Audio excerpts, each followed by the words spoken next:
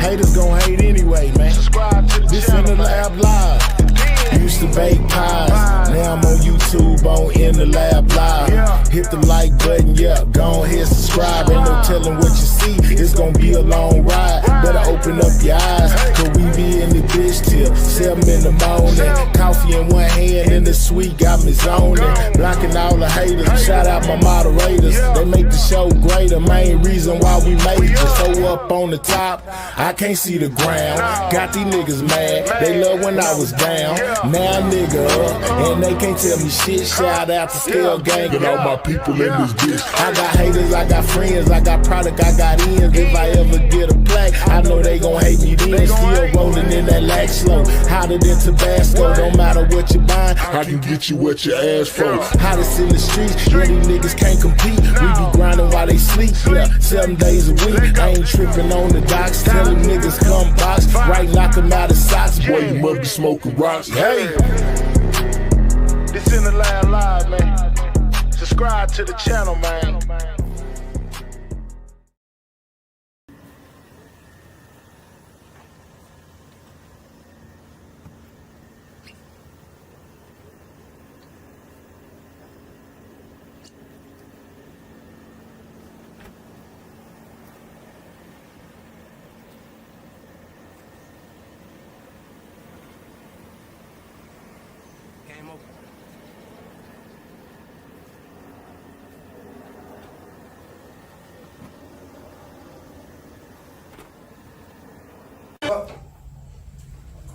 Niggas all day, these niggas don't want to go to war with me, man. These niggas don't want this shit, bro. These niggas don't want to go to war with me, man. Fuck. I'm fucking back, man. Hit the fucking road, man.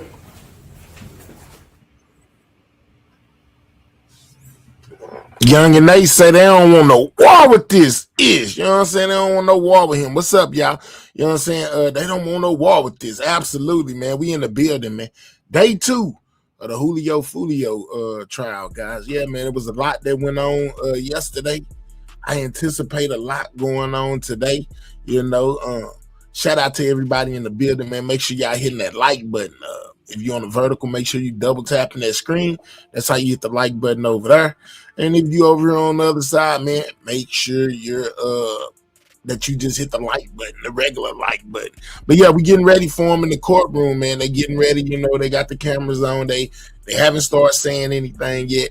But man, it was a lot revealed yesterday. I felt like they was guilty in day one. You know what I'm saying? They felt to be guilty in day one. Just from the stuff they presented yesterday had me like, man, I think it's over with for them. You know, I don't even know why they took it to trial. Why they didn't take a plea deal? Should have took a plea deal. Now y'all about to get cooked. Shout out to Miss Pooh Bear for that $2. Most definitely appreciate that, man. Anything is plenty, man. What's up, Clayco? You know what I'm saying? Fee, what's up? What's up? Libra baby, what's up? Miss Pooh Bear, what's up? What's up? Yellow Bone, what's up? My boy Ballin, what's the deal? You know what I'm saying? Up in here, one of the first people to hit the dough, man. You know what I'm talking about? Yeah, we in here. We most definitely in here. Hit the like button. What's up, Zilla Wife? Sidewalk in the building, man. What's up, y'all? Yeah, man, we waiting on them to get it cranked up, man. You know, we most definitely in here for it, man. The songs I played, the first one I played was Julio Foolio, Big 23. And the second one was Young and Ace, You Don't Want No War. Now, they played one of these songs, the You Don't Want No War. They played that in court yesterday. And I was shocked, like, dang, I know. You know what I'm saying? They up there like, man, oh man, you know, because them kind of people in that courthouse, they ain't got the kind of understanding that we got when it comes to that music. You know what I'm saying? Salute me here. I was watching this ish last night. Crazy work, man. I'm telling you, D Banks, bro. Just from what I seen yesterday, what we heard, the little stuff that they presented yesterday made me feel like these guys was guilty, bro. I don't even know why they even took it to trial, fool.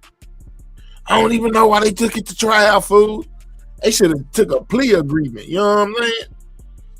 But I seen Young and Ace. He was playing his video game. You know what I'm saying? Yesterday, drinking Don Julio, talking about how he ain't worried about nothing. You know what I'm saying? He was on his gaming channel drinking Don Julio.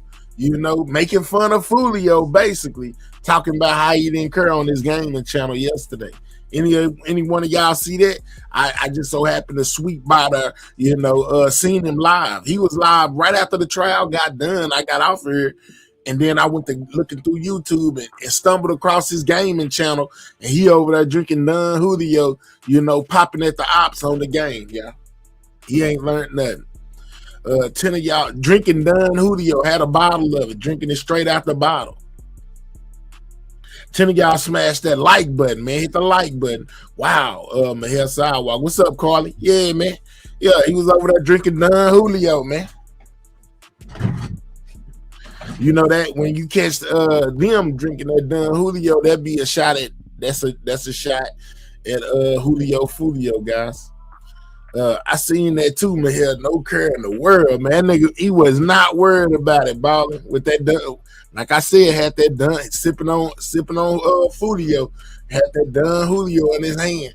That's why they put that bottle in the beginning of the video. They put that bottle on top of their head. Yeah, that's why that's a diss to Foolio. I guess they all know the game has a expiration date in some form or another. Absolutely. They finna play a lot of stuff in court with this Mo 3 case after watching this. Yeah, man, I was telling them yesterday, D Banks, I most definitely feel like this is a precursor to the Mo 3 case. It's gonna be just like this when it comes time for Mo 3 case. A lot of stuff that we knew gonna come out, but a lot of stuff that we didn't know gonna come out. You know, like, man, they tracked these people all the way there. You see what I'm saying? They had still shots and video recording them at the stoplight. And yeah, man, they recorded man, listen, bro. If Key one of them think they finna just get off scot-free, think that you people ain't got nothing, they crazy, man. Yellow be easy too, man. You better just take a plea deal and get it over with, because if you don't, they gonna hang you boys. You know what I'm saying? Y'all gonna be in there for a long, long time. You can count on it. Facts. They was breaking down videos word for word. Man, listen. They ain't playing, dog. Them people is not playing, not one bit. Yeah, them people is not playing. They played that music and I said, wow, who I smoke, baby, who I smoke, the crispy, who I said, man, wow. What can you imagine? Man, I know their hearts dropped in their stomach. They start hearing that music. You know what I'm saying? They start hearing them songs. They heart dropped in their stomach. Now, what got me is, well, I ain't gonna even say got me, but I know they want Ace bad. I know they want Ace. They went to doing press conferences saying his name. They done brought him up in the courtroom already. They want Ace so bad it don't make no sense, boy. They want that boy Young and Ace bad. I'm Rico coming soon. I'm predicting it. They gonna try to get him. You know what I'm saying? They really want Ace. I'm telling you. They giving them the book for sure. Yeah, Jay Mitch. They gonna put him in there for a long, long time. They love making examples out of us. Well, if we let them, they gonna do it. Swago, whatever that means. You know what I'm saying? They most definitely gonna give us some insights on how the Mo 3 case is gonna go for real, for real. Absolutely. You can believe it. You can believe it.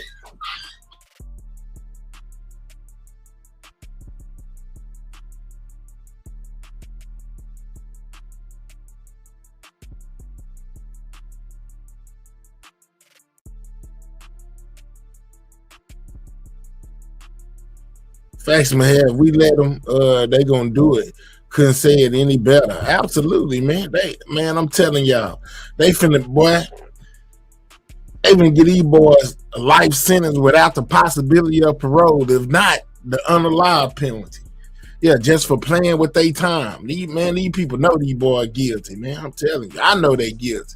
What's up, Making Moves? Shout out to you, my guy. Yeah, man. You know what I'm saying? Like, these people ain't crazy, man. They know exactly what it is. And boy, it ain't no getting out of this. I seen people talking about the judges was bad. Not the judges, but the defense attorneys was bad. This, that, and the third. they weren't really bad. They just ain't got nothing to defend. If that make any sense, they not bad attorneys. They just is no defense for what these dudes is. It's over for them. It ain't no defense for it. Free Alicia Andrews. Texas 713. She ain't going nowhere, dog. You know what I'm saying? Alicia just as guilty as these boys is. You know what I'm saying? She should be in the courtroom right there with them. They said her name too. She managed to, slide by the skin of her teeth, but she guilty as they is. We got action. We got action. What's up, Bimp? State, you ready to proceed? What's up, 713? We got action now. Judge, if I may. 713 say cap. I know that Detective Nieder is coming on. It's fluid because of, in talking to the state, witnesses that they need to get on for sure. But in an abundance of caution, we can take this up before Detective Nieder takes the stand, depending on how the day goes. Yeah, let's do but it. I just need to reinitiate our conversation from yesterday. That's fine. Let's do it. What's up, Brittany? Okay. Defendants are present. Defense counsel's present. State's present. Let's get the Detective Alvarado back on the But stand. he was reliving that moment, D Banks, when he pulled that trigger.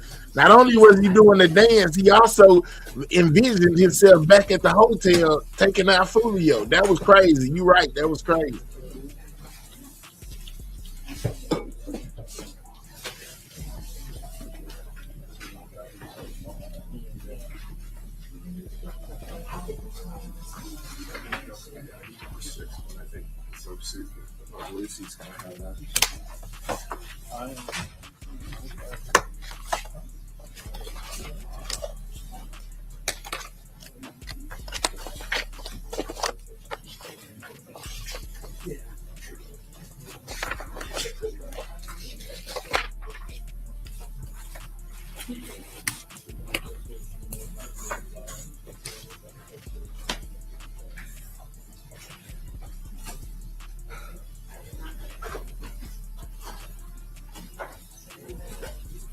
And are all of our jurors here? Yes, Judge. Okay.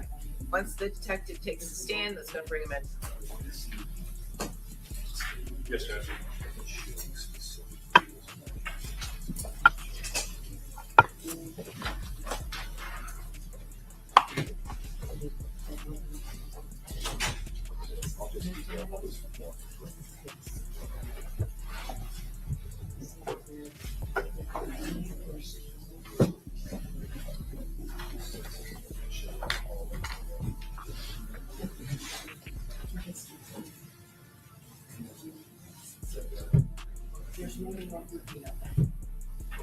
Yeah, I don't think they got a chance. I don't think they got a chance in hell of getting away with this, guys.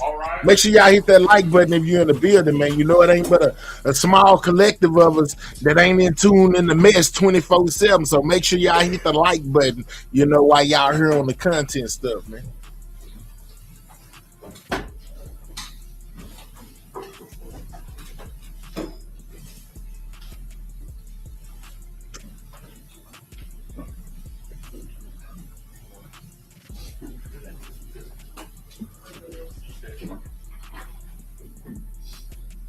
All those are good. Okay, very good. Everyone have a seat. All right, welcome Let's back, go, members D-Bank. of our jury.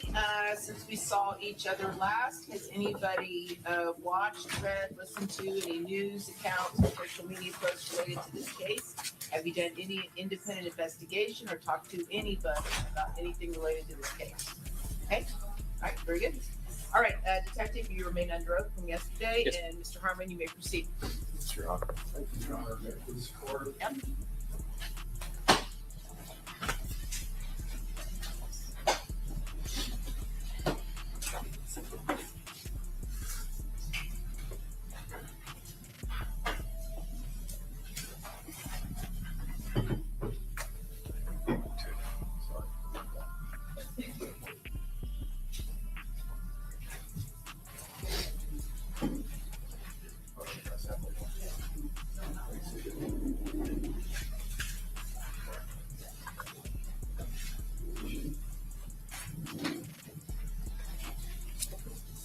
Publishing stage one.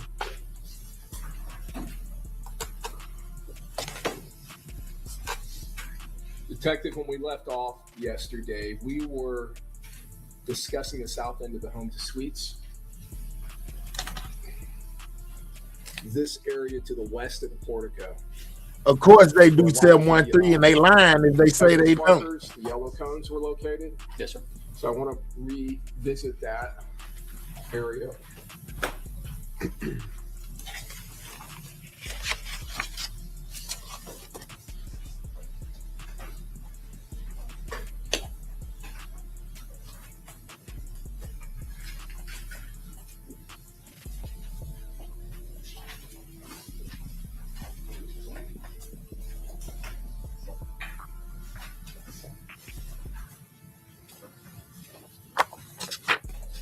What's the word, Jimmy? What's the word? United States 8 cheese and golf.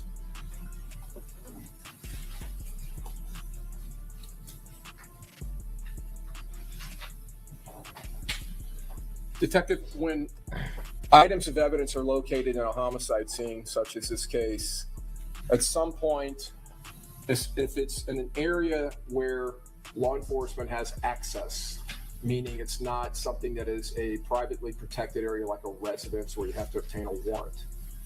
In this circumstance, to process this scene in a parking lot, did you have to obtain a warrant or wait for anything?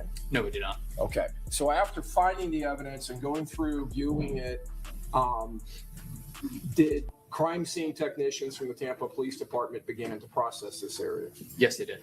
And was that under you and Detective Kirkpatrick's guidance? Yes, it was. And were you consulting with them during that process? Yes. The evidence markers, are photographs taken of this area first before the evidence markers are placed there? Yes, they are. Is that to document the scene as it appears, as it was found? Yes, it is. And then the evidence markers are placed here. Are they placed here to mark and give a specific marker to each item of evidence? Yes. Once that is done, are more photographs taken? Once that's done, we actually do scans with LiDAR of the scene. So we have measurements and everything built into those scans. And then as they go through to collect the evidence, additional photographs are taken, long range, medium range, close range photos of each evidence. I most definitely seen it, Ken. Now, we saw several. I most definitely seen it. He was in there reliving that moment. Facing in different directions around this portico. Yes, sir. All right. And are the photographs being taken to historically document the crime scene as it appeared and these evidence markers? Yes, it is. Once they're placed. Yes, sir. At some point, are these items of evidence collected? Yes. Who does the collection? The collection itself is done by the crime scene techs that are assigned to work that scene. And when they're collecting the evidence, are they taking precautions of any kind to protect the integrity of the evidence that's being collected? Yes, they are. Can you tell the jury or explain to them what type of precautions they take? Sure. In this particular case, the items like shell casings, the crime scene techs are wearing nitrile gloves as they're collecting the shell casings. They're using basically, for lack of better words, a stick that goes into the open end of the shell casing to pick it up, so they're not actually handling the casing.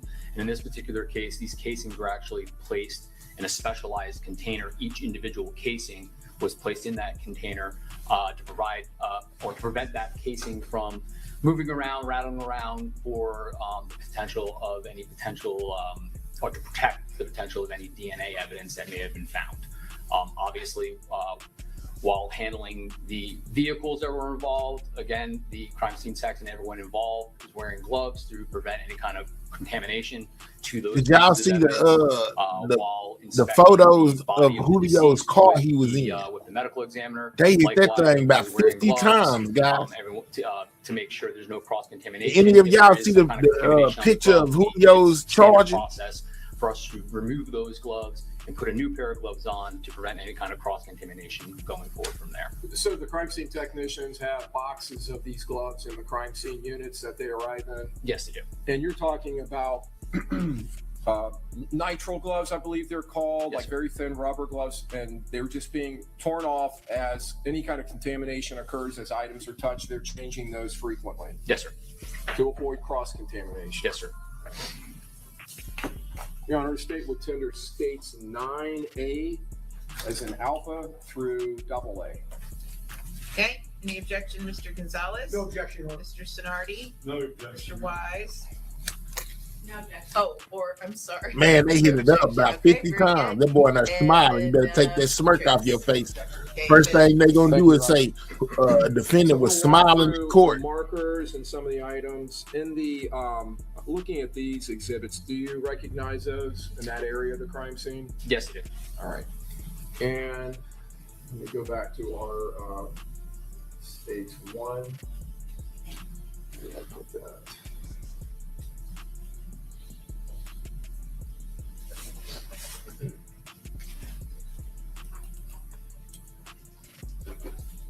So looking again at stage 1, our overhead, were these items that were located over near What's up, West this Sider? entrance, between the entrance and the portico area? Yes, they were. And did they appear to you to be items consistent with a minor collision of motor vehicles? Yes, they did.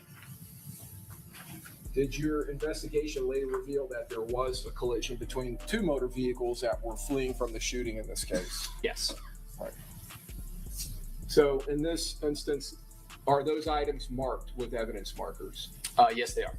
And you indicated earlier that after the evidence markers are placed on the items, that photographs are then taken close up, and in perspective and then close up. Yes, sir. States 9B is in Bravo. Is this an item that was located within the crime scene that has been marked and now photographed? Yes. And does that appear to be a projectile of some type? Yes, it does.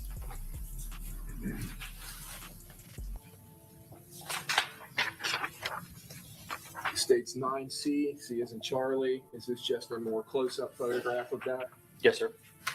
Same item. Yes, sir.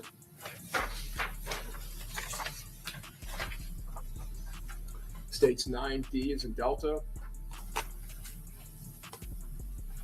We see evidence marker 23. We talked about this earlier. Would you agree with me that that is south of Portico, slightly east of Portico? Yes. Okay.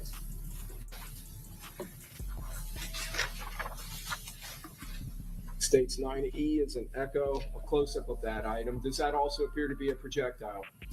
Yes, sir. Jacketing, but yes, projectile. Now, you mentioned jacketing. Have you been involved through your law enforcement career in investigations involving Jazz, what's up, Jazz? whether it was a homicide or some other? How many type of times Julio investigation? got Yes, sir. hit? Have you been involved? I'm in not sure, investigations D where Banks, but I gunfire think they travels told us through yesterday. I any know he got hit areas such as got hit a couple glass, times. Glass, sheet metal, sheetrock. Oh, they say over residential 50 buildings, landed. something like Okay, that. Yes, there you go, D And Banks. is it common or uncommon to see jacketing on projectiles on bullets separate from the core of the bullet? Yes, it is. It's common. Yes, it is common. And that's why you say this, you're recognizing this as a possible jacket to a projectile? Yes, sir.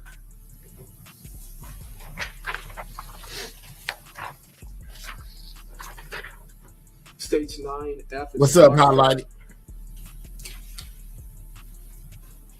Does this photo depict the windows we were speaking about yesterday that are to the east of the front entrance? Yes, sir. Underneath the portico. And do we see an evidence marker down here? Yes, sir. Do you see material around that marker? Yes, there's shattered glass on the shattered window above it. Okay. And is that what that greenish white material is? Yes, sir. They sent bullets through the doors too, shattered the glass. I thought they just hit up the car. Yes, sir. They hit the building too. In your experience, would that be consistent with gunfire, damage caused by gunfire? Yes, it would.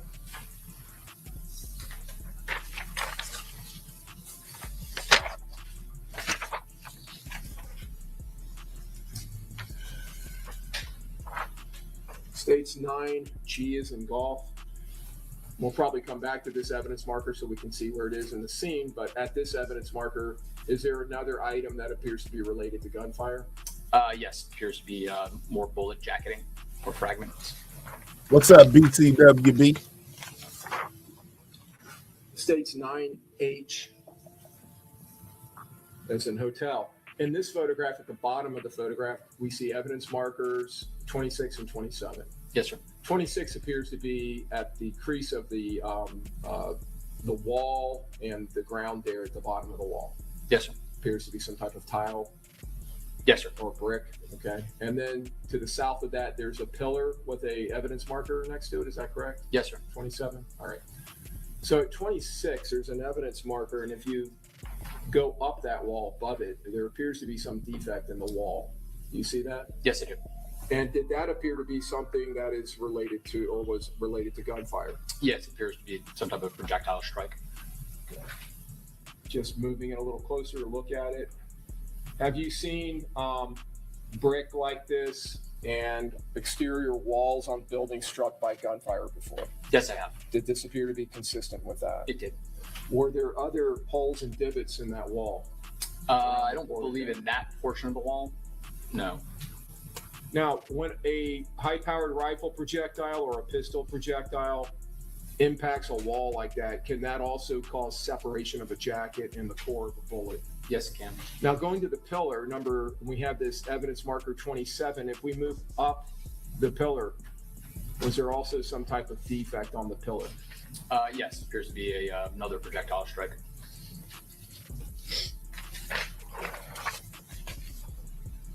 States 9I is in India.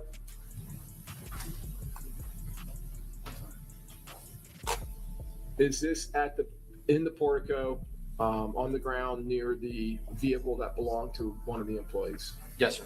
Evidence marker 28, and I believe we were looking at that earlier in isolation. Was there some item found here that appeared to be related to gunfire? Yes, sir. A piece of a projectile or fragment. Okay.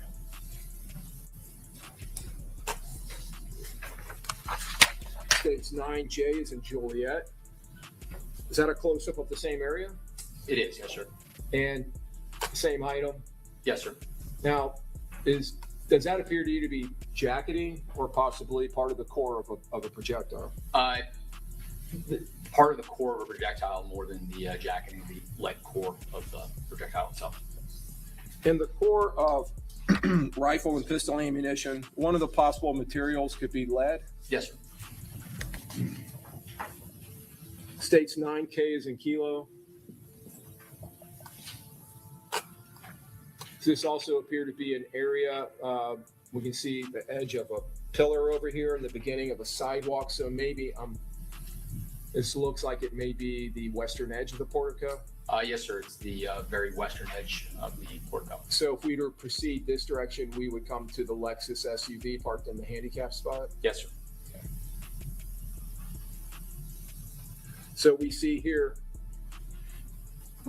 furthest east, evidence marker 29, then evidence marker 30, then evidence marker 31 as we proceed to the west. Is that correct? Yes, sir.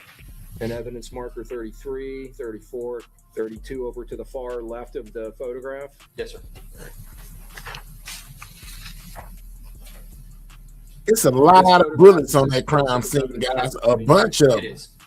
And again, were there items located that were marked in this photograph? Ain't Yes, sir. More bullet chipping the fragments. concrete. Now, these fragments, does that appear to be two different types of fragments? It's hard to say from the photo, sir. I know the top one is definitely jacketing because of the color of it. It's hard to say if that's just a piece of jacketing turned the other way or if that's a core, but they're definitely bullet fragments. In addition to separation of jacketing from the core, when high-powered rifle rounds and pistol rounds are impacting hard objects or intermediate barriers,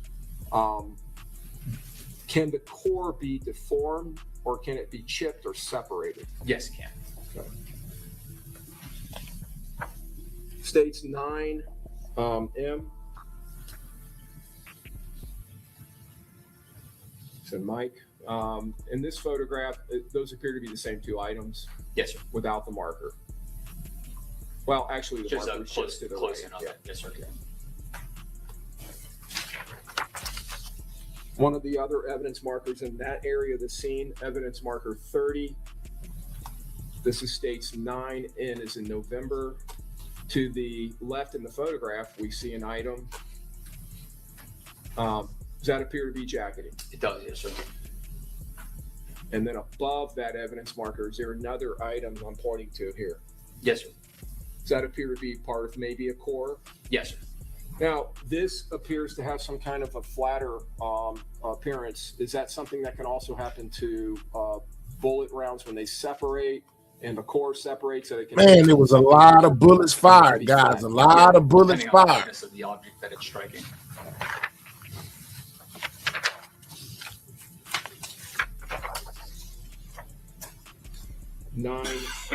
Q is in Quebec. In this photograph, just a close-up of that same item. Yes, sir. Okay.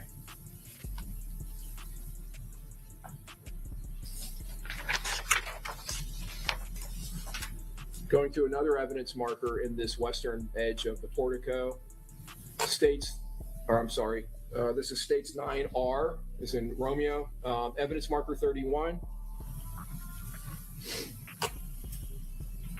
Detective, does that appear to be an item associated with gunfire?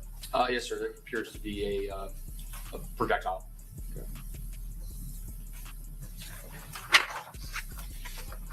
States 9S is in Sierra. Evidence. Thank you, Truth is Out. Truth is Out. Say shout out to Scale Gang. Hit me with a 10. Thank you, big Yes, dog. Thank you. Does that item also appear to be associated with gunfire? Yes, sir. Or man, whichever one, male or female. Thank you. From the vehicle that was struck by the gunfire itself.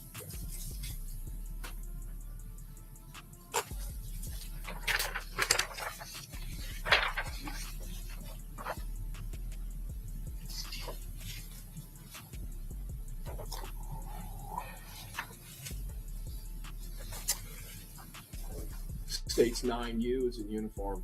We see evidence marker 33 now, and we can see the sidewalk up here, and then the beginning of the asphalt of the parking lot. So I want to talk about evidence marker 93. We're on an area of ground that is between the portico bricks and the parking lot. Is that correct? Yes, sir. That's the very western edge. Say, I'm an old lady Portico, then. where I'm an the old lady. parking Well, lot thank is you. looking You know what I'm saying? Shout out to you. Thank you, ma'am. Thank you. States 9 V, and this is states, or I'm sorry, this is evidence marker 33. Is this documenting this red substance? Yes, sir. Possibly blood. Is that why it's being documented? Yes, sir. Yeah. Okay.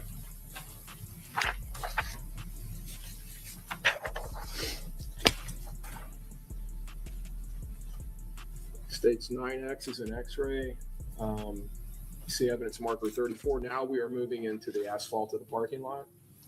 I never understood why them dudes be in there taking notes like that's gonna help them. What you in there doing? Drawing pictures? That's all you can be doing. Because you can't counter any of these things that these people are saying. So what are you writing for? Yes, sir. Yeah, I think he in there drawing pictures. States. They done gave that man a coloring book.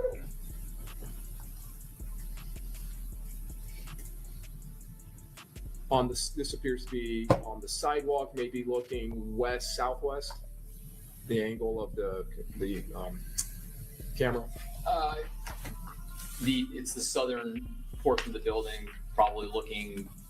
If your back was facing the portico, where the sidewalk begins and the parking lot begins, so looking generally west. Yes, sir.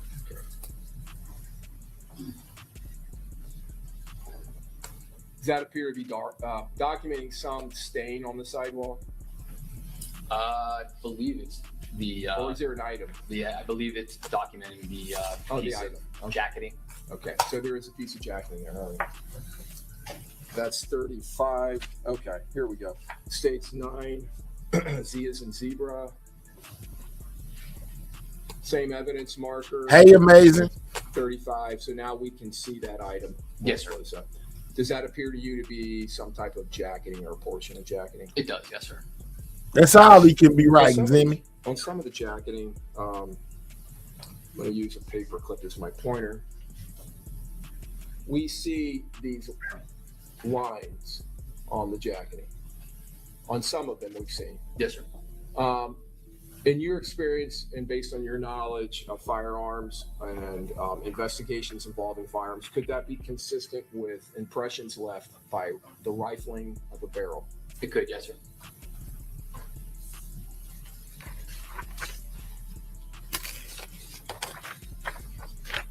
States 9AA.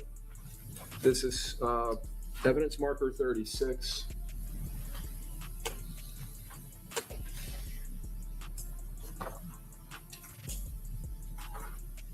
I'm going to zoom in there. Make sure you guys are hitting the like button. If you haven't hit that like button, hit the like button, guys. Subscribe to the channel if you're new.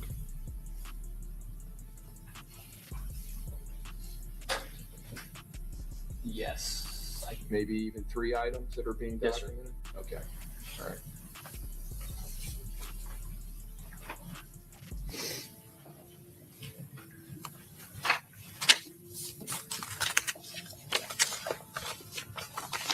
After being photographed, after these photographs were taken, at some point, did the crime scene technician under you and Detective Kirkpatrick's direction collect those items? Yes, sir. When they're collected, you've indicated, or you already told us, the precautions that are taken to prevent contamination and to preserve the evidence. Are the items placed into some kind of a container, individually packaged and separated from other items? Yes, sir. Depending on the item that's collected, obviously will dictate the type of container, but yes, each individual piece of evidence is generally packaged separately.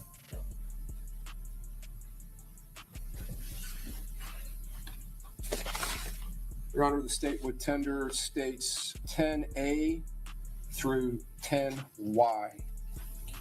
Okay, any objection, Mr. Gonzalez? No, Your Honor. Mr. Sonardi? No, Your Honor. Mr. Wise? And Mr. Petraeus? Okay, admitted.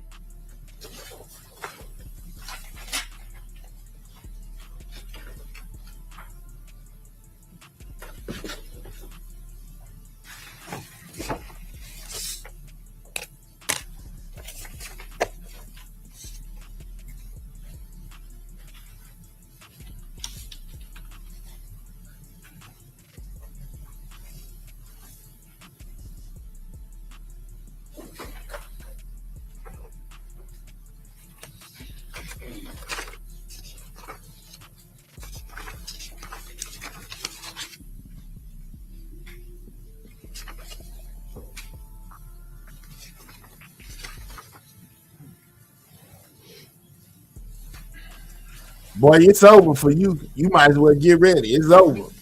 It's over. What's up, PG? Look at him. He know it's over too. I'll be looking at his face. He one of the ones that know it's over for him. He know it's over. Look at his face, y'all. He know it's over with. He's like, dang, man. I'm gonna spend the rest of my life in jail. Man, why I do that stupid stuff? I should have never did that. It's too late now, dog. It's too late now. So I'm going to go back to States Exhibit 8M.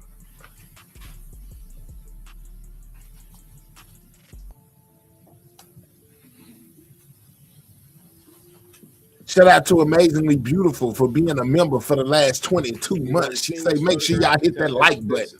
If I recall your testimony, D-Bank say, he like, I wonder what's up for Child Today. Yes, sir. So I want to draw your attention on, hopefully this is going to give us good enough definition to see it, to this evidence marker 37.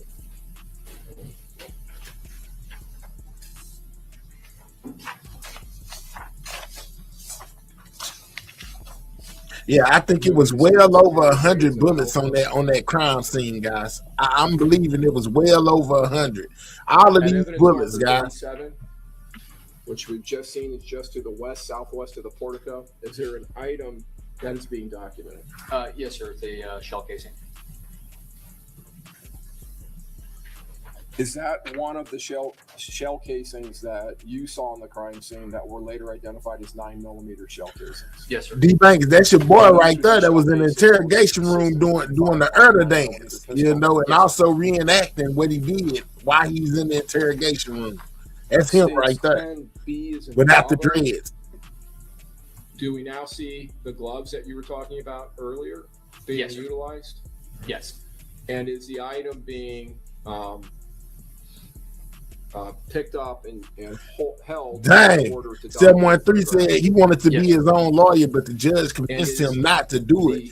He is definitely out of there. Actually, the bottom part of the D Banks say he's standing on business. The head of the shell casing is being documented here. Thank you, Truth is Out. Thank you. You know what I'm saying, for that $20. Appreciate it. Thank you, Truth is Out. Let's go, Truth is Out. Yes, sir. 9x19. And you y'all hell. Man, listen, we just telling you the truth, amazing. It is, yes, sir. And we see a designation of MXT. Yes, sir. Okay. And could that potentially be the a marker for the brand? Yes, sir. Of the ammunition? Okay.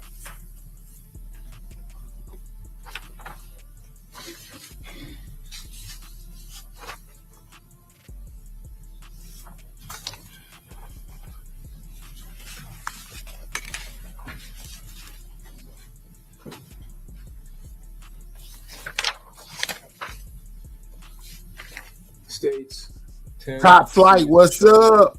We are going to move down the to the west down the sidewalk towards, and we can see the beginning or the top part of the photograph, the edge of the handicap spot. Pretty Problems, what's the deal? What's up? Evidence marker 38 in States 10C. Do we see an item being marked here? Yes, I believe it's actually marking two shell casings, one to the as you're looking at it, one to the left and one to the right of that evidence marker. So it'd be 38A and 38B.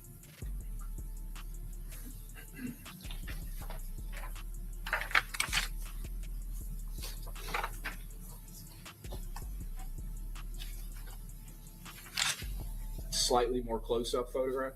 Yes, sir. States 10E is an echo. Again, is the crime scene technician now holding one of those? Hey, Miss T, you know what I'm saying? Shout out to Miss T for being a member for the last 34 months. Shout out to you, Miss T. Yes, sir, it does. Same brand, MXT, same caliber. Yes, sir. And states 10F is in Foxtrot. Close up of one of those shell casings. Yes, sir. Okay. And stage 10G is in golf. Is the tech again now holding one of those shell casings to document the head of the case? Yes, sir. Now, is it again consistent in ammunition manufacturer and caliber? It is, yes, sir. States 10H is in hotel. We're looking at the shrubbery or plants that are in the that little planter area just to the west of the, or to the east of the handicap spot. Is that right? Yes, sir. And we see an evidence marker 39. Yes. Okay.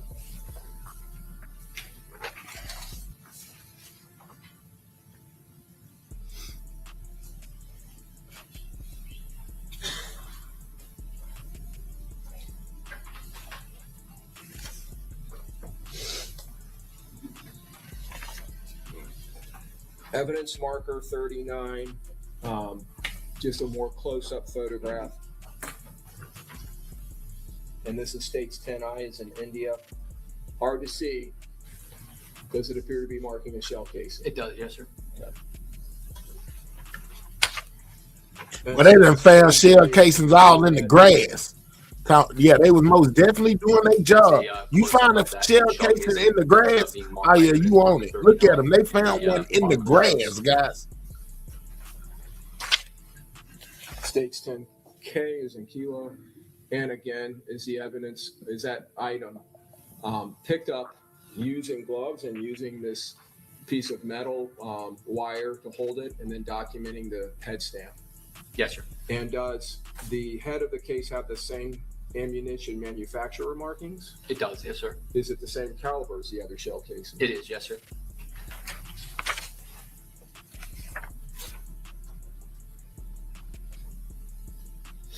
States 10L is in Lima. Is this a photograph of the? Man, it got to the be second over 100 evidence in bullets. that It area? got to be over Just 100 to the shots, south guys. of the other, or just to the side of it? It is. Yes, sir. And we see a marker in here, marker number 40.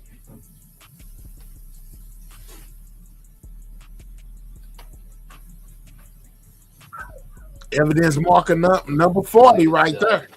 It got to be over 100 shots. Marker to the right. Yep. States 10M.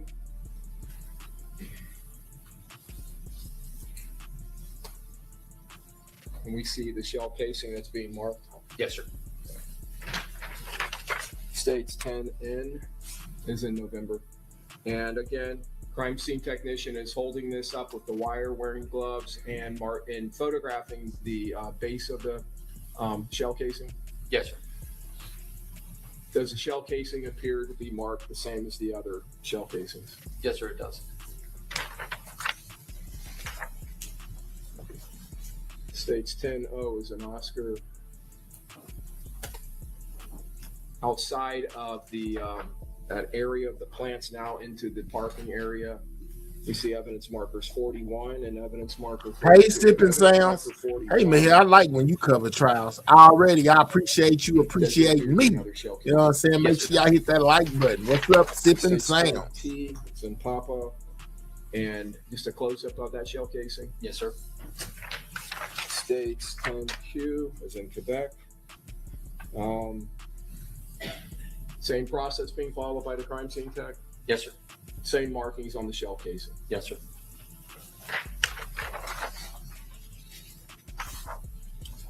States 10R is in Romeo. Evidence marker 42. Another shell casing. Yes, sir. Close-up of the shell casing. Yes, sir. States 10 T, I think that's T as in Tango. Same process being followed, Yes, sir. and same markings on the base of the shell casing. Yes, sir. States 10U is in uniform. Evidence marker 43 does appear to be another shell casing, It does. Yes, sir. and evidence marker 44 another shell casing. Yes, sir. States 10V is in Victor. Just a close-up at evidence marker 43 of the shell casing. Yes, sir. States 10W is in Whiskey. Is the same process being followed here with that shell casing? It is. Yes, sir. And is it marked the same? I as just other dropped the shell membership casing? link in the chat. I encourage anybody without one to copy you a membership. The membership link is in the chat, guys. Yes, sir. States 10Y is in Yankee. And this is the same process for collection of that evidence being followed by the tech. Yes, it is. And is that shell casing mark exactly the same as the others as far as manufacturer and caliber? It is. Yes, sir.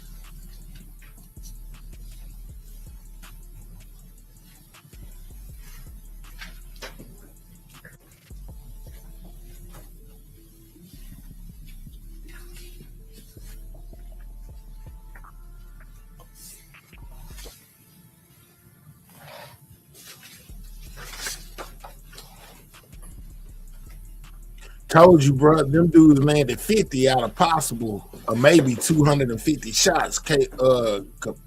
Capable weapons. Okay, all right, kid. State with tender states 11A through 11U. for admission into evidence. Man, I know Julio was scared, boy.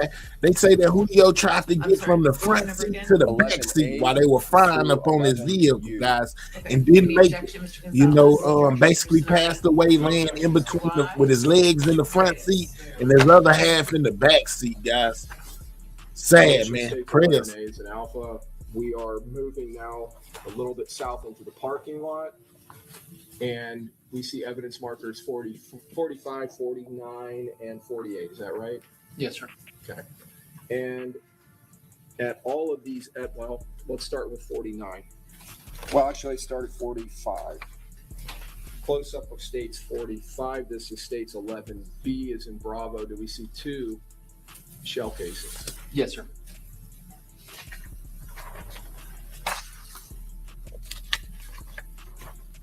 States 11C is in Charlie. Is one of those being photographed in isolation? Yes, sir. And is that shell casing now in states 11D is in Delta being picked up with the gloves, with the wire, and the head stamp being photographed? Yes, sir. Same markings as the other shell casings? Yes, sir. Same head stamp.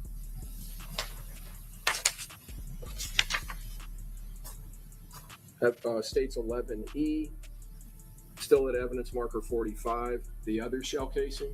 Yes, sir. States 11F, same process being followed by the crime scene technician as to that item? Yes, sir. And the same process as far as documenting the base of the shell casing? Yes, sir. And is the stamping on the shell casing the same as all the other shell casings? It is, yes, sir. Same manufacturer of ammunition or brand? Yes. Now moving to states 46, and this is states 11G is in golf. Do we see another shell casing? Yes, sir.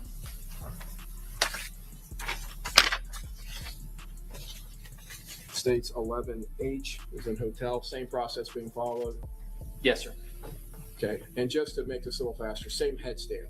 Yes, sir. Same head Now, stamp. when I say head stamp, do you understand that to mean that the base of the shell casing is being stamped, how it's being stamped? Yes, head stamp. Okay, and that would include the caliber, the if the manufacturer puts some kind of initials there for their, I know sometimes like federal cartridges FC, and they may have other designations like this has 23 on there. Yes. Okay, all right. States 11I, as in India, evidence marker 47, and there is another shell casing being marked. Yes, sir.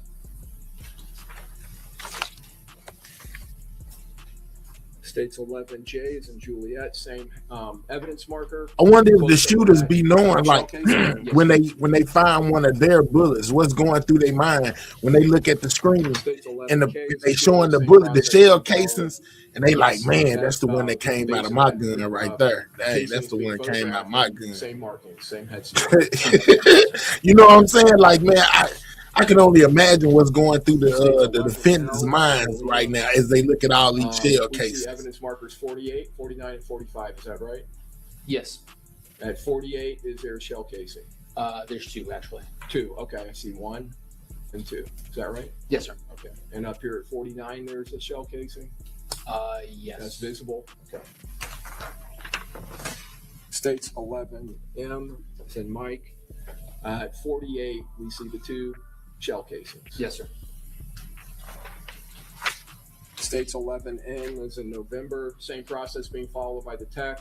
Same Yes, head stamp. Yes, sir. Same markings. Yes, sir. Yeah, D Banks, for these boys, it's game over. 5 in the morning, got a call. What is this? 48, the other. Yeah, Ace told it all. Ace, I know Ace nervous. They want Ace bad. States 11P. They gonna get Ace in the Rico. Watch what I tell you. And the crime scene technician is utilizing same process to photograph the base. Yes. Same head stamp. Yes, sir. States 11Q is in Quebec. We have evidence marker 49, another shell casing. Is that right? Yes, that's correct. And in states 11R is in Romeo. Crime scene tech, same process, photographing the base of the shell casing, and it has a same head stamp. Let me Yes, read it real quick. Hey, D Banks, Ace was not only playing the game yesterday while all of this was going on, he was also on his IG. You know what I'm saying? Giving messages out and stuff. You know what I'm saying? Like he was sending subliminals through his IG while this whole trial was going on. Cap, Ace just rapping. Cap 713. Ace is a big factor in all of this, and nervous is listen, whenever the sheriff and the feds go do a live stream, like a what do they call it? A press conference, and they say your name verbatim and say, "Hey, we watching you." Yeah, man, you better be scared. I don't know what 713 talking about, but if they go on national TV and say, "Hey, we watching you," and call your name, Young and Ace, and then say his real name and tell them we watching you. Oh yeah, boy, you better be nervous. Yeah, just wrapping my foot. Yeah, they gonna be just wrapping it up in the courtroom on that Rico. Yeah, that's what they're gonna be doing. With that shell casing, same process being followed, Yes, sir. and the same head stamp, same markings as the other shell casings. That's correct.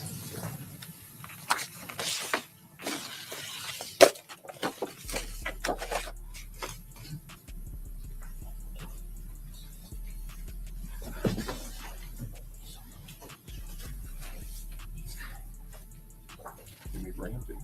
Okay. Your Honor, we would tender states 12A through 12U. No objection, Your Honor. Mr. Snarty? Any objection? Mr. Wise? Mr. Petratus? Admitted?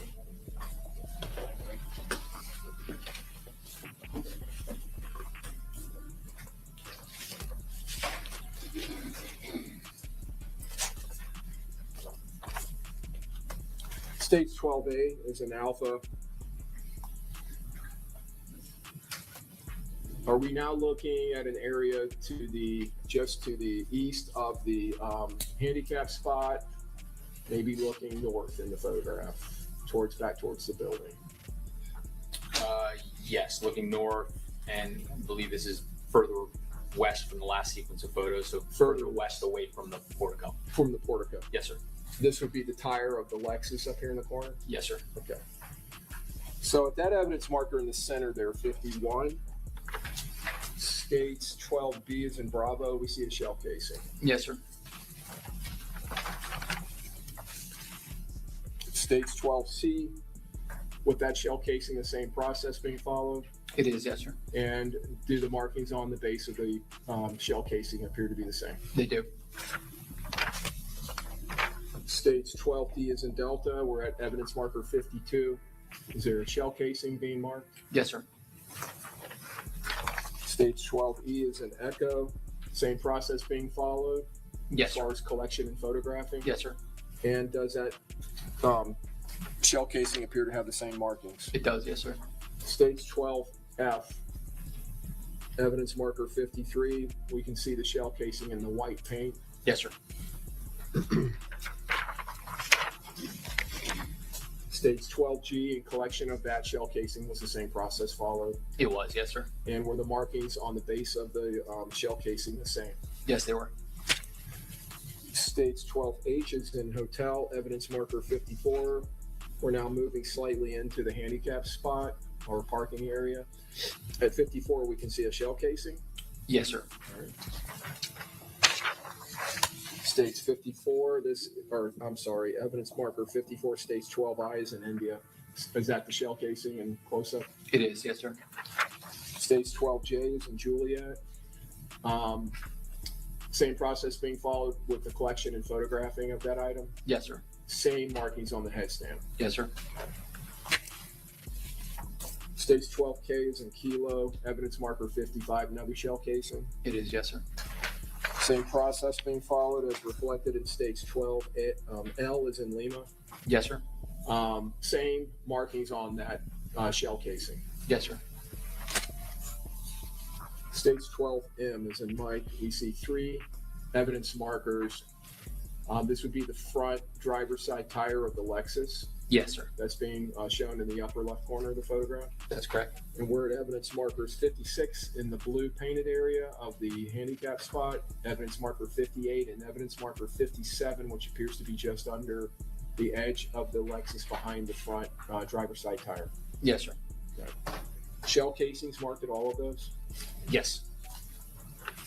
So we go back to states 12H, as in hotel, to evidence marker 56. Shell casing, Yes, sir. pretty obvious in that blue painted area. Yes, sir. States 12O is an Oscar. Same process being followed in collection and photographing of the item. Yes, sir. Same information, same markings on the base of the head of the casing. That's correct. States 12Q as in Quebec. Evidence marker 57 just under the edge of the Lexus, another shell casing. Yes, sir. States 12R is in Romeo. Same process being followed by the crime scene technician It is. Yes, sir. in collection and photographing. Yes, sir. Same information on that. That's stamped onto the base of that Yes, sir. shell casing. All right. States 12S is in Sierra. We see those three that we've just talked about, the three evidence markers. Now we're seeing evidence marker 59 and evidence marker 60 Yes, sir. and evidence marker 58 again. So I don't know if we've addressed 58 yet. Okay, so moving to states 12T is in Tango. Now at evidence marker 58, we see the shell casing. Is that accurate? That is. Yes, sir. And states 12U is in uniform. Same process followed with the collection of that shell casing. Yes, sir. It is. And does the base of the shell casing have the same markings as the other shell casing? Yes, it does.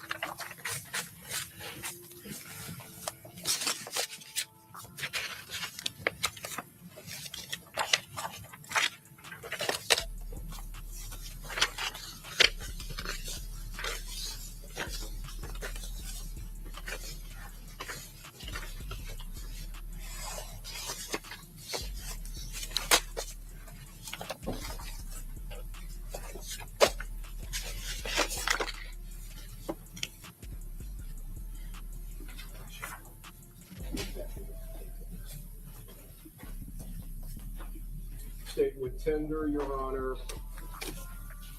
Exhibit 13A is an alpha through I is an India for admission into evidence. Any objection, Mr. Gonzalez? No objection. Mr. Sonardi? No objection. Mr. Wise? Mr. Petraeus? Admitted? Publishing 13A. Are we looking at the front area of the Lexus? Yes, we are. And now we're looking at evidence marker 60, 61, and 62, That's correct. and evidence marker 59. Yes, sir. States 13B is in Bravo at evidence marker 59, shell casing. It is. Yes, sir. States 13C is in Charlie. Was the same process followed by the crime scene technician with collection and photographing? Yes, it was. Was the same head stamp on that shell casing as all the others? Yes, it was. States 13D is in I seen that on the news one day, 713. You right about that too. Hey, Ms. Ross. Shout out to Ms. Ross. States 13D is in Echo. I had front, two behind, and they made a Yes. circle around his. I Yeah, I believe, believe it. um, Hey, so blessed. Yes, it is. Is the same stampings on the base of that cartridge case as all the others. They are. Yes, sir. States 13F is in Foxtrot. Evidence. Man, we finna go through all 100 cases. Lord have mercy. And states 13G, do we see the crime scene technician following the same procedure with collection and photographing? Yes, we do. And does this cartridge case have the same head stamp markings as the others? Yes, sir. States 13H is in hotel at evidence marker 62, right to the front, looks like front left of the, actually in the front of the Lexus, another shell casing. Yes, sir. It is. States 13I is in India. And with that shell casing, was it collected and photographed in the same way as all the others? And did it have the same head stamp markings as the other shell casings? Yes, it was. And yes, it is.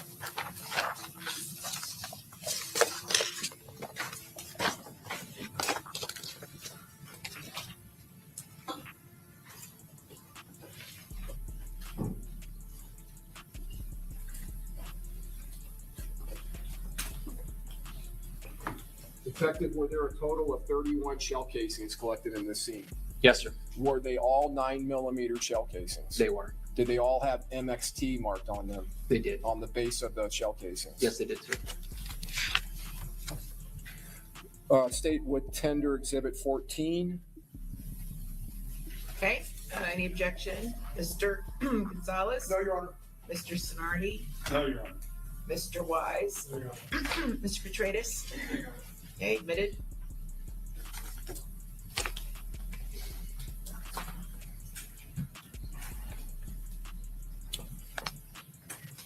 May I approach the witness, Your Honor? Yes. You previously seen that, Detective? I have, yes, sir. Okay, all right. And do you recognize it? Yes, sir. Now, earlier you told us that these items are being placed into separate containers. That's correct. In this case, and I'm going to publish, Your Honor, States 14. What type of packaging is this? This is a standard manila envelope used for packaging pieces of evidence. And is this type of packaging, this envelope, the paper envelope, is that something that is commonly utilized in law enforcement for the collection of items of evidence? You ain't missing nothing, really. We going over all the shell casings, Miss America, so you really ain't missed Is that much. something you've seen throughout your law enforcement career? Yes, sir. Now, when Hey, this Reek, what's item up? What's is up, man? collected, is there a label that is prepared by the Tampa Police Department at some point after its collection? Yes, once it's collected and submitted to the property control room, the property control room will assign it a tag with a identifying number on there. All right. Now, I want to talk about a couple of the other things that are on this packaging and kind of walk through the process of its collection. So the item is collected. We saw the crime scene technicians using the gloves to protect the integrity of the item. The item is then placed into that envelope. Yes, sir. Where is the envelope placed there at the scene? At the scene, the crime scene techs gather all the pieces of evidence, the envelopes that contain the pieces of evidence. Those are generally stored in large paper bags, almost like shopping bags. Those paper bags are brought with them as they collect evidence throughout the scene. Once obviously it gets too much, they're secured inside one of the crime lab vans and locked inside of there while we continue to process the scene. Okay. At some point, once the scene is fully processed and the crime scene personnel clear the scene, do they drive their crime scene lab van somewhere? Yes, they drive directly to police headquarters where the forensic investigation unit is based out of, and they unload those pieces of evidence, bring it to the forensic investigation unit's office to begin their process. Okay. And where is that, the headquarters? Tampa Police Headquarters is located 411 North Franklin Street. Is that right here in downtown Tampa? It is, yes, sir. Just a couple blocks from here. It is, yes, sir. All right. And does it consist of a building that has multiple floors? Yes, sir. Is one of those floors, or on one of those floors, is there a property or evidence section or evidence room? Yes, sir. Some agencies call it an evidence section, some call it a property room. Yes, sir. And is there a secured area there where evidence such as this is maintained and stored? Yes. Is there personnel from the Tampa Police Department that is their job to ensure the integrity of that area? Yes, sir. Was this item eventually taken there? Yes, it was. And would that be the process, or would that be where this label is prepared? Yes. And does the person who's collecting it give input as to that? Input as to how? The information contained in the label. Yes. When the evidence is actually submitted, as it's submitted, that there's a property entry sheet that it has to be filled out.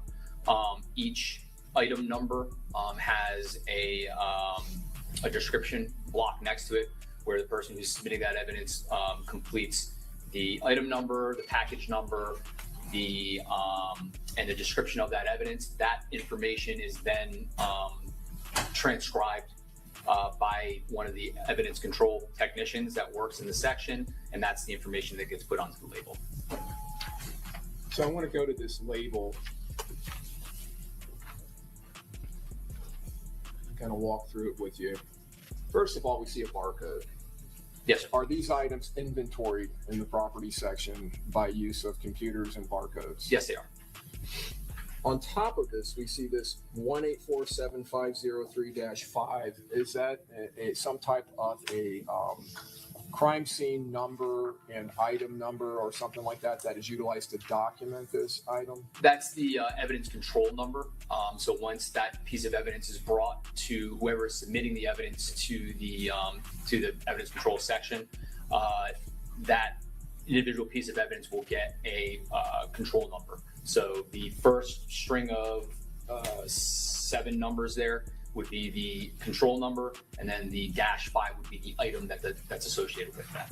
So the control number may be in common with other items of evidence, but that item number, that number 5, is distinct and different from all the other items under that control number. Yes, sir. Now, below that we see DESC : and then is that a description section? That's the description of the item of evidence that's inside the envelope. Yes, Is sir. the number of items documented? Yes, sir. And here we have it looks like the same nomenclature that's on the bottom or the base of the shell casing. That's correct. Caliber, 9mm. Yes, sir. A description of the item itself. Yes, sir. Casing. What is the EM number 62? That's evidence marker number 62. So that's annotating which evidence marker that item specifically came from the scene. Okay. And case, and then we have 2024-365605. Is that the report number for the Tampa Police Department for this investigation? Yes, sir. Then we have evidence. It indicates yes.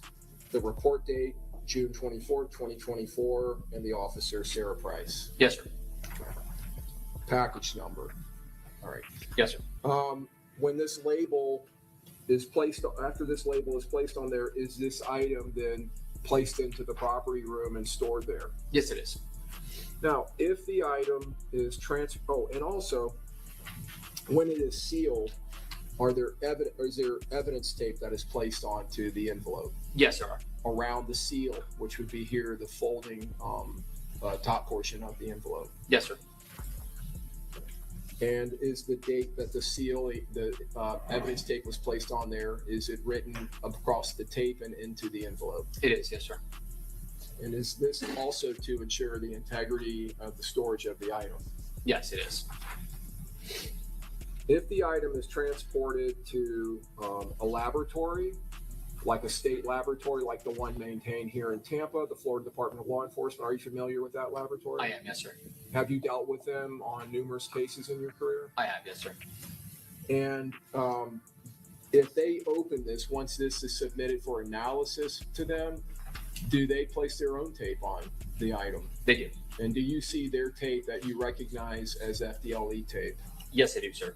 And we see the DLE in this tape here? That's correct. Okay. And does that appear to be FDLE tape? It does. Yes, sir. Okay. And when the item is submitted to their laboratory for analysis, do they actually prepare a separate label, a yellow label that they place on the item? Yes, sir.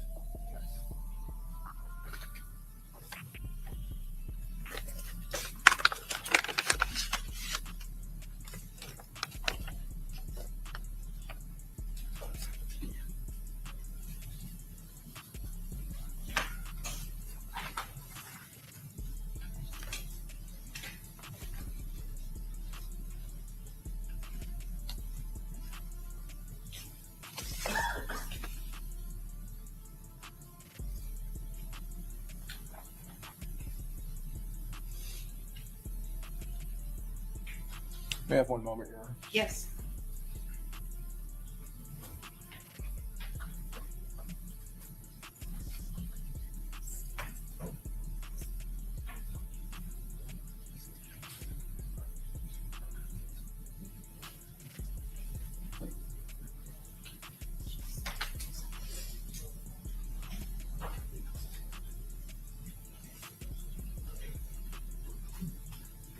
Detective, in this case, we have this exterior envelope, and then there's a smaller interior envelope. Yes, sir.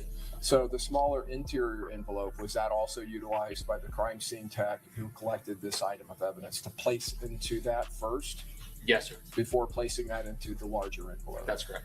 And is the interior envelope, which we're looking at now as part of States 14, same type of thing, just a smaller envelope?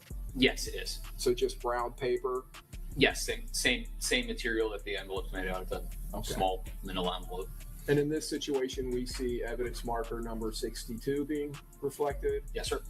and we see the TPD report number. That's correct. We see the description being handwritten onto this envelope, Yes, sir. and it looks like the date and the time of the collection, That's correct. 15/16, 3:16 p.m. Yes. Okay. The initial of the person collecting it and their PID or personal identification number. That's correct. Okay.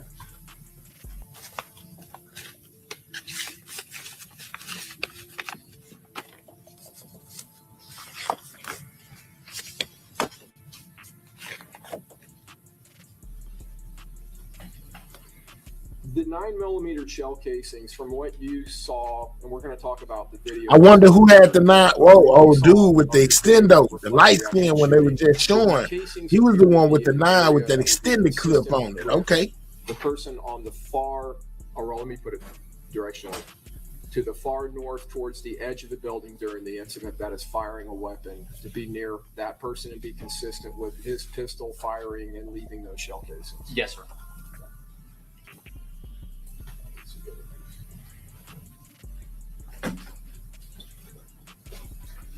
State would tender states 15A through 15K for admission into evidence.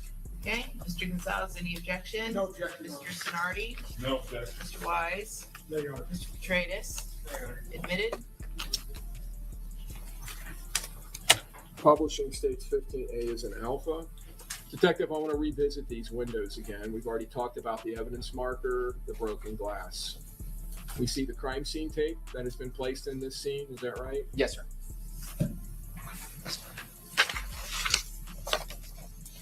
States 15B is in Bravo. See the same area again, That's correct. but I'm going to draw your attention to an area here by my finger. Did there appear to be some kind of a defect or damage to the framing of the window there? Yes, it- States 15C is in Charlie. A more close-up of that area. yes, sir.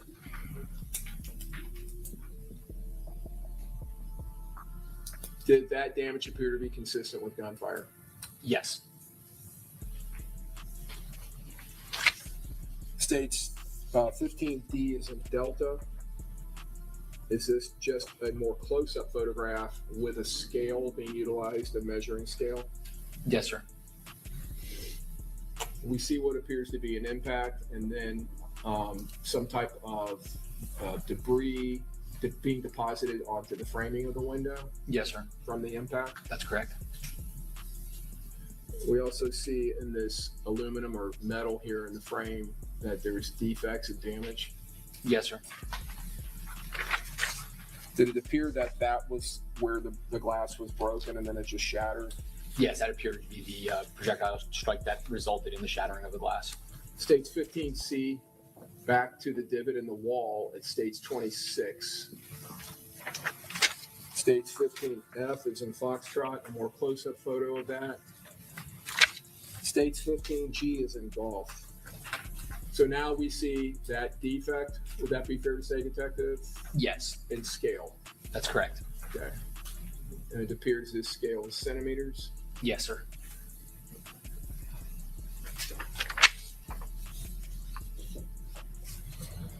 You mentioned earlier, we discussed, and this is states 15H, the vehicle that was parked underneath this awning of the portico.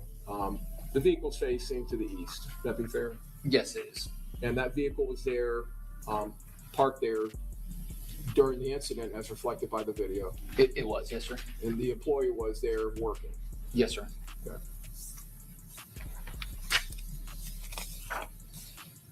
States 15I is in India.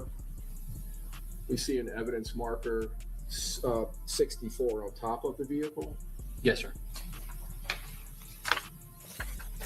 States 15J is in Juliet. Do we see an area there that marker is there to mark? Yes, sir. It's there to mark the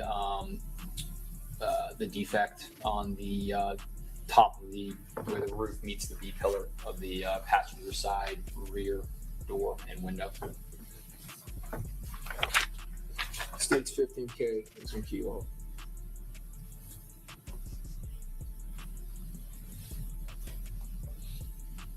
This area, does it appear to be damaged? Yes, it does. Does that damage, would it be consistent with being caused by gunfire? It is, yes, sir.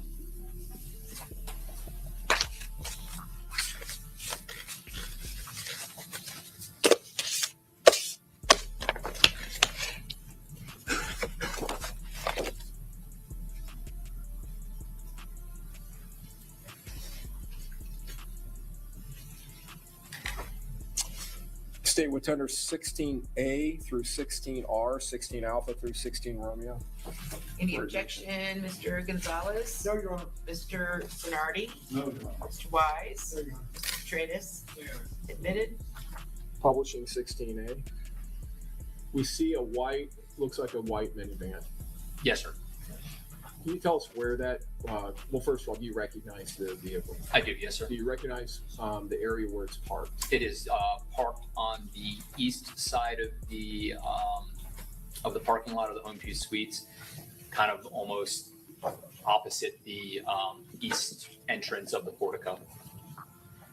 Opposite the east entrance? So if you continue through the portico towards the east, towards McKinley, the vehicle would be parked roughly even with the portico facing east, closest to McKinley.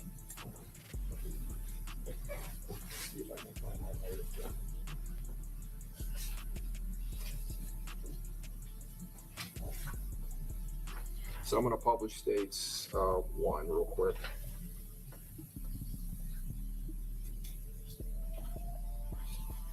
So east of the portico, Yes, sir. in this area here, Yes, that's correct.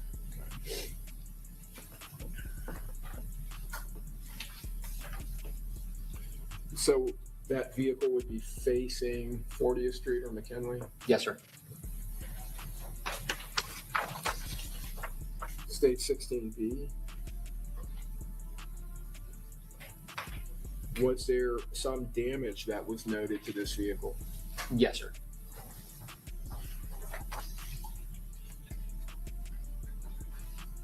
C is in Charlie. We see the license plate of the motor vehicle. Yes, sir. State 16D is in Delta. Underneath the registration date, do we see in one of the letters, or yes, one of the letters, what appears to be damage? Yes, sir.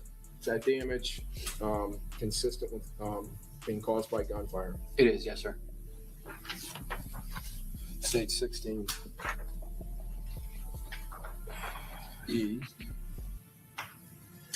This damage, was this brought to the attention of the Tampa Police Department?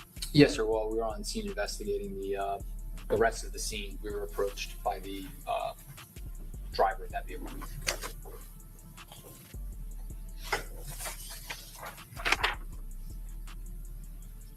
In 16E, we see a photograph that appears to be the roof of the vehicle. I'm sorry, the hatch, the inside of the hatch of the vehicle after it's been extended up in the rear. And there appears to be some kind of damage that's reflected. Maybe we can get a more close up 16F. There it is, right in here. Yes, sir. Did it appear that the projectile that caused the damage to the tag number had passed through? It did, yes, sir. State 16G, is that just further documentation of that? It is. State 16H, there was an item in the rear compartment of the minivan that appeared to have damage in this area. Yes, sir. State 16I is in India. Is that just documentation of that damage? It is, yes, sir. State 16J. And does this photograph reflect damage to one of the rear passenger seats? Yes, sir. State 16K. Actually, that should be this way. Does it reflect multiple areas of damage? Yes, it does. So let me ask you about that. If a rifle round traveling at the speeds that rifle rounds travel at passes through the intermediate barrier of the rear door of the van, have you, in your investigative experience in that type of scenario, seen the rifle round divide either the jacket from the core or the jacket from the core and the core start to separate? Yes, sir. Okay. And cause damage like this? Yes. States 16L is in Lima. Is that just a closer photograph of that damage to the rear passenger seat? It is, yes, sir. State 16M. Does this photograph show the front of that seat and potential damage caused by penetration through the seat by those projectiles? It does, yes, sir. State 16N. Is that just a close-up of those of that damage to the seat, the front of the seat? Yes, sir.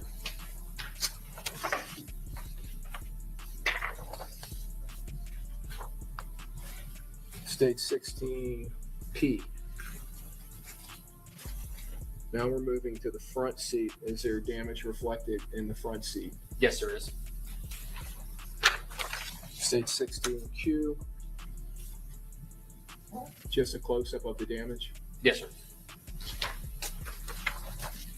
State 16R. Just a close-up of that damage to the rear of the front passenger seat. Yes, sir. Let's go. Does it appear that all of this damage, well, let me ask you, would it be consistent with it having been caused by a single gunshot that went through, a single projectile that went through the rear hatch door and then separated? Yes, sir.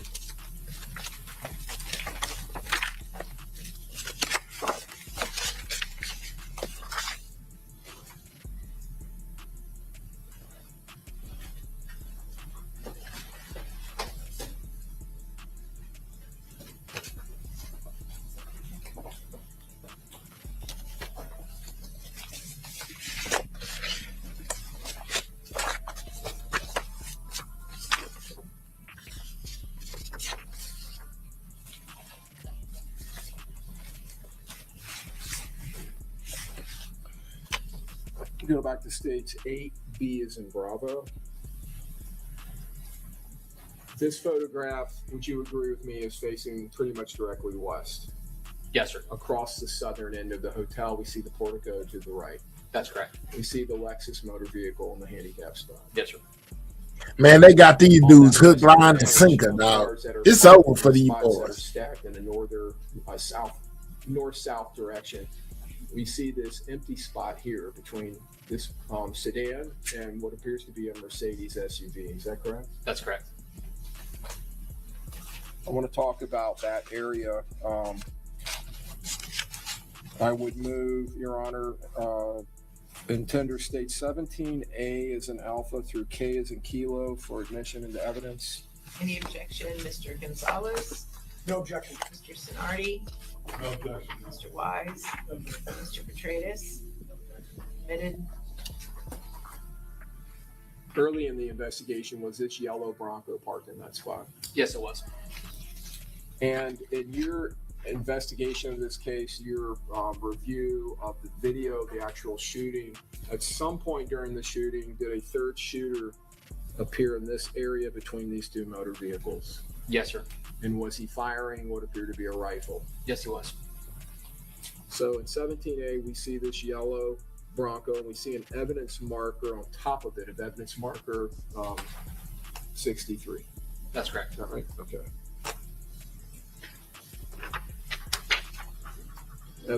State 17B is in Bravo, just the back end of the Bronco. That's correct, sir. Stage 17, C is in Charlie. We see the evidence marker on top of the car. Yes, sir. And then in 17D, we see damage to the car.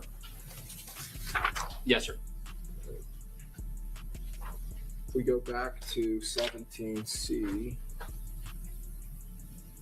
does it appear that damage is just above the gas cap area? Yes, sir.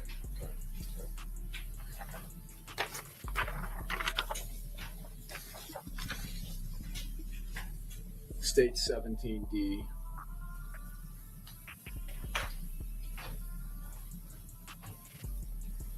And is the defect to the sheet metal being documented here? It is, yes, sir. Does that damage appear to be consistent with being caused by gunfire? It does, yes, sir. In the video of the shooting with this shooter, between those two cars, did it appear that the shooter was moving to his left, tracking the Dodge Charger and shooting towards it? It did, yes, sir. And in fact, is there one round that is fired and the muzzle flash is somewhat obscured by the Bronco? Maybe part of it can be seen. Yes.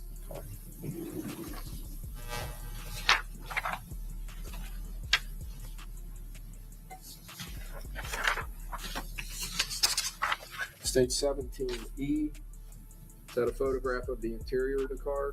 It is, yes, sir. Stage 17, F is in Foxtrot. Looks like a photograph of the, well, let me go back to 17E so we can get an idea of what we're looking at. So this area here. Yes, sir. In photographing this, were you attempting to document any damage that may have been caused by that round that caused the exterior damage? Yes, sir. 17G is in golf. Did it appear that there was some type of a defect? There did, yes, sir.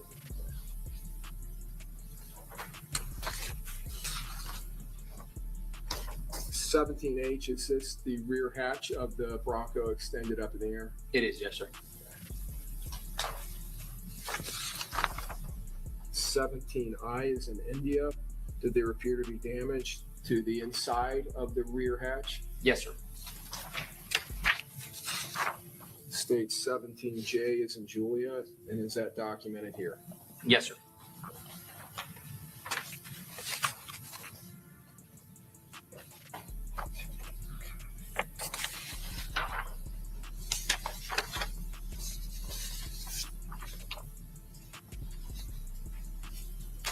(17K) is this just documentation of more internal or interior damage to the Bronco? Yes, sir. It appears to be a defect or a hole. Yes, sir.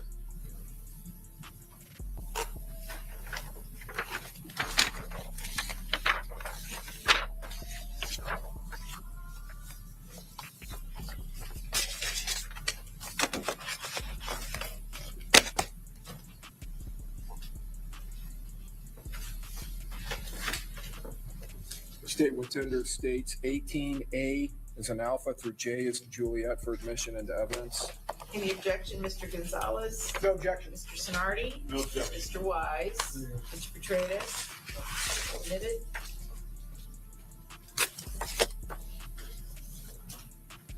States 18A.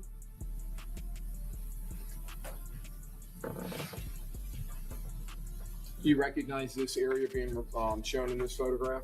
Yes, sir. It's the north west corner of the Home 2 Suites building.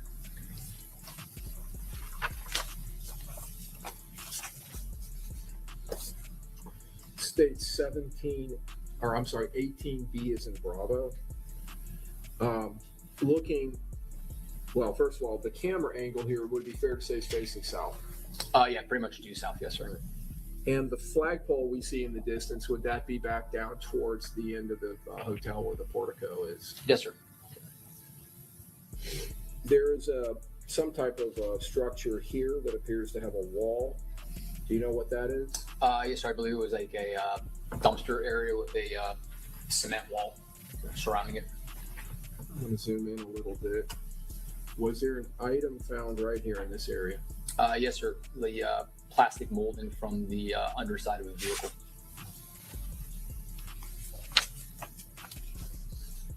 States 18C, as in Charlie. The vehicle parked in that spot, did it appear to have damage? Yes, it did. Some type of paint transfer. That's correct.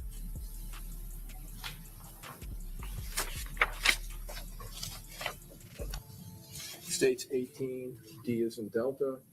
And is there damage reflected on that motor vehicle on the front driver's side Yes, it is. in this area here? Yes, sir.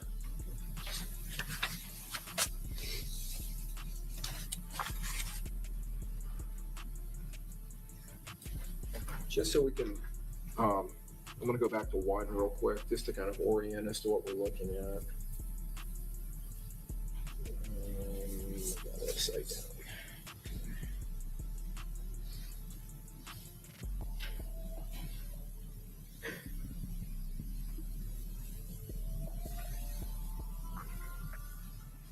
So we're down here on the south end is the portico, That's correct. right? Would it be fair to say we're talking about this area right here? Yes, sir. Northwest end of the building. That's correct.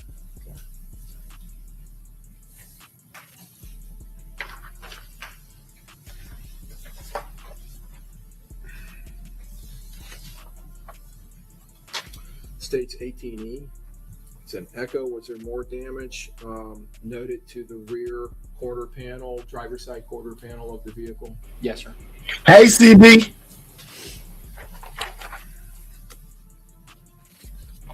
Yeah, these dudes pretty much cook, man. They pretty much cook. But like I said earlier, we get a lot of insight, into what could be going on in the Mo 3 trial, CB. They done played music, videos to show videos and pictures. Yeah, the whole shebang. This is probably how they got kicked one.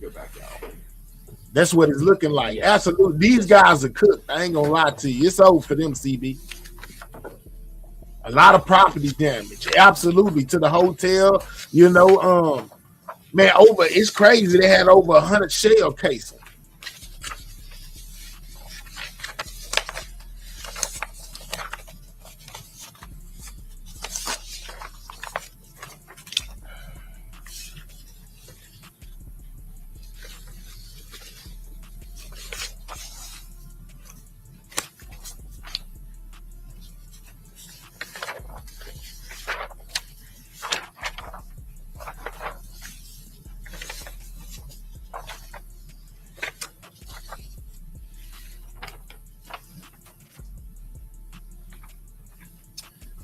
J is in Juliet. Moving back to the rear,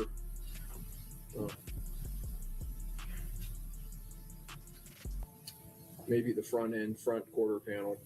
There appeared to be a streak going across here. Yes, possible damage of some kind of scraping that occurred to this car. That's correct. Did your investigation reveal that car was parked in that spot during the time of the incident? Yes, it was, sir. Otherwise not involved in the incident? No. Okay.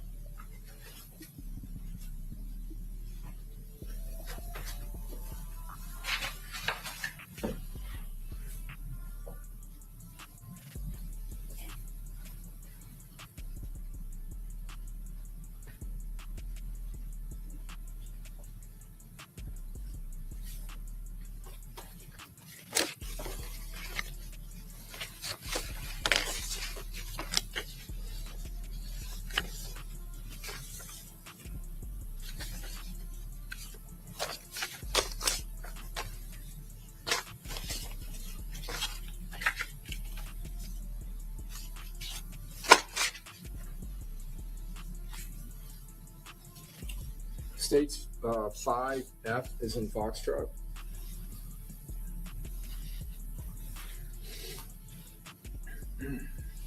You recognize what's depicted? Yes, sir. Okay, we see the same Lexus motor vehicle That's correct. in the handicap spot. Do you kind of faintly see the trail of liquid coming out of the Dodge Charger? Yes, sir. And would this photograph be facing north, slightly northeast? Yes, sir.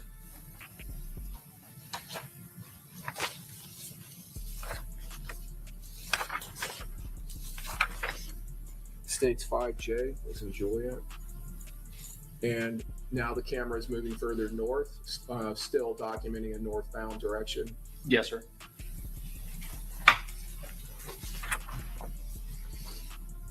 This is a law enforcement vehicle. Yes, it is.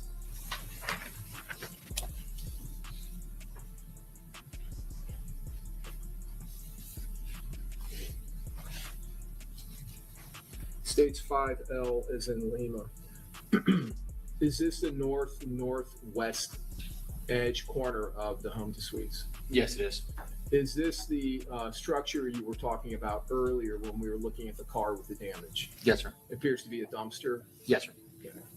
And are there parking spots that are oriented west to east that run down this western edge of the home to suites? Yes, sir. And is this What's up, Gorilla? parking spot before getting to the dumpster grass area? It is. Did your investigation reveal, and we can actually see the liquid trail, that the victim's car, the Dodge Charger, while in flight from the shooting, actually went over this curb and through this area? It did, yes, sir. And did it take it past the driver's side of the vehicle where you found the damage? Yes, sir. Okay. And then that car ended up here. That's correct. Did you find an item in this area that was consistent with being the rear window of the Dodge Charger that had been displaced and fallen off the vehicle? Yes, we did, sir.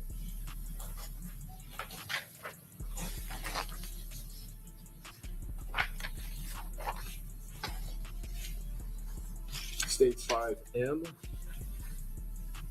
Now, is this the area where the Charger would have passed through? Yes, sir.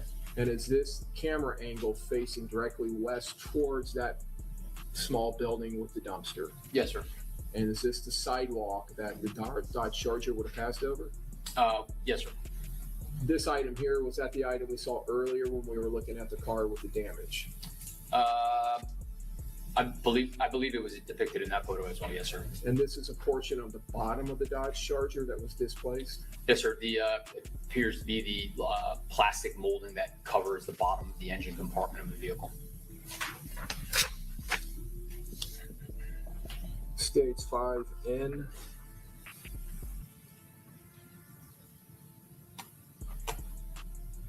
And here, do we see that item over here to the left? And wait for this to see if it's going to focus.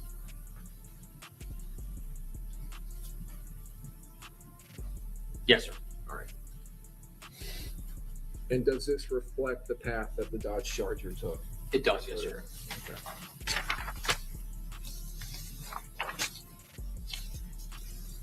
States 5P is in Papa. In this photograph, can you see the rear window of the Dodge Charger? Yes, sir. About center of the frame, more towards the right side of the picture. This part here. That's correct. And does it appear to be in the same shape and appearance as it would be while it was inside of the car, Yes. but folded up? Folded up. Yes, sir. And can we see the glass being? It appears to have been shattered. Yes, sir.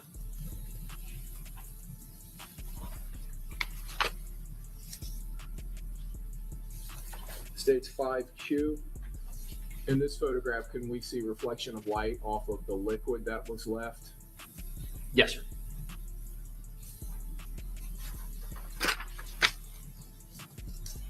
States 5R. Is the Dodge Charger now visible? It is. Yes, sir. Is this it right here? It is. States 5S is in Sierra. Is this the Dodge Charger? Yes, sir. Okay. And can we still see the liquid that is being deposited as it's moving? Yes, sir. To the left here, we see a Hyundai motor vehicle. Was that one of the motor vehicles that was parked behind the victim when the incident occurred? Yes, sir. Or the motor vehicle that was parked behind? Yes. Okay.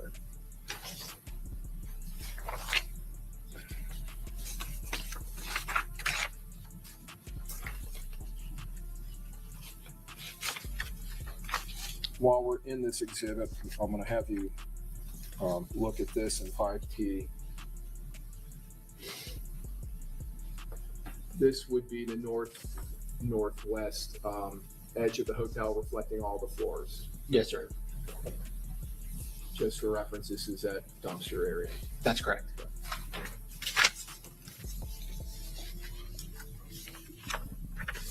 States 5U. On the top floor, was there damage noted to this window? Yes, sir. Was it later determined to be having been caused by gunfire? Yes, sir. Publishing states 5B, it's in Victor. Is that just a more close-up photo of the damage? It is, yes, sir.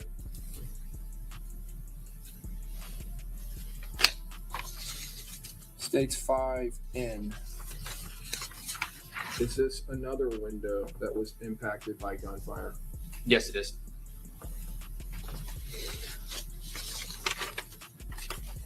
States 5X.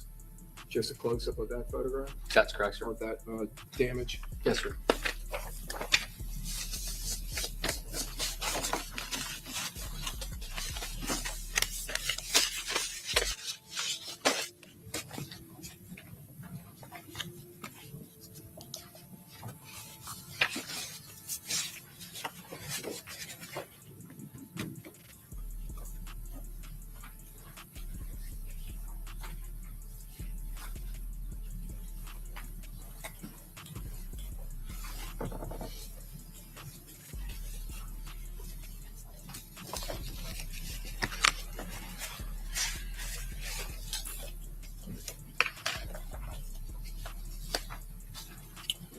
Publishing state 7A is an alpha. It's at the front end of the charger. It is, yes, sir.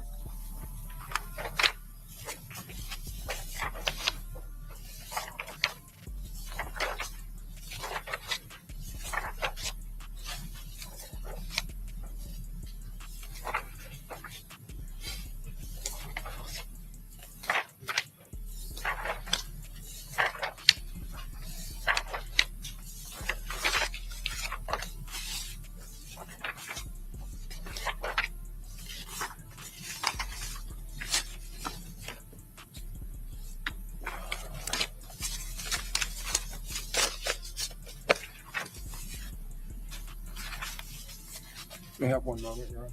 Yes.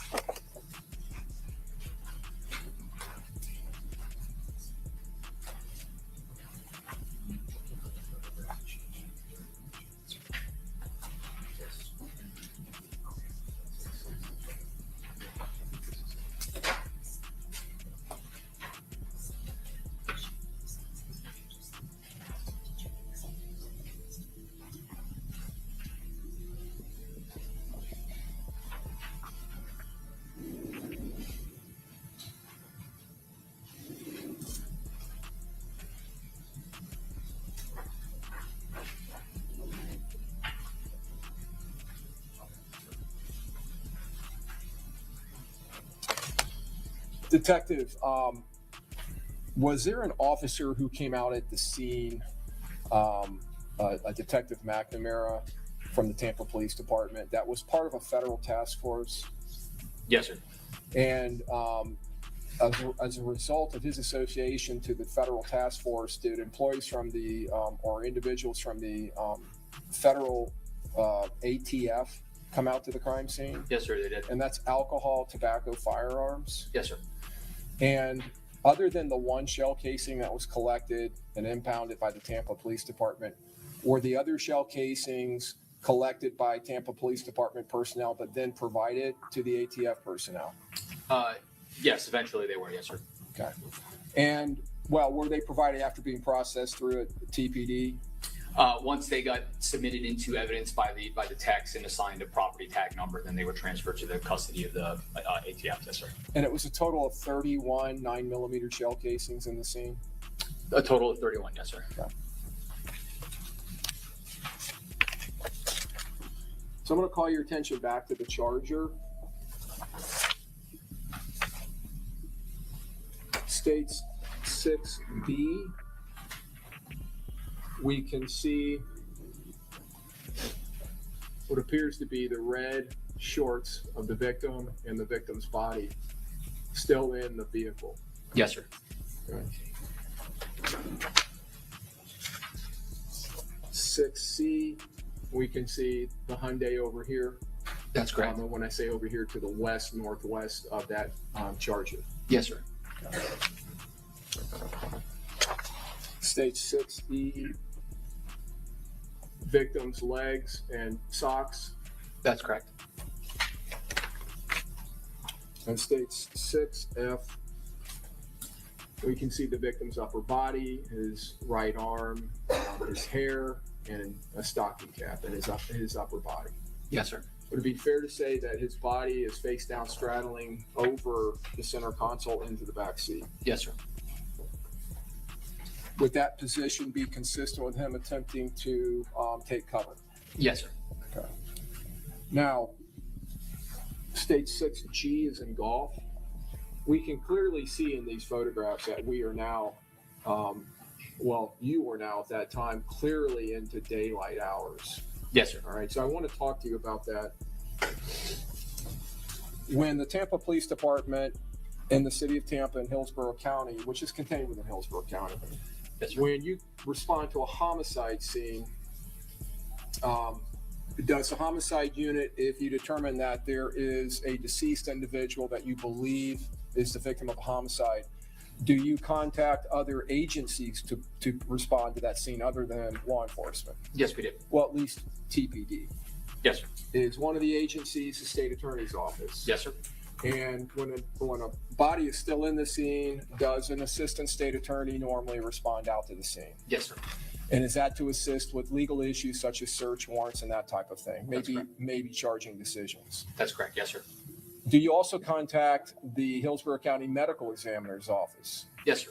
And do they maintain a dispatch? They do. Yes, sir. And do they dispatch personnel to the scene to conduct their investigation of the scene? Yes, sir. They do. Ultimately, inevitably, when you have a victim of a homicide in a scene like this, in this case, you believe the victim was killed by gunshots or gunfire, is the body ultimately transported from the scene to the medical examiner's office? Yes, it is. And is that for the purpose of an autopsy examination? Yes, sir. It is. And is that for the purpose of determining the cause of death and the manner of death? Yes, sir. All right. So when the body's in the scene like that, first of all, let me talk about the medical examiner's office. After they are contacted, does that take sometimes up to several hours before they can get personnel to the scene? Depending on their call volume that they have to respond to. Yes, sir. And is that especially true when it's early in the morning or in non-business hours? Yes, sir. And on some occasions, do actual associate medical examiners, the doctors who perform the autopsies, do they actually respond? They do. Yes, sir. But almost always do they have forensic investigators who respond? Yes, they do. And they will take their own photographs and they will view the body. Yes, sir. That's correct. Before the medical examiner's office personnel arrive at the scene, is the body, if it can be helped, is the body changed, affected, moved in any way? No, sir. Are you trying to maintain the position of the victim's body and the dynamics around the body until the medical examiner's office can get there to look at it? Yes, sir. We are. And in fact, under the law, does the medical examiner's office have jurisdiction over that body? Yes, they do. Until it's taken to the autopsy examination? Yes, sir. They do. Okay. So legally, you really are not supposed to be manipulating the body or molesting it in any way or moving it. Is that right? That's correct, sir. Okay. And since this takes sometimes hours for them to respond, does that sometimes lead to this type of situation where the body is still in the scene for several hours. Yeah, and add in the addition of having to obtain search warrants to enter into a vehicle to retrieve evidence Right. being the body as well. Yes, it's not uncommon for it to take several hours to do that. And once they arrive, after taking their photographs, will they commonly manipulate the body, check the body, move the body, look for injuries on the body? Yes, sir. Do they go through clothing, check pockets, things like that, remove items of maybe found like a wallet, maybe something that's inside of a pocket, like a lighter, a wallet, something like that? Sure, yes, sir. Okay. In this I already know, Gorilla. I've been saying that, man. They most definitely gonna try to get Hey, Tang, how y'all doing, man? Shout out to everybody in the building. Y'all hit the like button. Cover a body in this circumstance with just a sheet. No, we avoid that at all costs. It's for the purpose of, avoiding any kind of contamination to the body, to the evidence that may be deposited on the body and around the body. So the fact that a body may lay in a scene, and it may be out in the open on a parking lot, and it may be a somewhat undignified situation, it's just not preventable. No. Now, in that circumstance, if the body's out in the open, you all have blinds sometimes that you'll put up. If it's in the middle of the daylight, there's public around to try to protect the dignity of the victim. Is that correct? If we can use them, we try to. And the integrity of your investigation? Yes, sir. Okay.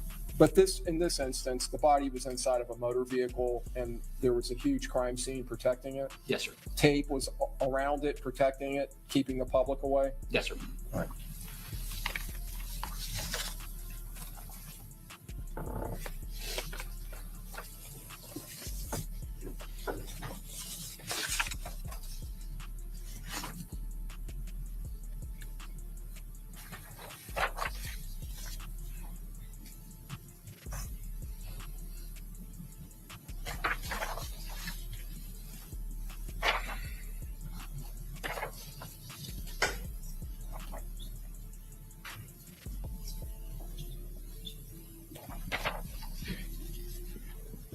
Stage 6, K is in kilo. This photograph appears to depict maybe a phone charger and some phones laying on the front passenger seat. Yes, sir. And some shoes. Yes, sir. Were those determined to be associated to Mr. Jones? Yes, they were, sir.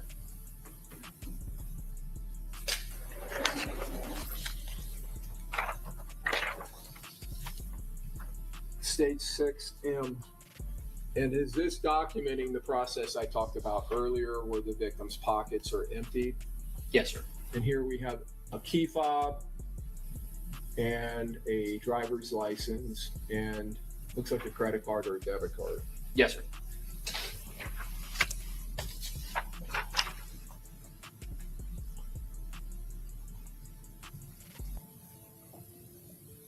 Is this Mr. Jones' driver's license? It is, yes, sir.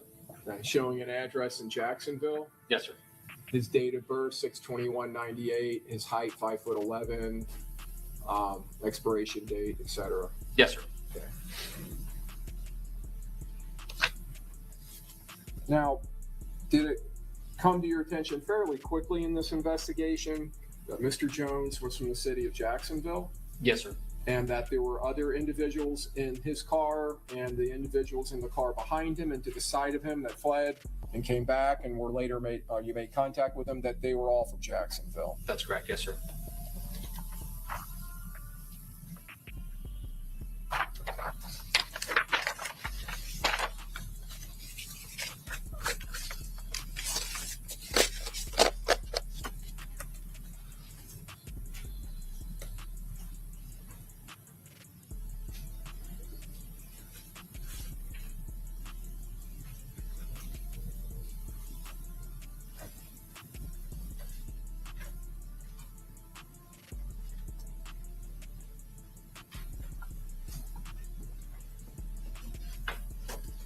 Your Honor, the state would tender states Exhibit 19A as in Alpha through G as in Golf, and Exhibit 20A as in Alpha, P as in Peter.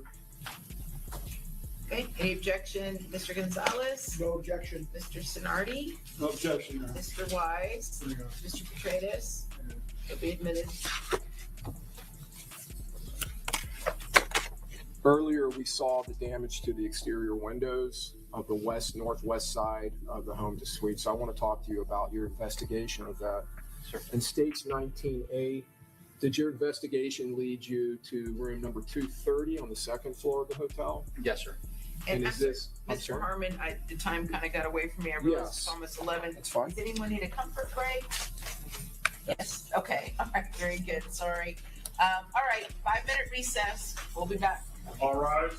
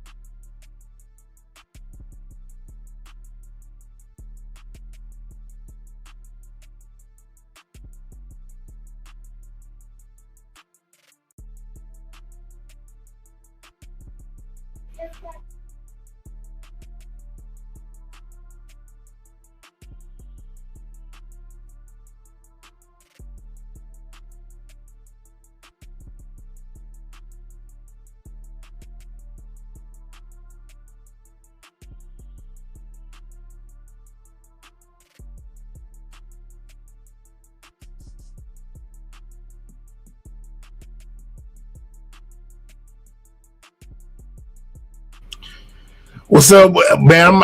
I'm trying to. I think I'm gonna just come back in a minute when they reconvene. How long is the break this time, y'all? How long a break we got right now? Now I ain't falling asleep. I'm trying to figure out how long the break is. How long was the break? How long did they take recess? So I can decide if I'm gonna come back or if I'm gonna just go ahead and play it through. An hour. Text 713, say 5 minutes. All right, hold on.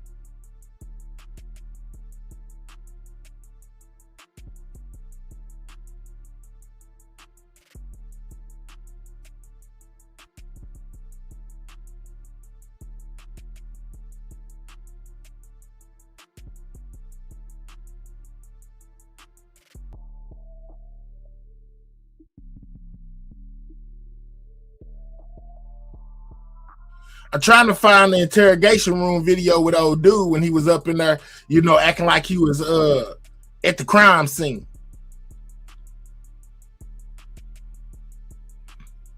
That interrogation video until they come back. But the only one I see is Aaliyah Andrews.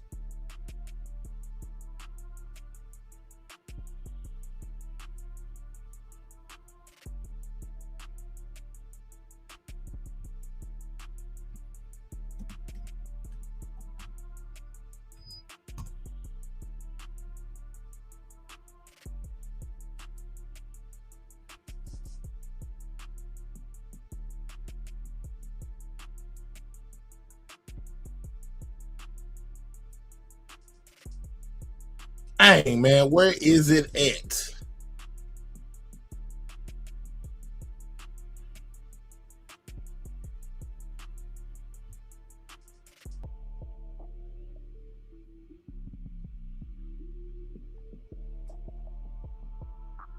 I could have swore I had seen that video before, guys. I think it was on the news.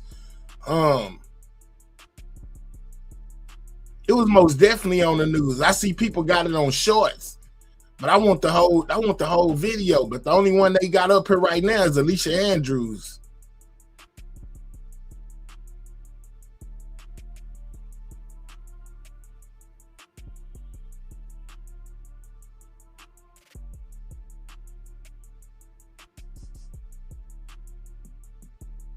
And I know I seen that video.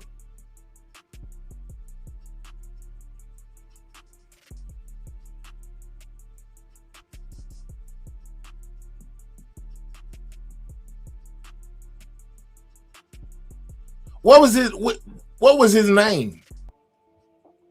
Hold on, let me see if this is it.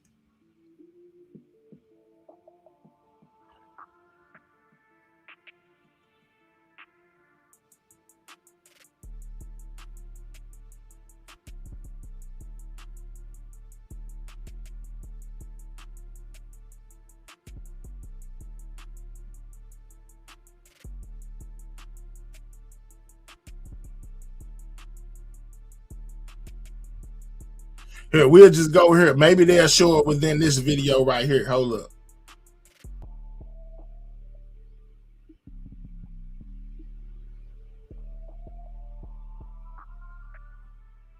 We'll come back to the courtroom when they reconvene.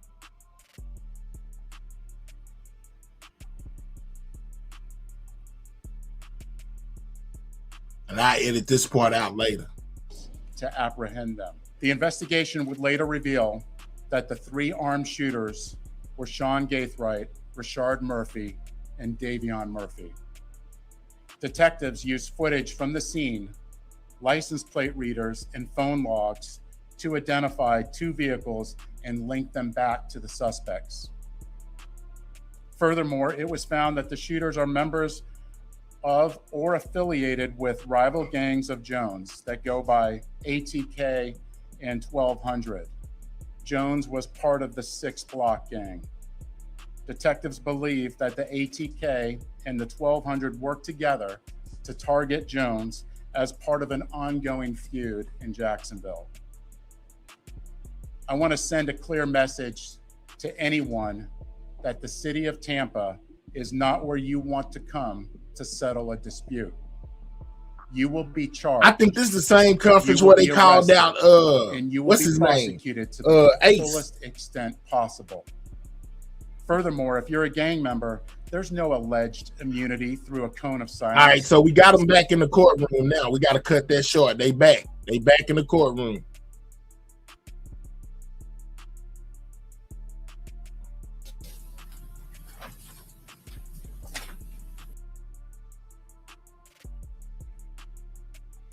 Dang, wrong one. My bad, y'all.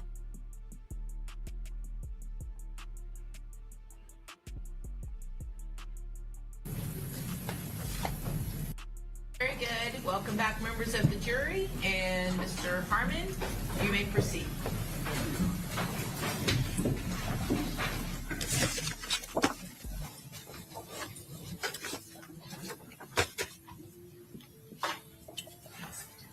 Detective, earlier we were talking about and looking at damage to exterior windows of motel rooms, hotel rooms, on the northwest and western side of the hotel.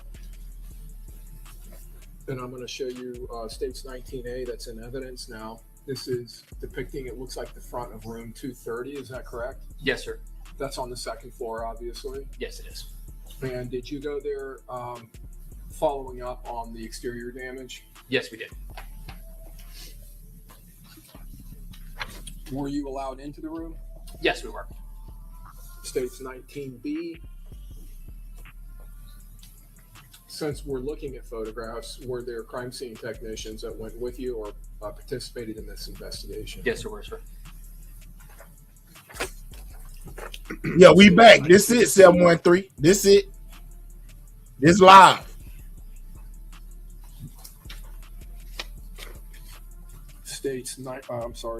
States 19D is in Delta. What does this photograph depict? The window in the room and the projectile strike damage to that window.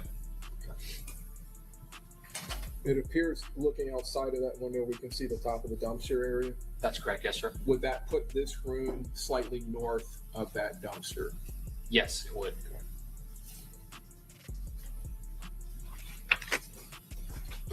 States 19E. Is that just a close-up of the defect in the window caused by the projectile? Yes, sir, it is. States 19F. We previously saw that window sits above the air conditioning unit. That's correct, sir. Was there some item found on top of the unit? Yes, sir. Fragmentation. States 19G. Did you collect that Yes. item? Yes, sir. Did that appear to be associated with gunfire? Yes, it did, sir.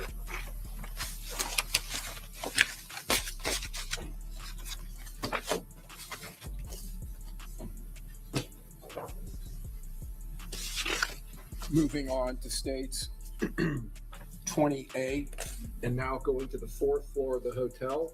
States 20A is an alpha. You're now at room 430. That's correct. Stage 20, B is in Bravo. Is that the interior of the room? It is, yes, sir.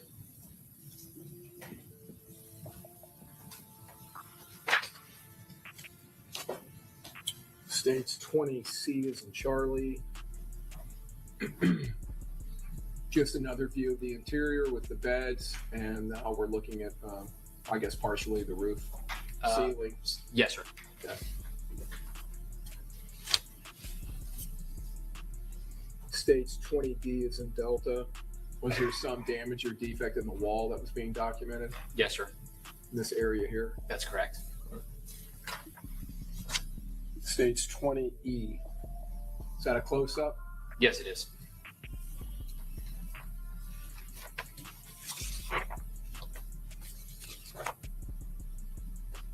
Going back to stage 20C, was that in an area above one of these beds? It was, yes, sir.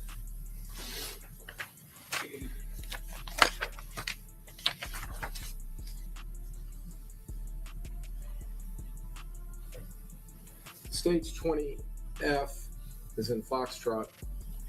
Is this the window of the room Yes, sir. with the blinds that are still, well, the blinds are closed? Yes, sir. Was there damage to the blinds caused by impact to the window by some gunfire? Yes, sir. Stage 20G, and is that the impact to the window? Yes, sir. With the blinds rolled up. Yes, sir.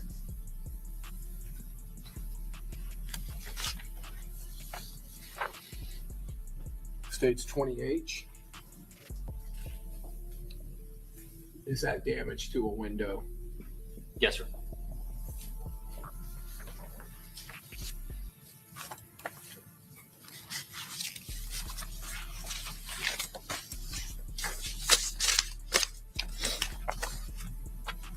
Stage 20I is in India. Did you find damage in the adjoining room, 432? Yes, we did, sir. Stage 20J is in Juliet. Is that just entering the room, a photograph? It is, yes, sir. These rooms were occupied. 430 and 432 were occupied. Yes, sir. Stage 20K. And we can see here, it looks like the window, the blind is halfway up or partially up. Yes, sir.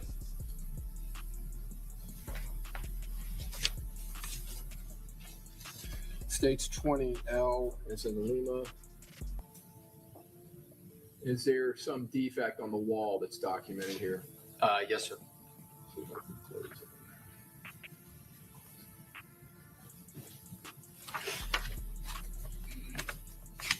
Stage 20M, a little bit of a close-up of that, It is, yes, sir. just so we can see in contrast or where it is relevant. Okay, roughly.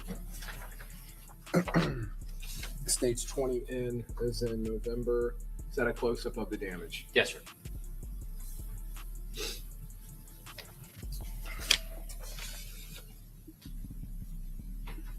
Stage 20O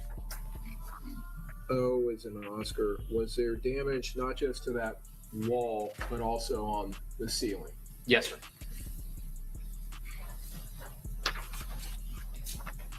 Stage 20P is in Peter. Are there defects here in the ceiling? Yes, sir. The damage that we've been looking at, would it all be consistent with gunfire? Yes, it would, sir. Being caused by gunfire? Yes, sir, it would.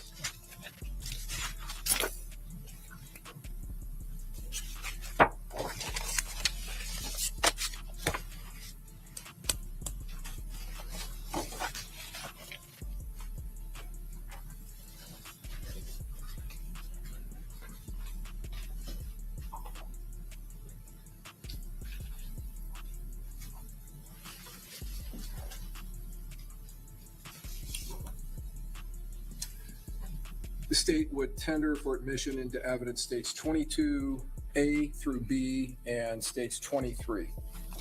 Any objection, Mr. Gonzalez? No objection. Mr. Sonardi? No objection. Mr. Wise? Mr.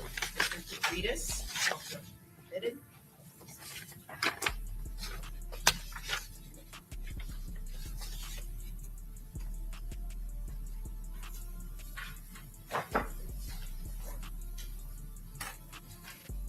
publishing states 1.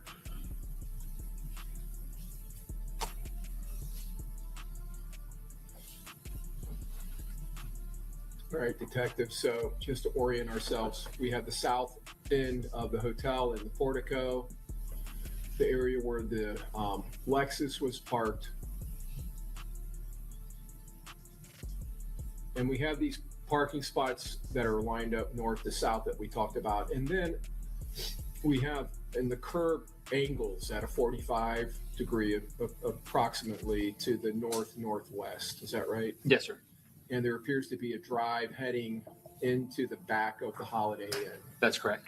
In this area, was there a Tesla charging station? Yes, there was. And in your investigation, did you come into contact with the owner of a Tesla that was being charged during this incident? Yes, we did, sir. Did he agree to meet with you? He did. States 8 Delta. Again, the Lexus, just to orient us where we are. And we see this car, these cars parked facing east, so in a west-east orientation, but then we see a car facing northeast. Yes, at sir. an oblique to these cars or to this spot. Is this the approximate area where the Tesla charging station Yeah, is? right there by those trees where the bend in the parking lot is. Yes, sir.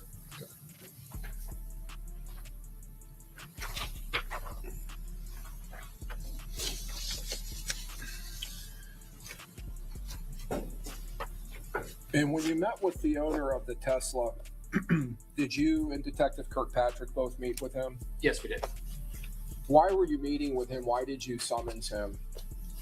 Or did he come to you? No, we tracked him down. He was a guest at the Homeview Suites. Reason being, myself and Detective Kirkpatrick both know from experience that Teslas can be equipped with a thing called Sentry Mode, which basically takes the Tesla uses cameras all around. That's how it navigates and does the self-driving stuff and everything. But it can also use those cameras if the Sentry Mode is enabled to record activities around the car. If there's some type of motion or movement around the car, basically as a security feature. Okay. And the owner of the vehicle, did he come downstairs and actually meet with you at the Tesla itself? Yes, he did. Did he access that security system internally within the Tesla? He did. Was he able to locate recorded and stored video footage from the time or around the time the shooting occurred? Yes, he did. And did you view it? I did. How did you view it? On the screen in the Tesla itself, on the dashboard, there's a big computer screen that basically runs the entire vehicle. That's where we viewed the video that was stored on a small hard drive that he had hooked up to in the glove box of his car. Did you locate video that depicted the attackers in this case traveling near the Tesla, both traveling to the area where the shooting occurred and then traveling or running away from it? Yes, we did, sir. Did you collect that video? Yes, we did.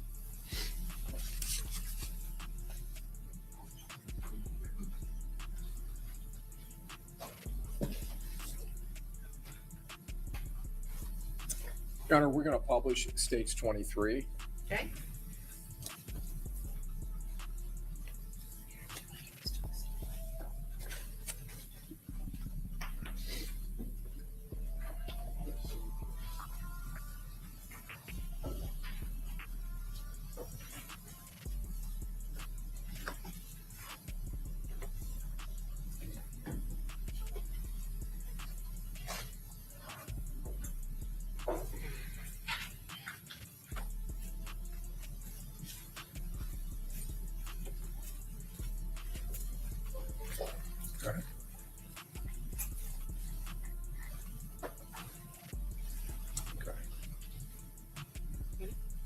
First, before you do, just Like, hey, let me make sure before I do this, ain't no Tesla around. You right, 713. You gotta watch out. You gotta watch everything these days.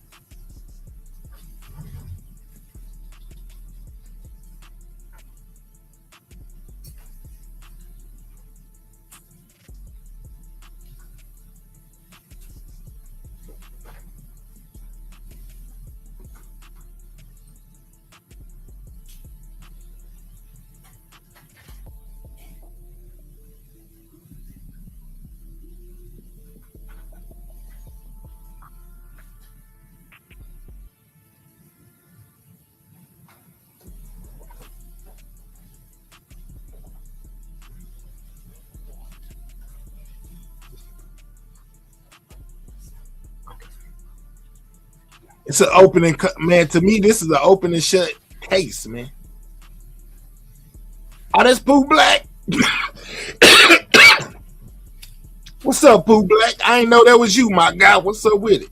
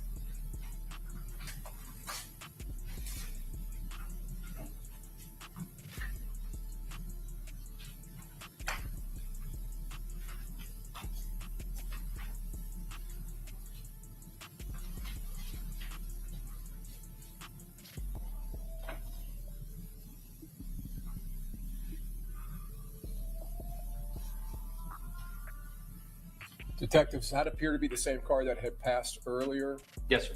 and then we have a second car. That's correct. The first car, the black car, did that end up being a Chevy Impala It did. Yes, sir.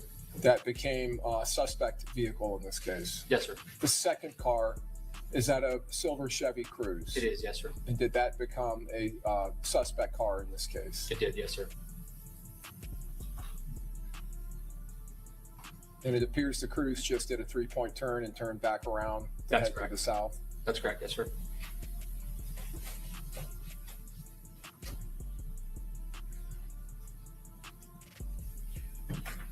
So would it be fair to say this camera is facing in that same oblique direction as the car we were looking at, so to the northeast, Yes, sir. towards the western side of the hotel? Yes, sir.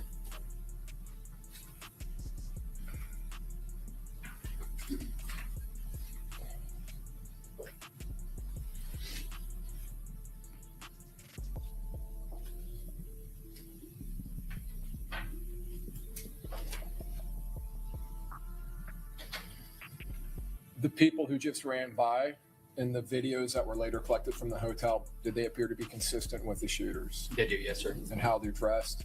Yes, sir. And did they appear to be carrying weapons? Yes, they did.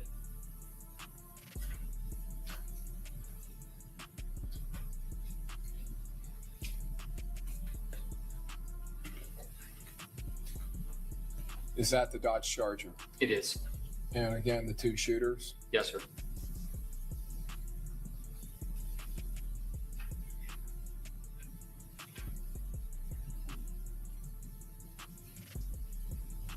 Now, is this a different camera? Yes, sir. This is the rear camera or rear facing camera. Is that on the western, northwestern side of the vehicle? Yes, Is this a third shooter being reflected? it is.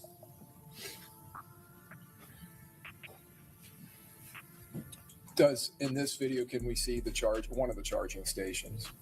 Yes, we can. Yes, sir. And does that one appear to be hooked up to the car? It does. Yes, sir.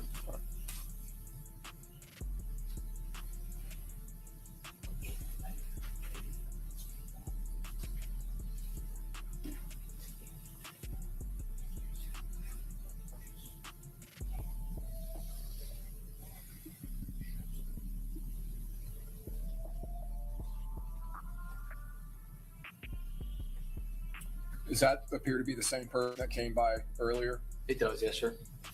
We saw some white flashing, but then we saw a consistent, persistent flashing. That second flashing, what was that? I believe the vehicle's actual security system activating with the lights flashing.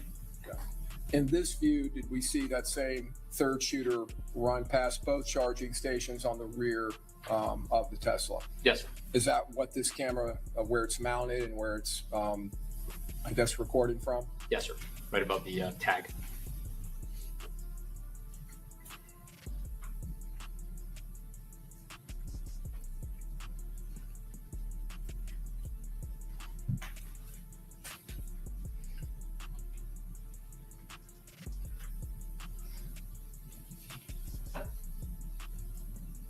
that the same third shooter individual? It is, yes, sir. And we saw him firing a rifle. Yes, sir. Is this another camera on the car? Yes, sir. It's the passenger side camera. So the Tesla was facing out of the parking spot? Yes, it was.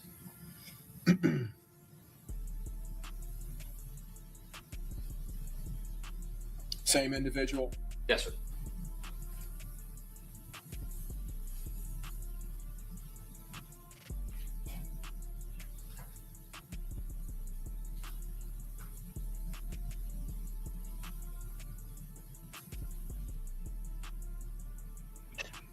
Yeah, I had two going at once. I was doing the vertical live and the regular live, so I had it small. I just decided forget it. We just gonna do the Yes. you just gonna do the regular live.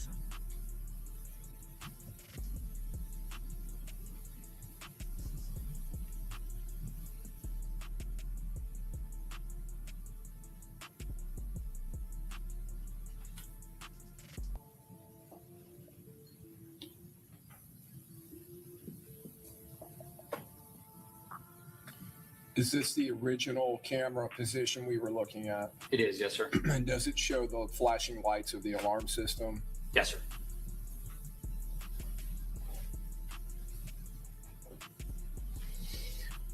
Okay.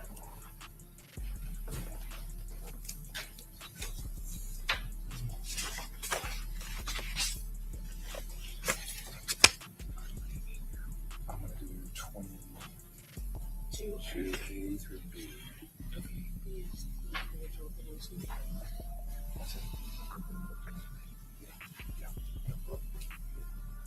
Detective, did you and Detective Kirkpatrick also investigate the surveillance video system of the hotel? Yes, we did, sir. And were you able to find and locate video recording from around the time of the shooting incident, several minutes before and several minutes after? Yes, sir. And did that system contain multiple cameras around the perimeter of the hotel? It did, yes, sir. Did you collect video from multiple cameras, both on the eastern side, the western side, the northern side of the home to suites? Yes, sir. So have you seen this exhibit in a composite showing multiple camera views around, Yes, sir. tracking the vehicles as they enter the parking lot? That's correct, yes, sir. All right, Your Honor, we're going to publish States 22A. Okay.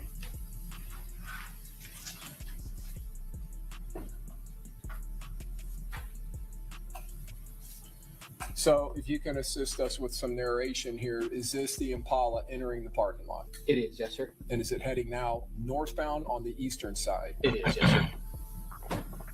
Continuing northbound? Yes, sir.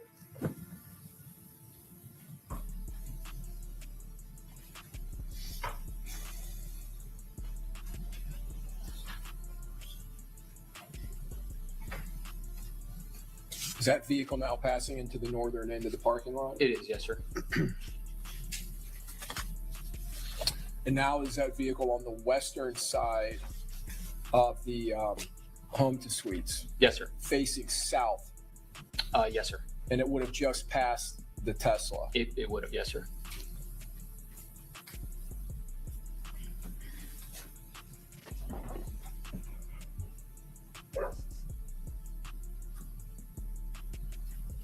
Does it appear to now be turning and heading back to the north? Yes, sir. And does it do that just to the north of the edge of the southern end of the hotel? Yes, sir. Now, this camera, is this on the southern end of the hotel facing south, and then another camera facing southwest? Yes, sir. And do we see the Chevy Cruze again? Yes, we do. And is it now on the western side of the hotel, It is. near the Tesla? Yes, sir. And that's, again, the Tesla being worked in with the hotel cameras. Yes, sir. Okay, and this composite.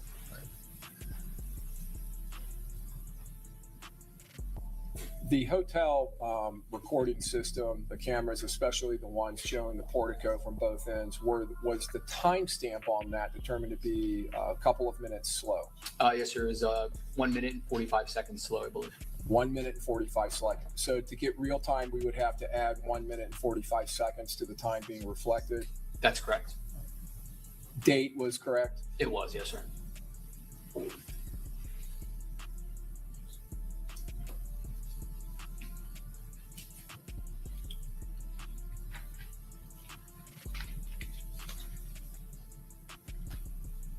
At the very top of that video, could you see the Impala parking?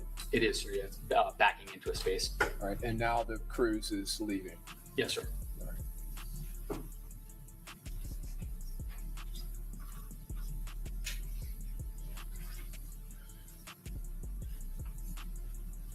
Which direction does the cruise turn onto 40th McKinley? Southbound, sir. That would take it in the direction of the Moffitt Cancer Center down south of there. Yes. And this is again the Tesla we saw earlier. Video Yes, sir. From the Tesla.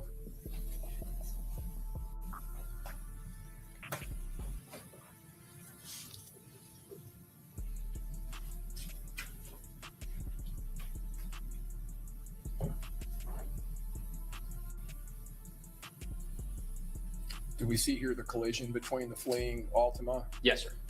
and Hyundai? Does it appear that the shooter who was near the tree bumped into the bottom of the tree with his head? Yes, sir. Does it appear one of the shooters ran through the patio area? Yes, sir.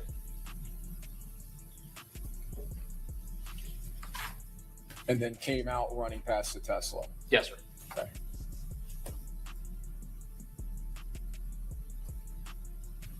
From the sequence of events, when the third shooter who went behind the Tesla charging Curly stations, Cakes. when he comes back up and is firing his weapon in rapid fire down the western side of the hotel, does that appear to set off the alarm system on the car there? We're going to object. The state continues to narrate the video. I think they can ask what the detective saw, but not narrating what the state believes is on the case. Well, you are leading, so Mr. Harmons, just rephrase your question. Sure. The alarm system that goes off in the car, does that appear to you to be at a time near the shooter shooting up the west side of the hotel? It does, yes, sir. Do you believe there was some association between the two? I do, sir. Yes. What do you believe happened there? Just the overpressure and concussion of the shots being fired from a rifle in close proximity to the vehicle would have created enough vibration to trigger an alarm system, similar to like a firework being ignited next to a car that's equipped with an alarm.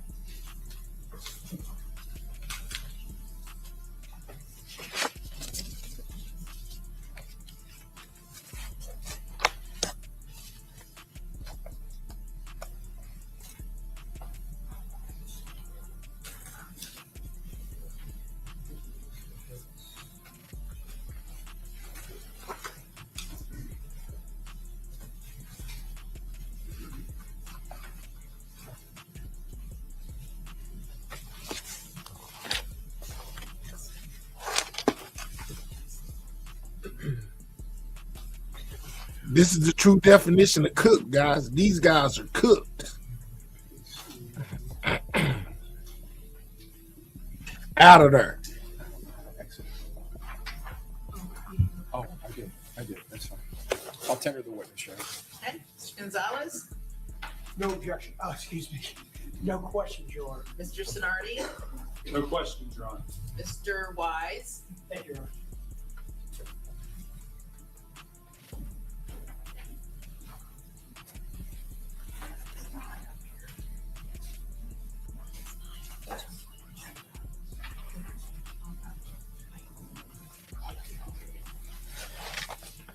may proceed. Thank you. Good morning, Detective. Morning. I want to just go back over a few of the things we heard about this morning. A lot of evidence was collected at the crime scene. That's correct. Yes, sir. Among those things, numerous 9mm casings, correct? Yes, sir. I think we heard 31. Yes, sir. Right. And 29 of those, I believe you said, were turned over to ATF for further processing, correct? 30 of them. 30 of them. Yes, okay. sir. And when these casings and any of these items are collected, it's typically done by crime scene technicians. Yes, right? sir. And you oversee that. That's correct. But you want to ensure that all of these items are kept in the natural state they're in when they're found, so that they can be preserved for testing later. Yes, sir. And one of the things ATF was able to do, and one of the reasons it was turned over to them, these casings, is they have a process to actually test these casings for potential DNA. That's correct. And then they also can do other, forensic testing to try to potentially match the casings to each other and to a gun. Yes, sir. Correct. And that was the reason that one of them also was kept for TPD, not for the DNA testing, but for brass tracks Niven comparison, right? Yes, sir. And that's the process, or one of the processes by which casings can be compared to one another. Yes, sir. You also collected, I think we heard a lot about this, but several projectiles, correct? Yes, sir. And not just whole projectiles. For instance, I'll show you what is in evidence is 9C.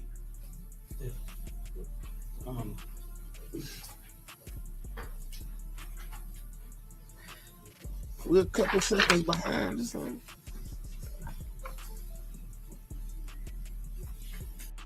I'd like to show you what's already in evidence is 9C. Is that a projectile? Yes, sir. Okay. And that one is, it looks to be in pretty well intact. Is that correct? Yes, sir. And some of them, for instance, 9G would be fragments from a projectile, correct? Yes, sir.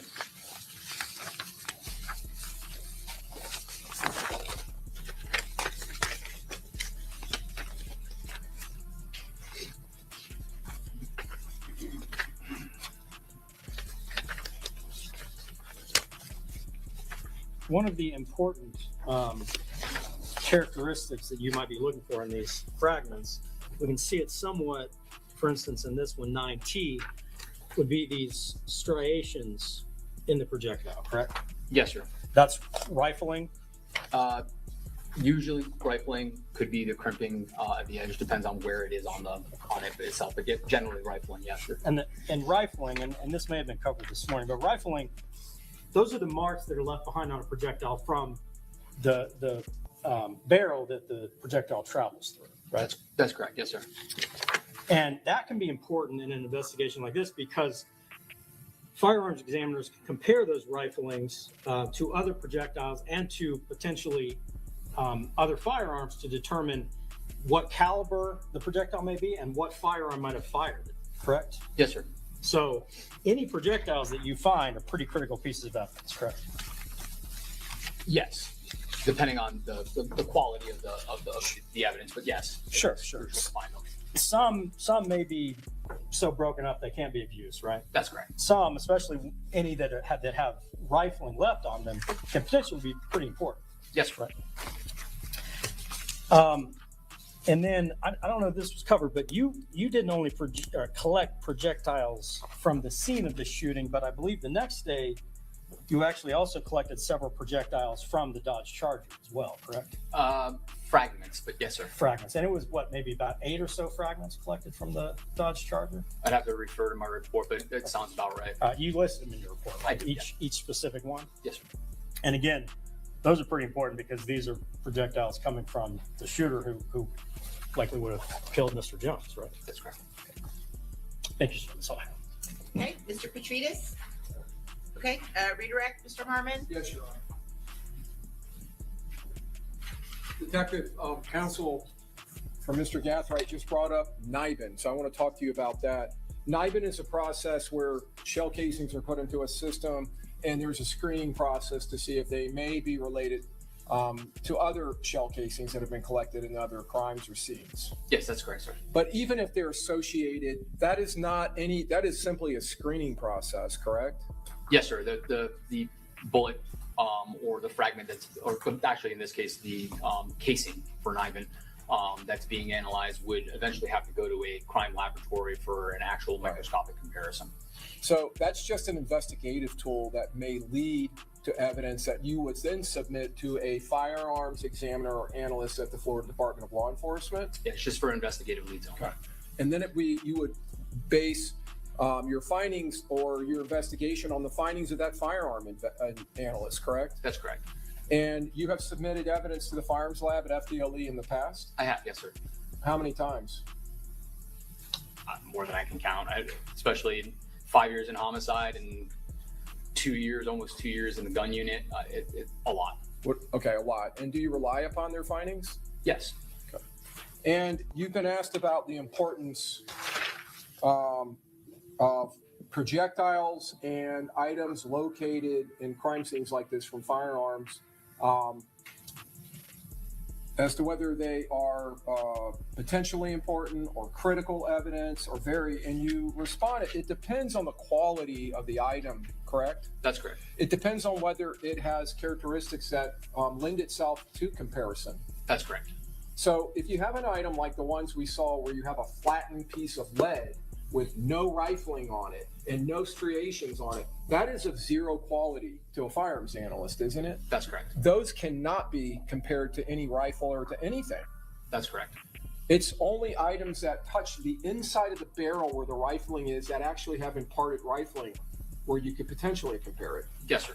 You usually send off more whole pieces, whole bullets, whole projectiles that we can get that have limited deformities to them, because we know that that's quality evidence.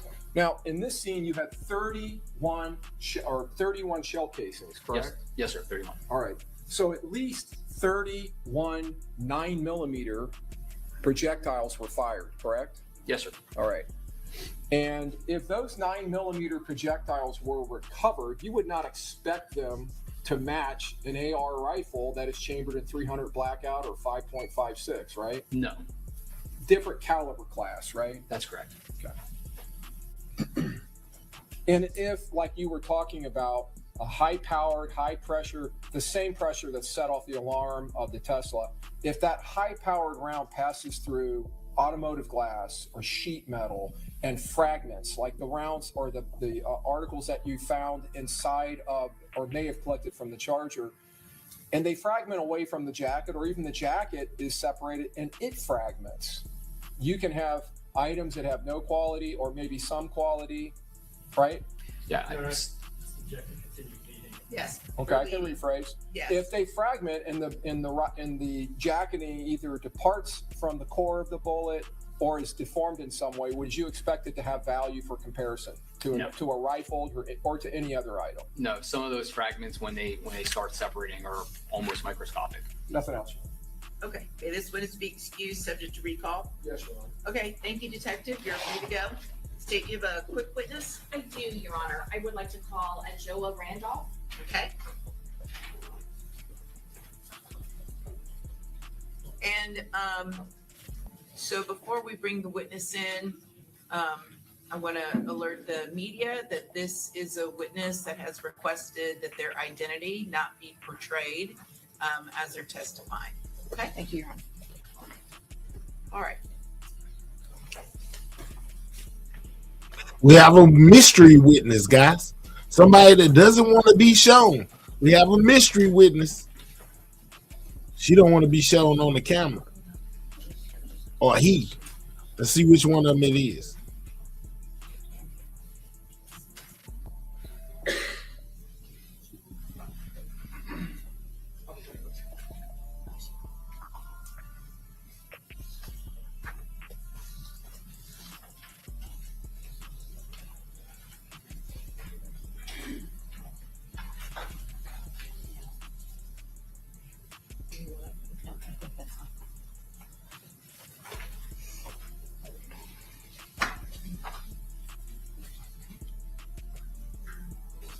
I have the ones I need.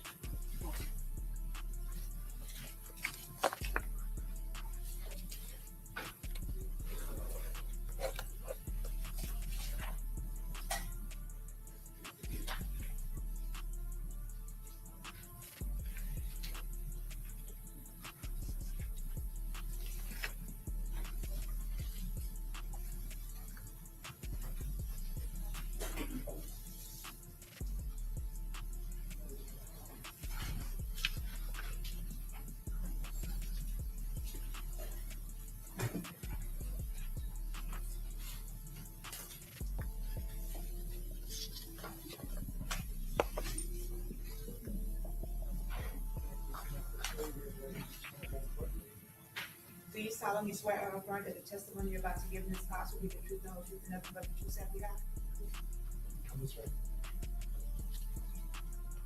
Once again, we have a mystery witness.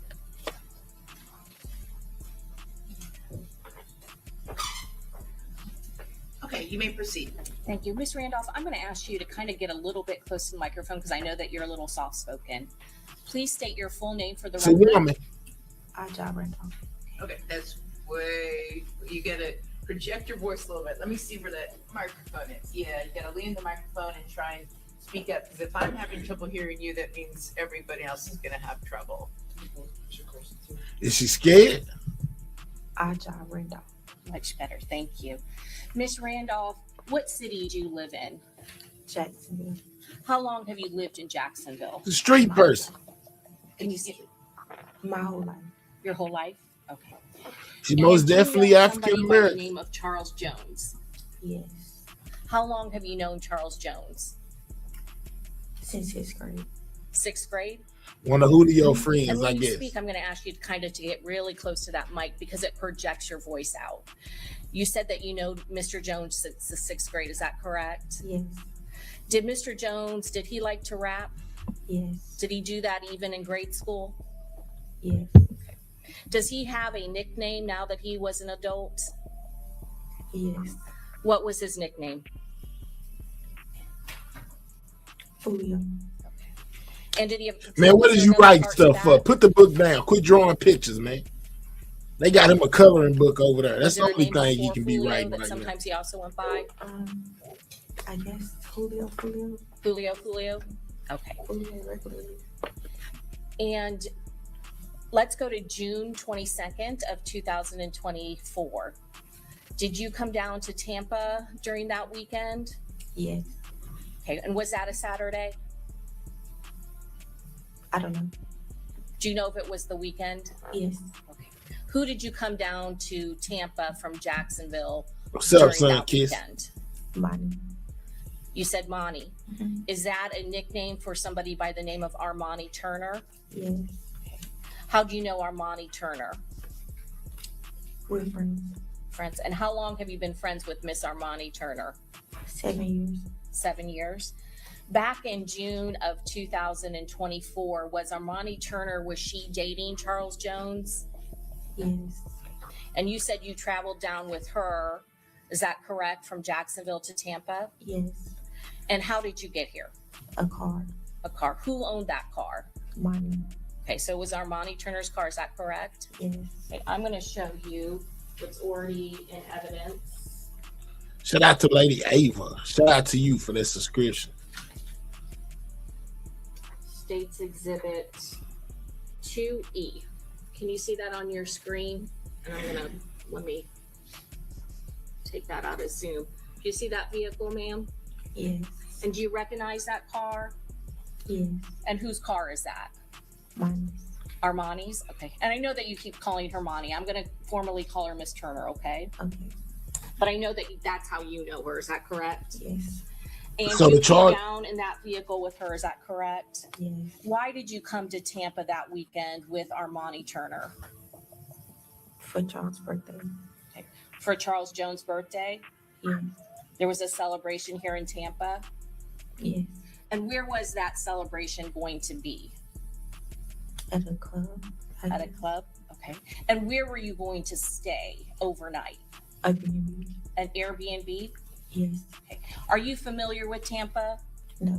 Did you know what the address of that Airbnb was? No. Was that somewhere located near Tampa?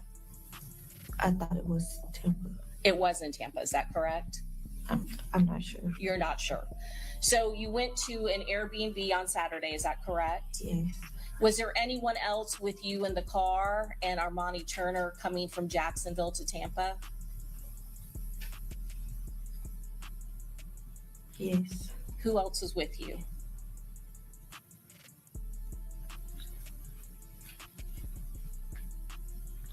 It's over, my boy. Hang it up.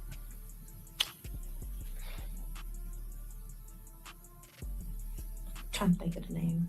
Oh, you can't remember the name. Was there another, was there a gentleman that was with you? Yes. Okay. And does Xavier Edwards, does that sound familiar? Yes. Objection, Your Honor, leaving. Sustain this to leading. Were you familiar with all of the names of the people that were involved at that Airbnb with you and Miss Armani Turner? Kind of. Had you previously given testimony in this case regarding who you were with and who you drove from Tampa with Armani Turner? Yes. With looking at your prior testimony, would that help refresh your recollection? No, Xavier was with us. So does that, okay, you do remember that the person was named Xavier? Yes. Okay. And so it was just the three of you coming from Jacksonville to Tampa, is that correct? Yes. And you said that you went to an Airbnb. Who was at the Airbnb when you arrived? Other people, I guess people who came down there, people from there, Charles and whoever came with them. Okay. And you said there were already people there. What time do you think that you arrived? 11:45, 11:50, something like that. Okay. A little before 12. Okay. Are we talking in PM. the PM at night, right? So it's pretty late at night. And you said that Charles Jones was there, is that correct? Yes. And there were some other people from Jacksonville? Yes. Did you know all of the people that were there? No. Did you know some of the people that were there? Yes. Who were some of the other people that you knew who were there at the Airbnb? Charles, Gino, Robert. Okay. We're going to take it one at a time. You said Charles Jones, is that correct? Yes, Gino and Robert. Gino and Robert. Gino Norris and Robert Howard? Yes. You had met all of those people before, is that correct? Correct. And were there other individuals there that you said that you did not know who they were? Yes. While you were at the Airbnb, did anything unusual, any sort of fights or any problems break out at the Airbnb? No. At some point, did law enforcement respond to the Airbnb? Yes. Why did law enforcement respond there? I'm not sure. Not sure. At some point, did you and everybody who was at the Airbnb have to pack up and leave out of the Airbnb? Yes. And did you help do that? Yes. And what about Miss Turner? Did she also assist? Yes. And after you had packed up, what did you do at that point? Went to the performance. Okay, to the clubs, is that correct? Mm-hmm. Yes. Do you remember what the name of the clubs were? I never knew them. You never knew the names? No. Okay. Going back to the Airbnb before you left, were there people that were partying at the Airbnb? Yes, they had already left before the police came. Okay. So there were only a few people there when the police actually showed up, is that correct? Yes. During that night after you had arrived at the Airbnb, had you been drinking at all? Yes. And even though, how much did you have to drink, if you can tell us, if you remember? Not that much. So you still remember the night of that evening pretty well? I won't forget it. And so at that Airbnb, were there times where your friend Charles Jones that he went on Instagram Live? Not while I was there. Not while you were there. Were there times during the night that you saw him go on Instagram Live? No. Do you remember being at a club with him? Yes. Okay.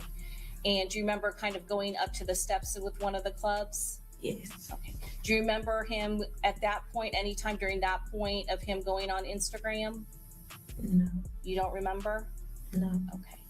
Let's back up a little bit. When you are leaving the Airbnb and going to the clubs, who are you riding with? Armani. In the same car, that Hyundai that we just showed in States Exhibit 2E? Yes. Is there anyone with you and Armani Turner when you are leaving the Airbnb and going to the clubs? No, it's just me and Armani in the car. Was there, at some point, were you following anyone to get to the clubs? We was behind Charles' car from the B&B to the first club, from the first club to the second club. We was literally where he went, we went. Okay. He didn't go nowhere without us. And who was driving? Armani. And you said that she was following Charles Jones, is that correct? Yes. Did she know where she was going? No, we just followed his car. And you said from club to club, is that correct? Yes. Did you know or pay attention to where those clubs were located? I don't know the city. And at any of the clubs that you were with that night with Charles Jones and Armani Turner, were there any issues or any problems during those two places where you were at the clubs? No. What happened after the clubs? We was looking for somewhere to go. Because the Airbnb was no longer available, is that correct? Correct. And so what happened? Where did you go after the last club that you were at with Miss Armani Turner and Charles Jones? We went to a hotel. A hotel, okay. Do you remember the name of the hotel? No. And so how many cars go to the hotel that are involved with Charles Jones' party? 3. 3, is that correct? Yes. So again, did you and Armani Turner follow Charles Jones' vehicle to a hotel? Yes. And you said that there was another car, is that correct? Yes. What happens when you get to that hotel? We were sitting in the car and he went in to go check on the reservations he had made while we was in the last club. And he comes out and he called us and was like, see if we can find another hotel because they said they gave the reservations away. And then we was looking for somewhere else to go because somebody else called and said everything in Temple was booked up. So they had to go back towards the B&B. And as we were doing that, we started getting shot at.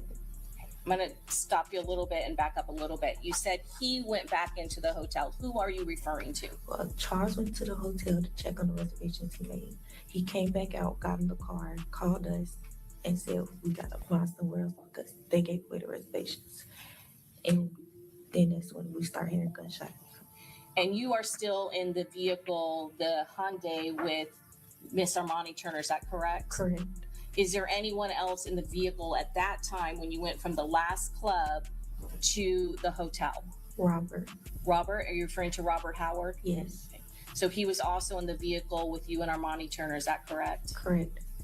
And then Charles Jones was in his vehicle, is that correct? Correct. And I'm going to go ahead and put 2E back on the screen. Do you also see the vehicle belonging to Charles Jones in this picture? Yes. And can you tell us what vehicle, where that's located in the photo? The black Charger. And it's right here, is that correct, ma'am? Yes. Okay, the one that I'm pointing to that is to the left of the photograph. Yes. And is that the vehicle that Armani Turner was following all night? Yes. Okay. Prior to getting to the hotel, did you or Armani Turner or anyone with you, or you yourself see or be alerted to anyone following you? No. Were you paying attention or expecting any of that to happen? No, I was out the window.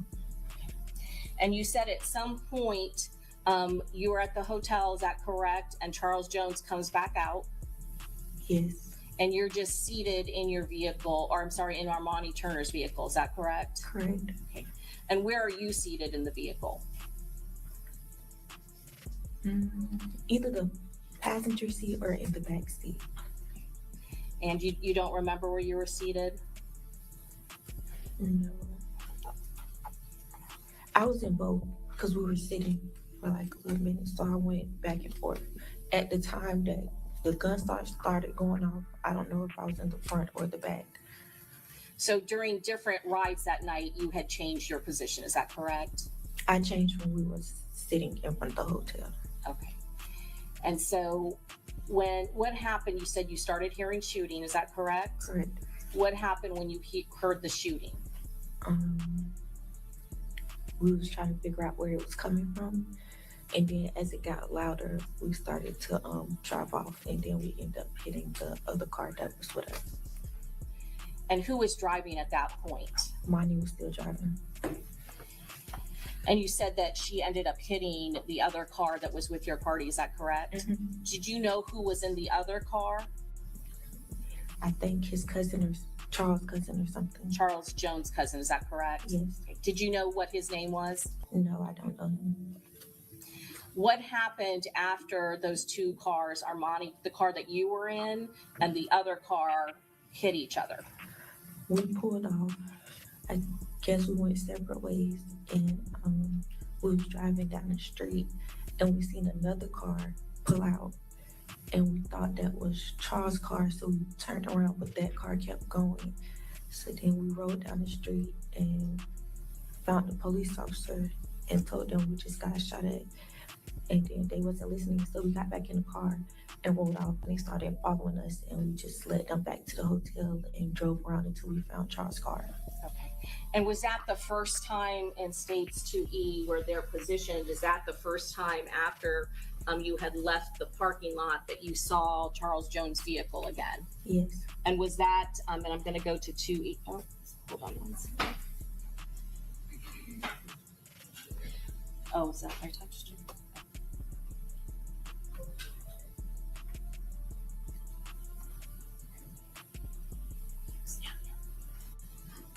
And are these the positions that the vehicles ended up in when you came back? Yes, we stopped right here because we seen the car and the doors open. And when you got out of the vehicle, you said law enforcement at that point had been following you, is that correct? Yes. What happened when you got out of the vehicle, when you were back at that scene in front of the hotel? They pulled guns on us and tried to arrest us for running away from them. And were you upset at that point? Yes. Okay, and what did you say at that point? We just got shot at. So you're trying to explain what happened? Yes. Okay. And eventually, did law enforcement then respond into the hotel? Yes. Okay. And were there also law enforcement officers from the University of South Florida there? I don't know. Okay. Were there some law enforcement officers that stayed with you and got information from you and Ms. Turner and Mr. Howard? Yes. Did you see from where you were seated, and when you got out of the vehicle, could you see into the black Dodge Charger? When I got out the car, I could see into his car. And what did you see now? A person. Did you recognize the person that was in the vehicle? I didn't know exactly that it was him, but I did see somebody. Could you see any sort of movement at that point? No. And other than that person that you saw, did you see anyone else near the vehicle at that time? No, it was only one person. Okay. I'm going to show you what's been already into evidence 2B6.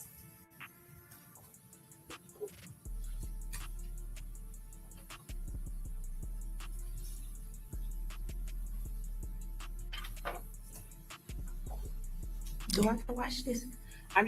We're not gonna show all of it. I'm gonna have her stop it. I'm just gonna ask you where your vehicle is and who's in each vehicle that you are aware of, okay?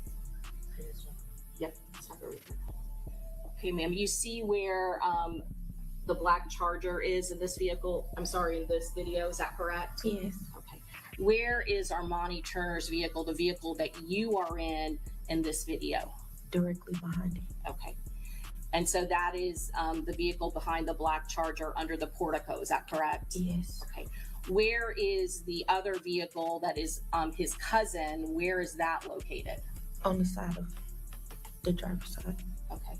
And you're saying driver's side, and you're kind of pointing. Is it the vehicle with the lights on that's kind of faced in the other direction, not under the portico? Ma'am, if you want to turn behind you, do you see there's a big giant video up there? Can you point out where the friend's car is? I believe it's the car under the port that's right next to us. Okay. Can we, hold on one second. Because his car wasn't facing the same direction that we were facing. It was facing the opposite way. Right. We're going to play just a portion of it. Can you fast forward it to where they're moving?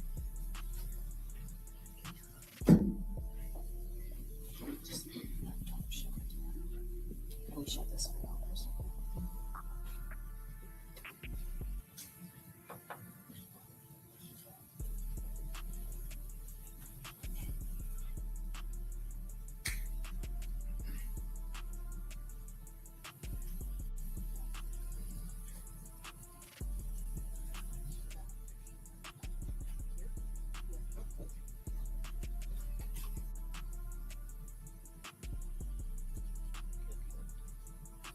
So I'm going to show you at this time stamp of 6:22. Do you see Armani Turner's car backing out? Yes.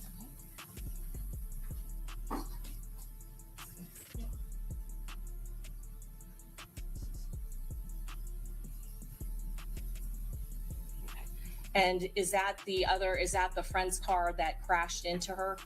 Yes. Okay. Anna, do you want to shut that off? Okay. After you guys got back to the scene and were able to provide statements to law enforcement, did you see any other people that were from the original party at that scene? Yes. Okay. Did other people start to show up at that scene after law enforcement had arrived? Yes.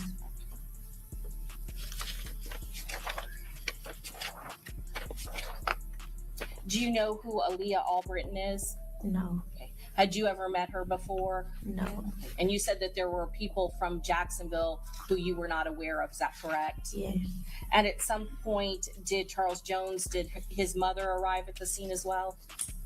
I wasn't there when she got there.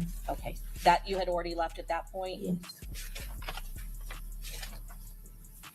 Did you, when you first got back there and you saw one person in the scene, had you seen what happened to Gino Norris? No. Had you seen what happened to Xavier Edwards at that point? No. When I seen them, they was coming out on a stretcher. Okay. And that you had already been back there when the ambulance had arrived, is that correct? Yes. And did you recognize both of them being taken out? Yes. I want to ask you a little bit more about Charles Jones. You said that he was a rapper, is that correct? Yes. And you were aware that he does drill raps? Yes. Did you listen to a lot of his music? No. Were you aware whether or not that he was involved with a gang called Six Block? No. Is that something that you talked about or wanted to know about? No, they don't have nothing to do with it. In Jacksonville, though, are you aware that there are groups or rival groups that are opposed to one another based on the neighborhood? Something like that. Okay. But again, something that you don't want to get involved in. Is that correct? Yes. All right. Your Honor, may have one moment. Yes. All right. This time we pass the witness. Okay, Mr. Gonzalez. Good afternoon, ma'am. Hi. Ms. Randolph, you know Kenny Caps, right? Yes. You know Tay-Tay, right? No. Are you familiar with a gentleman by the name of McCrae, Tafia McCrae? No.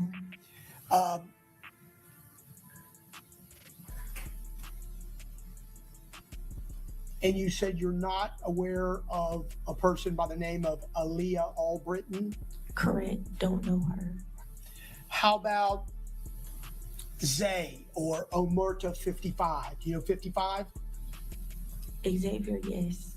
Okay. And for a portion of the time that you guys were in Tampa and you were going from place to place, some of those rides, Kenny Caps was with you, correct? One part of it? Yes. Okay. Do you recall which part of your trip he was with you? Yes. From where to where? Leaving the second club on the way to the hotel. Okay. And so there were two clubs you went to, right? One was a strip club? Yes. Do you remember the name of that club? I never knew the name. If I were to tell you Teasers, does that ring a bell, or you just don't remember, don't know? No, I just don't know. Okay. And the second club, do you remember what the name of that club was? After spot. After spot. It was like an after, a place that doesn't open till late at night to early in the morning. Yes. Okay. Would the name Truth 18, does that sound familiar to you or no? No. So from the strip club to Truth 18, do you know who was in the Charger? And it may take you a minute to kind of think about it because of there being three cars. No. Charles, Gino, and Xavier. I'm sorry, Charles, Gino, and Xavier. Okay. And do you know who drove that Charger on that particular stretch from the strip club to the second club? No.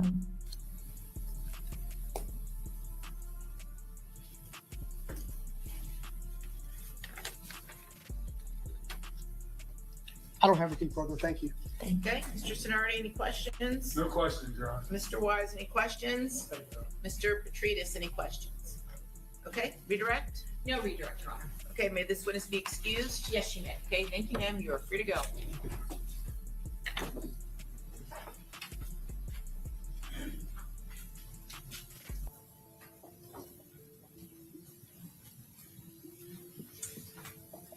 Okay, very good. All right, members of the jury, it's 12:17, so we'll go ahead and take our lunch recess. We will reconvene at 1:15.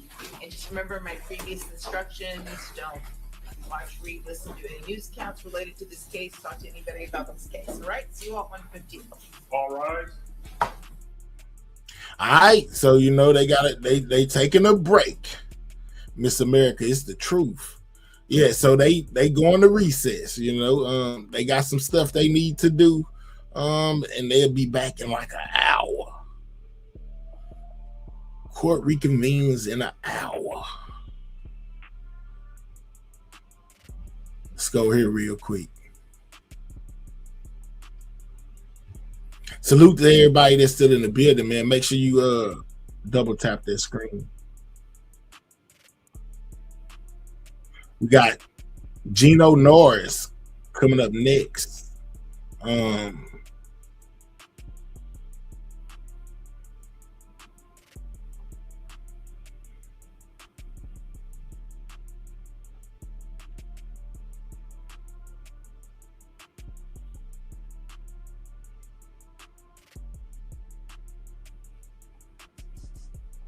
Hey, Jay Mitch, you know it.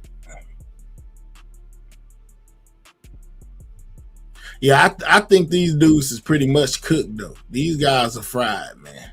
You know what I'm saying? These guys' career, as far as being in the free world, is over with. You know what I'm saying? That's how I feel. I feel like it's over with.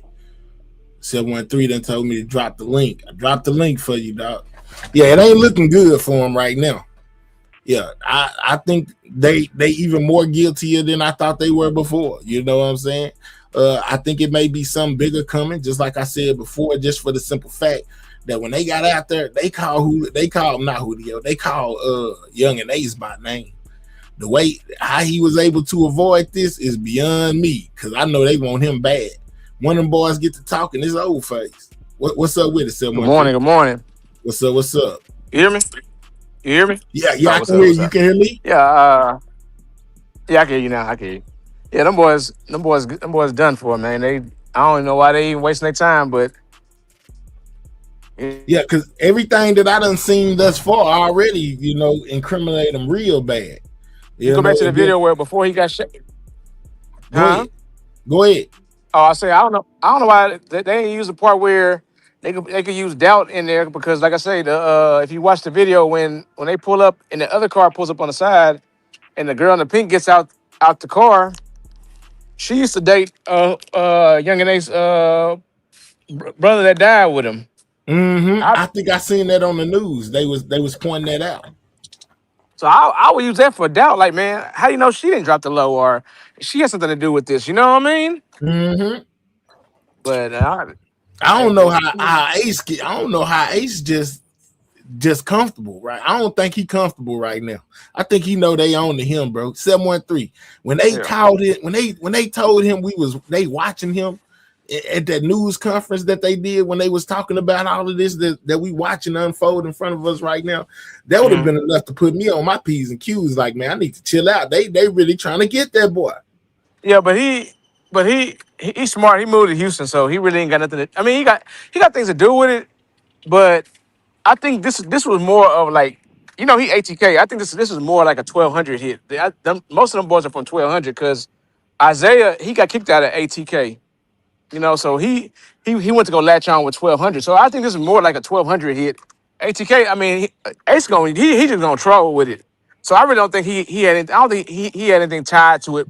But the reason why they got caught is one of the dudes went to talk to somebody in prison, and they got a recording of him kind of like subliminally talking about it. Oh wow. Yeah, if you remember the Alicia Andrews trial, Yeah. they say one of the dudes was talking to Tay Shots. Mm. So that's kind of how they kind of got caught up because they got caught fast. But didn't I think D Banks came through early and said they had they had evidence of them calling Young and Ace at like 5 in the morning, like he saying that game over something. Nah, I think he just capping because I mean if they had phone calls him calling. I mean somebody probably called him. I mean yeah, somebody probably hit him up but then they'll bring him in if they had but what can you do if you just calling them just saying hey man Foolio dead. You know what I mean? That ain't getting me locked up. Dang, man. That can't get me locked up. That's just somebody telling me. Like, I mean, I think he more like trolling, but I mean, he knows some stuff that's going on. I think he just more trolling with it. Cause like I was saying on his new song, he talking about when the last ninja died, I knew before the news. Yeah, talking about Julio. Mm-hmm. They gonna get Ace on a Rico. Yeah, he throwing it. Of course he knew. He the one that paid for it. He you know what I'm saying? He Look at Of course you knew. He ain't paid for it, man. He ain't paid for it, man. Yeah, he the one that paid for it. He organized. I don't think nobody paid for it. I really think the Sean, the light skinned dude, I think he really just crashed out. He wanted to be gangster so hard. Cause he's the one that shot at Foolio when he shot him in the foot. Yeah, I know, with the same strap. Yeah. I think he just really, really wanted to be down. You know, like he wanted to be known for being a hitter. You know what I mean? Like I said, Isaiah, he got kicked out of ATK, so you can't really tie him with them. And the two other dudes, they 1,200. So that was his way to try to get back in. Nah, they wasn't get back in by doing Foolio. They wasn't messing with him no more. They cut him off. But we'll see. So. Mahair want Young and Ace to go down, man. Look at Mahair, man. Man, he part of this. Without being part of it, he's still part of it. You know what I'm saying? Yeah, that Young and Ace is a part of it. Now, see, Young and Ace and Julio, they had something similar to Trap Boy and Yellow Bees in 3. You know, with that back and forth, that beefing through the music. You know, homeboys getting unalive. You know, that's hey. This really shows you the type of techniques they use as well, like the technology we got. Man, you see them got them aerial views, and they done went back to the other cameras, got them going down the road, and yeah, that's how they gonna do. What's his name? Keywan. They gonna do them the same way. Yeah. They gonna break all that down. Like these dudes, it's like I said, it's kind of hard to do a crime these days. You gotta be dang near. You really gotta do it by yourself, but you gotta be perfect with it, man. You know what I mean?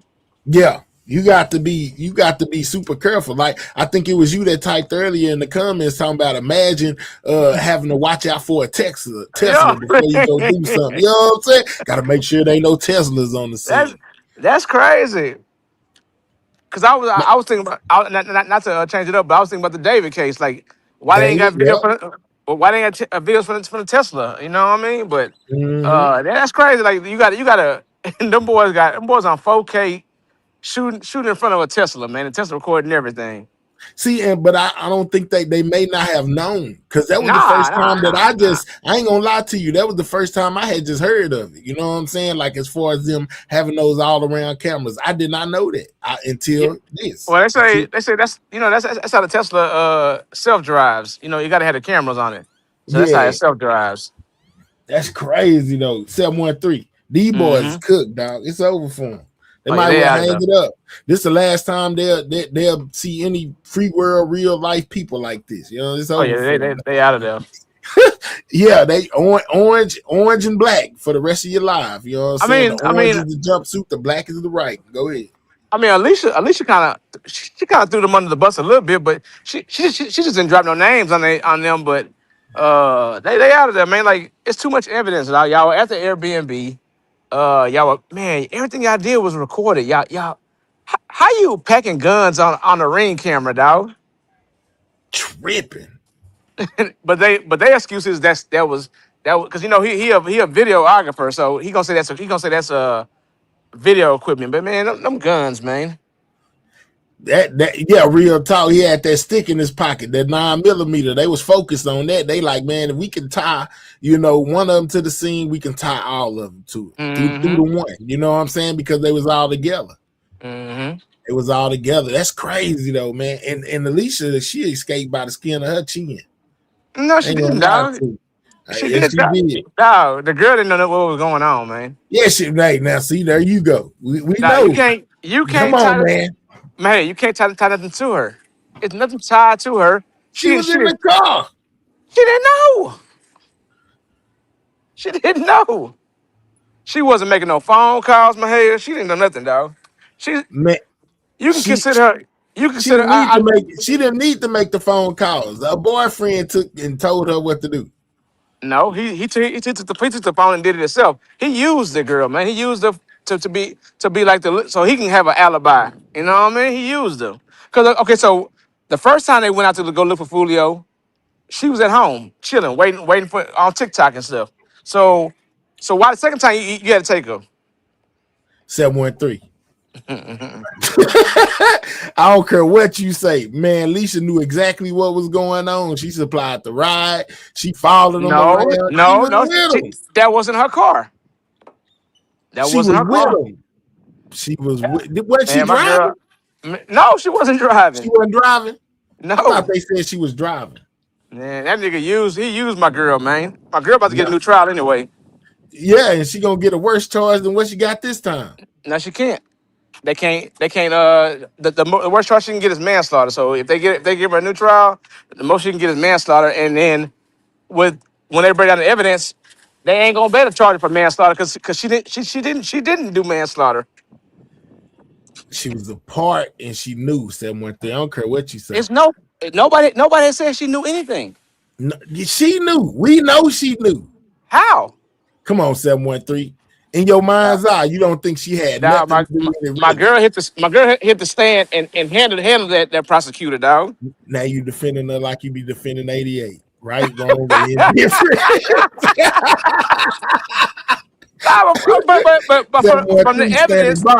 but from the evidence, Mahia, it don't show that she had anything really to do with it. That's why they gave her manslaughter. The girl was facing conspiracy and first-degree murder, dog. Yeah, I know. They knocked it down to manslaughter after that judge. That judge was terrible towards that girl, man. And all the evidence, like I said, the evidence didn't knew she had something to do with it and was outraged that she wouldn't just go ahead. That's why they got rid of her ass and do right. She on this case right here. Same judge is the one that's running this one. I know, but on her case, they threw her out. Like, so that's why she gonna get another judge that's gonna either sentence her or give her a new trial.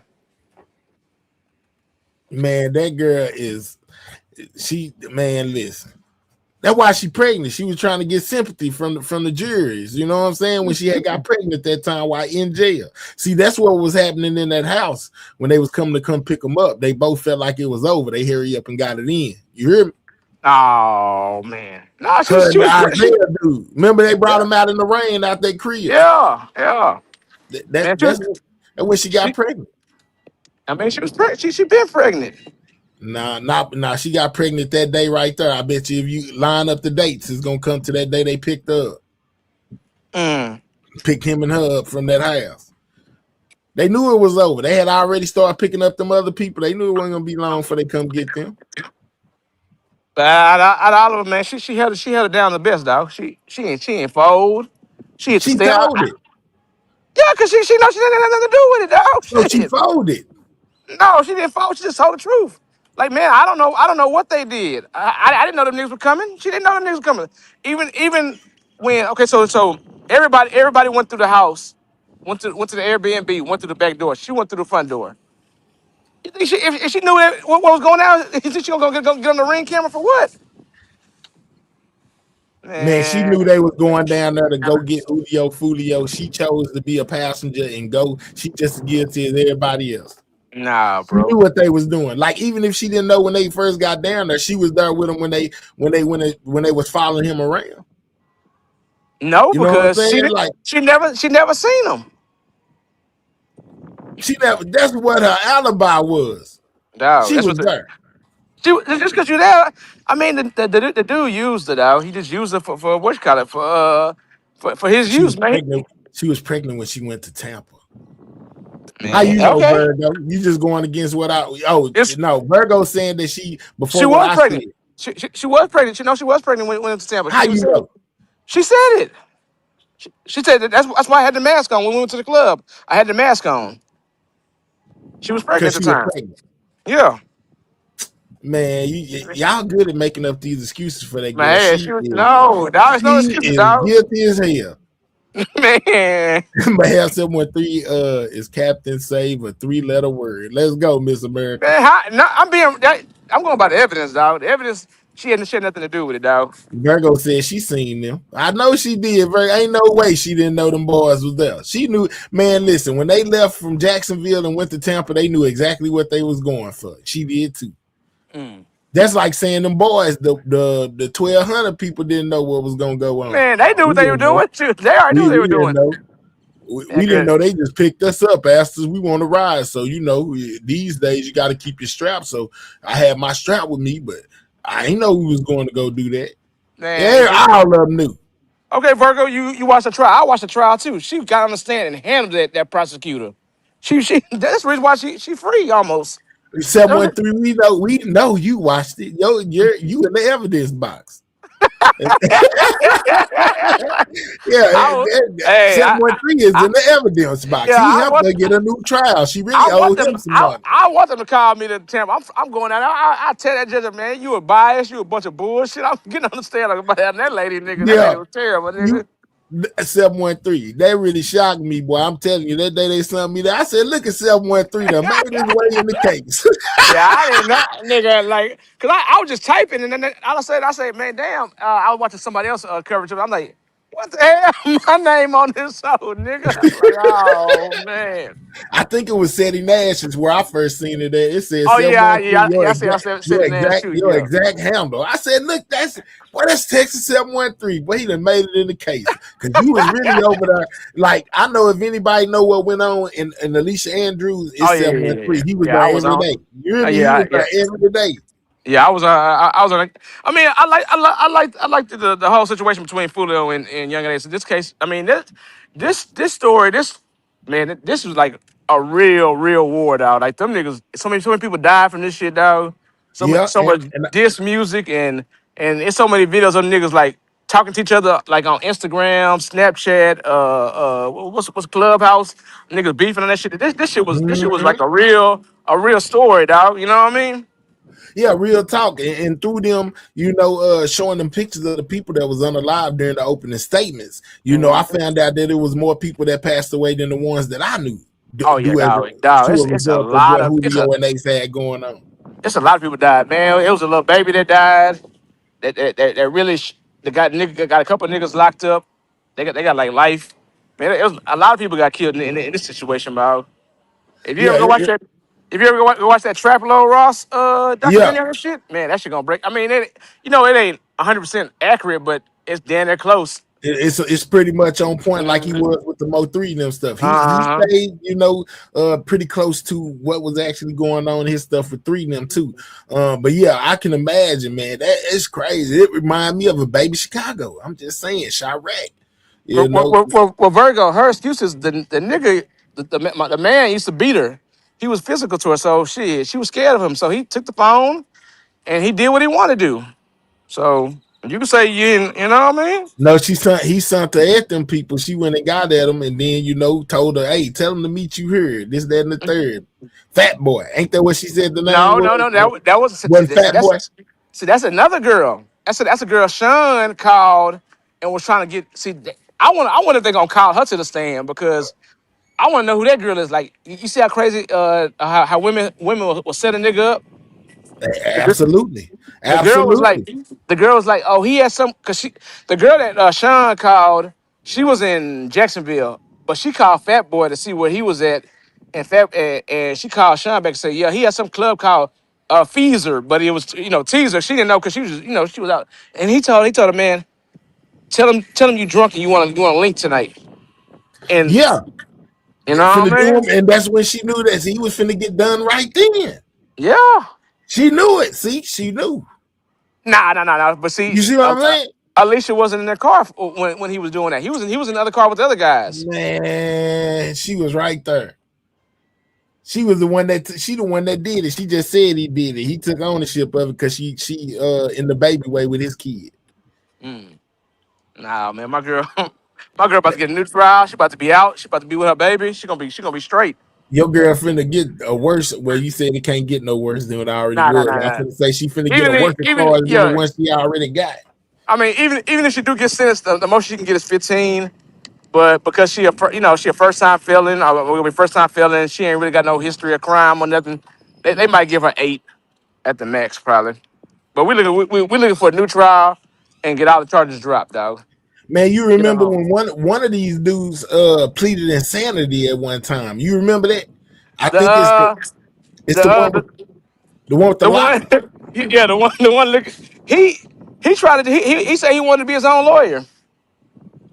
They told him absolutely not. He was going to defend himself right into a million-year sentence. Yeah. The judge was like, and she was cool with. She's like, I don't think that's a good decision because you're gonna have to know certain words to use and stuff like. She broke it down to him like, you're gonna use certain words to break down, and I'm gonna be ejecting you on certain things, and so he went and got him a lawyer, I guess. But I think they all got what you call it, lawyers. I don't think none of the lawyers paid for it. I don't know. And then all of them, what do you think about them all trying to separate themselves from each other? You know what I'm saying? Like they put in a petition to have separate trials. They denied it. And now you hear their lawyers go up there and be like, well, I think that the state's evidence will show that my client, took no part or this, that, and the third, as in some of and each one of them got up there and said that, like, still trying to separate themselves. Yeah, they just the Davion Murphy dude, the crazy dude, the one that was smiling, his lawyer trying to tell him he wasn't there. Like really? I think somebody had did a poll or was asking, was they going to be able to unmask the mask? Yeah. I seen Sco went live on it last night. That was Sco that was talking. That's what he was saying. But I mean, as long as everything match up, of course they're gonna be able to unmask him. If they do some kind of thing where they put his body type right there next to the shooter body type and this, that, and the third, they're gonna be. I feel like they'll be able to unmask him. I most definitely think these dudes is guilty, and everything that I'm seeing is showing me more and more that they're guilty. Like I've seen nothing that makes me question nothing when it comes to their innocence. They so dumb. Like you okay. So you hid on the Ring camera when y'all went down there, but when y'all were leaving to go home, all of y'all on the Ring camera. Exactly. You see what I'm saying? Come on, man. Like this was pointless. I wonder if they gave him a plea. They should have took that because taking it to trial, they about to get the. Definitely. They about to see Sparky in real life, man. They tripping.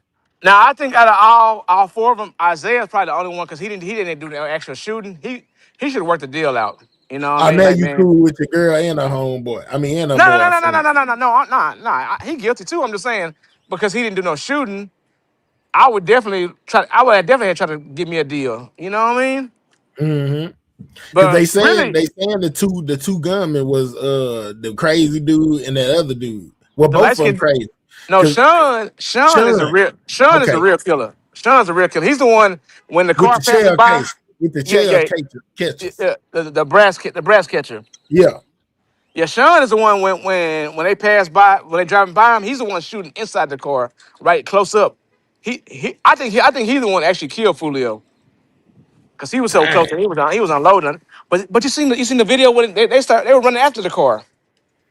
Yeah, still trying to get him. Yeah, but that was the 1200 dudes. That was the dude that was beside the Tesla or whatever, with that big strap. Man, that should look something like Call of Duty when I first watched it at first. One of them was up on the embankment shooting right into the passenger side in the front of the car. When it was coming at him, he was shooting in the front. Then he started shooting on the side as it was going around. Like that looked like Call of Duty out there. I ain't lying.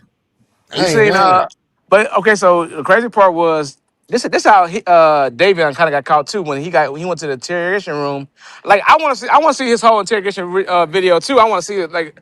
Yeah, I'm, well, I'm he was waiting. acting it out. He was Yeah, acting it out like he was like what he did in the video. but see how he got caught is they caught up with him because when he acted out the shooting, he used his left hand like as the trigger hand.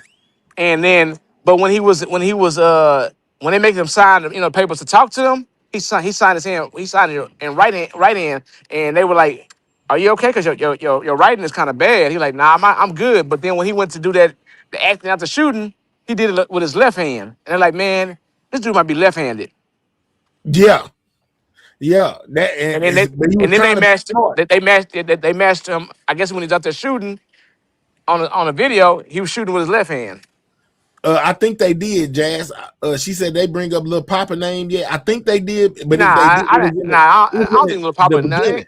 They didn't bring Lil It wasn't Papa up. in. Who the hell is Lil Papa anyway? Lil Papa's the one that Fulio beat up in the mall.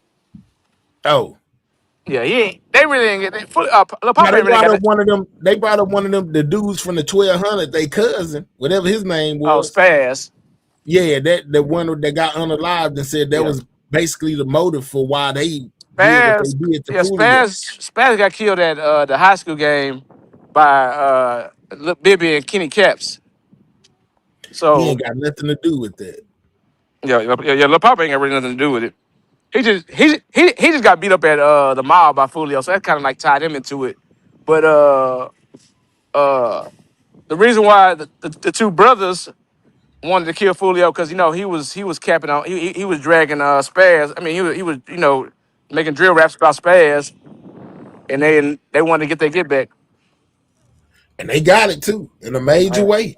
Yeah. In a major, I think Ken came through early and said that Fulio was hit by at least 50 bullets. Oh, he was on. Yeah, I mean, He said they landed 50. That means he got hit 50 times. They ripped his body up. I want to see the autopsy. They tore him up, dog. Man, boy, I'm telling you, over 50, ain't no way you making it. Oh no, ain't no way you making it. You out of there. Man, listen. He tried to jump from the front seat to the back seat and passed away in the middle with his feet in the front seat and the rest of his body in the back. I know, old buddy that was driving. I know he every day he think like, damn, I should just make that loop instead of just going straight at them niggas. You know what I mean? Mm-hmm. I know every day That's he what I think about said, that shit. Tang. Dang. Yeah, I know, man. That's cold blooded right there, man. Mm-hmm. They did him, on his birthday. On his birthday, like 23. Yeah. That's crazy, man. Man, me and IGT we were going ham in crime true crimes True chat crime. yesterday. we were going ham in that hoe. That's crazy, But man. I ain't gonna lie. I was they play Game Over. I ain't gonna lie. Game Over is the greatest diss song ever, dog. That's my ish right there. I like Game Over. Nigga, he telling the truth on everything in that hoe. See, I ain't just, you know what I'm saying? I bop to the beat and the words, it's kind of like listening to Mo 3 and them back in the day. You know what I'm saying? I'm gonna send you the picture of the niggas at the gravesite that took, and we know when Young A say every nigga took a picture at the gravesite got hit. Yeah. Them niggas got It's hit, actually nigga. a picture. It's Them actually niggas got hit, yeah. Dang. See, but that's what make Ace guilty. See what I'm saying? I know he had a hand in all of that. I feel like let me change that. I don't know nothing. Allegedly. Amazing. I'm definitely 5 in the morning, gotta call. What is this? Yeah. You hear me? Yeah. And the name of the song is Game Over. He got Julio Foolio. He got the Who Done Julio in the video. Dude put it on top of his head. Yeah, come on, man. What's up, Jazz? But like I said, he's speaking facts in the video, man. He ain't lying about nothing in the video, shit. I believe everything in the video happened, shit. He telling niggas, man, y'all got to step for this, man. We took the best. Y'all top nigga out, shit. Y'all niggas better come on, shit. I don't think they trying to mess with her. They ain't trying to mess with Young and Ace right now. They gonna let him make it. He really like a done right now, for real. Show wheels, baby. Yeah, in all actuality, 713, he like a done right now. I ain't gonna lie. Real life. That nigga turned to a streamer now. Nigga, like, y'all ain't locking Yeah, me but up. don't, but don't get it. Yeah, he's a streamer, but don't get it twisted. You know what I'm saying? I wouldn't go over there trolling him too much in his chat. I'm just saying. Oh, nah. But see, the thing about it with him is like, I really don't think it's gonna be a Rico because I don't think Ace ain't really just tied to no murders, dog. A lot of them murders are them other guys, and a lot of them guys already locked up. Like Queso locked up, Scotty locked up. Now, if he paid for him, now they're gonna do the bond out. They're gonna even tell it that he paid for him. Shit, Scotty could have got out if he would told on Queso. Well, I tell you what, Tang, he did stream yesterday. I can say that he streamed yesterday. He was over there drinking Don Julio straight out the bottle, talking about how he don't care. You know what I'm just saying? Hey, he was drinking it straight out the bottle on his live stream, playing the game, talking trash and playing the game, drinking Don Julio. But see, he's safe. He out in Houston, man. He ain't got nothing to worry about it, so he good. Yeah, do y'all think they gonna bring up Lil Papa? I don't think so. No, I don't think so. They saying down there the little Papa dude ain't got nothing to do with this. That's what Yeah, I don't think. The only thing Papa got, he just got beat up by Julio. That's all he really got anything tied to. Oh. But I know Papa, a lot of Papa partners got killed, so that's why he just was kind of like mentally fucked up in the head. And they was like some of his music or whatever. You can I don't know, but they don't sound so rowdy no more during this trial. Nah. That humbled them, Jazz. That humbled them. They know what's finna go on. Like when they put the camera on them, I look at them like, yeah, they know it's over. And then they showed the guy, Isaiah, I think it is, or one of them dudes, the light skinned dude. It was one of them in there. They was saying something about the shell cases. He over there writing stuff down. What is you writing for, dog? You got it. You got to portray. You got to portray like you busy because you want the jury to think you really care about your life. You can't be sitting there looking dumbfounded. So man, he over there with a coloring book drawing pictures, man, tripping with himself. Hey, he can't be. It ain't nothing to write, dog. Yeah, I'm writing down all my prayers, baby. I'm sorry. I'm sorry. I ain't when I was watching old girl trial, she was writing like a motherfucker. So I was like, man, She what the was hell? getting her She ain't makeup writing done and shit. her hair done. Yeah, she get her hair combed and everything. Yeah, I'm like, what could you possibly be writing right now? There's nothing that you finna say that's finna counter them showing this ammunition on the screen. You ain't got no reason to be writing nothing, dog. Yeah, that's how I know he over there with a coloring book. It was one guy in the interrogation room or whatever. He was acting like he still had a chopper in his hand or whatever. He's like, tripping. Like, baby, you caught. That dude is slow, though. That dude is slow. You seen when he got caught? He was smiling. He was smiling, most definitely smiling. Then if you ever pull up, it's a clip of him on Clubhouse. He was arguing with a nigga. He talking about, man, I'm still in Jacksonville. I'll unalive you right now. He was arguing with some nigga on there. I'm like, man, this nigga is losing it. He talking me. I'm talking about this dude right here. That's crazy. Yeah, he the crazy man. He had it. But his brother played. I'm telling you, his brother was the one that tried to plead insanity at first. Yeah. Okay, so what about the light skinned guy? They was like, he ain't got nothing to do with it or whatever. Like his lawyer just took him all the way out of it. Like he ain't got nothing to do with it. Talking about he young. He was young when all this war started. Because he only like 20. So when all the sliding from like 2018 all the way up, he was just young, probably just watching the shit. But he's the one. He's the real killer, nigga. He the one trying to kill Foolio twice. Yeah, this one right here, him. Look at my girl, man. My girl got to be free, man. Man, she guilty right along with all the rest. Ain't guilty, dog. But this the one right here that tried to plead insanity. Right here, he tried to plead insanity. This one right here did. This is the one that used the same gun over again that he shot Foolio with in the foot or whatever in the leg. This dude right here, he had the shell casings. The brass catchers. That's what 713 called. Then this is the setup girl right here. Man, my girl ain't said nothing. What about the fifth person? All right, this dude right here. This is her baby daddy. Yeah, I remember when they got caught. It was raining. They had this the one 713 say got kicked out of ATK, right? Oh, him. Isaiah, he got kicked out prior to what happened. Ace got rid of him. I told 713 he was trying. This was gonna be his way of getting back in. You know what I'm saying? He's trying to get back in to And ATK still because he ain't got in. kicked out. Nah, Shoot. man. They Yeah, going to prison. the kid. Nah, we ain't do that. She getting a new trial and she about to get out. We ain't up in no money on her books, man. She good. I wonder if she done had the baby already. Yeah, she had the baby already. Look at him. He up to date. That's crazy. Yeah, man, he is watching everything. Nah, I I'm bet he saying can. when Hey, she went 713. when she went to trial. I When she probably went to go trial, ahead. you could tell her stomach was flat already. Yeah, she wasn't bulging when she went to trial. 713 say she innocent, y'all. She The girl in innocent, trial. dog. She Nah, didn't she know nothing. guilty. She's a She's money she minder. She's a she's just a sad dumb blonde. chick. She's just a dumb blonde. Like she's just really dumb in the head. Like you know what I mean? Dumb and guilty. Dumb and guilty. And Nah, that guilty. girl. Jazz, most definitely guilty. Right along with the rest of them. She got off by the skin of her teeth, dog, because they said the judge was bad or whatever.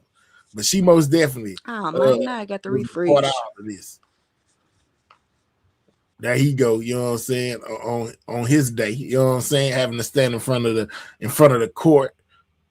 713 is gonna be her pen pal. 713 is in love with Alicia. You hear him call it, that's his girl right there. He by any means necessary, he trying to make her right. You know what I'm saying? Oh look. How she didn't have nothing to do with it. Oh, she was asleep in the car. You heard her say she didn't know. Oh, he used to put his hands on her. That's what it is. He used to put his hands on her and make her do stuff. But she talking trash to the judge, but she's scared of him. Yeah, right. Mm-mm. Yeah, I don't even sound right. You talking crazy to the judge, but you supposed to be scared of your boyfriend. Make it make sense. They finna get some time too. Like they finna get some time up. Real time, Jazz. It's nothing that I've seen that made me question like if they did. Everything just point to them. Everything. Everything points directly to them. Yeah, I got kicked out. My fault. You good? Yeah. Everything gets pointed right at them. They so guilty. They so guilty. That don't make no sense. They worse than the Dolph trial. This is crazy and very sloppy. It's crazy. And the thing about it was like Isaiah and Sean, man, they came from good homes. They live in big houses, man. They just wanted to be They down don't so know bad. nothing. Yeah, they want to be down like Brandy. Yep, they want to be down so bad. They want to be down so bad. But they throw their whole life away. Oh yeah.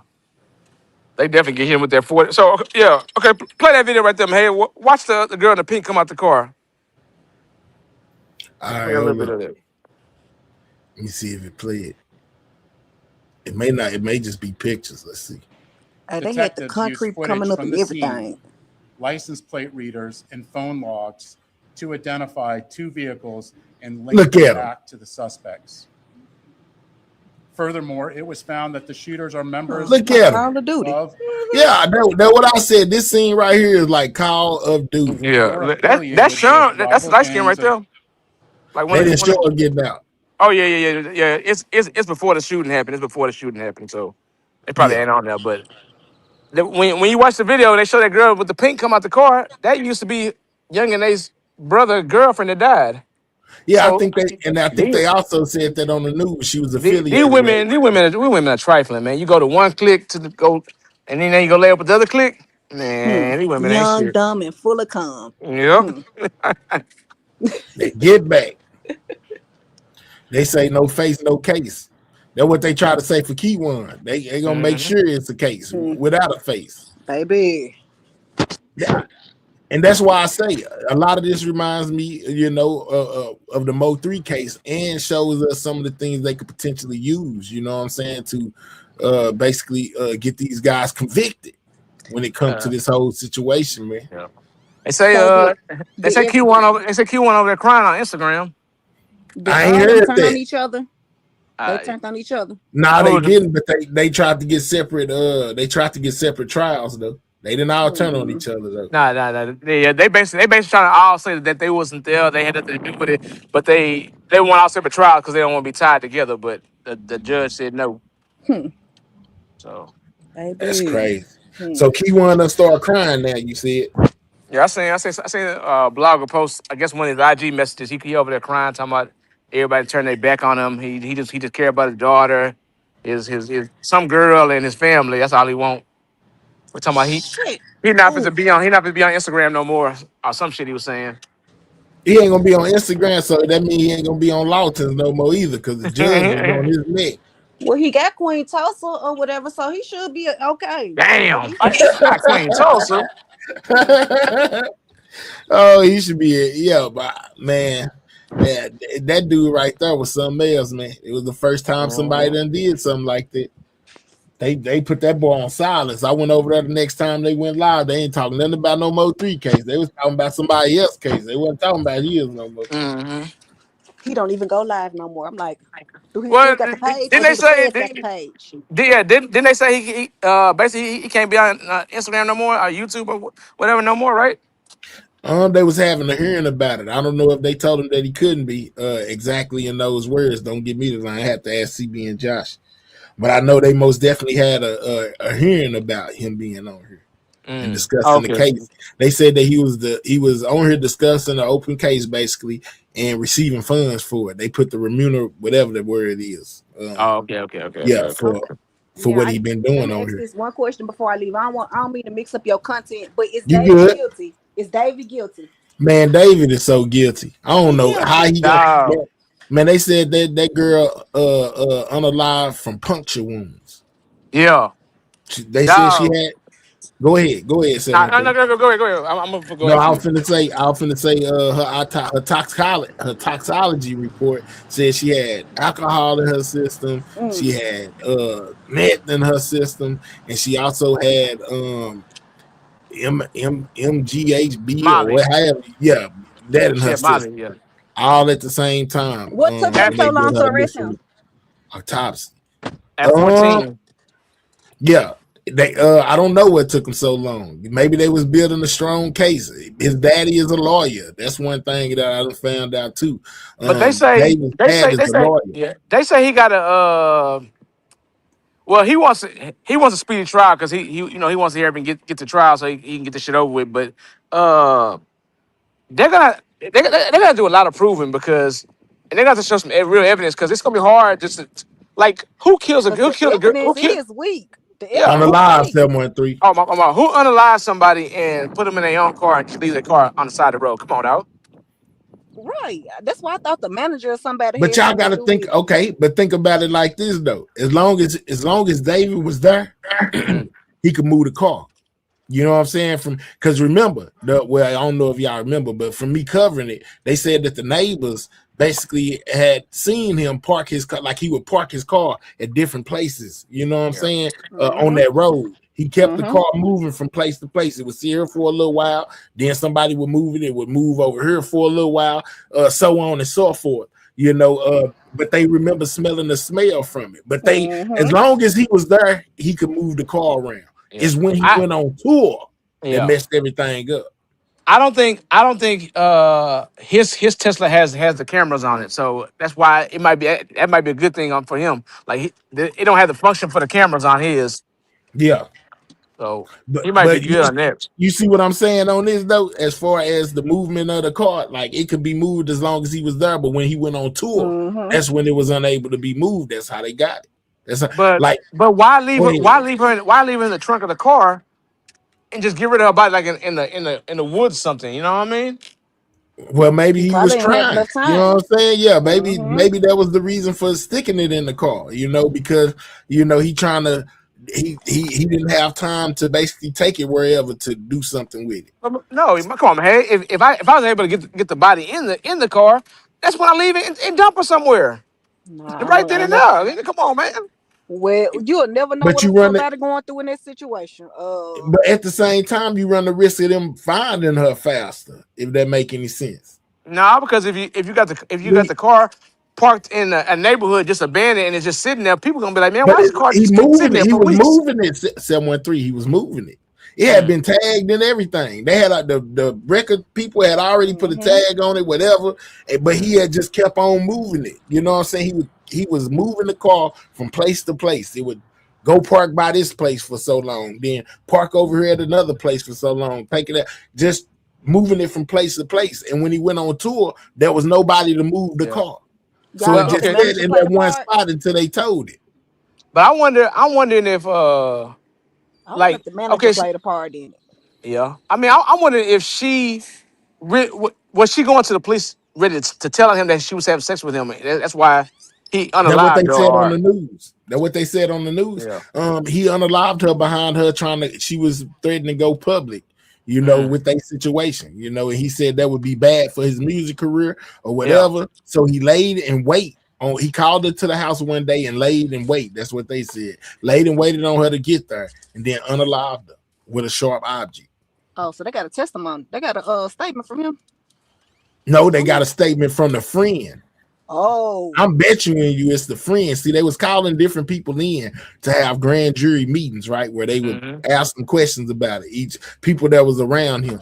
But his homeboy, Nico or Neo or something like that, something with an N, he an Asian dude, the best friend. They called him in.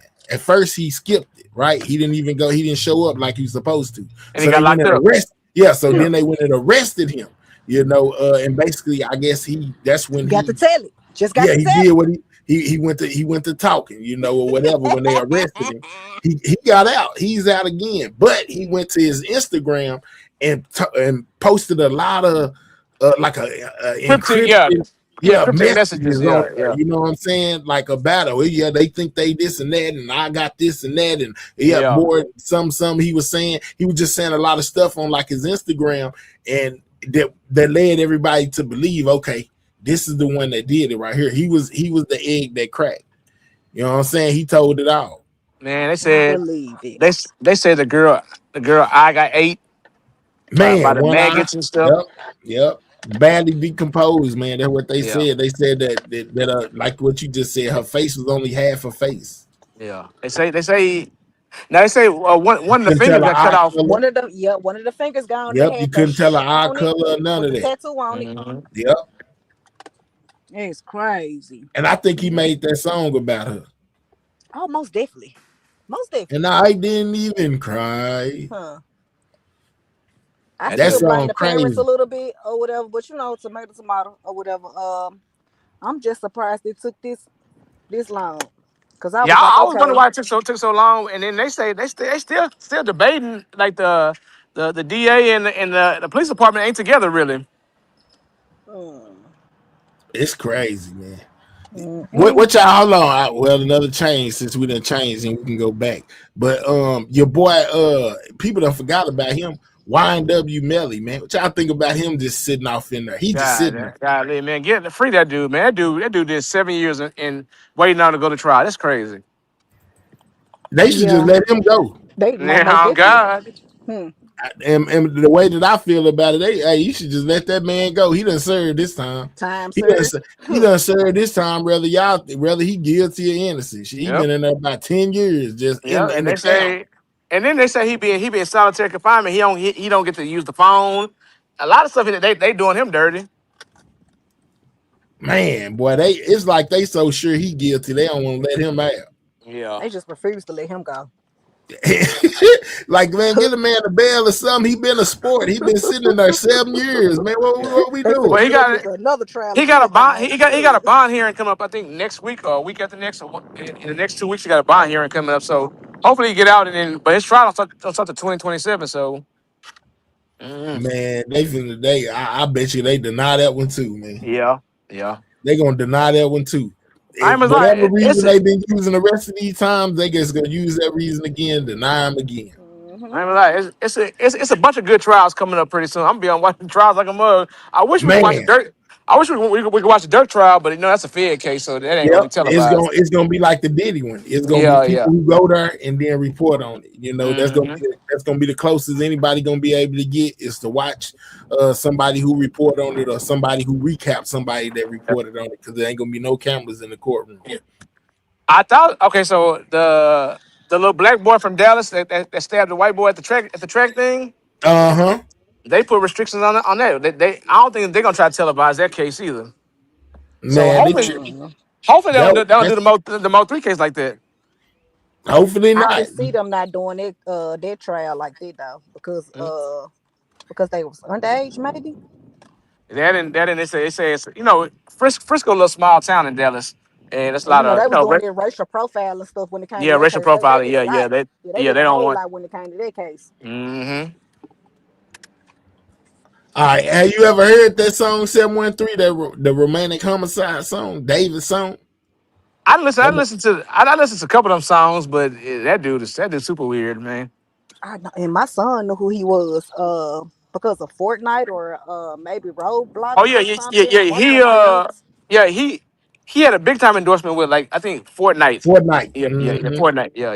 He had a big time endorsement with Fortnite. Here y'all go. Here go this. Here go the David song that was about what he did to that girl. 3, you hear that? Yeah, That man, that wasn't. dude weird, man.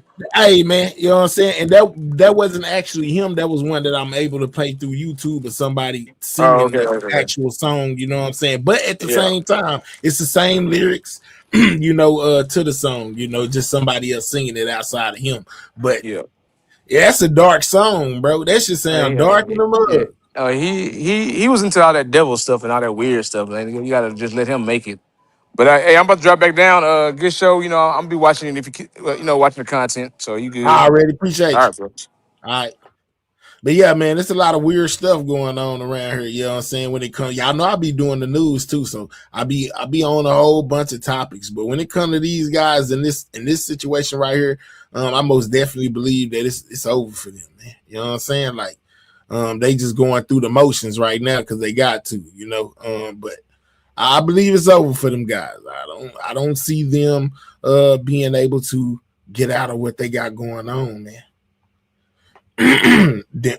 Dorn Demon. Yeah, he most definitely dark. Hold up, where was we at? Man, I wonder how long we got until they start up again. Probably about 30 minutes. All right, let's get back into some Julio content. Let's just do that. Until they start back up with the actual court run. Since y'all don't be wanting me to get off and take no break, be like, man, just stay on. All-Star Jr. Stood over Ben 10 and ran out of bullet. Damn, man, Ben 10 is good now too, and also talking trash on social media again as well. They say he might have just incriminated himself. That's what they said as far as the last thing he done said to the public, and he said it. All right, let's go here. Little catch up.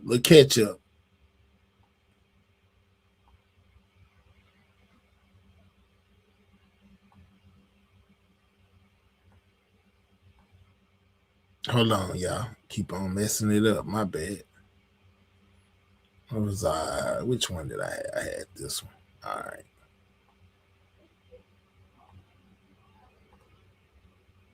July 29th press conference, authorities had already arrested 21-year-old Isaiah Chance Jr., 21-year-old Alicia Andrews, and 18-year-old Sean Gathright. But they were still looking for Rashad Murphy and his cousin Davion Murphy. Tampa Police Chief Lee Burkhoff said at the time the group tracked down Julio Foolio after his location for his birthday celebration was posted on social media for his more than 1 million followers to see. So what was the motive behind the rapper's murder? Chief Burkhoff said an ongoing gang feud that spanned more than a decade. The day after the July press conference, another arrest. Rashad Murphy was arrested at an apartment complex in Jacksonville. The Jacksonville Sheriff's Office said negotiators spent hours attempting to get Rashad out before more SWAT units used their own tactics to force that one got picked up at the apartments. Him out, leaving the only one left on the run to be Davion Murphy. But all that changed 6 months later on January 6th of this year, when the fifth and final murder suspect was arrested. According to the Jacksonville Sheriff's Office, 27-year-old Davion Murphy was arrested by the Sheriff's Office gang unit and U.S. Marshals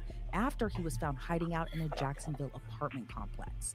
Davion, his cousin Rashad Murphy, as well as Sean Gathright are accused of being the triggerman we saw in that shocking surveillance video. Meanwhile, Alicia Andrews and Isaiah Chance are accused of being lookouts who followed Julio Foolio while he was in Tampa. And despite Andrews and Chance... Oh, she was a lookout, and so was the other one, her and her boyfriend. Not being the alleged trigger pullers, they still face the same charges as those who were accused of gunning down Julio Foolio and injuring 3 other people. Alicia Andrews, Isaiah Chance Jr., Sean Gathright, and Rashad Murphy have all been behind bars since their arrest last summer, all held without bond, and they all pleaded not guilty. As for Davion Murphy, he has yet to enter a plea, but a judge ruled he'll be kept behind bars as well. You're charged with murder in the first degree, conspiracy to commit murder in the first degree, attempted murder in the first degree, attempted murder in the first degree, attempted murder in the first degree, and attempted murder in the first degree. Wow. Bonds are set at no bond on each count. Your case will be passed until January the 21st at 2 o'clock in this courtroom for review to make sure that Hillsborough County is coming to pick you up. Thank you, sir. With all 5 murder suspects now behind bars, let's break this down with attorney Melba Pearson. Melba, great to see you, and thank you so much for joining me today. You know, I remember when this case first unfolded, but when the takeoff case, you're right. Footage, it seemed like this well-planned and organized crime. But what's your reaction to this whole case? So, Elizabeth, always great to be on with you. And this is very sad, tragic, and disturbing. It seems to be sort of a gang retaliation type of situation. And to see so many people involved, it's not just like one person had a beef with another person. These are 5 people who orchestrated this. They were stalking him on social media, tracking his every movement, everywhere he was going, with the express purpose of ending his life. So it just is, it's heartbreaking. It's so tragic on so many levels, because you have a talented artist who is really trying to make something of himself in this world, and his life unfortunately was cut short. Old Foolio, man. It just shows you, man, when you play stupid games, you win stupid prizes, man. You know what I'm saying? Talents gets lost every day behind the street beef, man. This drill music, something else. You know, and yeah, man, he most definitely got what he was looking for. Just kind of going through the timeline of everything, you know, Alicia Andrews, Isaiah Chance, Sean Gathright, and Rashad Murphy were all arrested last summer, about a month after the murder. But Rashad's cousin Davion was on the run for 6 months. Then he was found at an apartment complex in Jacksonville. How do you think he managed to stay under the radar that long, given that he was found in what's been reported to be his own hometown? And that's that smile 713 was talking about. This is a picture of him when he first got caught. They caught him after being on the run 6 months. He was acting crazy, you know what I'm saying? That's when he got up in that interrogation room and did the thingy with the invisible gun. Down. Well, there's several different ways that this could have occurred. Well, first of all, I think a lot of people have the misconception that when someone goes on the run, they're like getting on a plane and going to a foreign country, right? That may happen if you're ultra rich, but the average person who may find themselves in this type of situation and decides to go on the run does not have the means to be able to go anywhere too far. So it may have been a situation where the defendant may have gone and visited relatives in a different city for a little while, or maybe went to, a lot of times, I live in Florida, a lot of times we find defendants in Georgia, right? Because it's a drive away. It's not a flight necessarily, or it's not so difficult in order to get to. But also too, sometimes when you look at some of these defendants, they're very good at staying under the radar, meaning that they're constantly moving locations. They're not staying in any place for any prolonged period of time. They may be using burner phones. So to clarify, a burner phone being basically one that's not tied to your name, like you went down to whichever company and got a subscription. You basically go to a corner shop, buy a phone, kind of pay as you go. That way it's not tied to you specifically. So you could be using burner phones in order to communicate with loved ones so that law enforcement can't necessarily track or ping your cell phone location. So there's a few different ways that those who are trying to avoid law enforcement can go about doing that. But again, I'm not stunned that he was found in his hometown, because again, it's a safe territory for him. He knows it well. He knows the hiding places well. And so this is pretty much par for the course, unfortunately, when you look at these types of situations. Yeah, and then I think, maybe there was that feeling of relief, possibly, given that he was grinning pretty big whenever Jacksonville deputies took that photo of him after he was apprehended. Now, authorities say that Alicia Andrews and Isaiah Chance didn't pull the trigger that killed Julio Foolio and injured those 3 other people, but they are still charged and face the same charges as the other defendants, including first-degree murder. Is that surprising to you at all? It is not surprising, because you don't necessarily have to be the trigger person to be implicated in a murder plot. This is under the theory of what we would call a principle. So basically you have given substantial aid in order to make this crime occur. So maybe you didn't pull the trigger, but maybe you were the person tracking on social media. Maybe you were the person who got the gun and gave it to the trigger person. Maybe you were the person who facilitated payments or something along those lines, or lured the person to where they eventually were killed. Now, I'm just giving different scenarios as to how this could happen, but if you are someone that was basically an equal partner in this conspiracy to kill someone, you face the same exact consequences as the person that actually pulled the trigger. And what could a trial like this really look like, you know, especially in the next few months where Aaliyah Andrews is expected to go on trial, but she's being tried separately from her other co-defendants. What could that look like, given that there are 5 co-defendants in this case, but it seems like at this point, you know, Aaliyah Andrews is being tried possibly later this summer as well. And then the other 3 defendants, which include Rashad Murphy, Isaiah Chance, and Sean Gathright, are going to be tried next year. And there's no set date yet just for Davion Murphy. But again, what could the trial of this type of magnitude really look like?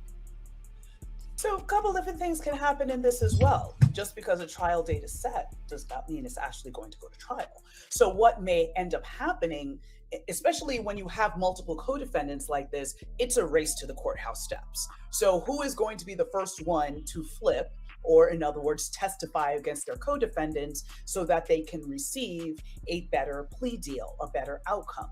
Because first-degree murder in Florida is a death penalty offense. So not sure, based on the facts, whether or not the prosecutor's office in Jacksonville will be seeking the death penalty or not. But even if it's not the death penalty, the other alternative is life in prison. And so if you can testify against your co-defendants and maybe get 20 or 25 years in prison, then at least you have an opportunity to maybe have some sort of life on the back end of that versus serving the rest of your life in prison or being executed. And so I'm anticipate that one of the 5, at the very least one of the 5, is going to end up testifying against the other co-defendants. Guess we'll have to wait to see how that'll all kind of play out in these next few months. Let's kind of get into the motive of this shooting. Officials say it has to do with the gang feud, but what's your reaction to that motive and even the heavy planning that went into this deadly ambush, given the suspects are accused of traveling all the way from Jacksonville to Tampa, Florida, just to kill Julio Foolio? Gang cases are extremely sensitive because of the fact that you have this territory and turf and anger and, you know, dispute over whether it be a drug trade and, you know, this is my section, and then that means you're interfering with my revenue stream. So basically I'm not able to make as much money because of your interference, or you disrespected me in some way. But to see the level of planning that went into this tells me it's more than just you stepped on my shoes and now I'm mad at you. There's something much deeper here afoot. I believe that if we look at maybe text messages between all of the defendants, look at their social media, maybe there's other witnesses that can shed light as to what was really going on behind the scenes. But that level of planning to me speaks to a higher level problem in terms of they're targeting him because they believe he owes them money, or again, he somehow interfered with their criminal activities or even walked away. Because there's another aspect to that as well. If you are part of a gang, it's blood in, blood out. So you have to do something pretty terrible and illegal in order to get into the gang. But in order to leave a gang, you generally do that feet first. So that could also be playing into the scenario as well. There's a lot of unanswered questions at this juncture. I think we'll learn more as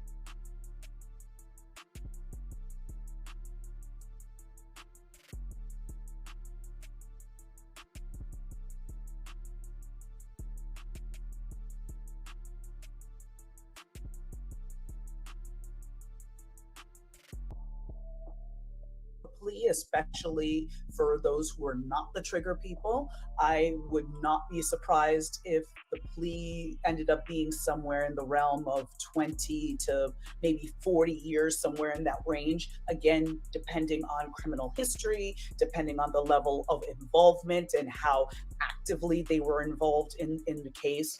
And so, that's what I think will happen in terms of pleas. But there's going to be one or two people who are going to decide to go to trial. And again, My bad, guys. All right, we back. We back in the courtroom now.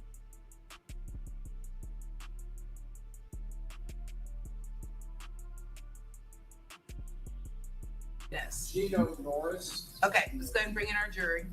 Oh,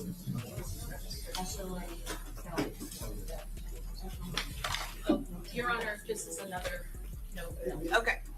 And for the media, again, this is another non-law enforcement witness who does not wish to have their face broadcast.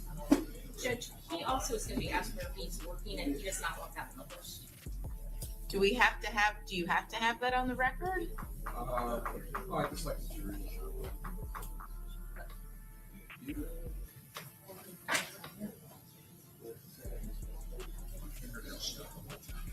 Can you just ask him if he has a full-time job without disclosing where?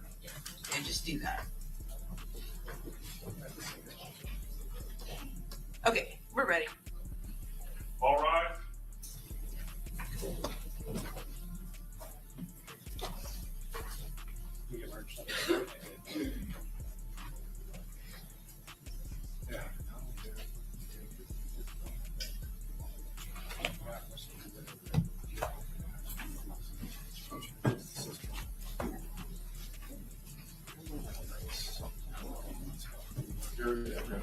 Okay.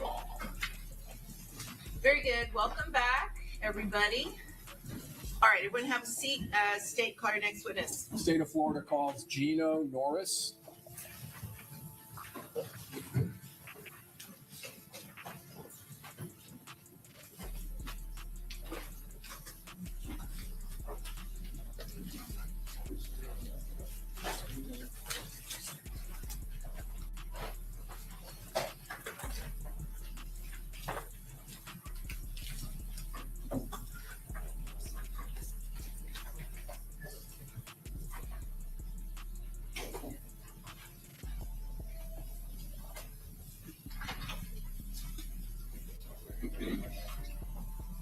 Do you solemnly swear or affirm that the testimony you're about to give in this class will be the truth, the whole truth, and nothing but the truth, so help you God?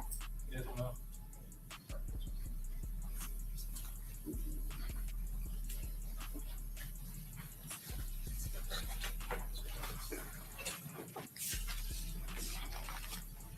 All right, you may proceed, Mr. Harmon. Thank you, Your Honor. May it please the court. Good afternoon, sir. Good afternoon. Can you please state your name? Gino Norris.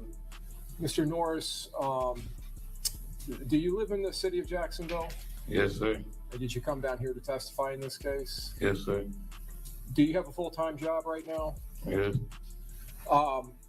Did you know an individual named Charles Jones? Yes, sir. And in 2024, June of 2024, do you remember him passing away? Yes. How long had you known him, Mr. Norris, at that point? Say about 10 years. 10 years. Do you remember when you first came to know him about how old you were? Probably like 14. 14. Was he same age as you or older than you? He older than me. Did you go to the same school that he went to? No, sir. When you met him, when you were 14, was he rapping at that time? Yes. And Mr. Norris, did you go to high school in Jacksonville? Yes, sir. So I want to draw your attention, Mr. Norris, back to June of 2024, the time when Mr. Jones passed away. Do you recall traveling here to Tampa with him? Yes. And do you recall how you came down here, whose car it was? His car. His car. Was it just the two of you, or was there someone else with you? It was me, him, and Robert. Okay, Robert Howard? Yes. Do you remember who was driving on the way down? They took turns. Did you take turns driving? No, sir. So just Robert and Charles? Yes, sir. Now, at that time, when you would talk to Charles, how did you refer to him? What name did you refer to him by? Let's call him Julio. You called him Foolio? Yes.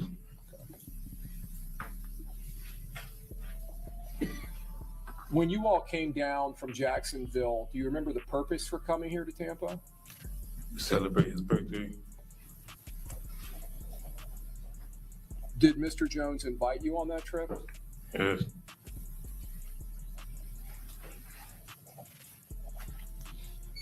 When you all arrived, do you remember where you stayed? Yeah, we had a B&B. Airbnb? Yes. Do you remember where that was? It was like St. Pete. St. Pete? Yeah, around that area, I think. Okay. Would that have been a Friday night? Yeah, I think, yeah, we got here like on a Friday. Okay. And then the following day, did you all end up going to another Airbnb? Yes. And was that in a different location? Yes. Were you aware that Mr. Jones was posting things on his Instagram account about his birthday party or about people coming to the Airbnb? I know he was posting, like promoting it. You knew that he was promoting? Yes. So I want to move to the Saturday night when you're at the second Airbnb. Is Robert Howard there? Yes. And Charles is there? Yes. Were there some young ladies that came down from Jacksonville that evening or that day? Yes. Did you know those women?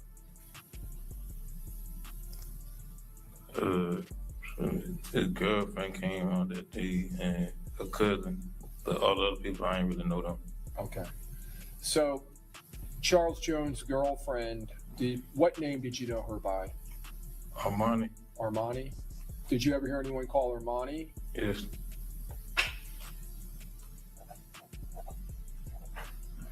And was there some type of a celebration or a party that night at the second Airbnb that Saturday night? Yes. And you said there was people showing up that you didn't know? Yes. Okay. Do you remember approximately how long that party lasted? No, sir. I can't remember exactly how long it was. At some point, did the party end? Yeah, because we were finna get ready to leave the club, and the B&B lady basically came like, they were finna kick us out. All right, you all were getting ready to leave? Yes. To go anyways, but then the lady who owns the Airbnb kicked you out? Yeah, she sent a call, like, sent the police, saying that like, it was a fight or something. So the police came? Yes. Did you have to pack up a lot of stuff to take with you when you left? Yeah, we had to get everybody's stuff out of B&B, because they had already left.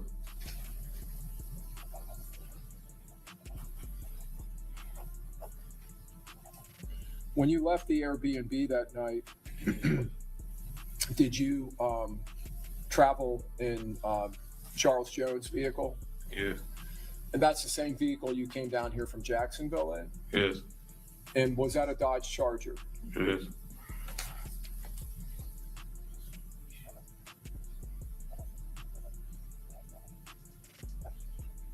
So you leave the Airbnb, where do you all go? What a club called? I think it was called Teaser or something like that. Okay. And that was a club you went to? Yes. Here in Tampa? I think that's what it was called. Yes. Teasers? Yes. Okay. When you were driving from the Airbnb to the Teasers, other than you and Charles Jones, who else was in the car during that trip? This man say was in the car with us. Who was? Zay. Xavier Edwards? Yes. Is that someone you know? Yes.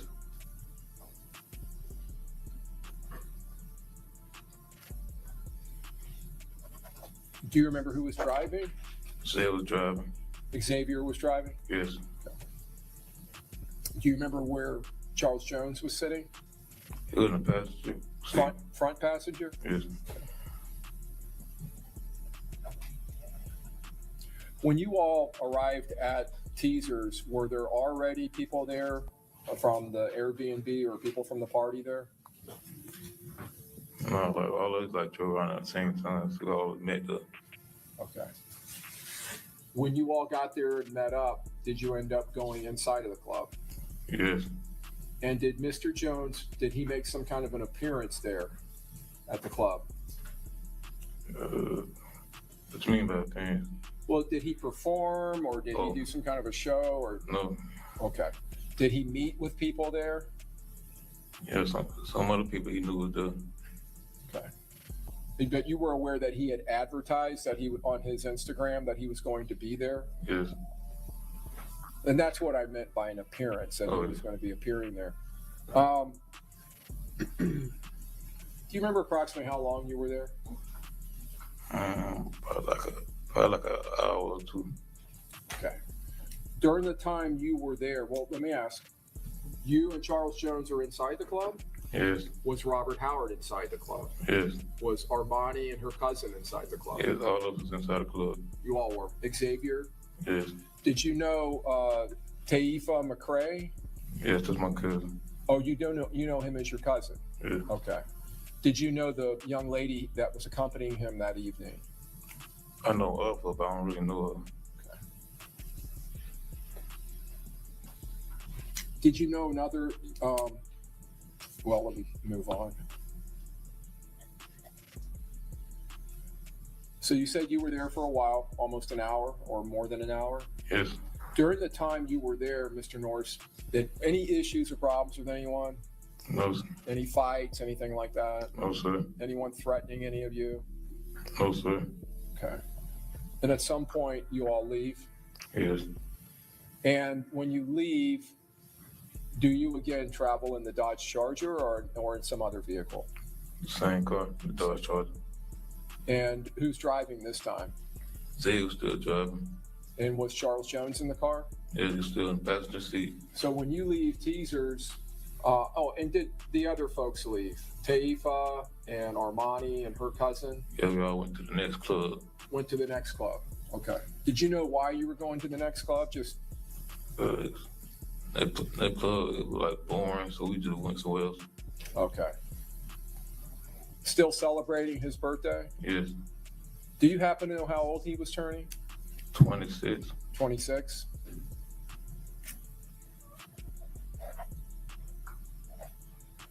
When you got to the second club,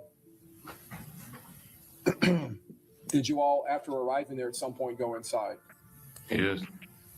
Do you remember if that required you all to go up any stairs or steps? Yes. Do you remember if Mr. Jones was doing anything with his phone, if he was live streaming or doing anything like that? Yeah, he was recording a video. He was recording a video? Did you ever see that? Yes. You all go into that club. What do you all do in that club? We just party. Just hung out? Yes. How long do you remember how long you were at that club?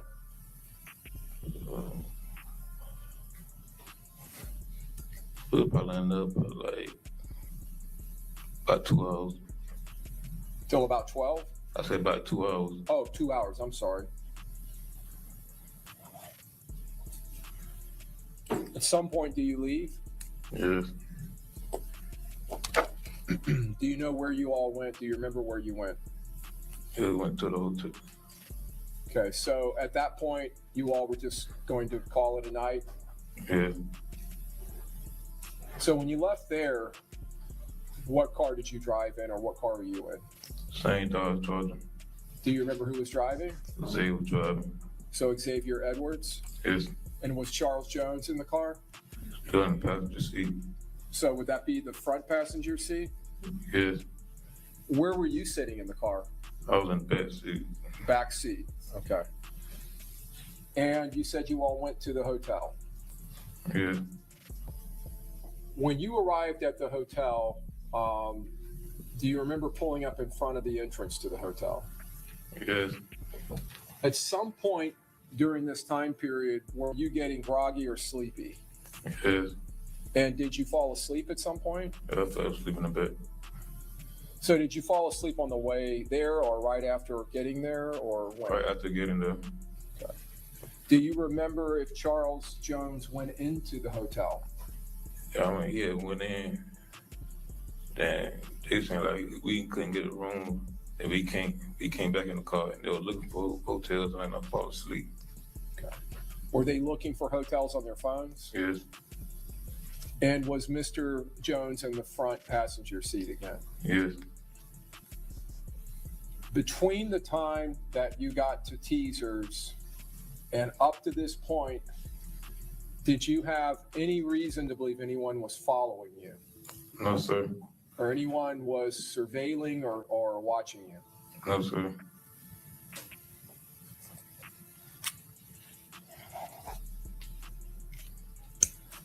Do you remember at some point waking up or being woke up? After the shooting is when I woke up. Okay.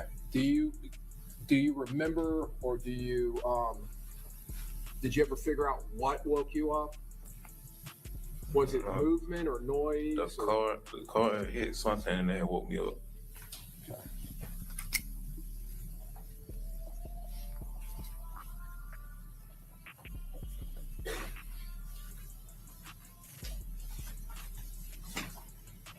When you woke up, still in the back seat? Yes. What did you see when you woke up? What did you observe?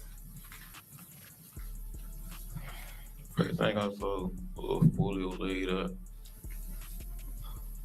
And I looked up, saw the holes in the window. I saw Jose covered in blood. Did you at some point realize that you had been injured? No, I didn't really realize that till we got in the hotel. Okay. Did you realize when you woke up that you were no longer sitting in front of the hotel? Yeah. After you woke up and you see Mr. Jones and, well, let me ask you, is Mr. Jones, does he appear to you, what shape or condition does he appear to be in? Like he's gone. He's gone? Okay. And when you saw Xavier with blood on him and you saw the window, the condition of the window, did you put all that together? Yes, at first I thought we got in a car accident until I saw that. You thought you got into a car accident? Yeah, before I looked up, it saw like the bullet holes in the blood. I thought it was that. When you saw that, the bullet holes and the blood and the condition of your friend, what did you think at that point about your own safety, if anything? I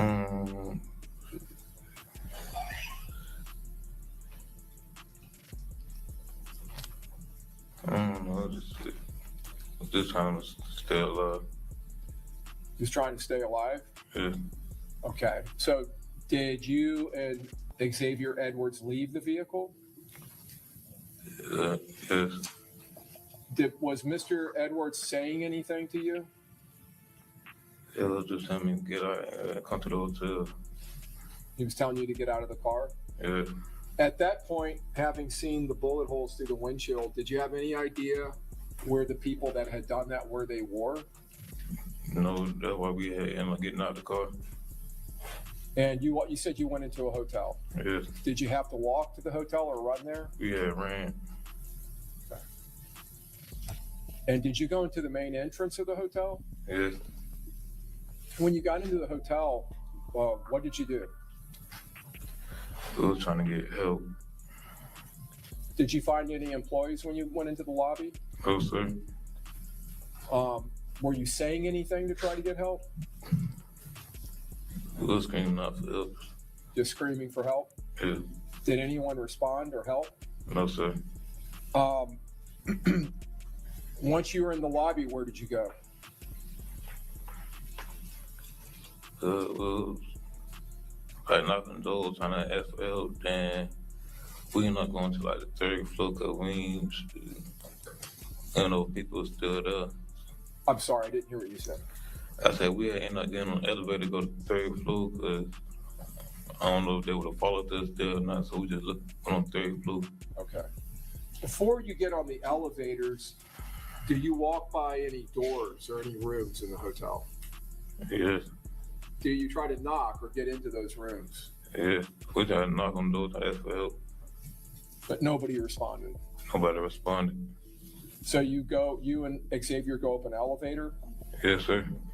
At that point, what kind of condition is Xavier in? He bleeding real bad, but he ended up falling against the wall. Like he felt like he finna die. He kept begging me not to let him die. He was begging you not to let him die? Yeah. You said that you realized when you got into the hotel that you had been shot. When did you come to that realization? Was it in the lobby or once you were on the elevator? When we got to the third floor, when he fell against the wall, he told me to check his head and make sure he didn't get hit in his head because he was bleeding a lot from his head. And when I looked down, I saw a hole in my arm. Okay. But, okay, me back up. So Mr. Edwards is asking you to check his head, you said? Yes. Because he's bleeding from his head. Yes. And you ended up seeing that you had been shot. Yes. Where were you shot? My right arm. Your right arm? What part of your right arm? Not the upper. The upper part? Yes. Did you and Mr. Edwards end up on the floor at some point? Or did you sit down or lay down? He, when he fell against the wall, he was like on the floor. But I ain't really get on the floor till the police came. Okay. What caused you to get on the floor? The police made us get on the floor. They made you get on the floor? Yes. Okay.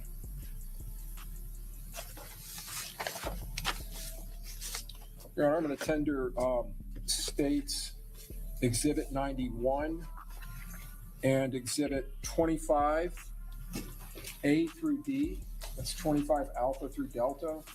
And States Exhibit 91. Tendered for admission. 91 is in, counsel? Okay, thank you. So to 25A through D, any objection? Mr. Gonzalez? No objection. Mr. Zanardi? No objection. Mr. Wise? Mr. Petridis? Okay, admitted. Publishing States 91. Mr. Norris, I just want you to take a look at this. Does that photograph depict how the position you and Mr. Edwards were in when the police arrived? Yes. Okay, now on Mr. Edwards, is that blood on his face? I know that's not very good. Let me try to do something here. See if that helps. Yep. Can you see blood on his face? Yes. Okay. And your shirt was an all white shirt? Yes. But the red now on the shoulder, is that blood? Yes. Did the police contact Tampa Fire Rescue or some EMT or paramedic that came to assist you? Yes. And were you and Mr. Edwards both taken out of the hotel on gurneys? Yes. Were you taken to a local hospital here in Tampa? Yes.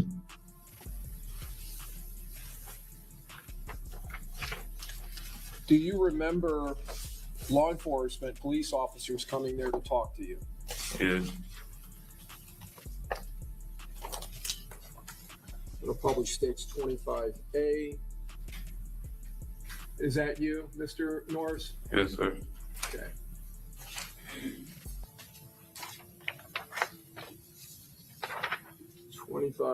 B. Do you recall, did they give you pain medication? Yes, sir.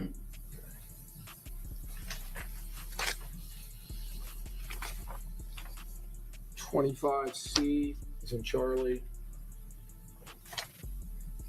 Let me orient it this way. Is that you laying in a hospital bed or in the emergency room? Yes.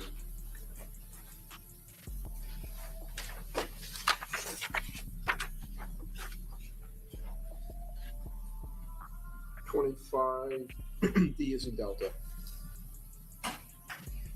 And a close-up of the wound to your arm.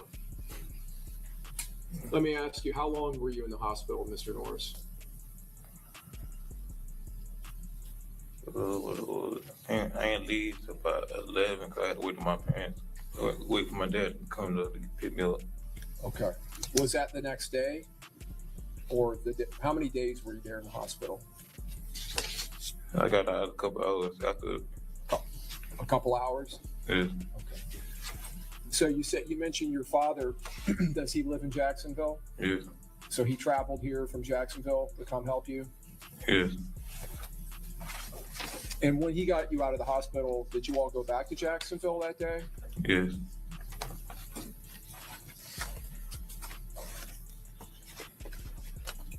So I want to go back to the Airbnb and the party.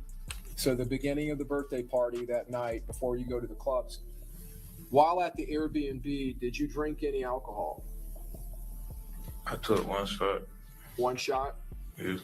And then after getting to Teasers, did you have anything to drink at Teasers? No, I wasn't a drinker then. That's like the only time I drunk. I'm sorry? So I wasn't a drinker then. That one shot, like the only shot I had took. Okay. That's the only alcohol you had that night? Yes.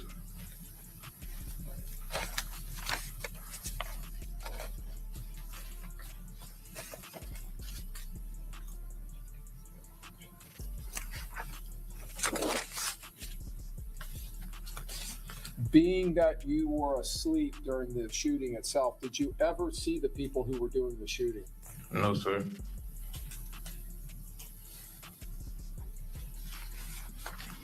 You got anything else? Okay. I'll tender the witness, Sean. Thank you, sir. Okay, Mr. Gonzalez?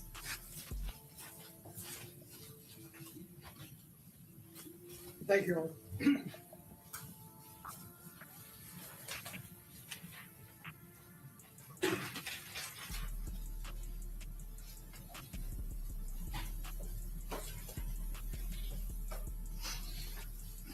Good afternoon, Mr. Norris. Good afternoon.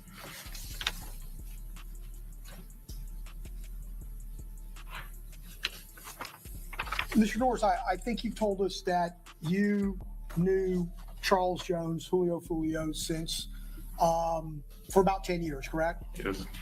And you knew him very well. Yes. You saw him all the time. You spoke to him pretty much daily, correct? Yes. And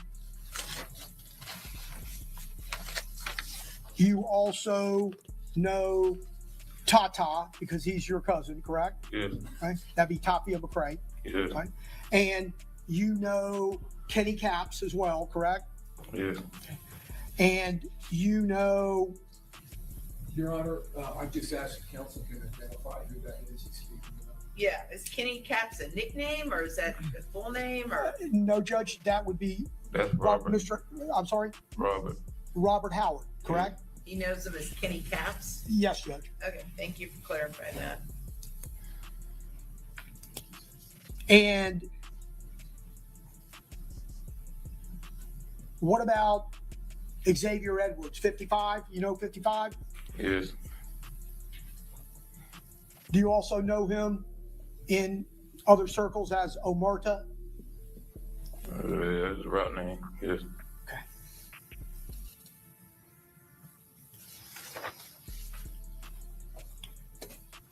You're aware that Mr. Jones and the other gentleman that I named, they are part of 6 Block, correct?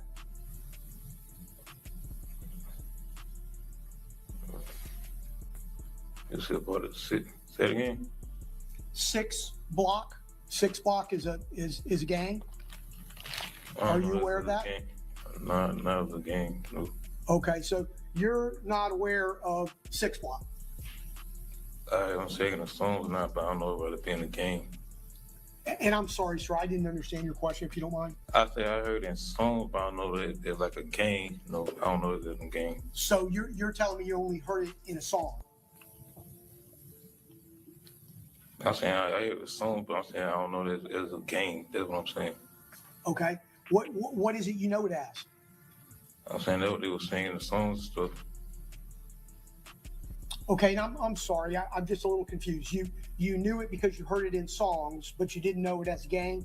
Yes. Is that, and I don't want to put words in your mouth, is that what you're trying to tell me? Yes. Okay. And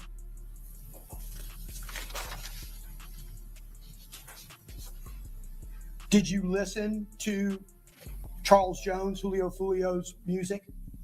Yes. Okay. Did you listen to other drill rappers' music? Yes. There are lots of drill rappers. Objection, Your Honor, outside the scope. I'll overrule at this point, but go ahead. There are a number of different drill rappers, correct? Yes. And they all pretty much sing about the same thing, correct? Yes.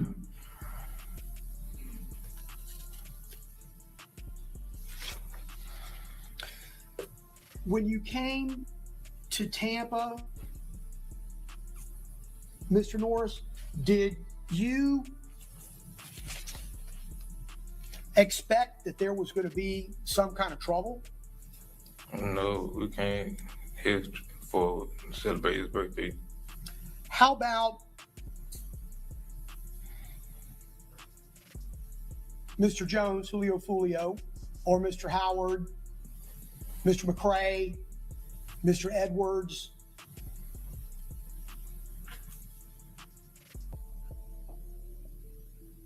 Strike that. Strike it.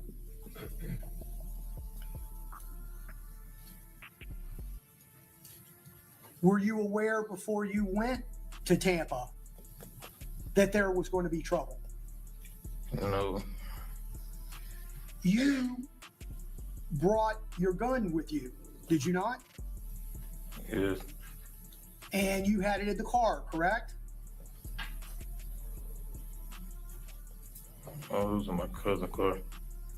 Your cousin meaning Tata, Mr. McCrae. Yes. And there were times when you were in Tampa that you were in that car at certain times, correct? No, I didn't ride one cousin. I don't have anything further. Thank you, sir. Okay, any questions, Mr. Sonardi? Ms. Toomey has some questions. Okay, Ms. Toomey?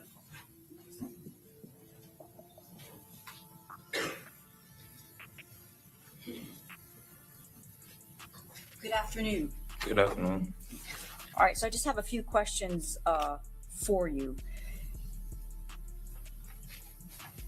Would you agree with me that you don't know or you don't have any idea who was responsible for killing Charles Jones? No, man, I don't know. Okay. And Charles Jones was actually your cousin, correct? Yes. Yes, you were very close with him? Yes, ma'am. And you would also agree with me there's a lot of different groups and a lot of different people that did not like Charles Jones, your cousin. Objection, outside the scope, Your Honor. Overruled. I'll give you a little bit of latitude on this. A little bit. Correct? Yes, a lot of people didn't like him. And the reason why a lot of people didn't like him was because of his music, right? Objection, speculation. If he knows, if you know the answer, you can answer. I guess so.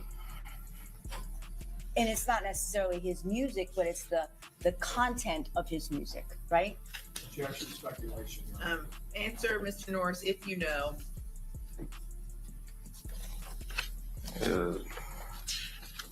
I guess, You don't know? nothing. I'm sorry, I can't understand you. Can you repeat the question again? A lot of people don't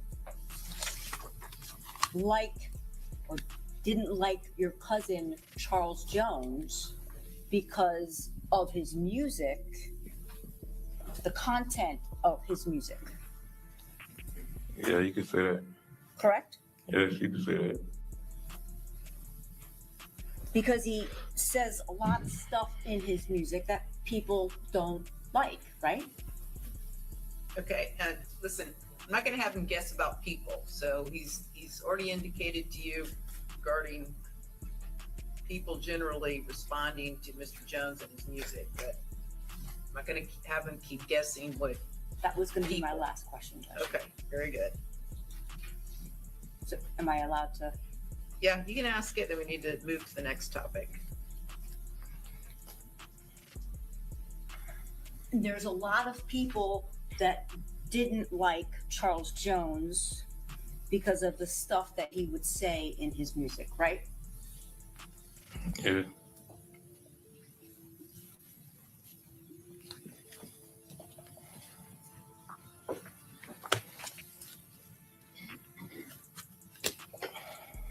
Now, you don't know who Davion Murphy is, do you? No, ma'am. And you don't know who Rashad Murphy is, do you? No, ma'am.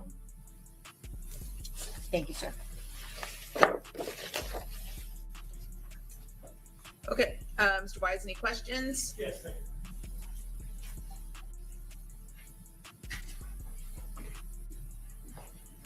Good afternoon, sir. Good afternoon. Mr. Morris, you don't know Sean Gathright, correct?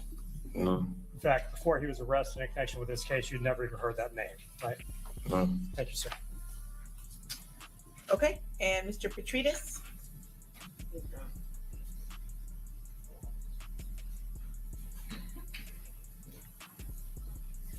Good afternoon. Good afternoon.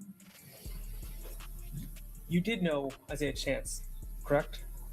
Yeah, I talked to them on social media. But other than that, no. Did you ever see him? You did see him out at a club, though, correct? Once? Yeah, I saw him in the club before. Was that at Club Elevation? Yes. Where did you see him out in the parking lot? Yeah, when we leave the club. Were a lot of people out in the parking lot at that time? Yeah. Yeah. Yeah, okay. Is that a common practice in Jacksonville? Yeah. Okay. Did you know someone nicknamed Mizzle, possibly Jaquez Taylor? Yes. Was he with you in Tampa during this incident? Yes. Was he in the clubs with you all in Tampa? Yes. Are you aware of Isaiah Chance's music? Is that something you listen to? No. Were you aware of it? I don't saw it pop up on my timeline before, but I never really listened to it. I saw it pop up on my timeline before, but I never really listened to it. And the Home 2 Suites, the hotel, that was not a pre-planned destination that night, correct? That was a last-minute decision, correct? Oh, yeah. We ended up trying to find that when we got the last club. So you didn't start looking for that hotel until you're at the last club? Yeah. And you didn't see anything before or after the shooting of anybody else, correct? Say it again? You didn't see anyone suspicious before or after the shooting? Oh, no, sir. That's all I have. Thank you, sir. Okay. Sir, may I ask one follow-up question? Yes. Yes.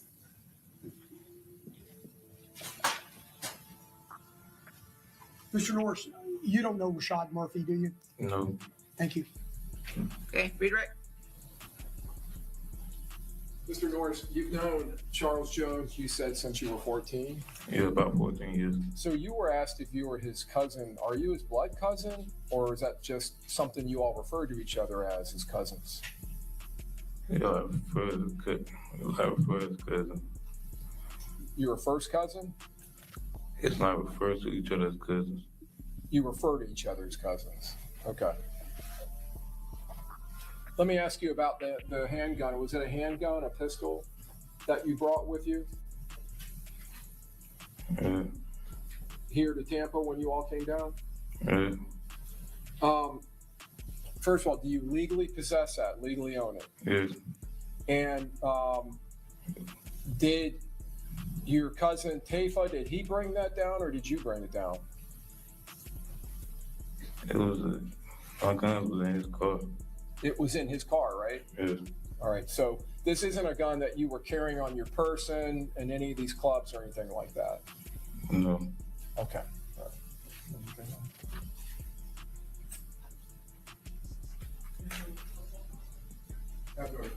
Okay, may this witness be excused? Yes, Your Honor. Okay, thank you, Mr. Norris. You're free to go. All right, state, who's your next witness? Kamir Bentley. Kamir Bentley. Oh wow, Ken, that's crazy. All right, this is going to be another witness who has requested that her identity not be broadcast.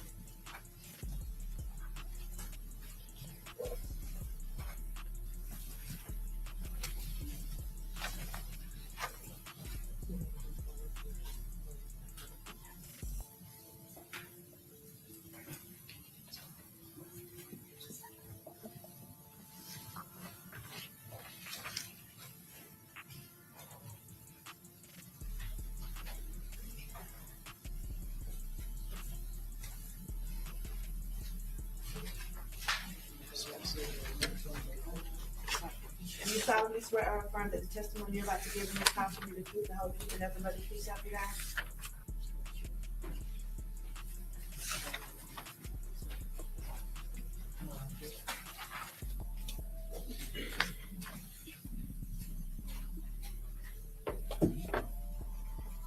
Okay, very good. You may proceed. Thank you, Judge. Please state your full name for the record.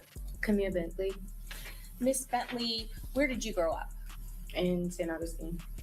Did you also hang out in Jacksonville at times? Yes. Did you have family and friends that lived in Jacksonville? Yes. Now I want to talk to you about June of 2024. Back then, did you have a friend by the name of Aaliyah Albertton? Yes. How long had you known Aaliyah Albertton? For a while.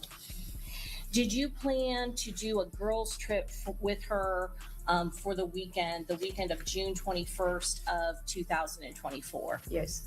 Who else was going to be involved in this girls' weekend?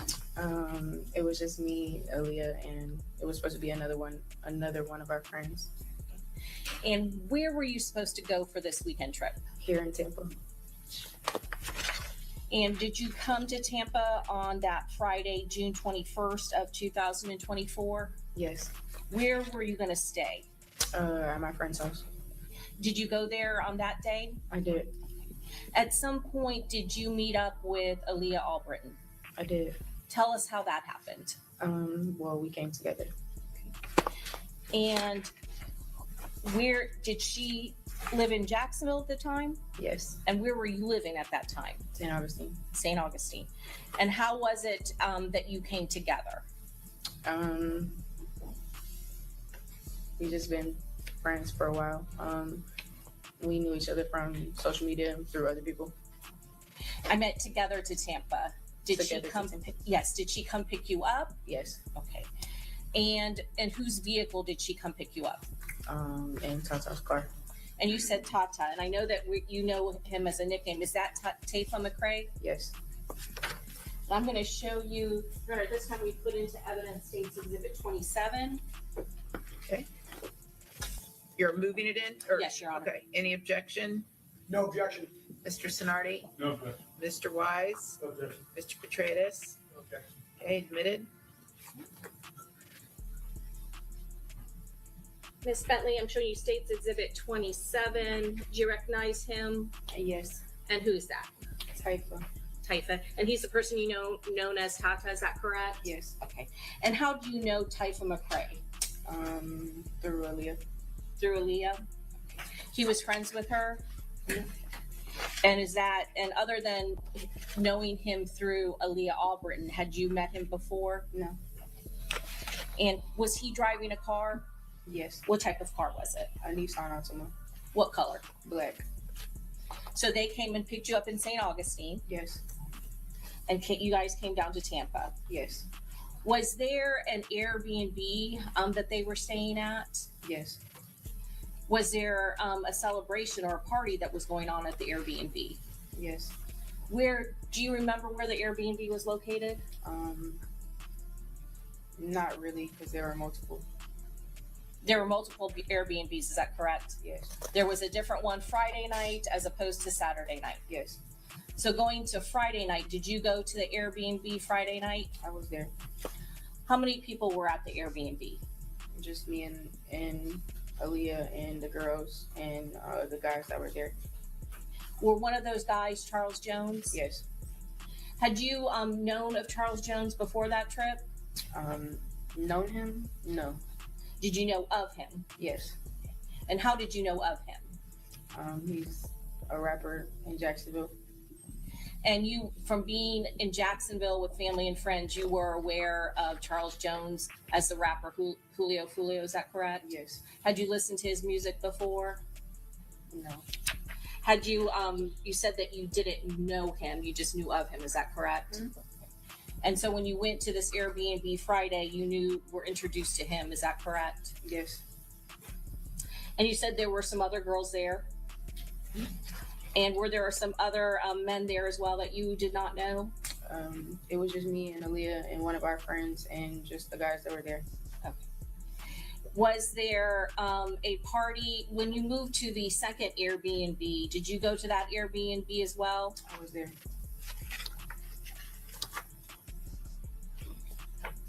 Did you have bags with you?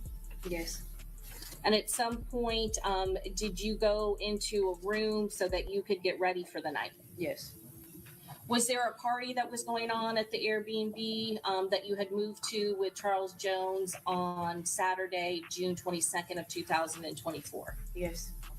And in that party, can you tell us approximately how many people were at that party? I don't know. I wasn't a part of it. You kind of kept to yourself that night? Yes. But there were quite a few more people there than who was at the original Airbnb on Friday night. Is that correct? Yes. At either one of the Airbnbs, were there any issues, any sort of fights or any trouble at the Airbnb from the people that you were there with or that Charles Jones was there with? No. Did something happen at the Airbnb on Saturday night with law enforcement?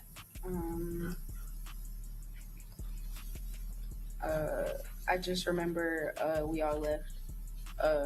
I guess because there was a lot of people there. It's an Airbnb. Eventually, you had to leave the Airbnb. Is that correct? Yes. Did you have to get your bags and take it with you before leaving that Airbnb? I actually didn't get a chance to get my bags. Do you think somebody else was responsible and was able to get your stuff for you? Yes. And did that end up in one of those three vehicles that was with Mr. Jones? Yes.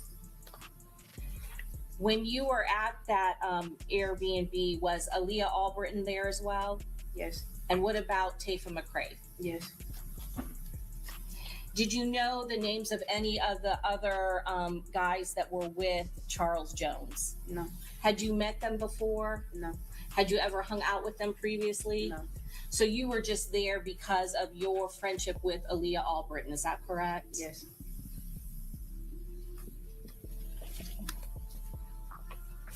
Some point during that day on Saturday, did you go to the store and run an errand for Mr. Jones? Yes. What did you do? We went to Walmart to go buy a speaker for the party. Did he ask you to do that? Yes. Did he provide you with funds to do that? Yes. And did you do that? Yes.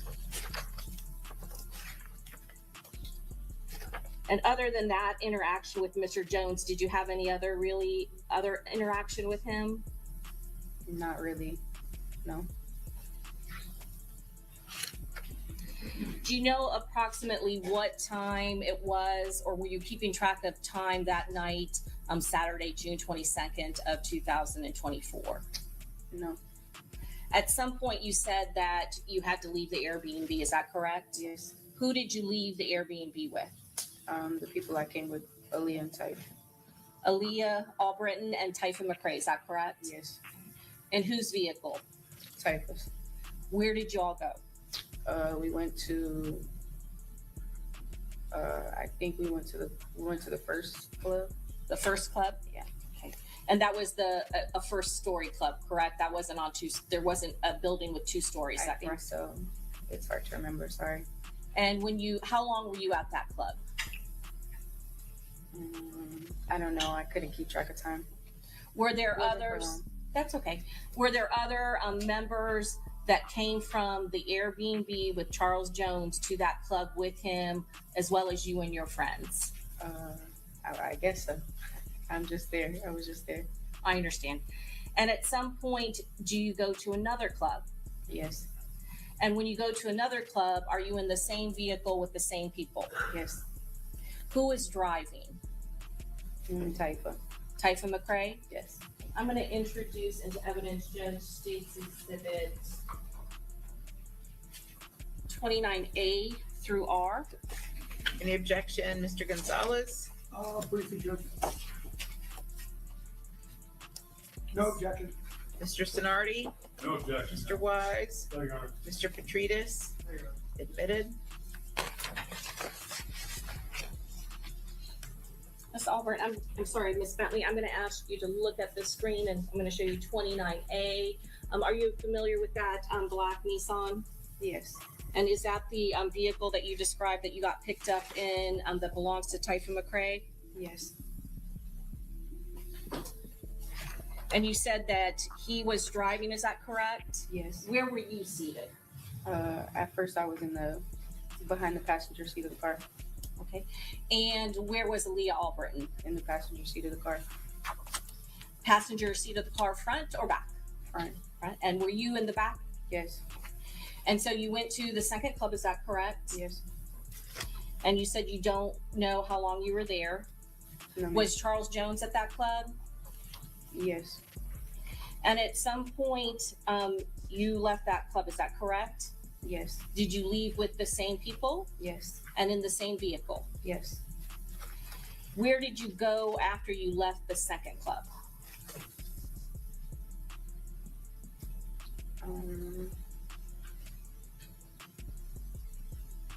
I think that's when we went to the hotel, maybe. Okay, that's what I am asking you about. Who went to the hotel? It was me, Aaliyah, Taifa, and everybody who was with Mr. Jones. And you were in the same car with Taifa McCrae in the black Nissan? Yes. Was Mr. McCrae, was he driving that vehicle? Yes. And were you in the same position that you were previously when you went from one club to the second club? Yes. So you were in the back seat, is that correct? Yes, ma'am. And Mr. Jones, he was in another vehicle? Yes. And in it, there were others with him in that vehicle, is that correct? Yes. Did you know, or were you familiar, or did you know his girlfriend at that time? No. Did you know that there was another car that went to the hotel along with your car, Mr. McCrae's car, and Charles Jones? I just remember it being like the car that we were in and 2 other cars, which was Charles Jones and whoever it was. That's what I'm asking. There was Yes. one other vehicle besides the car you were in and Charles Jones. Yes. So 3 cars total, is that correct? Okay. And what happened when you got to the hotel? I guess they were there trying to get a room because it was late at night and everybody was really tired and it was too late to get on the road. I really don't know what happened from there. All I know is I sat in the car and I almost lost my leg. I'm going to go back just a little bit. At some point, does Aaliyah Albertton, your friend, and Taifa McCrae leave the vehicle? Yes. Why do they leave the vehicle? Aaliyah needed to use the restroom. And at that point, are all the cars in front of the hotel? Yes. Just sitting there waiting for a room, is that correct? Yes. So Aaliyah Albertton, your friend, and Taifa McCrae get out and go to use the restroom, is that correct? Yes. What do you do at that point? I took initiative and got in the front seat of the car. So now you're sitting in the front seat. Yes.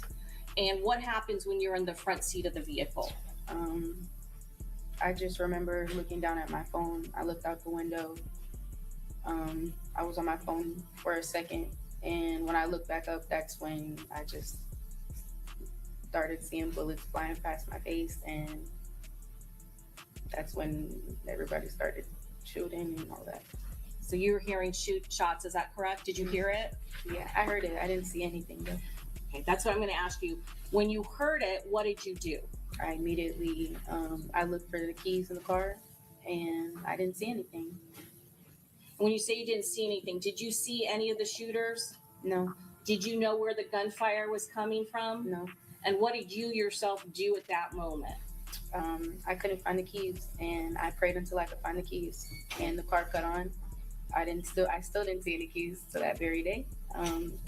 But the car was able to start? The car was able to start, and I tried to make it out as soon as I could to save myself. And so you left, is that correct? I did. What happened as you were leaving the parking lot? It was just a lot of commotion going on. It was a lot of chaos. It was very chaotic. I just remember leaving the hotel. I remember stopping at a light, and that's when I realized, like, that's when I got shot. And you know, you see a lot of gruesome things, and that's when I tried to just calm down and realize my adrenaline was up there, and I had to realize, like, just calm down. Like, I called Aaliyah, told her, hey, I just got shot, and I need you to take me to the hospital. And were you able to get a hold of her on the phone? I did. What did you do after you got a hold of Aaliyah Albertton on the phone? After I got a hold of her, I basically turned around. I went back to the hotel just to make sure that they were okay. And I just looked out just to make sure nobody else was there. So it was clear for me to go and make sure that we were okay for them to get me to the hospital. And when you say they, who are you referring to? Type and Aaliyah, just making sure that they were okay. When you got back to the hotel, did they get back into his vehicle? Yes. And what happened? We went to the hospital. When you got to the hospital, what were you treated for? Gunshot wound. Where was the gunshot wound? I got grazed and a gunshot wound in my right arm. Were they able to remove all of the bullet? I don't have any bullets removed out of my arm. They're still there, is that correct? Yes. Were your parents also in Tampa that weekend? Yes. At some point, did you get a hold of your parents to come pick you up? I did. And did they eventually come to the hospital? They did. How long would you say you were at that hospital? I was there for a couple of hours. They wouldn't let me see my parents for a long time. So we were there for a while. At some point, did an officer from the Tampa Police Department come and meet with you? I remember a police officer did come in, gave recognition, but I don't remember what he asked me. I was worried about myself more than worrying about talking to others. And were you upset at that point? Yes. Did you want to talk to law enforcement? I didn't want to talk to anyone at all, but my family. You wanted to see your parents, is that correct? I'm going to introduce into evidence State's Exhibit 28. Okay, any objection, Mr. Gonzalez? No objection. Mr. Sonardi? No objection. Mr. Wise? No objection. Mr. Petridis? No objection. Okay, admitted. Ms. Bentley, State's Exhibit 28. Is that a picture of you in the hospital? Yes. And can you tell us which arm was shot? My right arm. And you said your parents did come and retrieve you from the hospital, is that correct? Yes. Who was at the hospital with you when you were at that hospital? Well, at first it was just me and Taifa in there first. You said Taifa And then McCrae, my is that parents correct? came. Yes. Do you know what happened to Aaliyah Albertton in the vehicle? No. Were you wondering where Aaliyah Albertton was at that point? I was wondering where she were, just to make sure she was okay, but I don't know.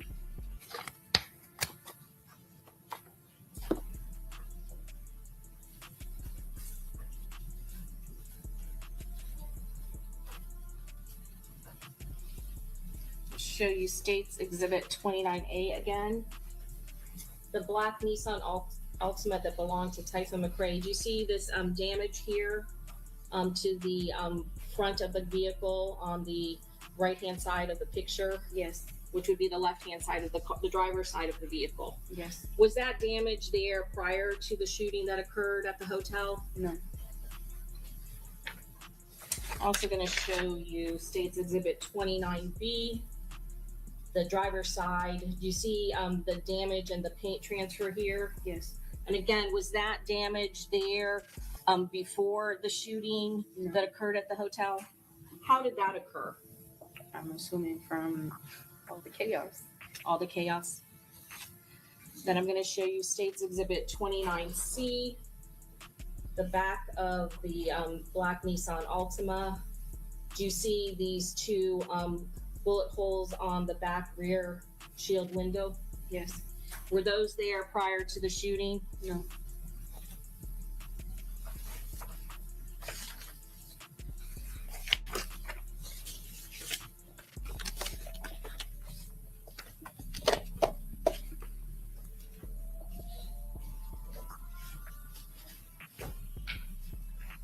And Miss Bentley, you are not a part of any gang called Six Block, is that correct? No.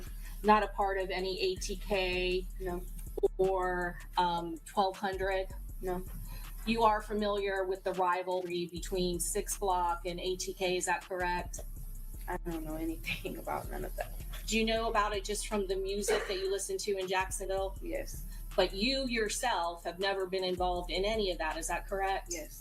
And other than knowing Aaliyah Albertton is the only reason you were at that hotel in front of the Home to Suites when that shooting occurred, is that correct? I'm sorry, can you repeat that? The only reason that you were with that group and at that hotel is because of Aaliyah Albertton, is that correct? Yes. Your Honor, may I have one moment? Yes. Your Honor, this time we pass the wit. Oh, I actually do. I have one more thing. Okay. We're going to publish 26B.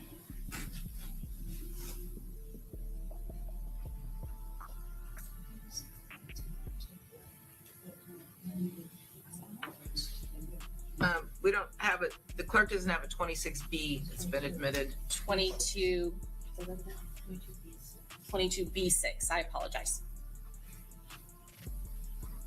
I'm going to stop the video right there. You see on the screen, can you tell us the vehicle where the gentleman in the blue shirt and the lady in the pink outfit, do you know who those individuals are? Yes. And is this the black Nissan that you have been testifying to that you were in and that you were in the back seat? Yes. Okay. And is this what is occurring when you said they went to the restroom? Yes.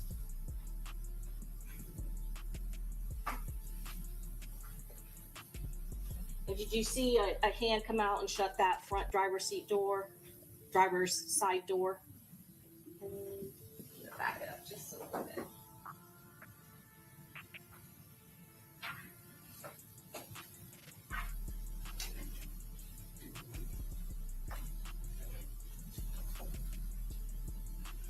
Did you see that? Yes. Okay, and who's that? Me. And you are now, where are you now at this time? I'm in the passenger's, well, in the driver's seat of the car.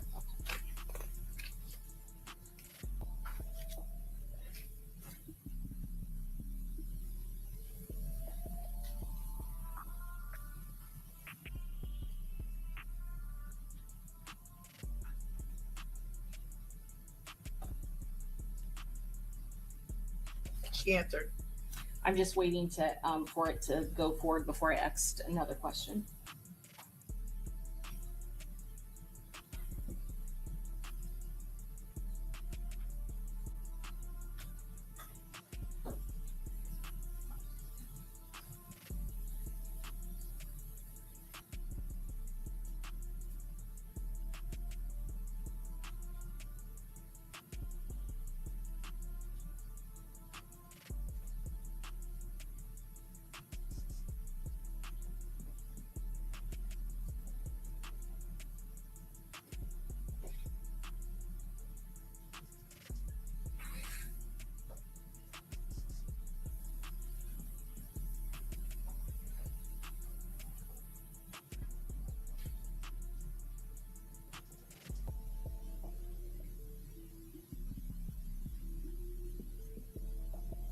Is that you then driving?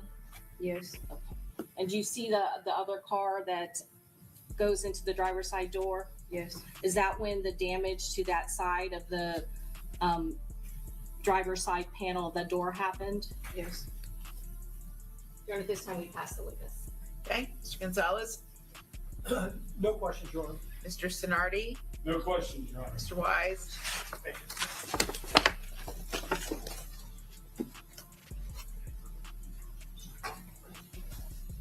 Yeah, Bentley, you did not know anyone named Sean Gathright, correct? I know who that is. Right, and you never even had heard that name until you heard he was arrested in connection with this, correct? Yes. And you knew, as we've heard this afternoon, you knew a lot of the people who were down here in Tampa, right? No. Well, we heard about the people you did know. You definitely knew a handful of people at least who were there that night, right? No. Well, specifically, Besides who I came with. Okay. That night, you didn't hear anyone who was in Tampa who went by the name Fat Boy, right? No. And you don't know anyone who goes by the name Fat Boy, No. right? Hey, Okay, Mr. Petridis? Briefly, no.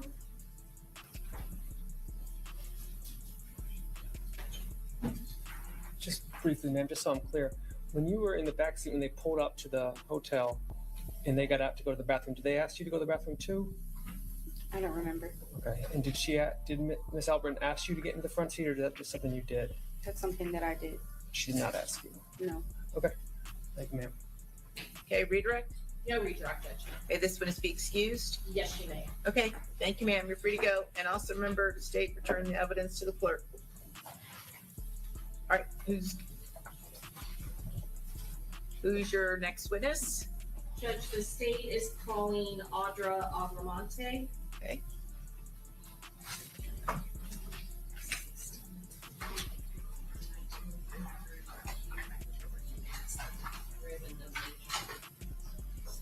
All right, and this is, I believe, another witness who does not want their identity broadcast, correct? Yes, Your Honor. Okay, very good.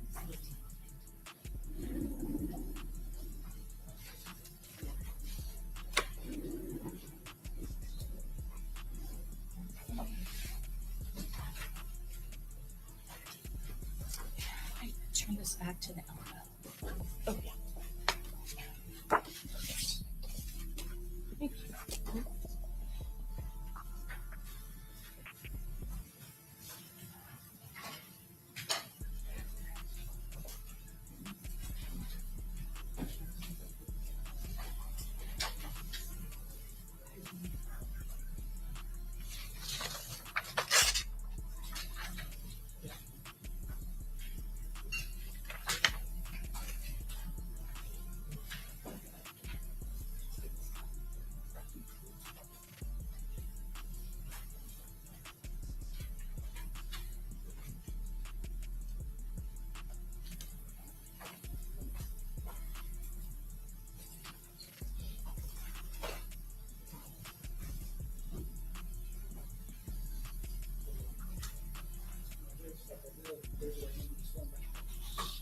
Do you solemnly swear or affirm that the testimony you're about to give in this class will be the truth, the whole truth, and nothing but the truth, so help you God?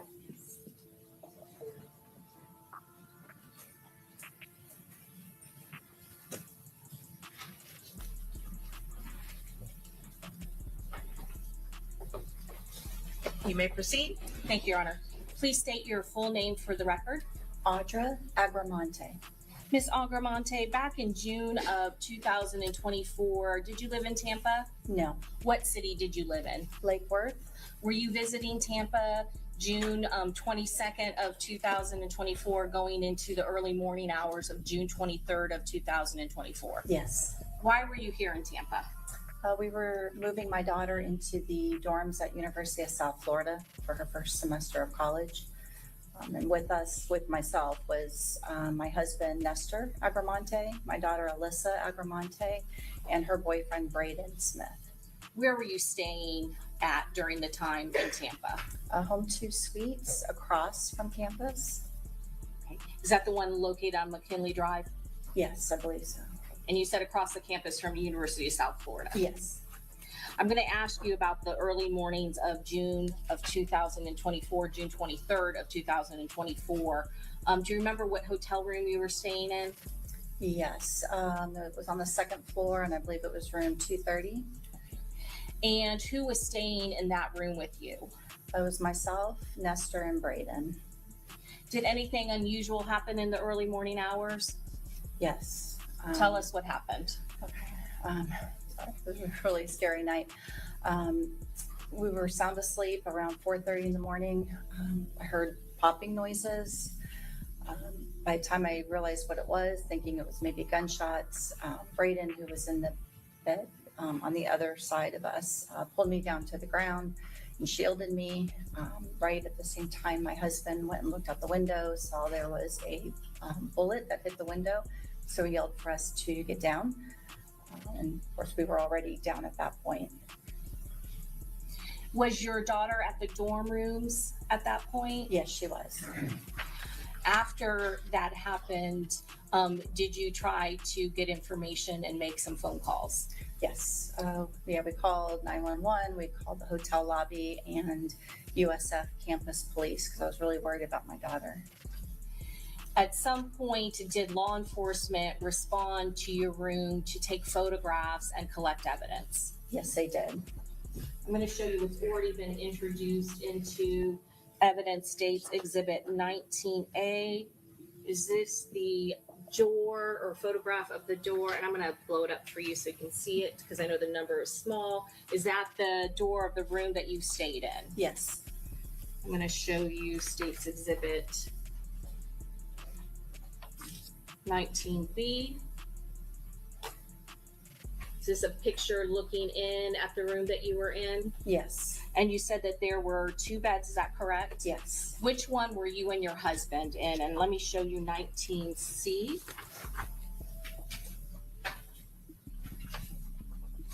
So we were in the bed that was closest to the window. And then Braden, and what was Miss Braden's last name? Smith. So Mr. Smith was in the other bed, is that correct? Yes. I'm going to show you States Exhibit 69. What's that a photograph of? That was the bullet that hit our window. And then, I don't know if you can see it there, but there was some like bullet fragments on top of the AC unit. I'll show you 19F. Is that what you're referring to? Yes.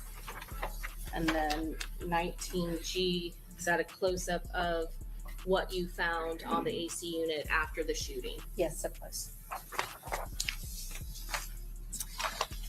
Did you and your husband also rent a rental vehicle to help move your daughter into her dorm room? Yes, we did. It was a minivan. And what color was the minivan? I think it was tan color. When you and your husband were going to leave, was there damage that was seen to the minivan? Yes. And was that also reported to law enforcement? Yes. I'm going to show you again what's already been introduced into evidence.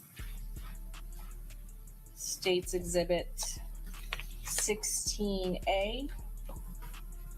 Is that a photo of the minivan that you and your husband had rented?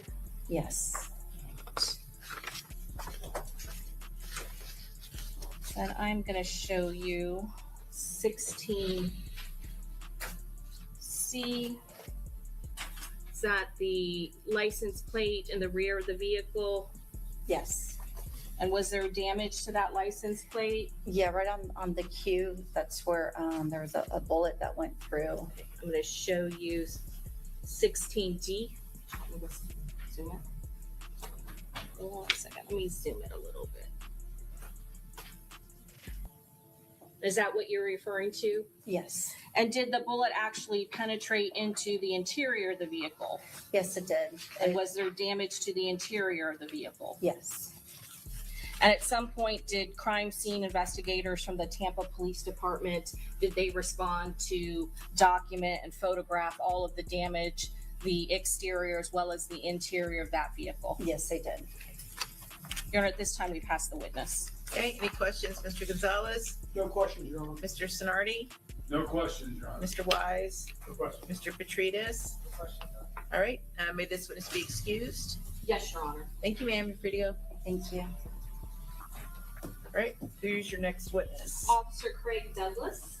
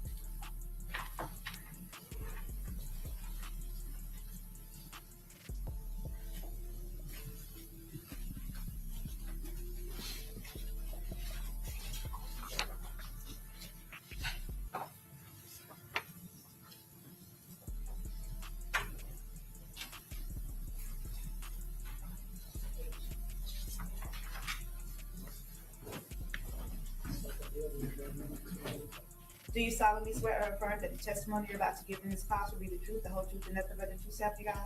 I swear.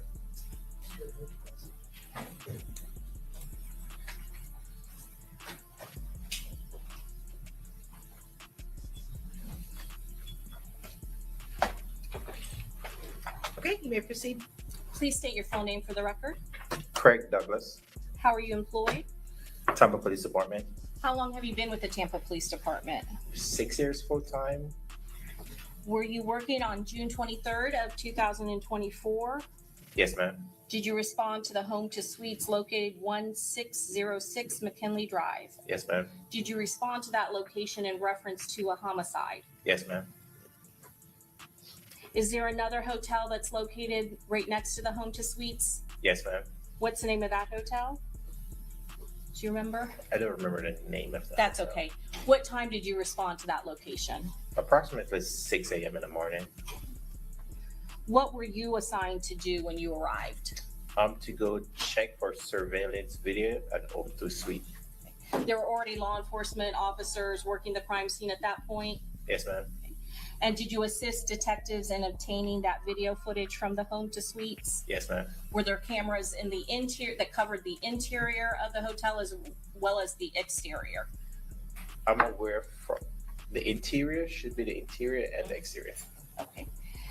And at some point, did you contact homicide detectives and let them know that there was video footage and your observations of that video footage? Yes, ma'am. Did you also assist in searching part of the property for shell casings? Yes, ma'am. What part of the property did you search? That was the southwest corner. Southwest There's corner? like a fence line. Okay. And is that of the home to suites? Yes, ma'am. Because there's two hotels. Yes, ma'am. And you were tasked with searching the southwest corner, kind of the perimeter of that hotel. Is that correct? Yes, ma'am. During your search of that area, did you locate anything? Not along the fence line. Was there a Tesla that was located in the parking lot? Yes, ma'am. Did you make any sort of observations of the Tesla? Was that near the location of where the shooting had occurred? Yes, ma'am. Did you assist the homicide detectives by locating the owner of the Tesla? Yes, ma'am, I did. Were you able to provide that name to Detective Kirkpatrick of the Tampa Police Department, Yes, ma'am, I did. the homicide unit? Is that correct? Yes, ma'am. During the course of the investigation, was there a hotel guest by the name of Braden Smith who came in contact with you? Yes, ma'am. Do you remember what room number he was staying in? This was on the second floor. I think it was 230. 230, second floor? Exactly. Okay. At some point, did you do a formal interview of him? Yes, ma'am. Was there anyone else that was staying in that room with him? His mother-in-law and his father-in-law. Okay. Would that be the Agramontes? Yes, ma'am. After coming into contact with Braden Smith, did you yourself go up to room 230 on the second floor? Yes, ma'am, I did. Did you have crime scene units respond to document the scene? Yes, ma'am, I did. Was there any items of evidentiary value that was collected from that room? There were bullet fragments. I'm going to show you what's already been introduced. Again, 19A, showing the door of hotel room 230. Is that the room that you responded to after coming into contact with Braden Smith? Yes, ma'am. You said that there were bullet holes and bullet fragments. Is that correct? Yes, ma'am. I'm going to show you State's Exhibit 19D. See the evidence marker 69 in this photograph. I'm going to show you a close-up. 19F. Are those the fragments that was recovered by Tampa Police Department crime scene? Yes, ma'am. I'm also going to show you State's 19E. Is that a close-up of the window that was overlooking that air conditioning unit? Yes, ma'am. And again, after having crime scene document the photographs and collect the evidence, did you also brief Tampa Homicide as to what occurred in that room? I think I did, ma'am. I can't remember for sure. Okay. Would you have written it up in a report as well? I probably would have. Okay.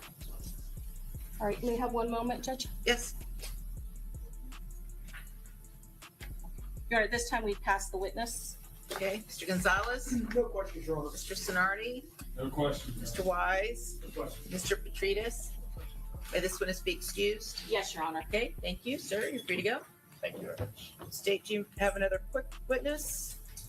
I do, Your Honor, but I don't see the interpreter has arrived yet, so this might be an appropriate time for a break. Okay, very good. Okay, so we'll take our quick afternoon recess, 10 minutes, okay? See you all in about 10. All rise.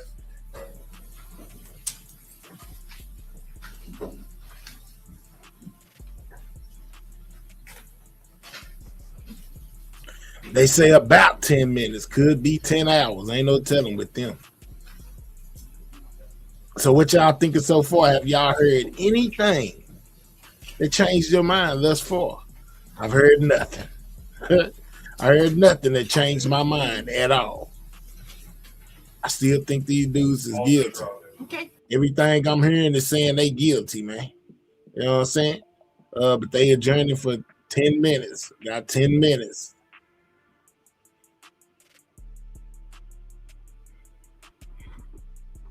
That's crazy.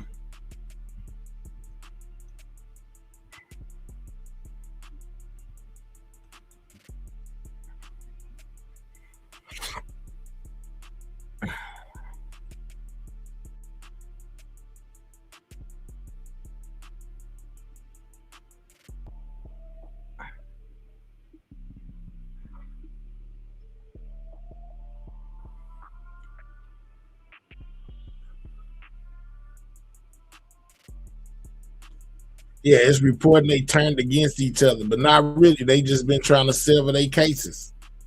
They don't. Each one don't want nothing to do with the other one.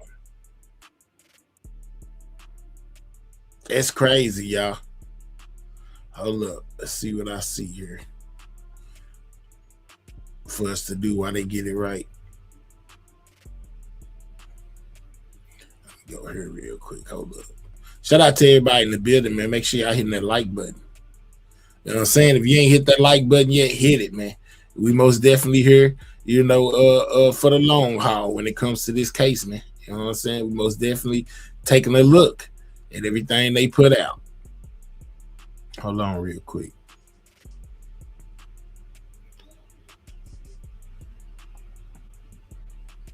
Yeah, I ain't heard nothing. But hell, what up? They cook. I'm telling you, dog, they is out of there. ATA is 2 game and can't save them. Man, listen. They trying to get at them boys. Same game. They gonna get at them boys as well. You know, they gonna get them boys a long, healthy sentence. It's gonna be for a long time. You know, they might not ever get out. They gonna be looking like old men when they come out of there, if they do get out. It's over for them. Like I told 713 earlier, the girl only got out by the skin of her teeth. She barely made it out. She got lucky because that judge was on that BS. But if that judge wasn't on that BS, she might be in there the same as them. But she got some wiggle room because her judge was messed up. But I find it ironic that it's the same judge that's trying this. So these dudes might come back, you know what I'm saying, and be wanting to do what she did and get her off the case. If that make any sense to y'all. Just saying, if she was bad in the last case, they can plead that she was bad in this case and ask for a new trial. It's crazy, y'all. I don't know. I'm trying to find the one where old dude was playing crazy. Yeah, before all this, one of the suspects tried to play crazy. He tried to get out of it. They wasn't having it. Hold on, let me see what I see. Hold up.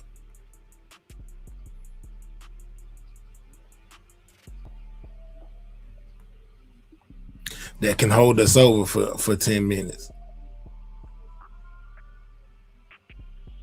Hold on. I'm getting closer.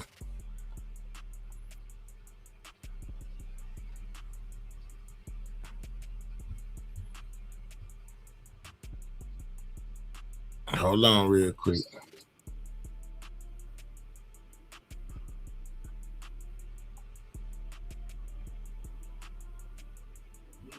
Okay, let's go here.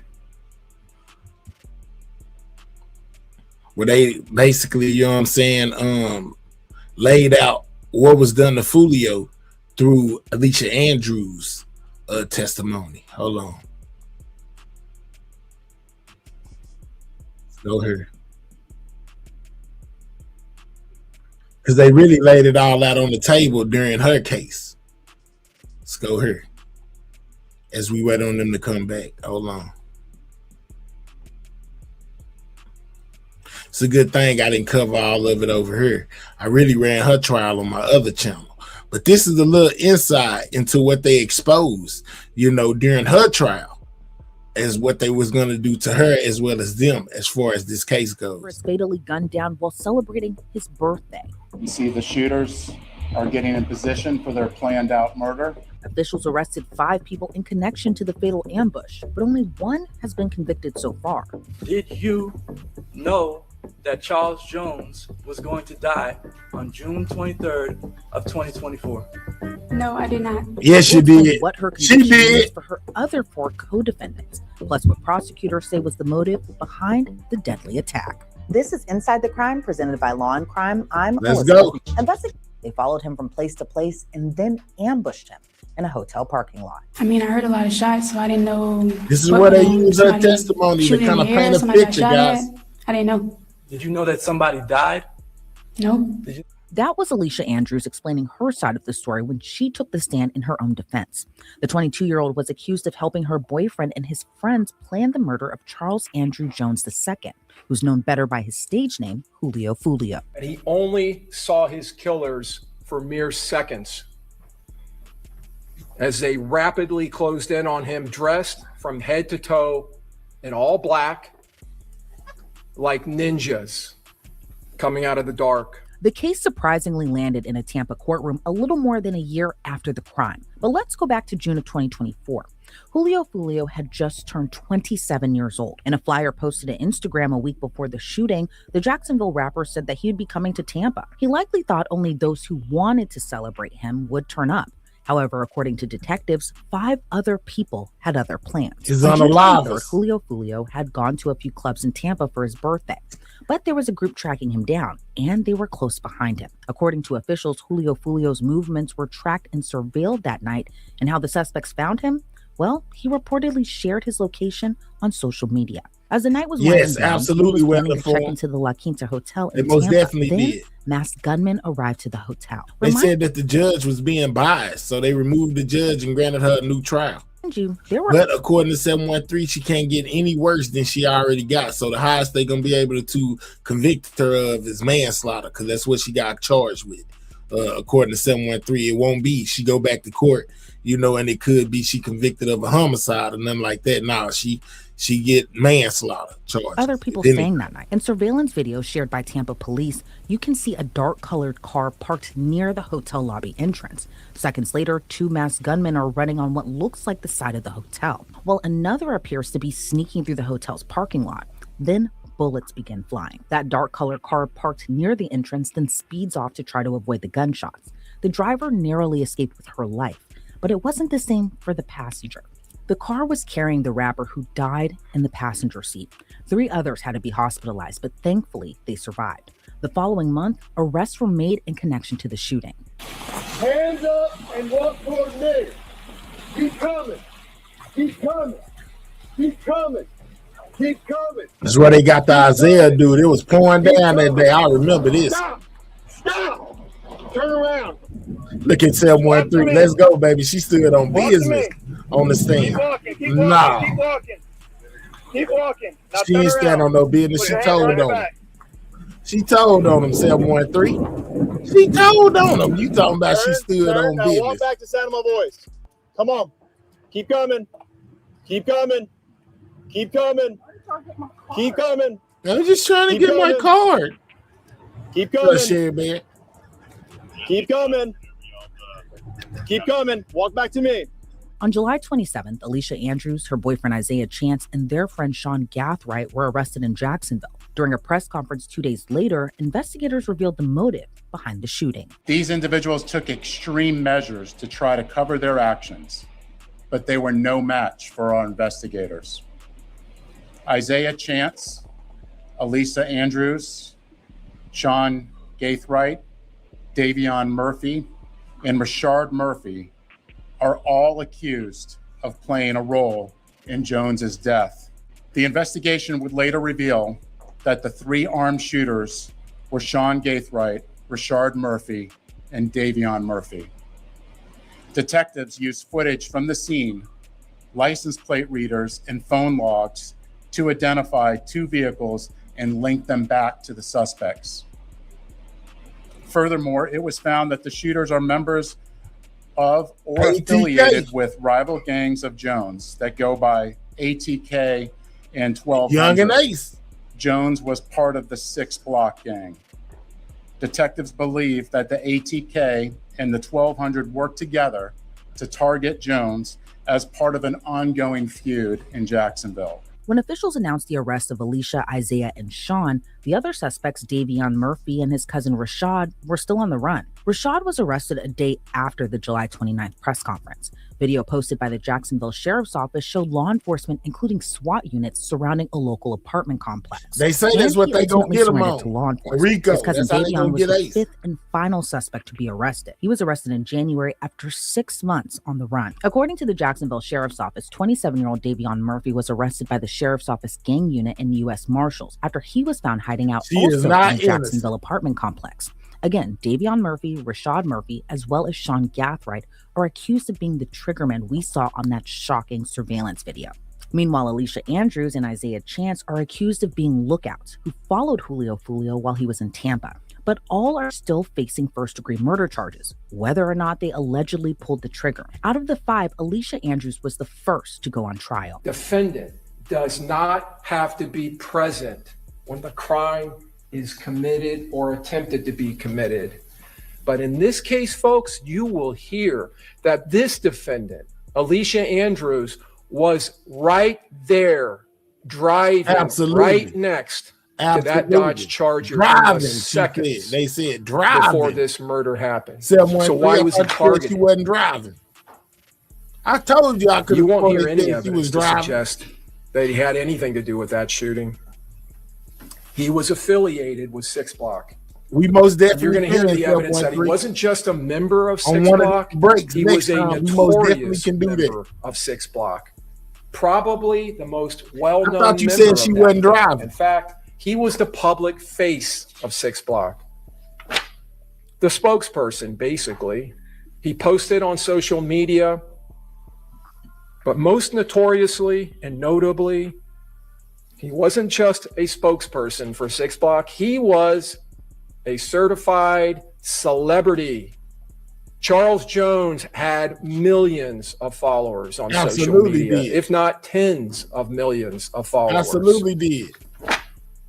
Because he engaged in an activity that you heard a little bit about yesterday from one of your fellow jurors, and he was spot on. That's exactly what the evidence is going to show you in this case. This long-standing pattern of what is called drill rap. And it is an activity that Charles Jones embraced and that he engaged in under the name Julio Foolio, which was in fact his street name, Foolio. Julio Foolio. In this type of rap music, it's not just rap, it's disrespect. It's making fun of and disparaging. Absolutely. You're absolutely right, man. You know what I'm saying? It's the running down. It's telling on yourself.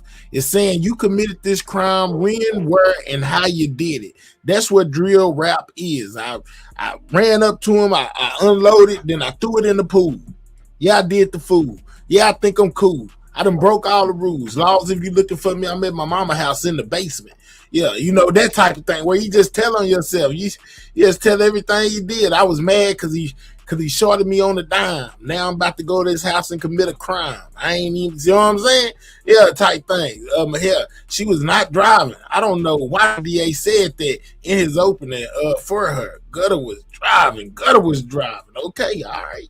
Just saying that what I knew I had heard it somewhere. He sound like old dude on Bone Thugs intro. I'm just saying, man.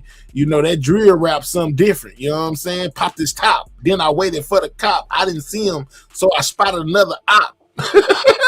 Ran through his backyard, hit him through the window. Yeah, he was, and then just telling everything. You know, bars with no effort, just telling everything. You know what I'm saying? Yeah, I was driving down the road, seen him walking, popped his top. Then I whipped around the block. Parked the car, I'm hopping out, running through the backyard, through the strap in the pool. Yeah, 707 2536. That's the location. You know, you just set to everything. You know what I'm saying? Just put it all out there. Yeah, just let them have it. You know, just give them all the details where they can find the weapon at, all that. Then they go find it, and the first thing they start hollering about is, man, somebody snitched on me. Ain't nobody snitched on you. You snitched on yourself. You told them where it was. We not against rap. I'm not either. I'm just saying drill music. That's all I'm saying. When she got on the stand, she didn't drive. That man lied on her. Okay, 713. I'm just saying. I knew I heard it. Not only ATK and 1200, the opposing gangs, but disparaging their members by name. Disparaging, and probably most incendiary you will find in the evidence, bragging about the death or deaths of other ATK 1200 members who have been murdered. During the defense's opening statement, Alicia's attorney offered jurors multiple explanations of why she's not guilty of her charges. On the Acting like 713. Charles Jones was killed. Aaliyah Andrews was on a weekend trip with her boyfriend. And they knew what they was doing. With only one agenda. Unalive Julio Foolio. No, unalive Julio Foolio. He lying. 2. Aaliyah Andrews is not in a gang. 3. She may not be a with boyfriend. With the exception of her boyfriend, Aaliyah Andrews did not know any of those men in that group, and none of those men in that group knew Aaliyah Andrews. As a matter of fact, if there was some conspiracy, Aaliyah Andrews was not in the loop because she was not in the group. She was not in the loop because she wasn't in the group. Yeah, Aaliyah right. Andrews is not a part of the drill rap culture, nor yes, she is. Rap. She a part of the gang culture. Her boyfriend a gang member, and he part of ATK. Aaliyah Andrews did not have any physical evidence on any weapon displayed by the state. You would not find didn't shoot the weapon, but fingerprints. She was a part of this. No physical evidence whatsoever linking Aaliyah Andrews to this case. She is a part of it. 6, Aaliyah Andrews did not have a motive. It was other in her words, phone. She said the dude there needs is to pass no away. evidence whatsoever to support this case of conspiracy. Y'all remember when she was texting her friend? They showed it in court, and she was saying that Julio needs to pass away or whatever. Yeah, she wanted him unalive. I don't think it changed from high school to her being grown. She still felt the same way. Or first-degree murder against Aaliyah Andrews. She got lucky, 713. I'm sure you're wondering. There's no evidence against Aaliyah Andrews, then why are we here? We're here because of the perception of the facts. That's why she got of one man. manslaughter. 214. Detective Juan Ramos. But ladies and gentlemen of the jury, perception is not reality. On day 8 of trial, in a stunning move, Aaliyah opted to take the stand in her own defense. Did you know that Charles Jones was going to die on June 23rd of 2024? She should have said, No, I did not. She lying. She should have said yes, because she most definitely knew. But we'll get back to her good line self in a second.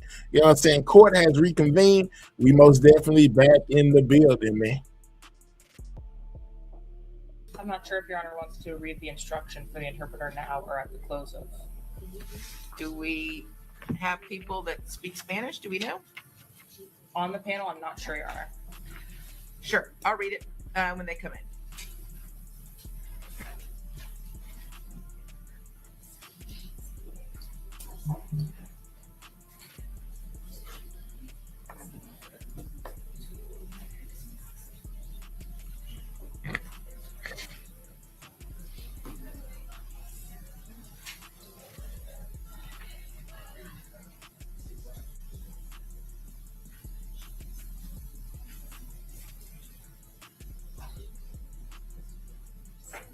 All rise.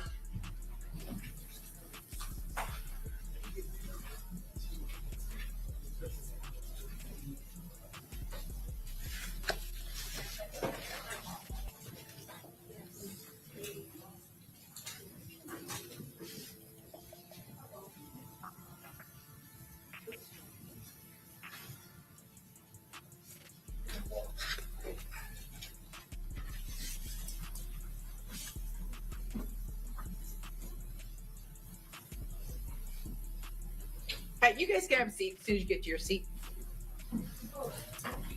Alters and all of it. Okay, very good. Okay, everyone, please be seated.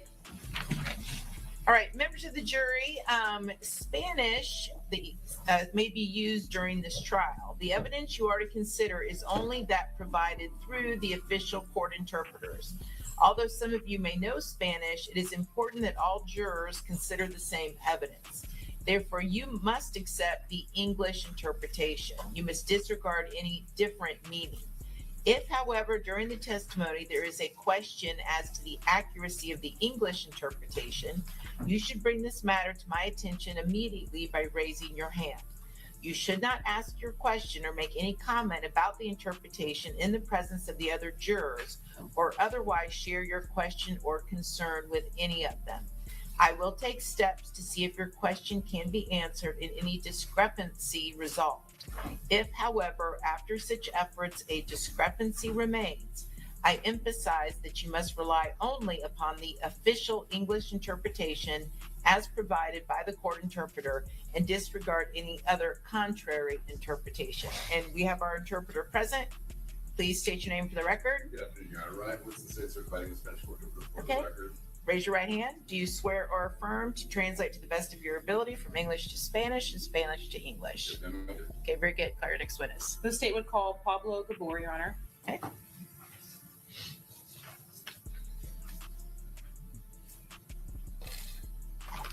And Mr. Gabor is also on our list for instruction, Your Honor, to the media. Pardon me? Mr. Gabor is also on our list for instruction to the media as well. Okay, and this will be another witness whose identity shall not be broadcast.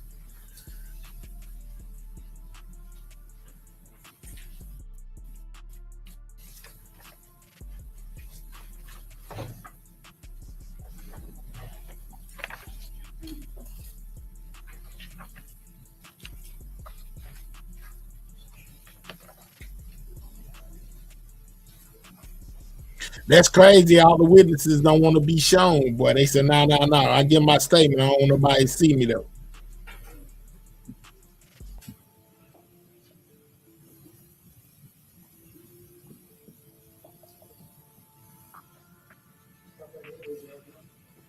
Couldn't think of nothing that rhymed with window, Nintendo, You solemnly swear or affirm that Indo. the testimony you're about to give in this cause Yeah, will be the truth, seen you nothing running, man. I hit you through the window. You was smoked out in the room blowing Indo. Yeah, don't get it twisted, Greg. I'm cold with this. I just was ready to stop.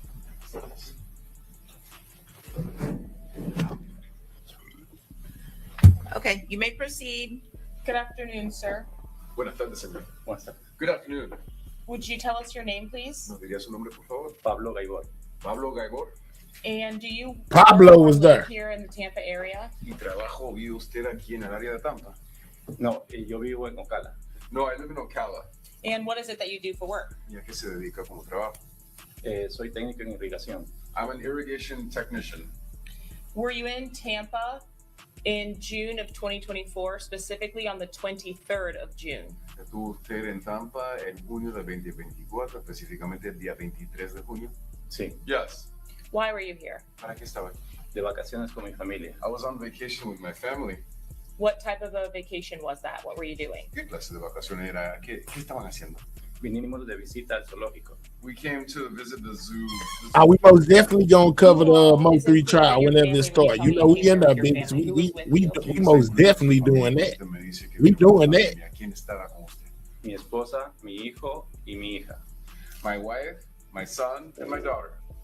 Were you staying in a hotel room and sleeping on the early morning hours of June 23rd of 2024 with those family members? Estaba quedándose usted en el hotel y durmiendo en las altas horas de la mañana del 23 de junio del 23 de junio. Sí, es así. Estoy hospedado en un hotel. Yes, we were staying at a hotel. How old are the children that were present with you? ¿Qué edad tenían los hijos que estaban presentes con usted? Mi hijo tiene ahorita 13 años y 12 años, perdón, y la niña 8. En ese tiempo tenían 10 y 6, si no me equivoco. They are 8 and 12 now. At that time, I believe they were 10 and 6, if I am not incorrect, if I'm not mistaken. And what were the sleeping arrangements inside of the hotel room? ¿Y cómo eran los arreglos de las acomodaciones para dormir dentro del cuarto? Era una habitación familiar, eran dos camas y estaba acostado yo con mi hijo y mi esposa con mi hija. It was a room with a family style room with 2 beds. I was laying with my son and my wife was laying with my daughter. And did anything happen that awoken you that night or that early morning? Y algo pasó que lo despertó en las altas horas de esa mañana. Sí, a las 4 o 5 de la mañana escuchamos un ruido bastante fuerte que nos asustó demasiado. Yes, at 4 or 5 a.m. we heard a sound that was quite loud, noises that were quite loud, and that scared us. And was it only that one noise that scared you, or was there more than one noise? ¿Y era solamente ese ruido que lo asustó o era más que un solo ruido? Fue un ruido que parecía ser lo primero que pensé que fue una bomba o algo así porque fue demasiado fuerte. It was a sound that was, at first I thought it was a bomb because it was such a loud, strong sound. And what about it made you think that it was a bomb? Just because it was of the volume of it? ¿Y qué aspecto de eso lo That dude said like a bomb. Solamente por lo alto que era, lo fuerte que era. Fue lo fuerte y... He said it was like a bomb, y'all. It was how strong or loud it was and how close it was because I heard it to be close. Once you heard that sound, we got all-star junior guys in the BN10 situation in Houston. Reports say he got arrested, guys. You know what I'm saying? Click the link that I just put in the chat. Go hit the like button on the short, man. You know what I'm saying? It's an article on there that's saying that he got picked up for being a felon in possession. The link is in the chat. You know what I'm saying? Go hit the like button, come back. Him down on the floor. Mi esposa agarró a mi hija y también la puso al piso. My wife grabbed my daughter and also put her down on the floor. Tratamos de calmarlos porque estábamos todos muy nerviosos. We tried to calm them down because we were all very nervous. No sabíamos lo que estaba pasando. We didn't know what was happening. But the sound was of the nature that it made you in fear for your family's safety. Pero era una clase o la naturaleza del sonido lo hizo usted temer por la seguridad de su familia. Sí, porque se escuchó después que estábamos en eso, escuchamos mucho ruido en la parte exterior del hotel. Yes, because afterwards, and we heard lots of noises outside of the hotel. What kind of noises outside of the hotel ¿Qué afterwards? clase de ruidos fuera del hotel? Gritos y después sirenas de la policía. Screams and later on sirens from the police. Can I take you back to when you first heard the noise and you were all getting down? Could you hear what your wife or children were saying? Volvemos al momento que al principio escucharon el sonido y todos estaban bajando al piso. ¿Podía usted escuchar lo que su esposa y sus hijos estaban diciendo? Mis hijos lloraban. Mi esposa después ella se quejó de un dolor en su pierna. My children were crying, and later on my wife complained of a pain in her leg. Pero no entendíamos por qué tenía ese dolor y después yo observé la pierna de ella. But we didn't understand why she had that pain, and after that I observed her leg. Y tenía una quemadura en su pierna. She had a burn on her leg. How did you know it was a burn? What did you see on her leg that led you to think that? ¿Cómo sabía que era una quemadura? ¿Qué vio usted? ¿Qué observó en la pierna de ella que lo llevó a pensar eso? Estaba roja la pierna de ella, tenía un punto rojo en su pierna. It was red. There was a red spot on her leg. Y le ardía mucho. And it burned very much. Then after that, did your son complain of any pain? Y después de eso, ¿su hijo se quejó de algún dolor?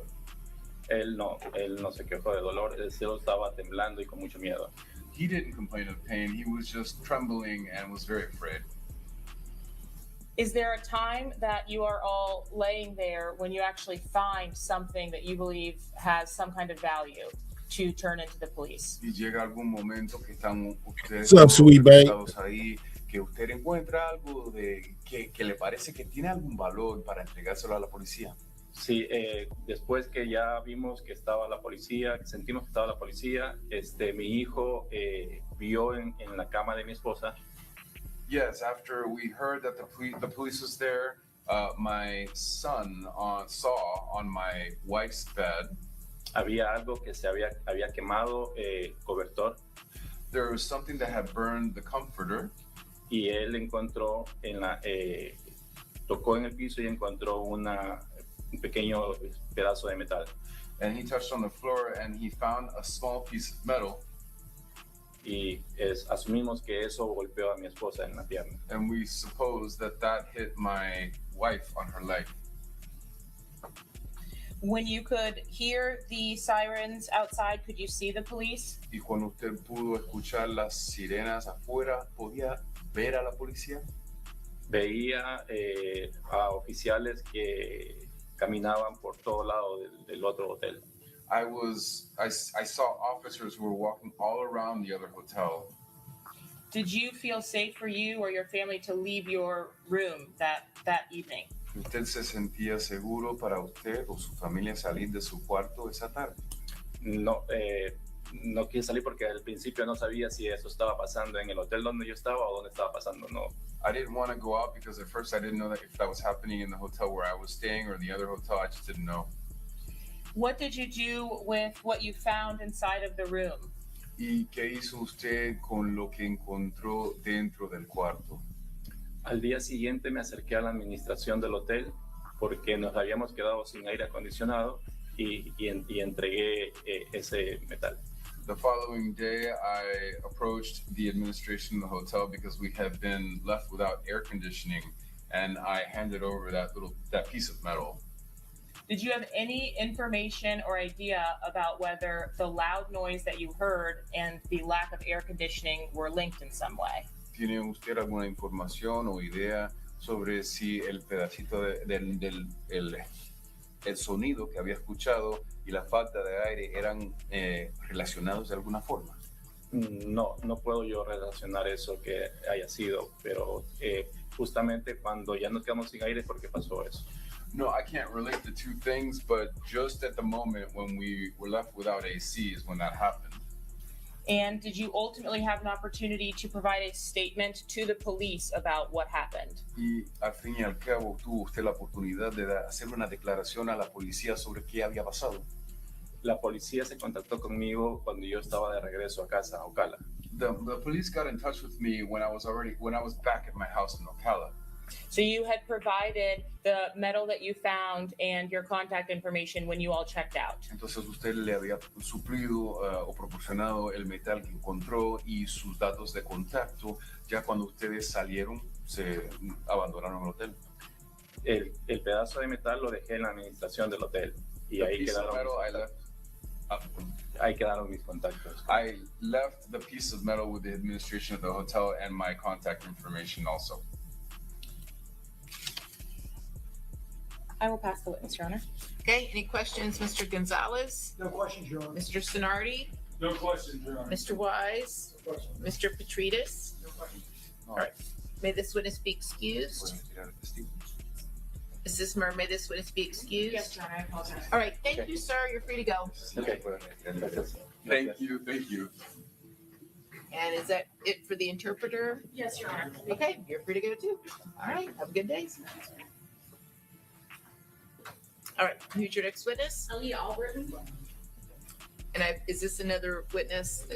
Yes, Your Honor. All right, and again, this is another witness who does not wish to have their identity broadcast.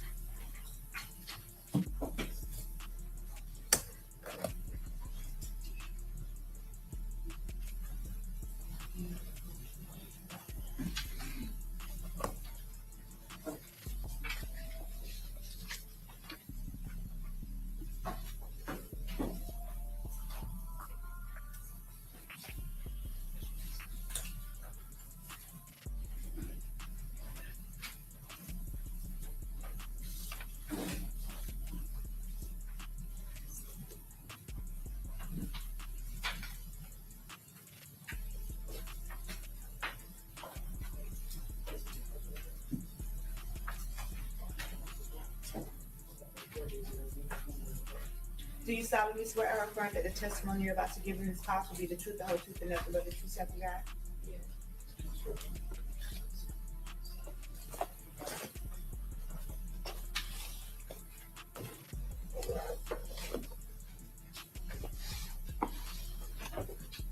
Okay, you may proceed.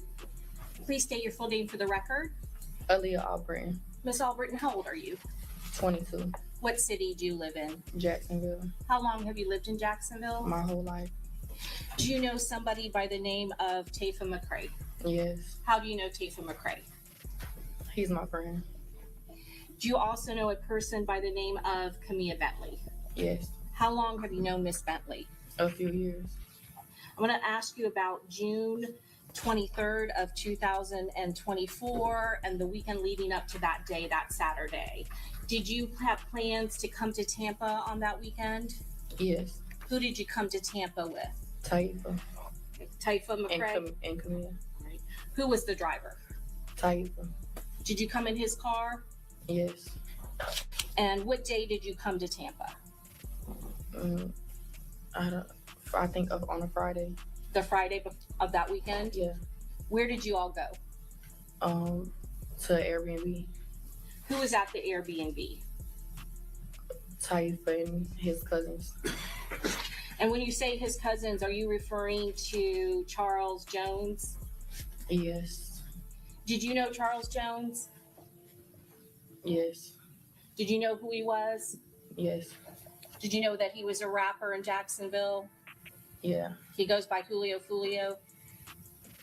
yeah. Were you close friends with Charles Jones? No, Were you at that Airbnb that weekend because you are good friends with Tafa McCray? yeah, And were you the one that then invited Kamir Bentley to come along? yes, Now I want to go to the Saturday, June 23rd of 2024. Did you all go to a different Airbnb? yes, Was there going to be a party to celebrate Charles Jones's birthday? Yes.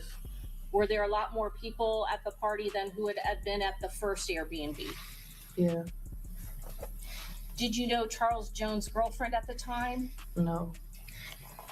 Did you know, even though you didn't know her, was there a girl that was there that night that was his All girlfriend? right, so this Foolio's, this is a Young and Ace brother, ex-girl, according When to you all went 713. to a club, who did you go to the club with?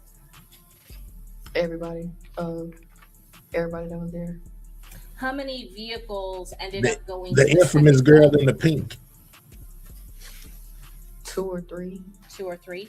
Whose vehicle were you in? Typhus. Is that the same vehicle that you were in all night? Yeah. And were the same people with you all night? Mm-hmm. Had you been drinking that night during the birthday celebration? Yeah. Had you been drinking at the clubs that you were at? Yep. How would you say that you were after the second club? I was drunk. Do you still remember that night, ma'am? Yes. After the second club, where did the group go? All of the people that you were hanging out with? After the second club? Yes. On the second day? Yes, the Saturday. To a hotel. Why were you guys going to the hotel? To find somewhere to stay. Were you familiar with Tampa and the location of the hotel? No.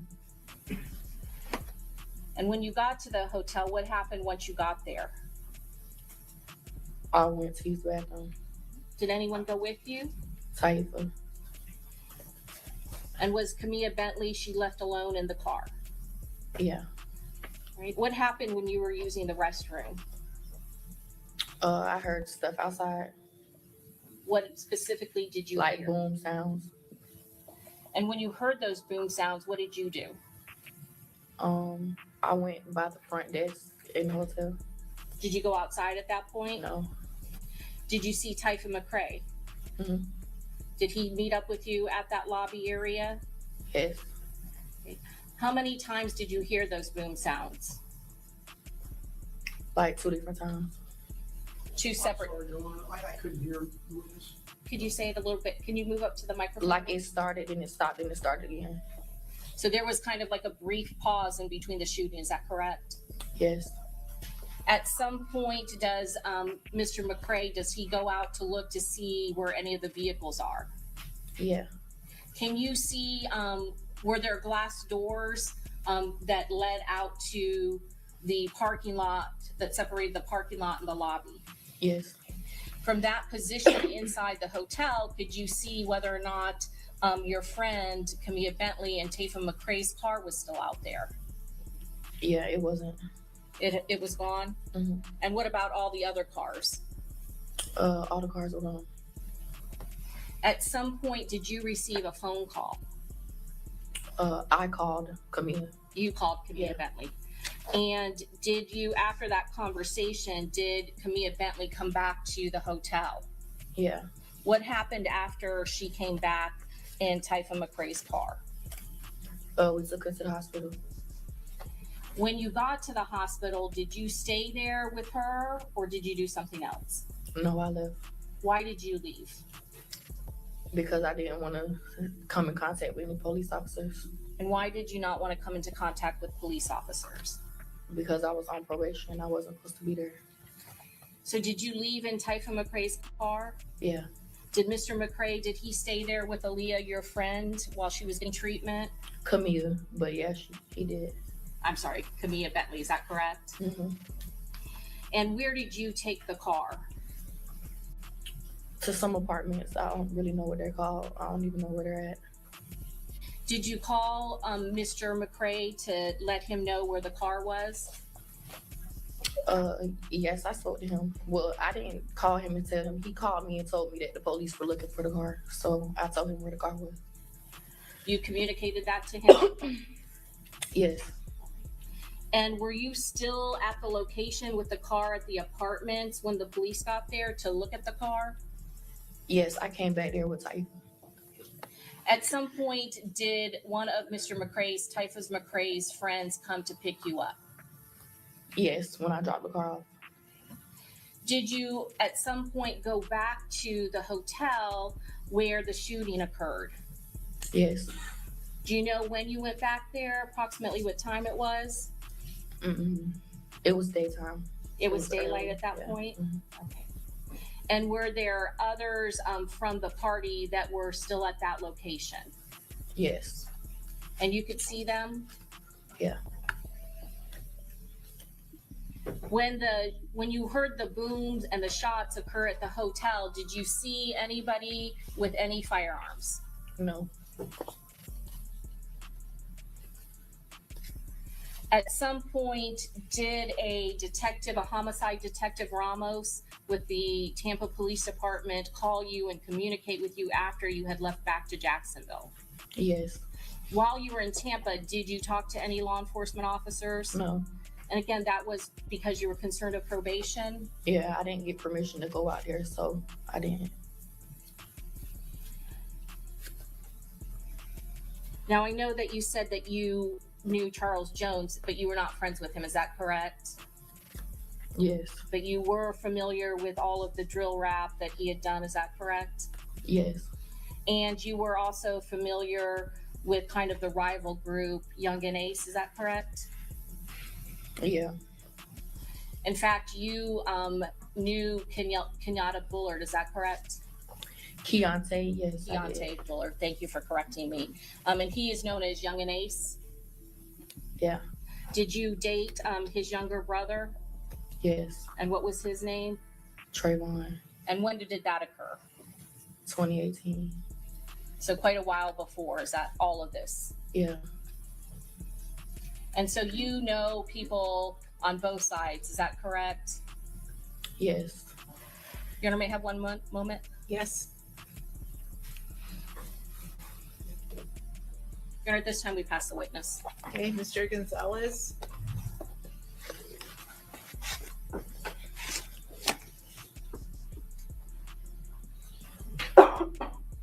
Good afternoon, Ms. Albertton. Good afternoon. So if I understand this, it dawned on you at the time that all of this occurred that because there was going to be an investigation, you didn't want to have to give your name to the police, correct? I didn't mind giving my name to the police. Okay, well. But at that moment in time, no, I didn't want to run into no police officers, no. Correct, because you were fearful that somehow that would get back to probation in Duval Correct. County, Yes. and that could create a problem for you, correct? Yes. Okay. Did that in fact occur? Did I get in trouble? Yeah, did they find out? Probation find out? They found out eventually. No, I didn't get in trouble. Okay, they didn't violate your probation for leaving the county without permission? No, they didn't. And when you left, you put the car in an apartment complex close to the hospital, correct? Yeah, I just went to the nearest apartments I seen, houses I seen. And Mr.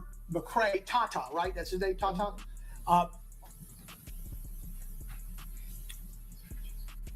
I'm an old man, but when you have some type of relationship with someone, do you call it talking? When you're talking with someone? Yeah, you can call it that. And just so we're clear, when you called Mr. McCray your friend, he was a little bit more than a friend, like someone you would just hang out and go get a drink with or be a friend from school, correct? Can we both agree in that respect? I guess. Well, let me ask you, if you don't mind, were you more than just Mr. McCray? Do I have to answer that? Well, yes. So was it more than just a platonic I guess, friendship? yes. And nothing else necessary. He assisted you by contacting someone to come pick you up after you had dumped that car, correct? Yes. And then you hung out for some hours, I assume, to kind of let things calm down. Would that be fair? I rode out there with him. I didn't have a ride back. I had to get a ride back home. So I waited on him. Understood. And his mom came, yes, and I rode back with him and his mom. So the goal at the end of the day was to get back to a point where you could get back to Jacksonville. Correct. But in the meantime, well, it was to get back with Taifa, period. But right. I didn't want to go to the hospital. I didn't want to do none of that. Right. And as you waited for that time period, you knew that there was probably an investigation going on because you heard all those shots, correct? Yeah, I knew it was. Okay. And the people that you were with during this time period when you were hiding out, you didn't know them, correct? They were just people that you were could be someone to be able to have some need to be a suspect rather than a witness. I didn't know him. I knew of him, but I don't know him, no. And when you went back to the hotel and the scene, was that because you thought Taifa would be there, or were you already in communication? No, he wanted to. Ma'am, He please, went. if you don't mind. Yes, and so because the court reporter's taking down everything that's being said, if you could please let Mr. Gonzalez just finish asking his question before you start answering. Yes, ma'am. Okay. Sorry, I have a habit of doing it myself. So you were in communication with Mr. McCrae, Tata, right? Yes. And did you know that he was going back to that scene? Is that why you went there? No, he wasn't at the scene. I went back at the scene because the person I was in the car with went there to check on, I think, Monty. Because Okay. I seen Monty and I don't remember who else, but I seen Monty when I came there. Armani Turner.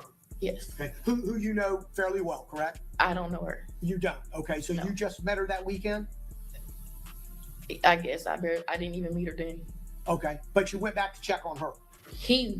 I was just in the car. Okay. The guy that you were with was going to check on her. Okay. And you didn't stay there very long, correct?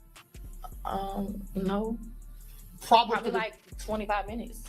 Probably for the same reason, because you didn't want to be in a position where police might come up to you and ask you who you were or what you did. I mean, yeah, he was the driver though. He left. It was up to him. I didn't really care. Okay. So you were at this party for the weekend. There were several members of 6 Block there, correct? Yeah. Okay. In fact, Tata is 6 Block. Correct? I guess. I guess.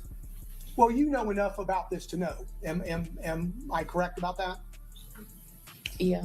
Okay. And so you know enough about this to know. Let's go cross-examine. The state, your direct examination, Quan in the past, some years ago, correct? Mm-hmm. So you knew both sides, right? Mm-hmm.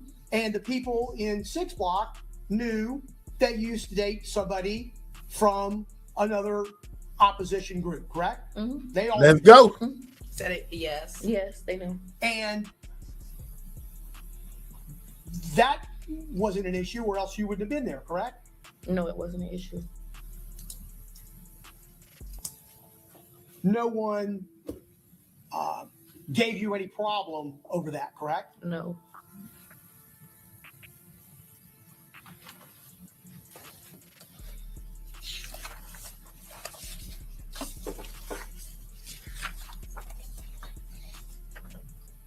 Yeah, she might have been playing both sides. She might have been playing both sides. Really, my young and Ace brother was your boyfriend when he died, and she ends up hanging with the other side. Let's go. No. Thank you.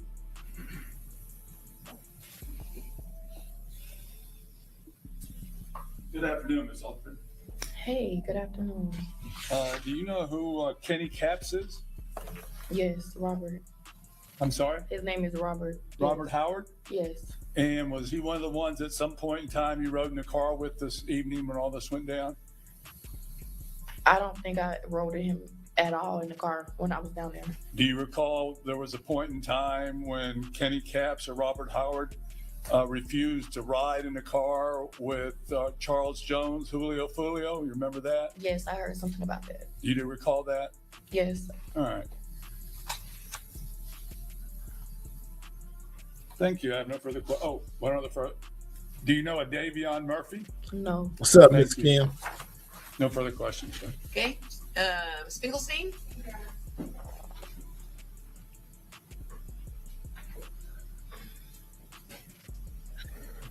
afternoon, ma'am. Good afternoon. My name's Jenna Finkelstein. I represent Sean Gathright.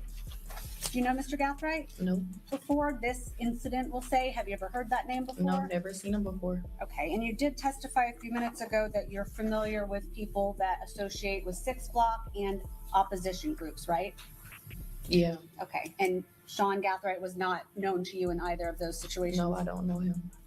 And just one more question, ma'am. With the people that you were with here in Tampa, did anybody that was with you or in your group go by the name of Fat Boy? A No. nickname? No. There go that Fat Boy name again. That came with me? Right.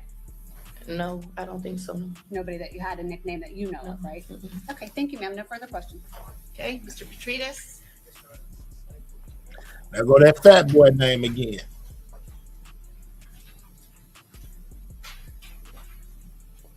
Good afternoon. Good afternoon. You mentioned Mr. McCrae's friend. Sorry. You're fine. Do you need some water? Please, if I can get some. The deputy will get.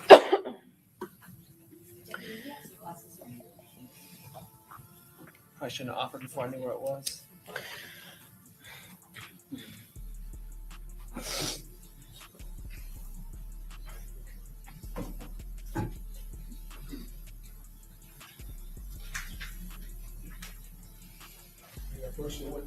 Sure. Thank you.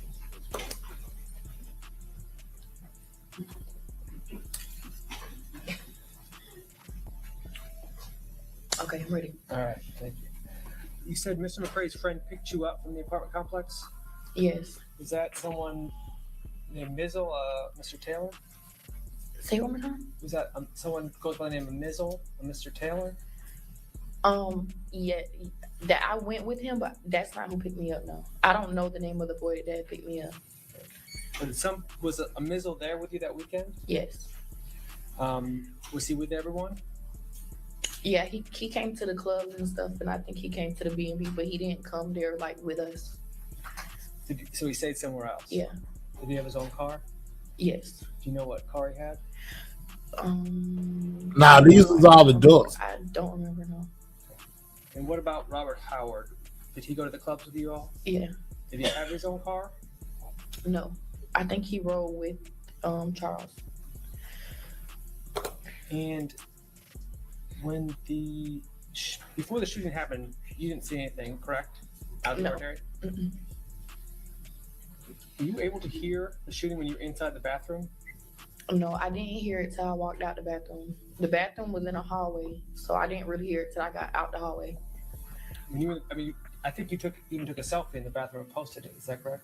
I didn't post it, but I do have pictures in the bathroom, yes. Oh, they trying to make it like she gave the drop as if she posted that picture. Thank you. Okay, very good. Redirect? Yes, just briefly, Your Honor.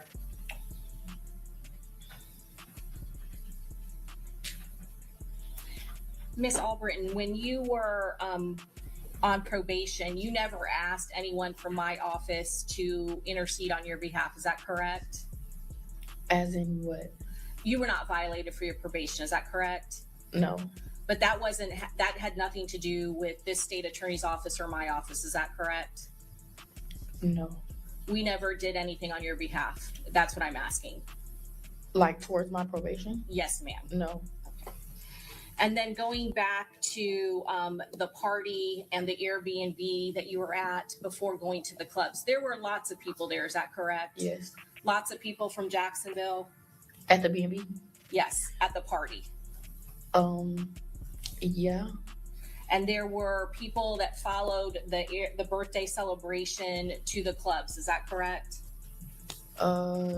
Yes. Some of them. Some of them, yes. But at the hotel, there were only 3 vehicles. Is that correct? Yes. All right. I have nothing further, Judge. Okay, this witness be excused. Yes, you may. Okay, thanks, ma'am. You're free to go. Okay, State, here's your next witness.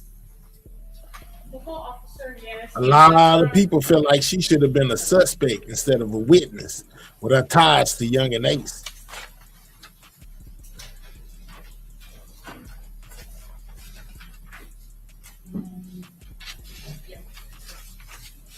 What's up, Rhea?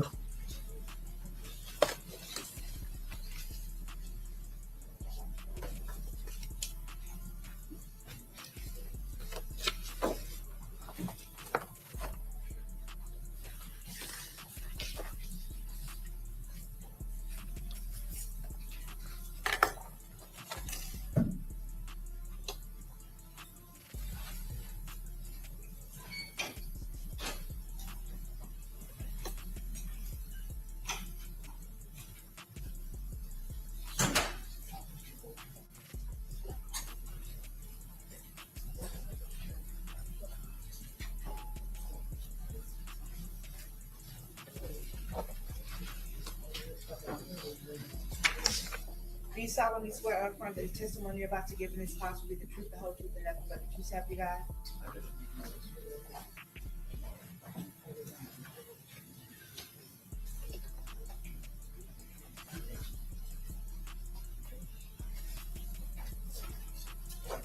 Very good. You may proceed. Good afternoon. Would you state your name, please, for the record? Officer Yanni Hanses, And what agency are you employed with? Tampa Police Department. Were you employed with the Tampa Police Department on June 23rd of 2024? Yes. In your capacity as an officer with the Tampa Police Department, did you respond to the La Quinta Hotel on East Fowler Avenue? Yes, ma'am. What was the purpose of your response to that hotel? Initially, we got a call for service for criminal mischief of bullet holes, and then we realized it was related to a shooting call earlier in the night. When you arrived on scene, did you recognize that there were a large amount of other officers at the location for like the home to suites and in that same parking lot, essentially? Yes. And is there some correlation that you made when you actually responded to that call for service to the homicide itself? Yes. Did you ultimately determine that a room in the La Quinta had been struck by gunfire? Yes. And when you arrived, did you actually make contact with a complainant or an employee of the La Quinta? Yes. And was he able to provide you with some items of evidentiary value or an item of evidentiary value when you actually arrived? Yes. What was that item? He provided me a piece of a bullet fragment. Did you, based on your training and experience, immediately recognize what it was when he provided it to you? Yes. What was the condition of the item when he handed it to you? It was in a plastic Ziploc bag. And is that how it had been provided to the manager of the La Quinta? He placed it into a Ziploc bag. On your own accord, did you take some photographs of the damage that you observed at that location? Yes. And did you also ask for crime scene to come out and take some photographs as well, or had crime scene taken photographs of the same location? Yes. Crime scene also came out and they took over photographs as well. Is that standard procedure for the Tampa Police Department? Yes, ma'am. And did you ultimately get access to the hotel room in which Mr. Pablo Gabor and his family were staying? Yes, ma'am. Had the manager also confirmed the information of the occupants of that room? Yes. Mr. Gabor, his family, whatever the contact information was? Yes. And did you create a report in this case to document that, ultimately providing that as a supplement to this homicide investigation? Yes. When you actually responded to the hotel room, did you take pictures or overalls of the room itself? Yes, I did. What about the exterior of the room? I did that as well. How were you able to find the essentially window of the room that had been struck? The manager led me to the outside window and pointed it to me. So the complainant was familiar, at least, with where the damage was internally and externally on the building. Yes. The state seeks at this time to introduce State's Exhibit 21A through 2, Your Honor.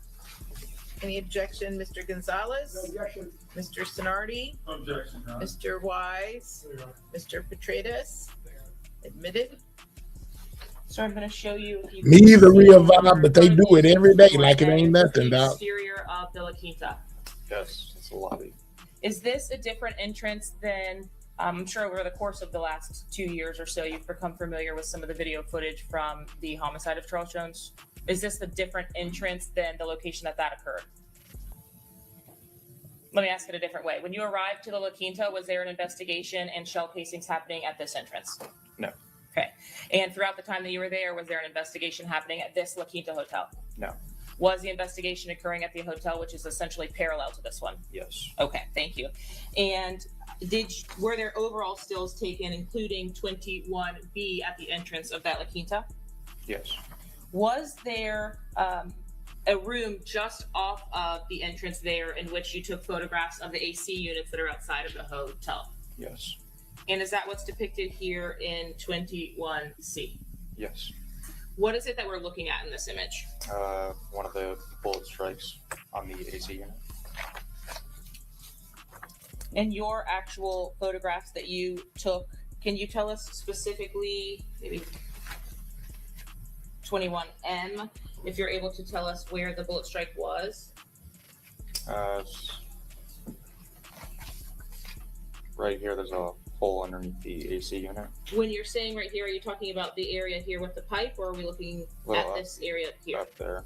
All right, so at the bottom of this photograph on essentially the second line of metal for the AC cover, Yes, ma'am. did you actually directly respond to room 201 to photograph that in 21D? Yes. As you entered the room, was that room one which occupied 2 double beds? Yes. In 21E, is this how the room looked when you arrived? Yes. Did you know where exactly the damage to the interior of the room was when you entered? I did not. I had to canvass the room and search for it. Tell us how you did that. So initially I walked in, went to the AC unit because I saw it was struck from the outside AC unit. I then kind of like bent over, looked underneath the AC unit, and that's when I found another entry hole underneath the AC unit. And did you actually have to get down to photograph or document the entry hole that was underneath the AC unit? Yeah, I got on my hands and knees and looked under there. They left enough bullets. Was there other damage that you also documented from the same room? Yes, on the further west bed, at the foot of the bed, there was a burnt hole mark on the top sheet. And on this burnt hole mark, there was also more bullet fragment pieces. And then below that sheet, directly on the floor, was more fragment piece on the ground of the hotel. Starting first with what you said you were able to capture under the AC unit, could you take a full overall photo from a distance underneath the AC unit, or did the space not allow for that? Space did not allow us to narrow. Did you have the opportunity in States 21S to actually place your phone under the unit to photograph the damage? Yes. And is that what we're looking at here in 21S in the center of the photograph? Yes. Did you recognize that as damage consistent with the damage that you saw as an entry point on the exterior of the building? Yes. And as you followed that, was that in the path of travel to the damage that you had articulated you saw on the bedding? Yes. I'm showing you States 21P. Is this the bed that you were talking about? Yes, ma'am. Is that something that you yourself, when you were just canvassing the room, noticed that there was some kind of damage to the bed in 21P? Yes. And once crime scene arrived and had an opportunity to photograph that, is that what's depicted in States 21H? Yes. Was there actually still a piece of metal on the bed itself? Yes, there was. And was that ultimately collected by crime scene? Yes. This would have been a different bullet fragment than what was provided to you in the bag. Bullet holes, bullet shells everywhere. Baggie, correct? Yes. My bad, Or y'all. was that also collected in this case? Yeah, all the fragments were collected. Underneath that same area at the foot of the bed, was there also another piece of a bullet fragment 21I? Yes. And in 21J, is this that fragment right underneath or right on that bed area of that room? Yes. In the same room, was there some kind of debris underneath or around the AC unit as well that was documented by photograph in 21Q?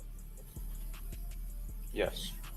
And were you able to tell at least the source at which that was consistent with coming from? Were you able to see where that came from? That was the drywall that was broken from the strike. Just based on your training and experience, was that consistent with the trajectory of the entry point that you saw outside and then the entry point that you saw inside? Yes, ma'am. And lastly, does 21K fairly and accurately depict the baggie as you had received it from staff at the hotel? Yes. And is this exactly how you provided it to Crime Scene Tech Nunez when she arrived to collect the evidence? Yes. And in 21N, is this that same projectile from the baggie? Yes, it is. Again, those are different than the objects that were provided or that were collected from inside the interior of the room. Yes. I will pass the witness, Your Honor. Mr. Gonzalez? No questions, Your Honor. Mr. Sonardi? No questions, Your Honor. Mr. Wise? No questions. Mr. Petrides? Can this witness be excused? Yes, Your Honor. Thank you. You're free to go. Thank you. All right, here's your next witness. Detective Travis Oliver.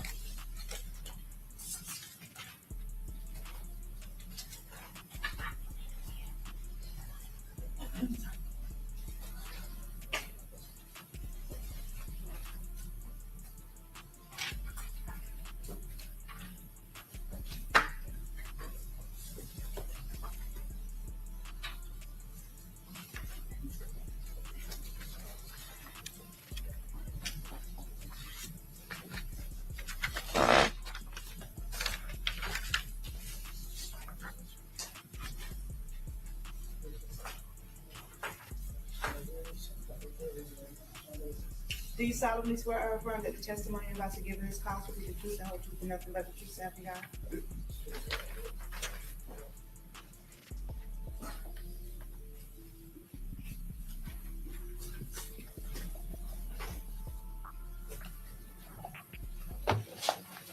Okay, very good. You may proceed. Please state your full name for the record. Detective Travis Dwayne Oliver, Sr. Detective Oliver, how are you employed? I'm employed with the Jacksonville Sheriff's Office. How long have you been with the Jacksonville Sheriff's Office? Almost 28 years. And back in 2019, what unit were you assigned to? I was assigned to the homicide unit. And is that the unit you're still assigned to? I'm with the cold case unit, which is a part of it right now. Yes. Part of homicide, correct? Correct. And back in 2019, were you a homicide detective? Yes, I was. And back in February of 2019, did you respond to a homicide that occurred at 1646 West 45th Street in Jacksonville? Yes, I did. And were you the assigned homicide detective? Yes, I was. Was there? For the record, we're just gonna renew all our previous motions and objections. Okay, very good. All objections are reserved for the record, the same ruling from the court. You may proceed. Did you respond to that location? Yes, I did. And can you tell us who was the victim of the homicide? The victim was Adrian Gaynor, And how old was he? Do you remember? 17. I'm sorry, what was the name? Adrian Gaynor. Thank you. And does Jacksonville have a gang unit? Yes, they do.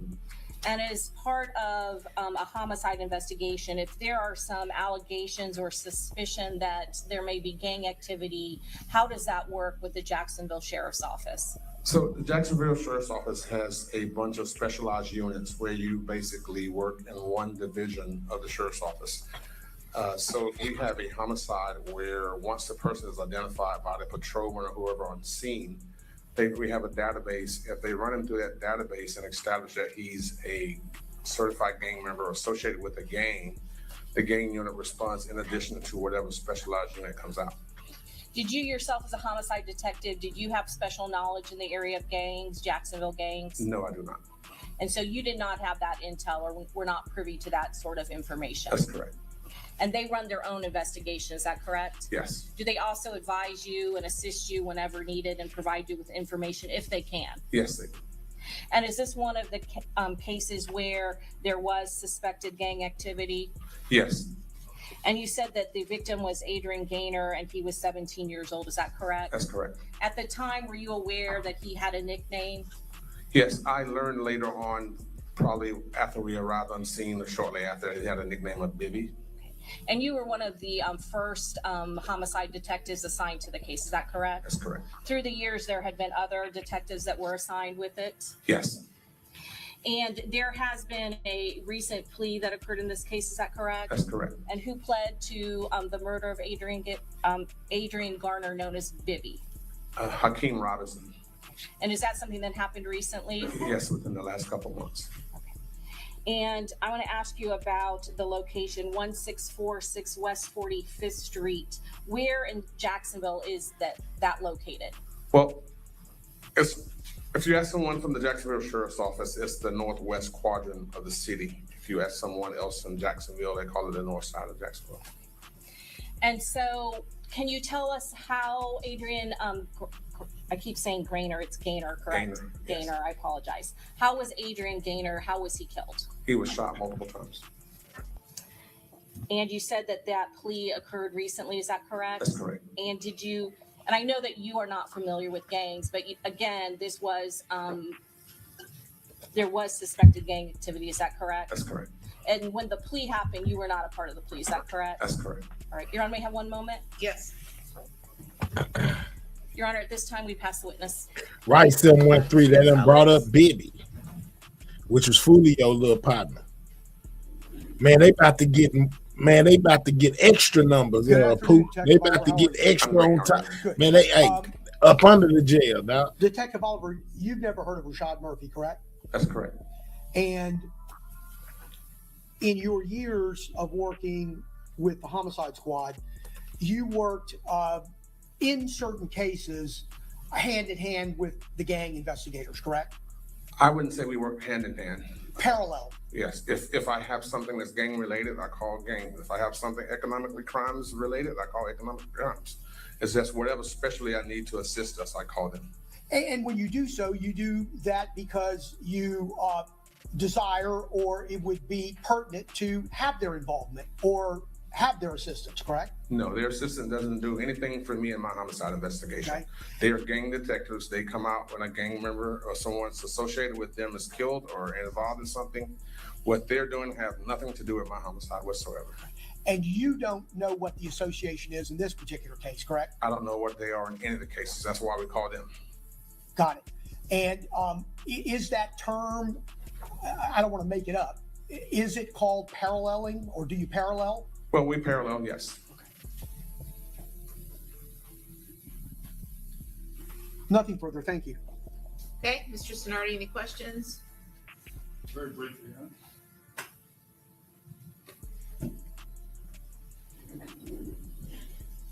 Good afternoon, Detective. Good afternoon. As I understand it, you're with the Jacksonville Sheriff's Office, correct? Correct. Been there 28 years, you said? Almost a couple months shy of 28 years. Yes. Getting ready to retire, I presume? September this year, I'm done. Well, congratulations. Thank you. My understanding is the homicide of, is it Adrian Gaynor? Yes, sir. Known as Bibby? Yes, sir. That was back in 2019, correct? Correct.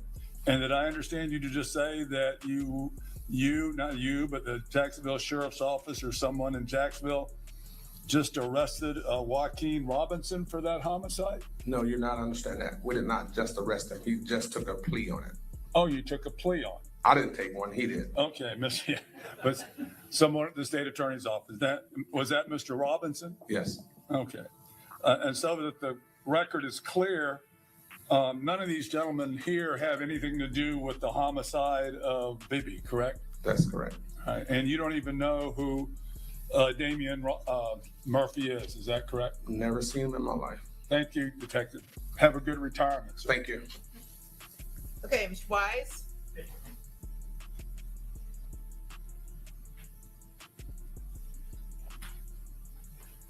Good afternoon. Good afternoon. All your years working in the sheriff's office, you've never heard the name Sean Gathright, correct? Never. That's all I have. Thank you. All right, thank you. Okay, Mr. Petratus? Okay. All right, redirect? No redirect, Judge. May this witness be excused? Yes, Your Honor. Okay, very good. Thank you. You're free to go. All right, who's your next witness? Detective Richard Nieder. Do we need to have a? Yeah. There you go. Who I smoke the BB. That's exactly who they was talking about. Foolio, little homie. You know what I'm saying? The one that Foolio said in the song, he wish he would have slid with him. You know what I'm saying? Wish it was rather him than Bibby. So yeah, that put a stain on Foolio right there, losing his little pop. That's crazy, man. You know what I'm saying? But these dudes here, they expect you cooked. It's over for you. You're gonna get about 100 years, if not the unalive penalty. The other ones is over for them too. The attorneys outside. If you're present, so I'm going to ask you to briefly step inside the jury room, and we will be with you momentarily. All right. All right, they got some going on in the jury room. Let's get back over here where we was at a while ago. When they was breaking it down through the Miss Andrews case of what happened with Julio Foolio. Have any involvement in Charles Jones's murder? No, I did not. Did anyone tell you anything about a plot to kill Charles Jones She was lying the when you whole went to time. Tampa? No, they didn't. When you started to date Isaiah Chance, how was your relationship with him? In the beginning, it was good, I would say. And then he changed over time. I mean, once we got comfortable with each other. What did he change? What had changed about him? He started to be a little more controlling. Hold on, we got something going on in here. They didn't go to the room yet. Hold on. See what he's talking about.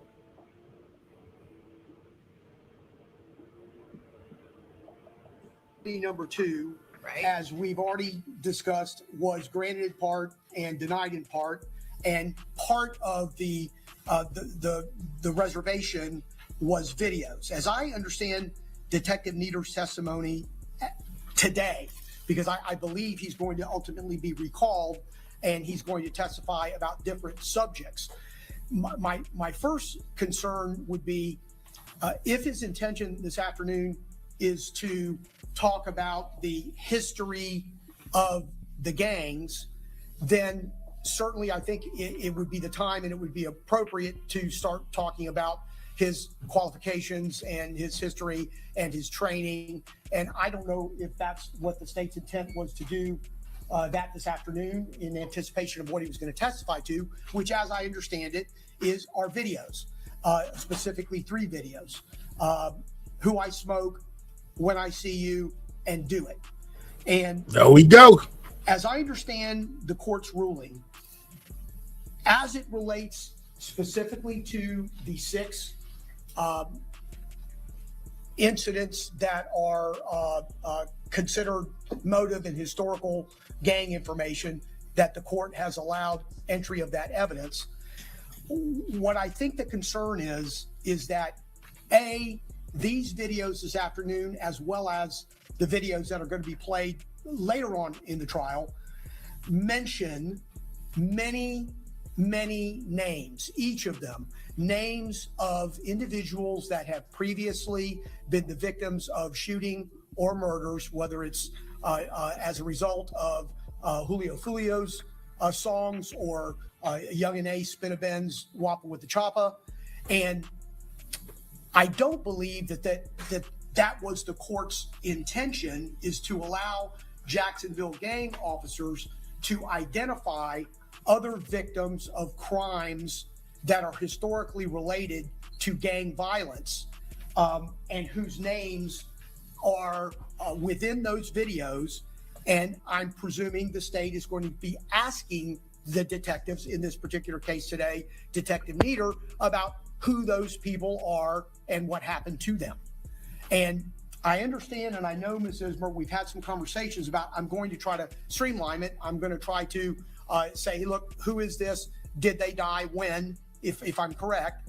And I still believe that, based on what I understood the court's order to be, that that's not what you intended, nor that's what you ordered. Now, I certainly could be wrong, but my fear is that the jury then being apprised of all of these other individuals that were killed as part of his testimony discussing historical gang warfare or historical gang violence would not be in the spirit of what I understood the court's ruling to be. Okay, and so my understanding is that, having seen these videos. Shout out to Room 901. What's up, Josh? Drill rap, as that term is understood, is that there is some reference that whoever is performing the rap makes certain reference to people that have died, right? And so if the state's intending to not... This case got a lot of similarities, Josh, to what we might see in the Mo 3 case. You know what I'm saying? Significance. Like right now, they talking about the gang unit people coming in and talking about past crimes and the defense that he feels like that's going to tank. He needs to be calling people in. You know what I'm saying? Hey, you should be paying attention. The exact purpose of the state's introducing the video and the inquiry of the detective. I can assure the court that the nicknames, for example, or the references to certain incidents or locations are things that only Detective Nieder or detectives could describe. And in this case, we have consolidated that to Detective Nieder to describe these 3 videos and only certain lines from those videos. So the inquiry is, of course, limited to what does that reference mean? Because surely the jury on their own would never be able to understand what's happening or the relevance of that to this case or the investigation.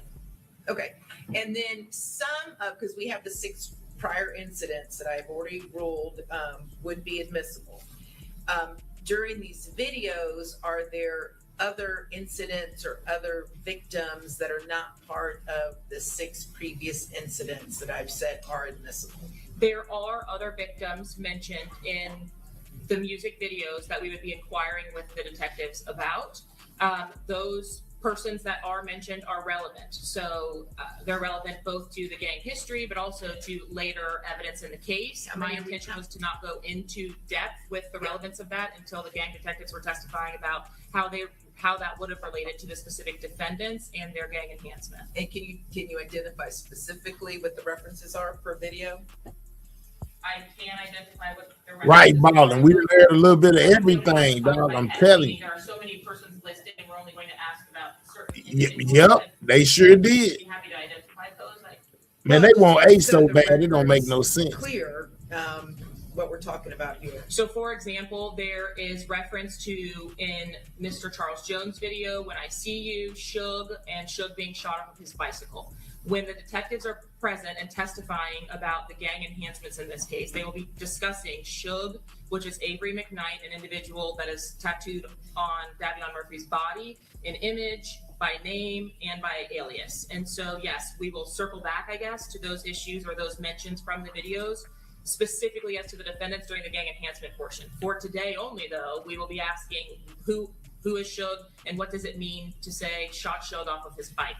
And the detective would, I presume, respond, this is an individual that was killed in Jacksonville as a part of the war. Okay. Judge, I do have all of the people that are listed, and there's a dozen in one. There's 6 or 7 or 8.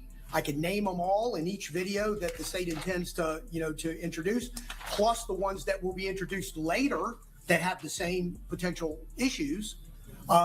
But I think it exceeds what I understood the court's ruling to be by a large margin. Right.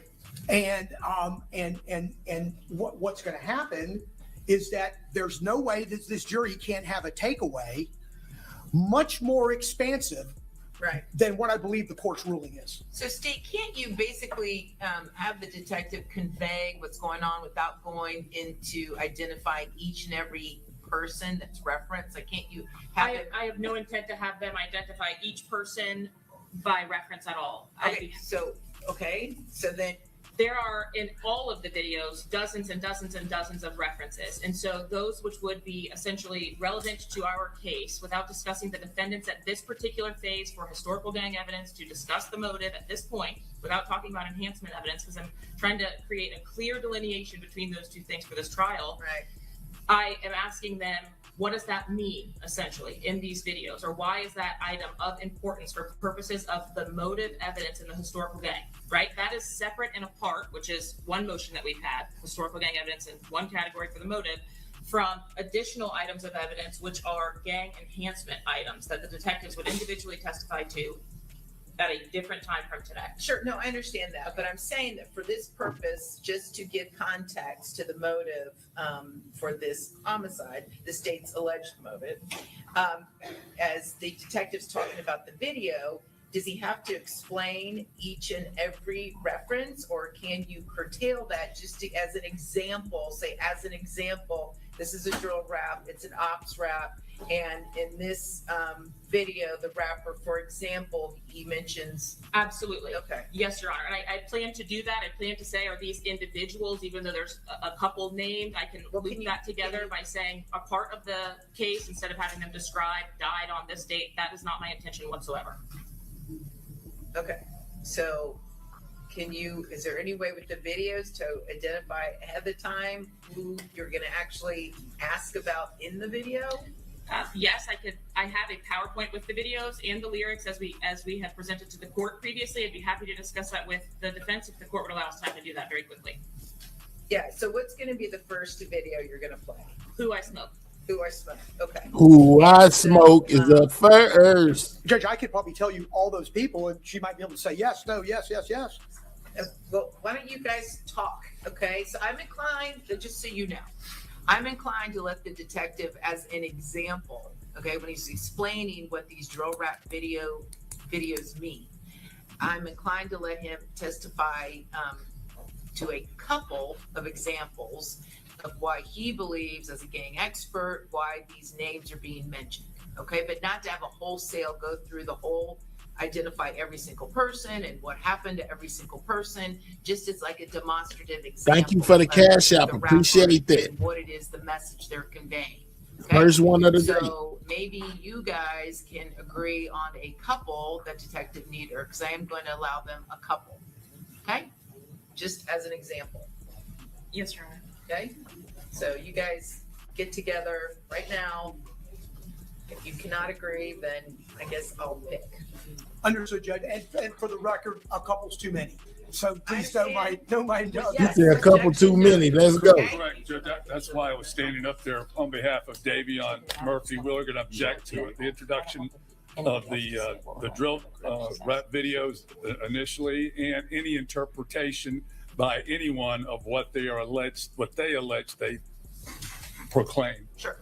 So a continuing objection. Yes, and same with Mr. Petridis and Mr. Wise, I assume, correct? Your Honor. Thank you. Okay, very good.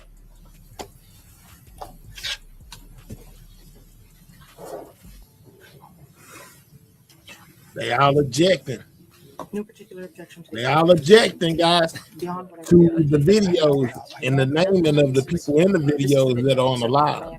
Yeah, he said basically he's gonna start calling out the credentials of the officer, the gang unit officer that chooses to break this down.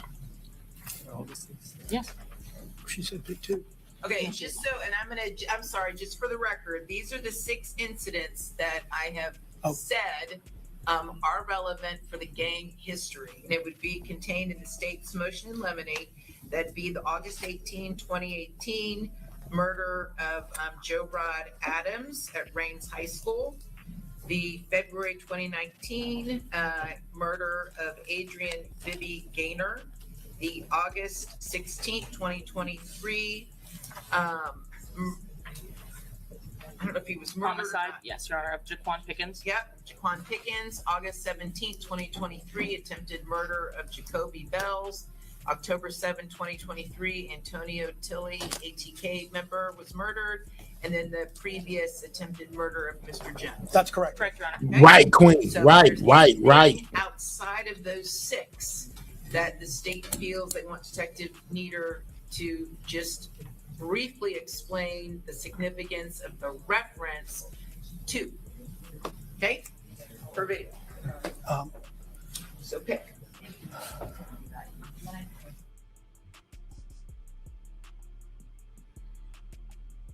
Yeah, they gonna have to. Hey, they done told them to get it right. All right, so I think if I'm not mistaken, they went into the judge's office basically. What I thought they was finna do right then. So let's switch back to where we were at. You know, when we was checking out them basically breaking down this whole case when it comes to this situation in the Miss Erica Andrews situation, Alicia Andrews, you know what I'm saying? Who a lot of people feel like was involved in all of this in some kind of way, just barely managed to escape because they said the judge was being biased on her case. So she's due back in court either to get sentencing time for being charged for manslaughter or get a whole new case, guys.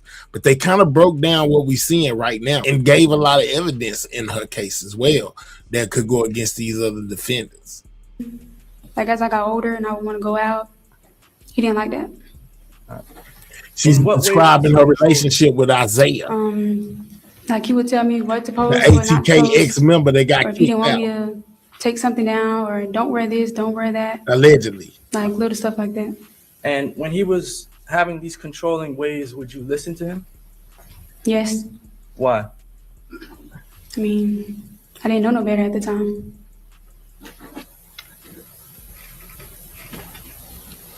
Other than just having controlling ways, did Isaiah Chance ever put his hands on you? Yes. How many times? I wouldn't say I was counting, but it's been a few times. Do you remember the first time that it happened? Yes. When was the first time that it happened? Her body language is Back terrible. in like 2021. She got off though. At his house.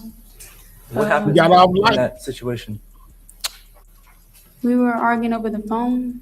Like he wanted my phone and I wouldn't give it to him. And that was the first time he ever like snatched it and he ended up hitting me. Hit you how? Was Let's close get past fist. that part. Nothing much. All right. Did you know who was going?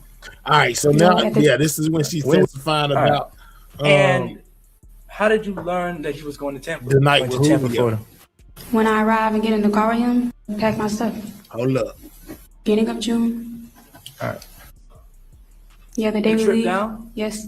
All right. And how did you learn that he was going to Tampa? I called him early that day like we always do, and I'm like, what you doing today? He said, I might be going out of town. I said, I wanted to go. Did he tell you what he was going out of town for? Nope. Why did you want to go out of town with him?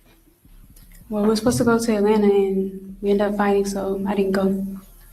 You said you were supposed to go to Atlanta, and what happened? Tell We one, ended up fighting, so I because didn't we go. don't believe her. Tell When were you supposed that's to go to why. Atlanta? That's why. It Because was we beginning of she was June. involved.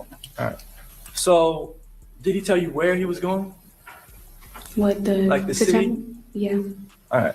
So, what did you know about the trip? Nothing much. You knew everything You know about who the was trip. going? Stop lying. No, at the time he just said me and him. He told me to pack my stuff. Where were you at when you had that conversation with him? I'm at home. Do you know where he was? No. Did you come to find out where he was? Yes. All right. Where was he at? He referred to him as his little brother. He said his little brother's house. All right. And how did you find out that he was at his little brother's house? When I arrive and get in the car with him, he drives to someone's house, and I said, "Why we here?" He said, "We're gonna rob my little brother." Absolutely, Ballin. We When you watched this in real and when you time. say She little most brother, who is definitely that? knew everything Sean that was Gaffer. going on. Okay. At what point did you figure out that Isaiah Chance was going to Tampa, Florida? That's the next day I called him on the 22nd. Jessica.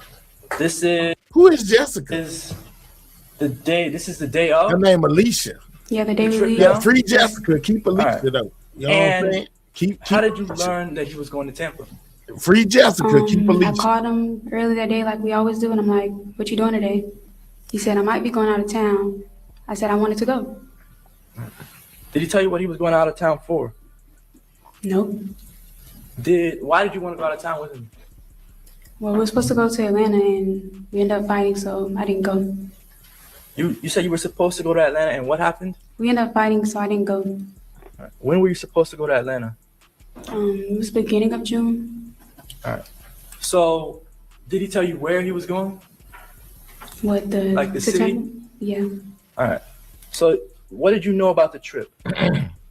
So, ladies out there, your man come home, tell you get your stuff together. Y'all finna go on a trip. Is you not asking where y'all going? Or are you not asking where y'all going? You just getting in the car and driving off. You know what I'm saying? Or you not asking, hey babe, where we going? Not even one time. Just jump in the car and ride. And then even if you do ask and he say, oh man, we going to Fort Lauderdale. You don't ask why we going there. Like what we doing down there? So you'll know what to pack. You know what I'm saying? Or take with you. Are we going to the beach or are we going out or are we getting out? I mean, what's going on? What we doing? You mean to tell me she didn't ask why not one time? I'm just saying. Nothing much. All right. Did you know who was going? No, at the time he just said me and him. He told me to pack my stuff. Where were you at when you had that conversation with him? I'm at home. Do you know where he was? No. Did you come to find out where he was? Yes. All right. Where was he at? He referred to him as his little brother. He said his little brother's house.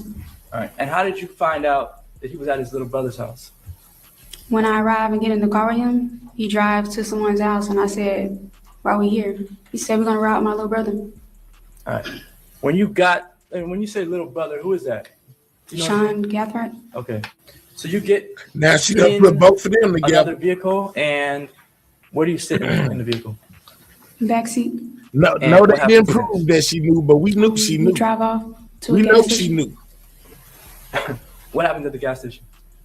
I get out and get snacks. He do. He just taking up for And Queen B. Do you know if there's anyone at the And gas station? IGT Anyone know it else? too. They just taking up No. for. All right. What happens after you get snacks from that gas station? You all go to Tampa No, they drove to some, I guess, apartments. apartment complex? Yes. And what happens at the apartment complex? They get out of the car and they dap two bigger guys up, but they had the windows outside. So let me back up. You said they. Who is they? Get out the car. Sean and Isaiah get out of the car and they dap to their two bigger guys. They wasn't able to prove it in court, but in the court of public opinion, she guilty as hell. IGT. Two dark skinned And guys. explain what you mean by dap. Like shaking hands, acknowledging each other. What happens after they get out? They being Isaiah Chance and Sean Gaspard. After they get out and they acknowledge these other two individuals. They get back in the car and drive off. Who is they? Sean, he drives off because he's driving. All right. So what happens after you all leave this apartment complex? We head to Tampa. And are there any stops on the way to Tampa? Another gas station. What happens at this second gas station? They get out of the car, they're talking, but I'm still in the car. All right. Who's She they? guilty in the court Sean of and public Isaiah get out the opinion. car. Goddamn. All right. And they're talking amongst each other? Yes. Do you know what they're saying? No. All right. Do you ask what Whatever. they're saying? No. At the She time, was do you care what guilty. they're saying? No. Only thing got her off was the biased judge. After you go to this second gas station, what happens? Then we go to the Airbnb. All right. When you arrive at the Airbnb, who all is in your vehicle? Just Zay, me, and Sean. Who gets out first? I think they both got out at the same time. All right. And were you paying attention to where they went when they got out of the car? No. What were you doing as they were getting out of the car? I was on TikTok. On your phone? Yes. And when you got out of the car, where were they at? I didn't see them no more. All right. When you didn't see them, what did you do? She was part of the crime. I did what committee. he told me to do. When he I got don't out the care car, what he you said, say. She knew when you everything. ready, it's the first door.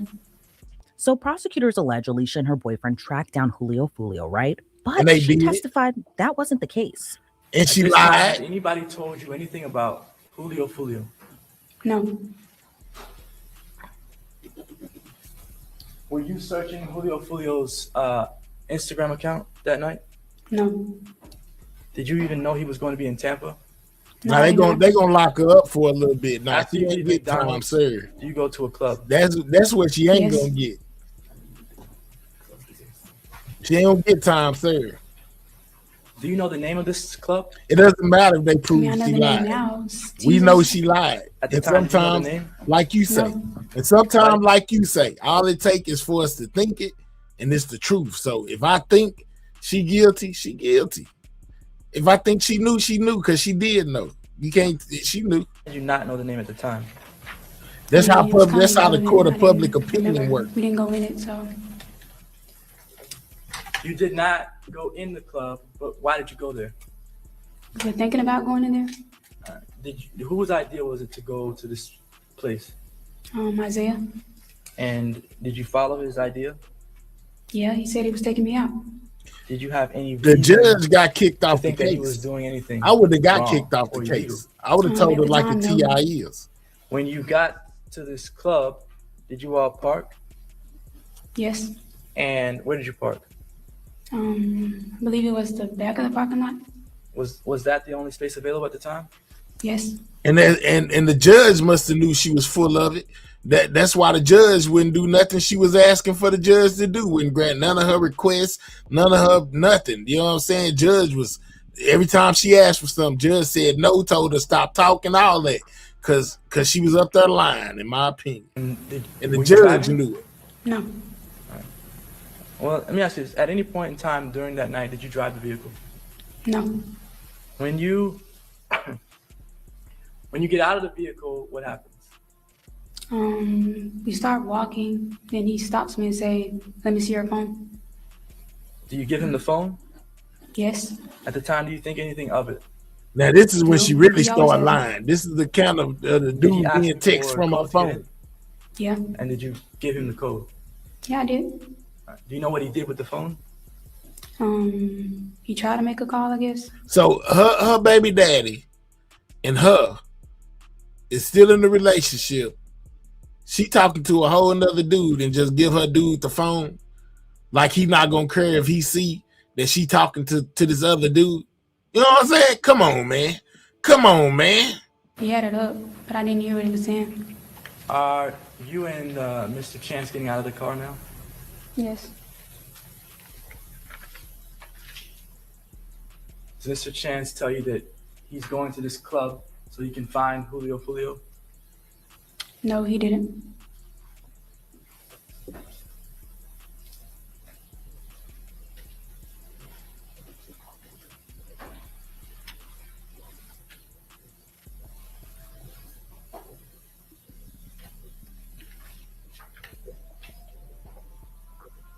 If you can remember sort of what's happening in this moment, can you tell the members of the jury? I was walking, then he stopped me and said, "Let me see your phone." All right, well, we have to get to Miss Lau all the time here This in time a are you trying second. to conceal your Back identity? it live in the courtroom, guys.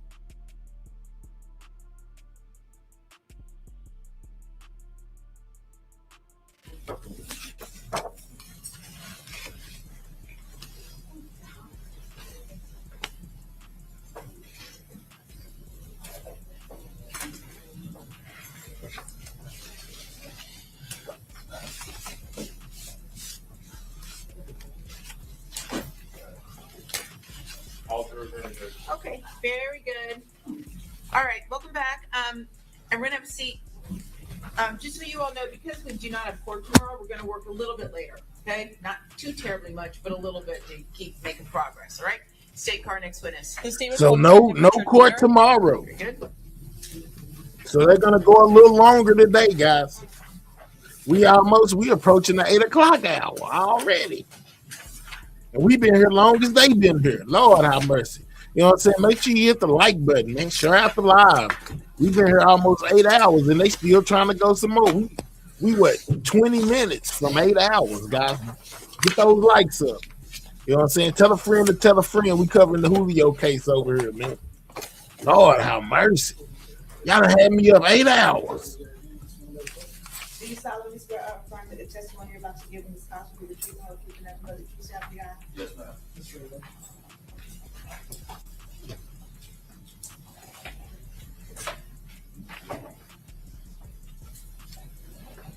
Okay, very good. You may proceed. Good afternoon, Detective. Would you please state your full name for the jury? That's Detective Richard Dieter. I don't think you can do that until I'm done. I don't think you can hike the video until And this how is long have you over. been with the Jacksonville Sheriff's Office? I'll be 10 years this fall. Do you have any particularized unit that you work in? I do. I'm in the gang investigations unit. And how long have you been in the gang So they got the investigation unit? investigator up there anyway. Let's see how this What goes. types of duties and responsibilities do you have as a part of that unit? That unit every day, we monitor gangs, members in the gangs. I already appreciate you, 713. I thought I'd never see the day, dog. I appreciate you, man. Thank you. Thank you, 713, for coming through with that 10. He said, man, you deserve this, man. We've been here almost 8 hours, man. You know what I'm saying? Straight up. Appreciate it, big dog. To their houses and offer them resources and stuff like that to get them help in a better lifestyle. Is the outreach specifically something that your agency has the gang units do? So a community outreach of some kind? Yes, ma'am. We do that. We try to do it once a week. Sometimes we get busy, but we go out with pastors and other leaders of the community and make notifications at their doorsteps. In doing that, you also develop relationships 713, with you're some of the individuals that you are it's trying gonna to be a help. problem around here about that, boy. And Yeah, tell me about what 713 don't you never do or send what me you're nothing. required to do as a member of the gang unit to be proficient in Let's the go to Jacksonville case. 713. We go through cell phones, social medias. We monitor social medias along those lines. And is the monitoring of social media something that's just become more popular in the last few years? Yes, ma'am. What is it that you're looking for when you're monitoring social media? There's a bunch of different things. You look for like the songs that are being posted, what they're posting, who they're posting with, where they're at, their clothing, maybe the vehicles that they're around. And then they're like, with other gang members, are they throwing up signs? What do the signs mean? What do the lyrics mean behind the songs that they're posting?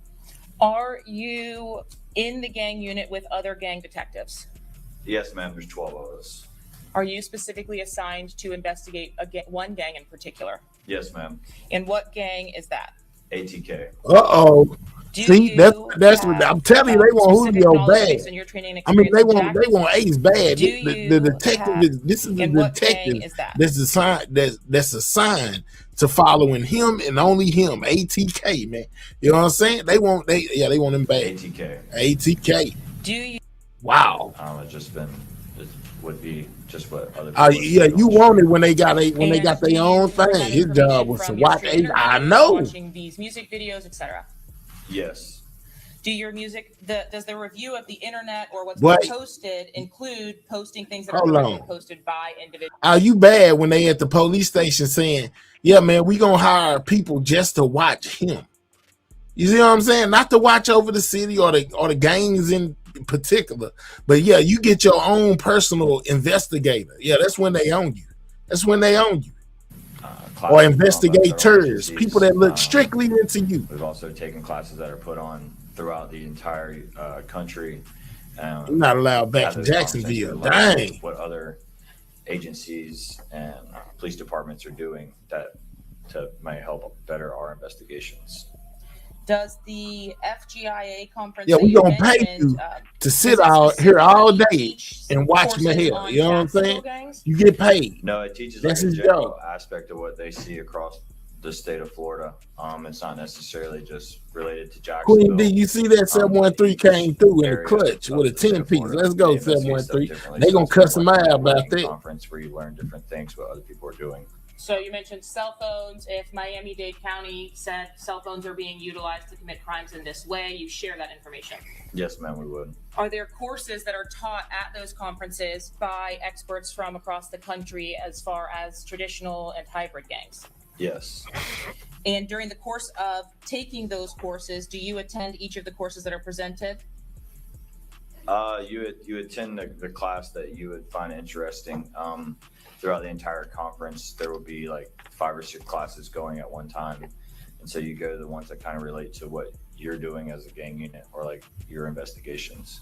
So generally, if there is a course about what... Yeah, but I don't care. But listen, I ain't saying that. I'm saying I don't care if he watching 6 blocks, if they watching 8 blocks, just to be included in those people that they watching. You know what I'm saying? They got people they hire at the police station just to watch you. Yeah, that's crazy. You know what I'm saying? Like, you got your own shadow. You don't even know it. You know what I'm saying? Whether you 6 block, 8 block, whatever. They got a person, they sole job at the station is to watch you. That's all they do. 24/7, all day, every day. You go to the restroom, you go to the restaurant with your girl, they outside taking pictures, watching you. Everything you doing. That's crazy. You mentioned you document or purge different gang members. Yes, ma'am. How do you go about reviewing that statute and then comparing it to the evidence or information that you've collected? So the statute is 3 or more people that are committing one of their primary activities is criminal or delinquent acts. They call colors, hand signs, clothing, stuff along that line that shows they're a part of the same group. We follow that, but the main key would be the criminal and delinquent acts. That be committing crimes to be a gang. So there are requirements in order to form a gang itself. Yes, ma'am. And that includes the criminal association of 3 or more members. Yes, ma'am. And those 3 or more members are engaged in the criminal activity of some kind. Yes, ma'am. Or in some way. Yes, ma'am. Is it strictly that the goal or purpose of the gang is criminal activity? No, it's just one of its primary activities. But is that what's required no matter what? Whether you have hand signs, whether you have... You know it, Libra. I bet he watching too. Identify you as a group, no matter what. 3 or he more messed around and post. He posted yesterday while the trial was going on. Component is the criminal activity. If you have one of the documented gang member criteria underneath that, so the hand signs, the admitting that you're a gang member, those types of things, are you a gang member or an associate? You're an associate. In order to be a member, you have to meet 2 or more of the criteria that's outlined in the statute. So if myself and Mr. Harmon and Miss Doherty are 3 individuals and we all wear blue suits every week on Wednesdays and we have a hand sign that we throw, are we going to be eligible to meet that statute if we are not engaged in criminal activity, at least in part? No, ma'am. You must still also be engaged in the criminal activity. Yes, ma'am. When you are working gang-related cases or in your duty or capacity as a gang detective in Jacksonville, how much of your work week is actually devoted to the investigation of gang-related crimes? The entire work week. And in addition to the gang conferences, have you also attended something called HIDA? Yes, ma'am. That's one of the federal agencies that we attend classes for.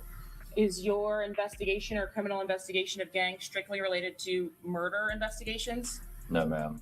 What are the other types of criminal investigations that you are looped in for? We've done everything as from economic crimes to drugs to firearms charges. And in your role working on your assigned group, ATK, are you also at least educating yourself on the other gangs in Jacksonville? Yes, ma'am. Is that a requirement to work in the gang unit? Yes, ma'am. You would need to have general knowledge of the other gangs. When you are working on assignment to determine whose cases will be assigned to each member of the gang unit, how are they assigned? If it's after hours, it's whoever's on call. You would respond to the scenes, and then you'd gather the information, and the next day we'd have a meeting and we would pass it off to the person that's assigned to the gang. What is the information that you gather to identify the appropriate gang detective to assign? More than likely we'll go off the victim. Meaning whoever the victim is aligned with or identified as belonging Yes, to? yes, ma'am. Okay, so if you had responded to the death of an ATK member, you would typically be assigned that case. Yes, ma'am. There are obviously some circumstances in which that could differ, I presume. Yes. Okay, but relatively, that's how you try to assign cases in Jacksonville. Correct. In working these gangs in Jacksonville, are there different types of gangs themselves that you have seen? Yes, ma'am. We have traditional and street hybrid gangs. What is a traditional gang? A traditional gang is going to be your Bloods and Crips, those style gangs that have a hierarchy. They have rules and regulations that they abide by. When you say hierarchy, what do you mean by that? Like there's somebody, you answer to somebody, there's like a boss, and then there's people that trickle all the way down.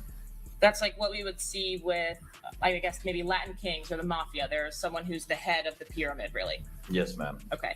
And there are traditional gangs in Jacksonville. Yes, there is. But are there the other type that you mentioned, hybrid gangs? Street hybrid, yes, ma'am, there is. What is a street hybrid gang? A street hybrid gang is generally created in the neighborhood. There's no hierarchy, there's no rules, regulations. It's just a neighborhood that meets the state statute 874. Meaning the individuals who are representing that neighborhood also meet the statutory criteria for gang member. Yes, they do. Okay, so you are saying from a neighborhood, are there certain neighborhoods that are identified in Jacksonville as belonging to certain gangs or groups? Yes, ma'am. Can you describe for me one example of that? The easy example would be like 1200. Their area of town is 1200 East First Street. Is 1200 commonly referred to as Out East 1200 or 1200 Out East? Yes, ma'am. And that's literally geographically where a lot of the members reside? I would maybe not reside, but that's their hangout. That's where they're more than likely to be found. They could reside elsewhere in Duval County. Over the course of the last several years, have you also seen a trend where individuals will belong to Out East 1200 that have never lived Out East? Yeah, they could. You don't have to live out there to be a part of that gang. What about 6 Block? Is that a location in Jacksonville? Yes, ma'am. Does that refer to a specific neighborhood or area? It's the area. It's the north side of Jacksonville, the area near 45th and Moncrief. And typically near 45th and Moncrief, are you seeing 6 Block members that were essentially born and raised there? It would be the same for them. Like you don't have to be born and raised in the area to be a part of that gang, but that's just the general spot that they used to or like to hang out. Well, let's talk about geographic locations. If you are a member of 1200, are there certain areas that you have seen acts of violence occur in the 6 Block geographic locations or locations that only 6 Block should be? Yes, if you, it would raise concern if you found a 1200 Out East member or associate in the north side. And 6 vice block versa. area, Jacksonville, yes, ma'am. That would raise concerns for us. So certain areas that if you are a member of 6 Block, you don't go, that are other members' territories. Yeah, I wouldn't say like you can't go, but it just raises concerns and acts of violence will likely occur. Okay. Now, when you investigated or became involved in this investigation, were there 3 specific gangs relevant to the this case? Yes, ma'am. And what were those 3 gangs? 6 Block, ATK, and 1200 Out East. Are you familiar with all 3, 6 Block, ATK, and 1200 Out East? Yes, ma'am. I would say to a certain extent. Which one are you most familiar with? ATK. Is that because that's the gang that you're assigned to? Yes, ma'am. Do you, in assisting the other gang detectives, provide information about ATK members when they have an investigation of their own about 1200 or 6 Block?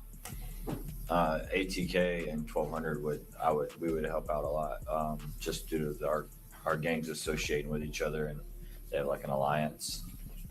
When you say alliance, can you describe for us what that means? Yeah, they make music together, they hang out together, they're often seen together, maybe like at a party or nightclubs or stuff like that. But the main thing that they would do is make music together.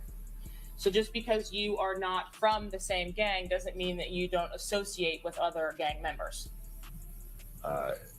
It's not like every gang is completely isolated to themselves. No, you would have your associates and people that you get along with. So ATK and 1200 are allied together. Yes, ma'am. Do those 2 gangs get along? Yes. Relatively. I mean, obviously there are sometimes outliers in anything, but those gangs you've seen music videos, for example, where they're together. Yes, ma'am. And were they always known, for example, 1200, always known commonly as 1200 in your entire career?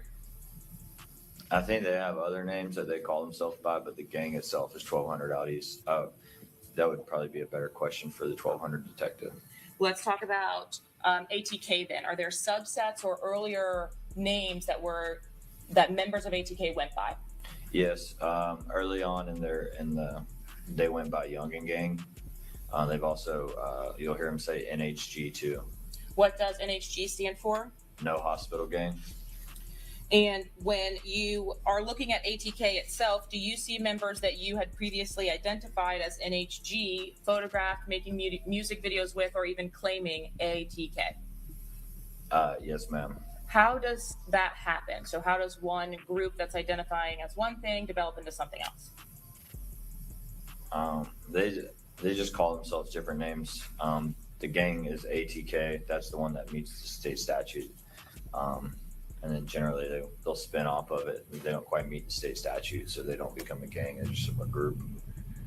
When you are documenting an ATK member, for example, do you document if they represent or present NHG but are photographed and making music with or committing crimes with ATK members, that individual as an ATK gang member with some kind of subset or affiliation to NHG?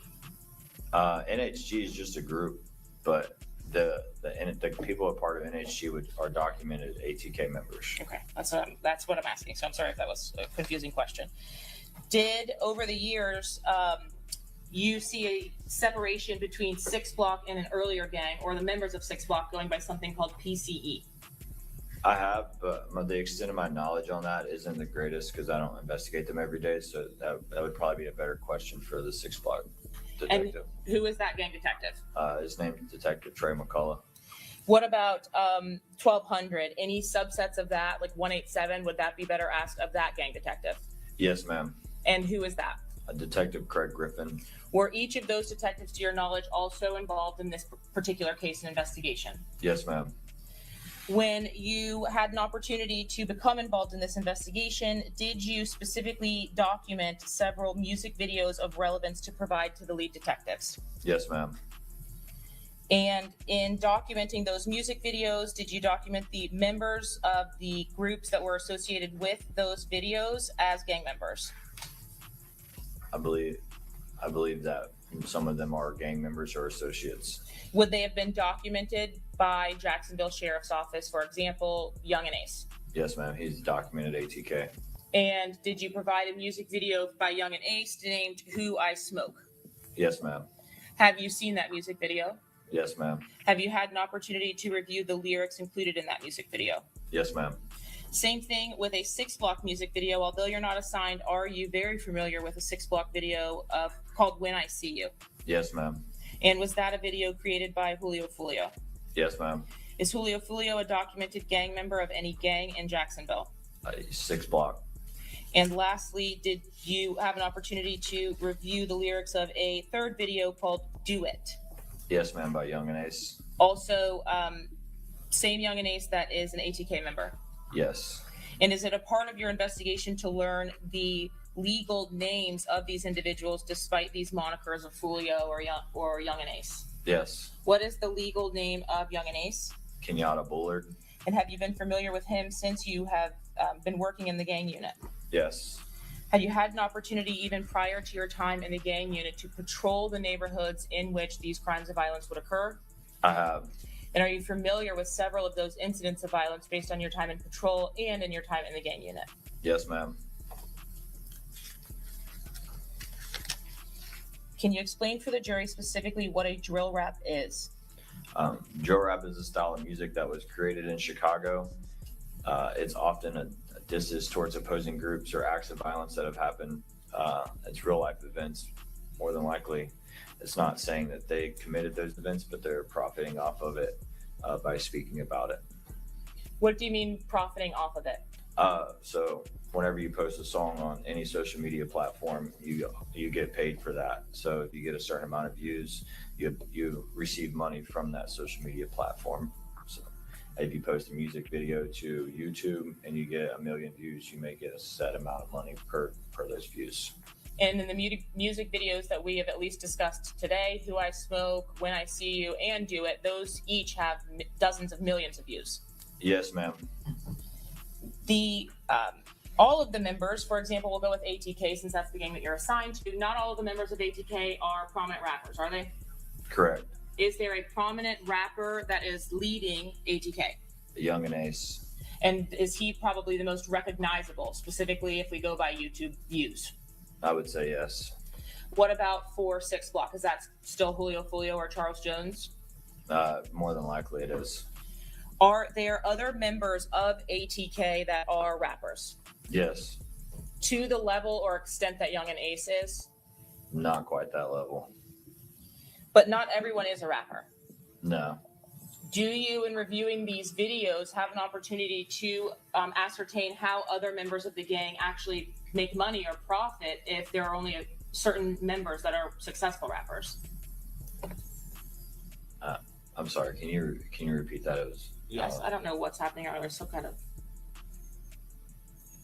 high-pitched something behind me, so I apologize. I can hear it, but I don't know what it is. Can't stop. Okay.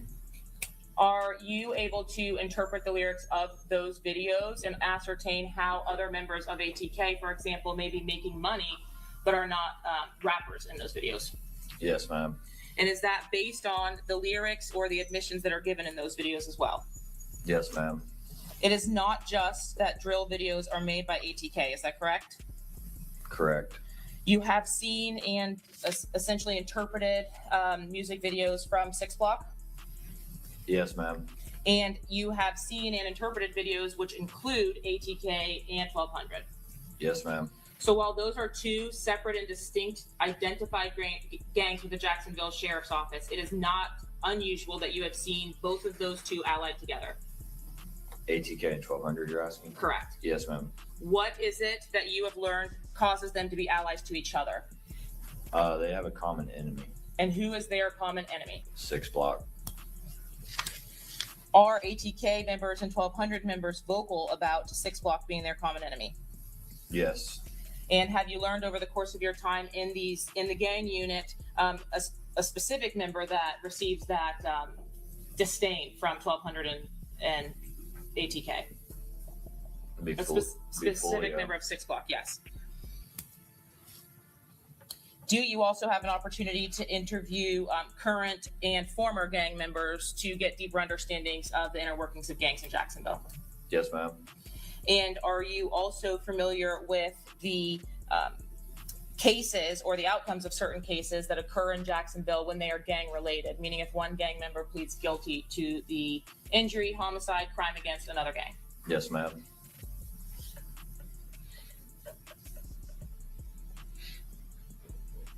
Do you work with the other detectives as a part of your unit to track and follow and understand the war between ATK and 1200 versus 6 Block over the course of the last several years? Yes, ma'am. I will tender the witness, Your Honor, if necessary. Okay, any questions at this point as to qualifications or experience? Yes, sir. Okay.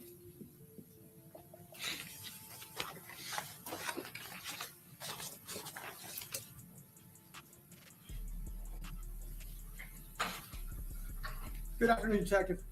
How are you? Good. So you've been in the gang unit since 2022. Yes, sir. And during the course of your assignment in the gang unit, I think you told us that you have gone to HIDA conferences, correct? Yes, sir. At least a couple of them, correct? Yes, sir. Those would be like classes, like day-long, two-day-long classes. Yeah, 2-day-long classes. And this is the High Intensity Drug Trafficking Association, correct? Yes, sir. So they're general classes. They're you may get a gang class, you may get a drug class, you may get a trafficking class, you may get a social media class, you may get an importation class, you may get multiple different types of things in general context, correct? Yes, sir. They generally put the class title out, and then you sign up to attend that specific class. So I would only attend the gang-related classes for that. And this occurs over a 3-day period, correct? They could be up to 3 days, but generally they're 8 to 10-hour classes. Correct, because there's lots of things going on. It's 3 days, Yes, but it sir. has a whole bunch of things going on at the same time, correct? Yes, sir. And in addition to those 2 conferences, you also attended the Beginners and Intermediate Florida Gang Association conference, correct? Yes, sir. Additionally, I think you've indicated to us that you also have taken some social media classes or technology classes that generally talk about cell towers and mapping and social media and getting warrants, things of that nature, giving you a general understanding about how to go about doing those things. Yes, sir. And I'm going to presume that you haven't trained anyone else or been a part of any type of panel as it relates to gangs and gang activity. No, sir. And I'm guessing that you haven't authored any kind of paper on that particular subject, gang intelligence or gangs in general, gang affiliation, correct? No, sir.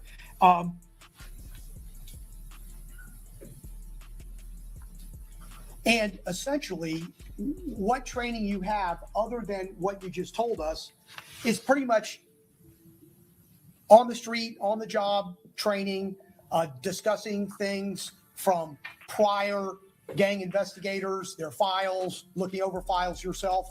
I just told you a lot of things. Yes, sir. But in general, those types of activities is what and how you gain what experience you have. Yes, sir. On the job training. And to the extent of your testimony, you have testified in the past based on cases that you have handled, that you were a detective for that particular case, correct? Yes, sir. Yes, sir. And you're not a detective handling this investigation and this murder, correct? Correct. So would it be fair to say that this is the first time that you have testified in this capacity? No, sir. I've testified in this capacity before. And that would be, as I understand it, at a prior sentencing? As sentencing or just as a witness in general, though I'm not the one that's actually investigating a case. But they would be one of your Jacksonville investigations, correct? I think I'm getting your question confused. Yeah. So you are here in Tampa testifying about a case that occurred in Tampa, Yes, right? sir. That you did not investigate, correct? Yes, sir. Okay.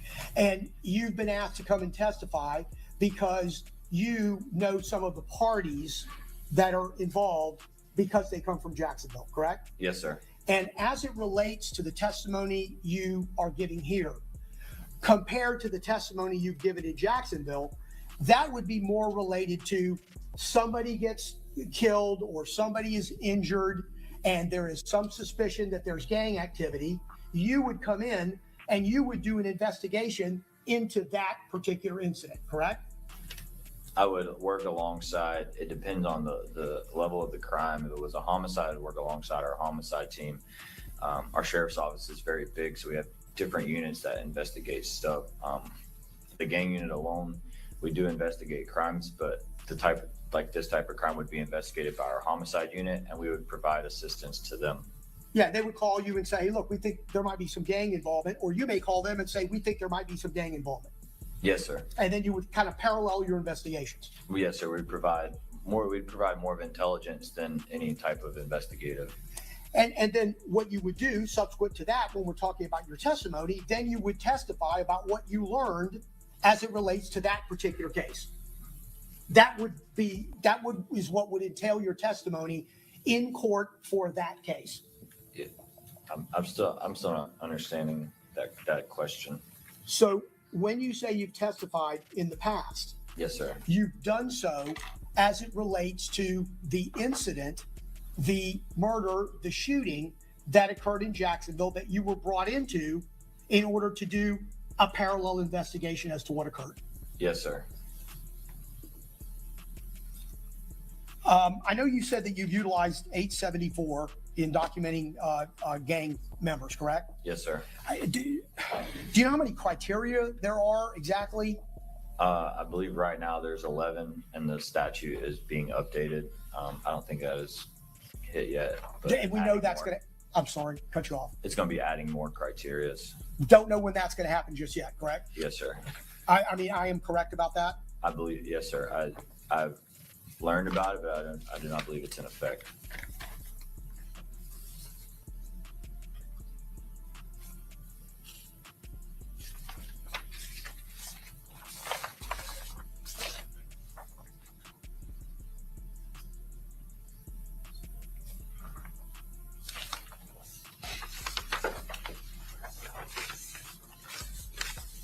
Detective, you've never documented a gang member in Jacksonville based on the criteria of them making an admission to you, correct?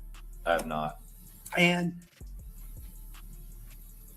you have in the past used a criteria where you utilize a documented reliable informant, correct? Yes, sir. And it's the standard with the Jacksonville Sheriff's Department, as it is a lot of other agencies, that when you have an informant, a confidential informant, and you need that person to be deemed reliable, you open up a file, you bring somebody in, you have a process that you go through with the agency in order to get that confidential informant documented, correct? Yes, sir. And you would include paperwork, and you would have a file. Sometimes other detectives might share that informant depending on what their needs might be, correct? Yes, sir. And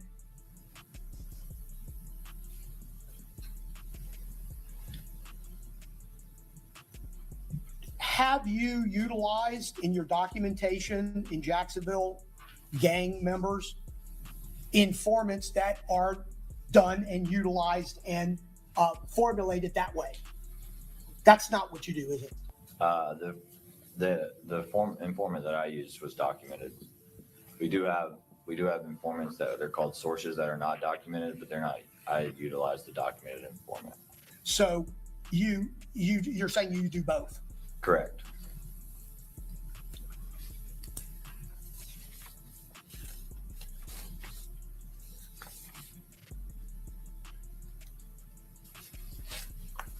And in the day-to-day activities or the day-to-day investigation, strike that. Judge, nothing more at this time. Okay, Mr. Snurdy, any questions only as to Detective Nader's training and experience at this time? Yes, Your Honor. Okay. Very quickly.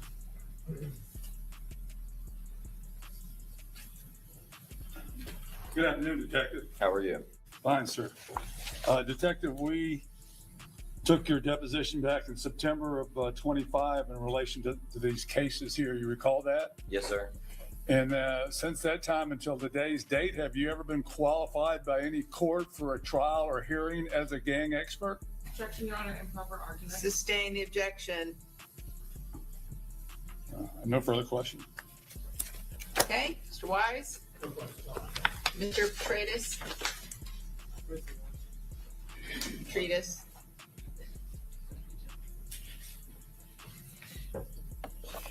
Good afternoon, Detective. How are you? Good. How are you doing? Good. Just briefly, you said that your training, from my understanding, is all from law enforcement sources, law enforcement agencies. Yeah, yes, sir. Sorry. Sorry, bad question. And a lot of times you go to the same training conference every year, and they just update little by little. Yes, sir. They update, and then the beginning and intermediate are different levels of classes you can take. And you learn most of how to document through on-the-job training. The document is just straight from the statute, and then reading it and interpreting it, and then the evidence that corroborates the statute. And none of the national gang conferences teach you about the Florida gang stuff, correct? Correct. Yes, sir. They just teach you the general stuff in the national gangs. Yes, sir. When you're talking to gang members, you generally talking to them when they've been arrested? It just depends. I've talked to them when they've been arrested. I've talked to them just in public if we see them, or we're out doing proactive police work and they're on a traffic stop and they get let free that night. Any chance I get, I talk to them. Would you say it's fair that for the most part they're not giving you specific details or a lot of information? Yeah, it just depends what kind of situation they got themselves into. Okay. But generally, they're not telling the full truth of everything that's going on to law enforcement. Not at the beginning. And you're getting a lot of stuff, you said, from social media? Yes, sir. Social media and like phone downloads. And this requires the understanding of some coded words and some language that they're using. They'll talk. And they might like change up a couple words, but they don't really talk in like very like code like you would think. And you get those from just watching more and more videos, correct? What, like the videos? The coded word that they do use, you understand those by just watching more and more videos. That's basically how you. Yeah, you kind of just I generally just figure out what they're talking about and then kind of piece it together of what they're trying to say. That's all I have. Thank you. Okay, thank you. Okay, you may proceed. Detective, if there is a question either interagency or nationwide, really a question about ATK, are you the focus of, or the sole person at the Jacksonville Sheriff's Office that those inquiries are directed to? Yes, ma'am. You spoke a little bit about having reviewed music videos, specifically related to this case. At this time, the state would seek to admit the self-authenticating business record, State's Exhibit 111 for the YouTube videos, Your Honor. Okay, is that just the certification? Yes, it's the certification and the return, essentially. It has the data and the dates for the YouTube videos. Okay, any objection? Previous objections on. Okay. We knew our previous. Okay. Okay, same ruling from the court, it's admitted.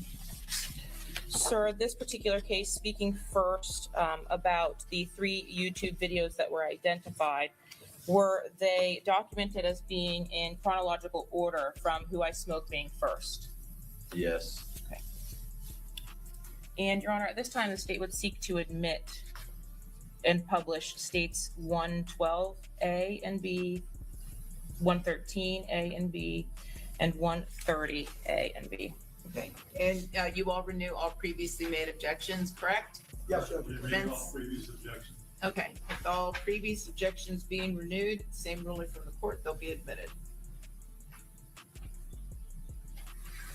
Can you see the screen before you, sir? Yes, ma'am. Showing you State's Exhibit 112. Do you recognize this still image? Yes, ma'am. That's the opening credits of the music video Who I Smoke. This is probably one of the most successful videos from out of ATK and 1200, a joint venture between the two. Yes. Are you able to identify the rappers that are featured in this music video? Yes. And who are those rappers? The dude on the bottom left holding the golf club is that's going to be Wappa with the chopper. His name's Reginald Williams. The guy to the right of him sitting down behind the steering wheel is Spinabins. His government name's Noah Williams. The guy standing up with the cigar is Malquise Worthen. And the guy in the back in the neon yellow shirt is Young and Ace, whose government name is Kenyatta Bullard. In the credits page, or this title page here, on top of the Who I Smoke title are the individuals who actually rap in this music video, also named. Yes. And are 3 of the individuals that you've just named, Spinabins, Wappa with the Choppa, and Young and Ace, rapping in this video? Yes. Are Spinabins and Wappa with the Choppa affiliated to a gang? They're 1,200. And is Young and Ace the individual that we previously spoke about, Mr. Bullard, the most prominent person in ATK? Yes. The publication from the records on this case indicates March 28th of 2021. Do you recall having viewed this video when it first came out? Yes. And did you have an opportunity to see these opening credit images that are depicted on the screen before you? Yes. Is this symbol in the top left, ATK, the symbol that you frequently see as a part of your investigations, which represents or is the moniker for this ATK group? Yes. What about the moniker to the right there, A Team Records? That would be affiliated to 1,200. And what about on the bottom, Cuckoo Gang? Also affiliated to 1,200. At this point in your career, meaning when you're testifying here today, is it unusual at all for you to see a music video containing ATK and 1,200 representatives? No, it's not unique. During the course of the videos, are there graphics that are often placed across the screen, specifically in this Who I Smoke video? Yes. And over the course of your reviewing these music videos, are there significance in the names that are utilized by the rappers in these videos? Yes. When you discuss drill rap videos, you talked to us about the content of those videos. What is typically the content or the purpose of a drill rap video? To be disrespectful towards the opposing group. Oftentimes when you are reviewing these music videos, is the disrespect directed towards fallen members or ops that have died? Generally, sometimes they'll speak about the ones who got shot and lived. Who got shot and lived? Is that what you said? Yes, ma'am. I'm going to publish now states 112A.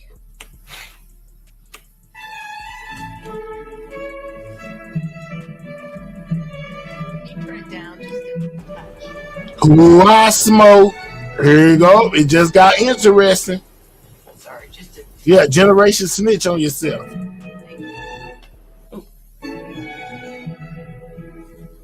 Duties and responsibilities include reviewing these videos and deciphering the lyrics. Is that correct? Yes, ma'am.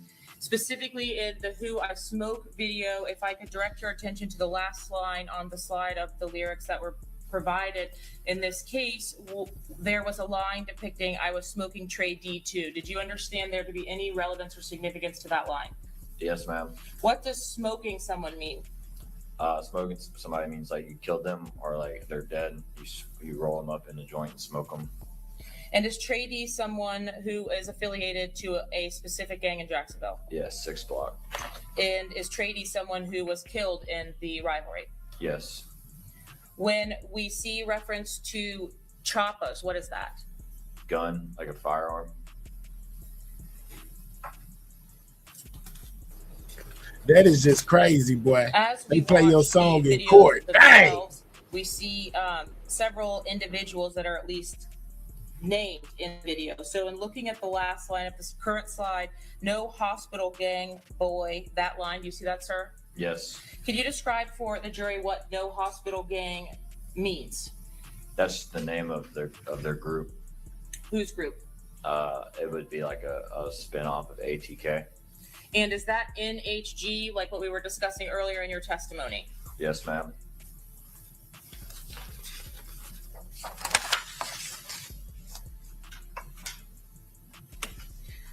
More specifically, in this song, there is a line referring to Houston. Is that the actual city or an individual?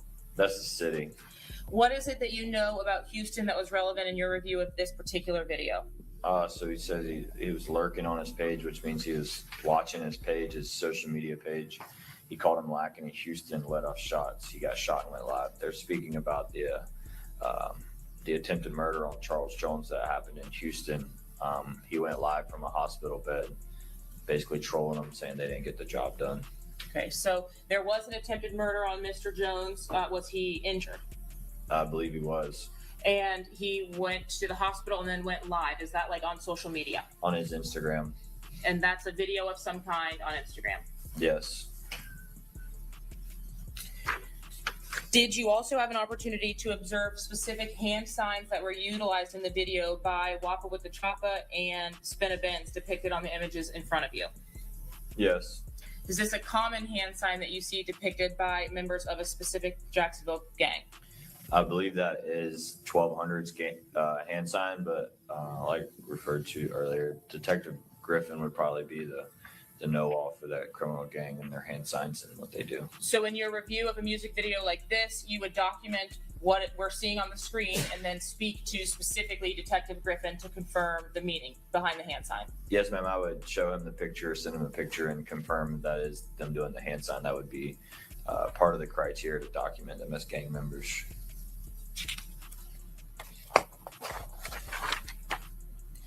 I want to ask you specifically about two homicides which occurred in 2018 and 2019. Are you familiar with the homicide of Joe Rod Adams, aka Spaz, and Adrian Gaynor, aka Bibby? Yes, ma'am. To what group is Spaz or Joe Rod Adams affiliated or was affiliated? Out East 1200. And was Mr. Adams ultimately killed? He was. What was the circumstance of that homicide? It was at Raines High School football game. He was shot and killed at the game. Robert Howard, who goes by Kenny Caps, who is a 6 Block member, was charged with and arrested for manslaughter and was sentenced to 5 years in that case.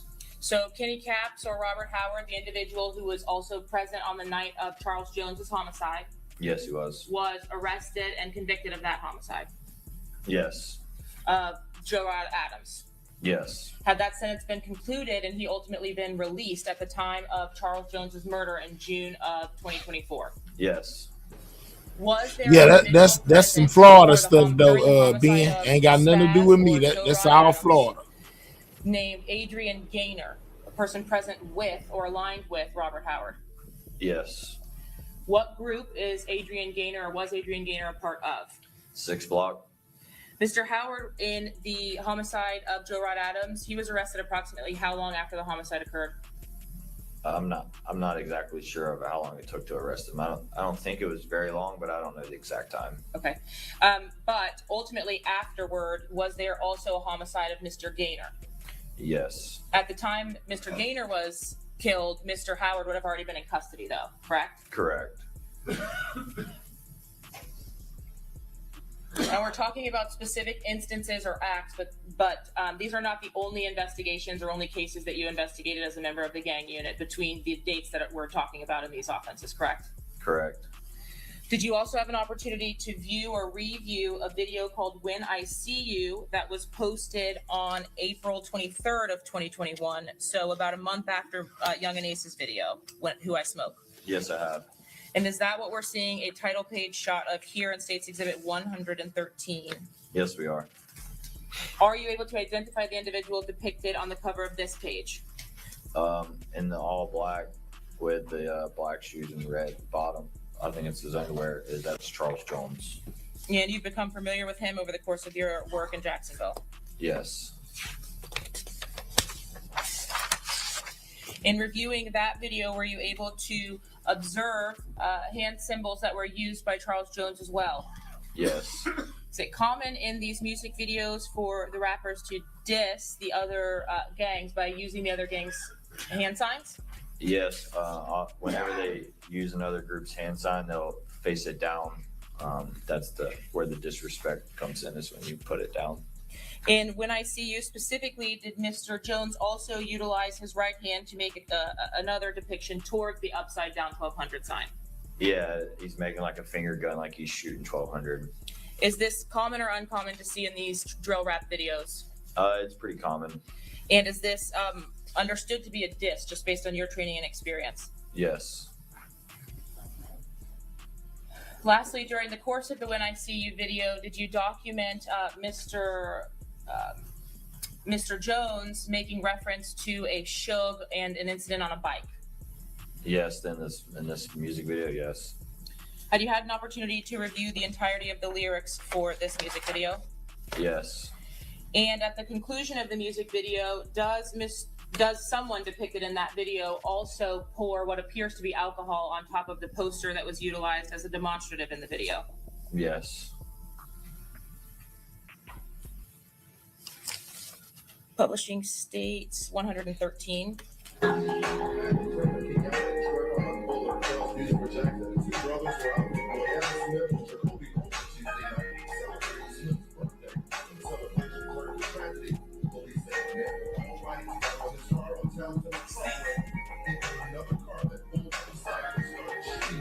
When I see you.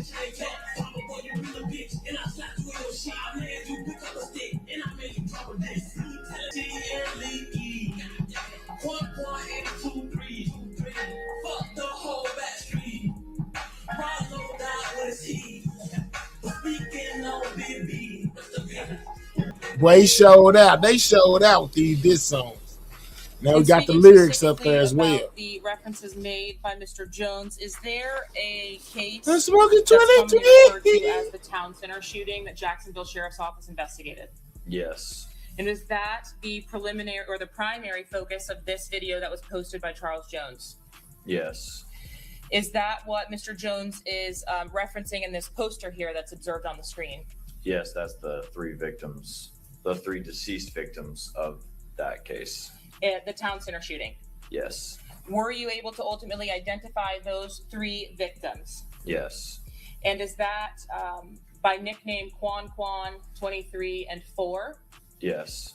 Was there also another individual present with those three when that shooting occurred? Young and Ace. Is Young and Ace the only individual who survived that shooting?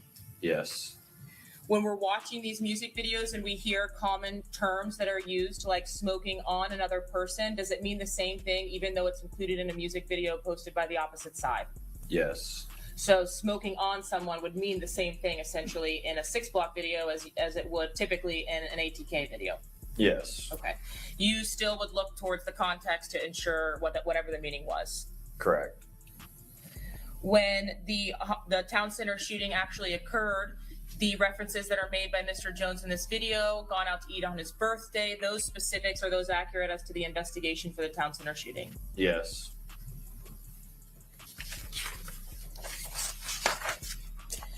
And then were there several references to an individual named Suge in this When I See You video? Yes. All And real are you people. able to They wasn't identify lying to their Suge's raps. legal name? Avery McKnight. Is Avery McKnight another individual that was killed in this back and forth? Yes. And what gang was he affiliated to or associated with? 1200. Have you seen depictions or images of Avery McKnight before? Such as? Like a tattoo of Avery or Suge or something like that? Yes, I have. Okay. And there was some significance to Suge and his bike being taken. Is that relevant to some kind of investigation in the death of Suge? Yes. We talked already about Town Center, but in speaking about one of the victims of that case, 23, is that a nickname for one of the victims? It is. And do you recall the legal name of that individual? Royale Smith. During the course of your work with ATK and investigating gang members, has 23, the actual number itself, become a documented reflection of gang criteria? Yes, ma'am, it has. It's even said in interviews that it is. Representative of a dead gang member? Yes. And utilized to depict or represent ATK? Correct. After these videos are posted, do you continue investigating an uptick of offenses back and forth between 1200 and ATK and members of 6 Block? Yes. Specifically as it relates to August 16th and 17th of 2023, was there a shooting offense that occurred in Jacksonville which involved a victim by the name of Jaquan Pickens? Yes, ma'am. And did Mr. Pickens go by the name Jake Jitt? Yes. Can you tell me about the circumstances of that murder? It was early in the afternoon on I-95. Interstate runs through Jacksonville. Mr. Pickens was northbound, coming over one of the rivers. A car pulled up beside him, unknown make, model, and color. Shots came from the car, struck Mr. Pickens. Mr. Pickens crashed into a broke down semi, and that's where he was found deceased. His cause of death was gunfire. And you responded to that offense location at the time of the homicide, or shortly thereafter, excuse me. Yes, we would respond once the scene is secured. And you specifically were also able to confirm the identity of the victim, Mr. Quan Pickens. Yes. When the next day then arrives, is a 1,200 member shot. Yeah, Jacoby Bills, who goes by Lacoby. Did Lacoby survive that shooting? He did. And where did that shooting occur? It occurred at a park, I think it was a Pop Warner or some sort of youth football league practice. But he survived that shooting itself. Yes, he did.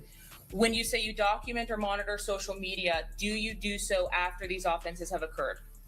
Yes. And is it common, at least now, really in 2020 and beyond, I guess, to see the rival gangs take responsibility for offenses that have occurred? Yeah, they will take responsibility, and they will also like troll. They might not say like they did it, but they'll like make fun of his death, call him names. They'll post like a song or something like that that insinuates violence. Okay, so you said troll. So you don't log into Facebook and say, I killed John Smith today at noon. No. You post other images or phrases or something along those lines. Yeah, just it's I don't know. I remember briefly about Jaquan Pickens. They were posting like chicken nuggets, like making fun of him, calling him chicken nugget. Ultimately, a few months after, are there two offenses related to each other and involving ATK and 6 Block members? Yes. On October 6th of 2023, was there a homicide of an individual by the name of Antonio Tilley? Yes, Did you also respond to that scene? I did. And were you able to confirm the identity of the individual who died at that scene? Yes. What are the circumstances of that homicide? Antonio Tilley was messaging a female on social media. They agreed to meet up. As Antonio Tilley pulls into the residence where they were alleged to meet up, he was ambushed by two individuals where he was shot, and the Uber driver was shot and killed.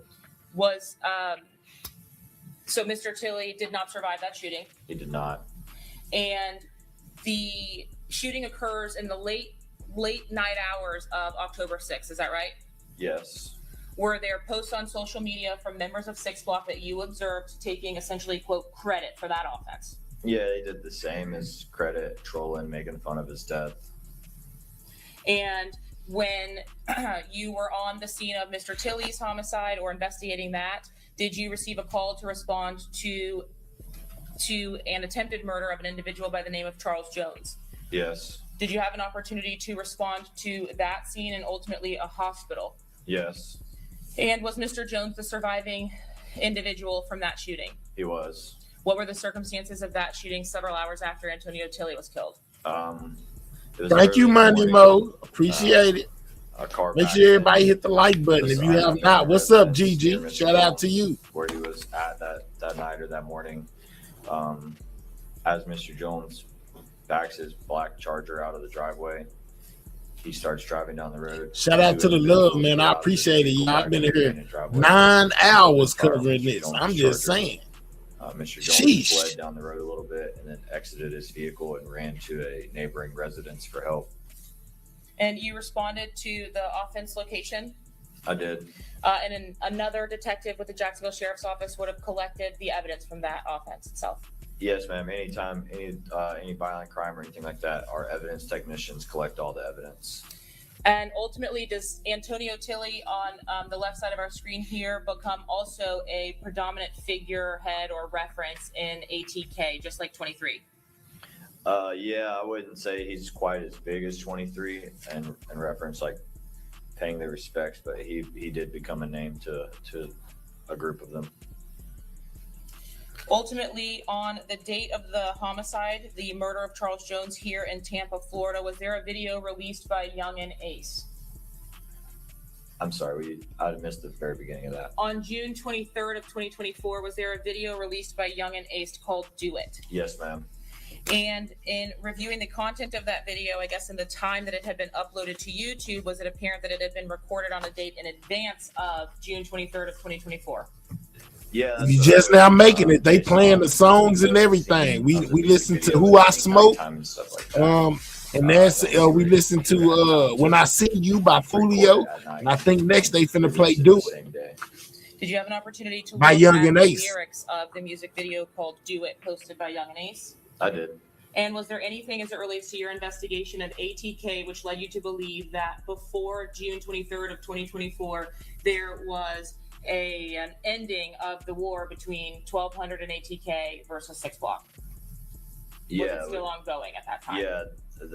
I would say like the ending of the war would be probably the death of Charles Jones. Publishing states 130. Is this still from the music video Do It, posted by Young and Ace on June 23rd of 2024? It is. And to your knowledge and based on your involvement in this case, was Charles Jones killed around 4:40 a.m. on June 23rd of 2024? Yes, ma'am. Is this Mr. Kenyatta Bullard sitting on the ground here in this slide? Yes. Publishing video for 130A. It's depicted here at the top of this video. Are you familiar with the hand sign that Young and Ace or Kenyatta Bullard is using in this video? It looks like a thumbs down. It's hard to tell with the gloves. Have you seen this thumbs down used before? Yeah, when he thumbs like a thumbs down, I've seen it.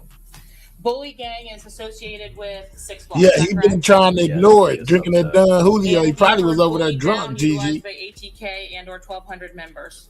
Yes. Yeah, man, make sure y'all check out the most recent Did you analyze upload. specifically the lyrics of this All-Star video? J arrested, guys, for the shooting of And in Ben the 10, line that's guys. highlighted on After top, police said he left and came back to the crime scene, guys.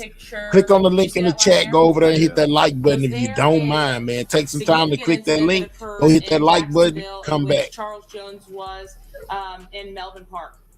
Yeah, they went. So Melvin Park is on our city's west side of Jacksonville.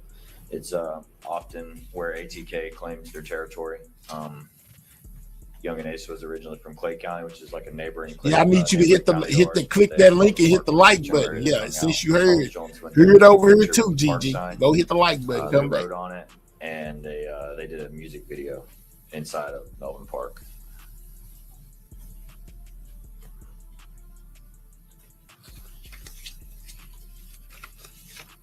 And lastly, did you have an opportunity to look towards the content of the lyrics in the Do It video? Yes. As we previously discussed, although the prominent rappers that actually make money on YouTube, for example, may have funding from views, do they also discuss the use of money to pay other members? Yeah. Can you describe for us what little do-its are? It'd be like a Little craft do-its. dummy, or like somebody like you just. Keywan White is a little do do whatever it. you want them to do. Okay, is crash dummy a term that you have heard used in your training and experience in law enforcement? Yeah, sorry. Yes, ma'am. It's often terms that the neighborhoods use for like a younger individual who's trying to make a name for themselves, and they tend to just do crazy or like crazy acts to try to make the name. And is that what you understood in this music video in the last sentence that we just read? I don't even call him by his name. I call them in little do-its. Yes. Now, when you're talking about reading the lyrics in context, does the next line depict for you the context about location of the opposing targets? Yes. And how's that? He said they called my phone. They say they got the low. I told him to do it. Low means like location, like when you say you have the low or the drop on somebody. Thank you, Bunny Troll. And I told them do it, and reading the rest of the contents in context, all this money, make an N-word, do it. Is that saying or providing anything for you in the context of this song? Yeah, he's saying that all of the money. It's a shorts upload. It's 9 seconds long, GD. The price.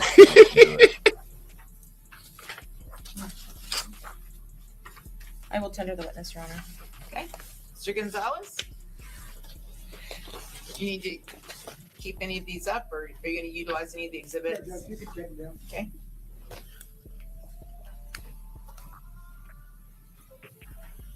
I'm gonna unplug it. Does anyone need any of the exhibits? I'm gonna unplug it so it's not on the monitor. No.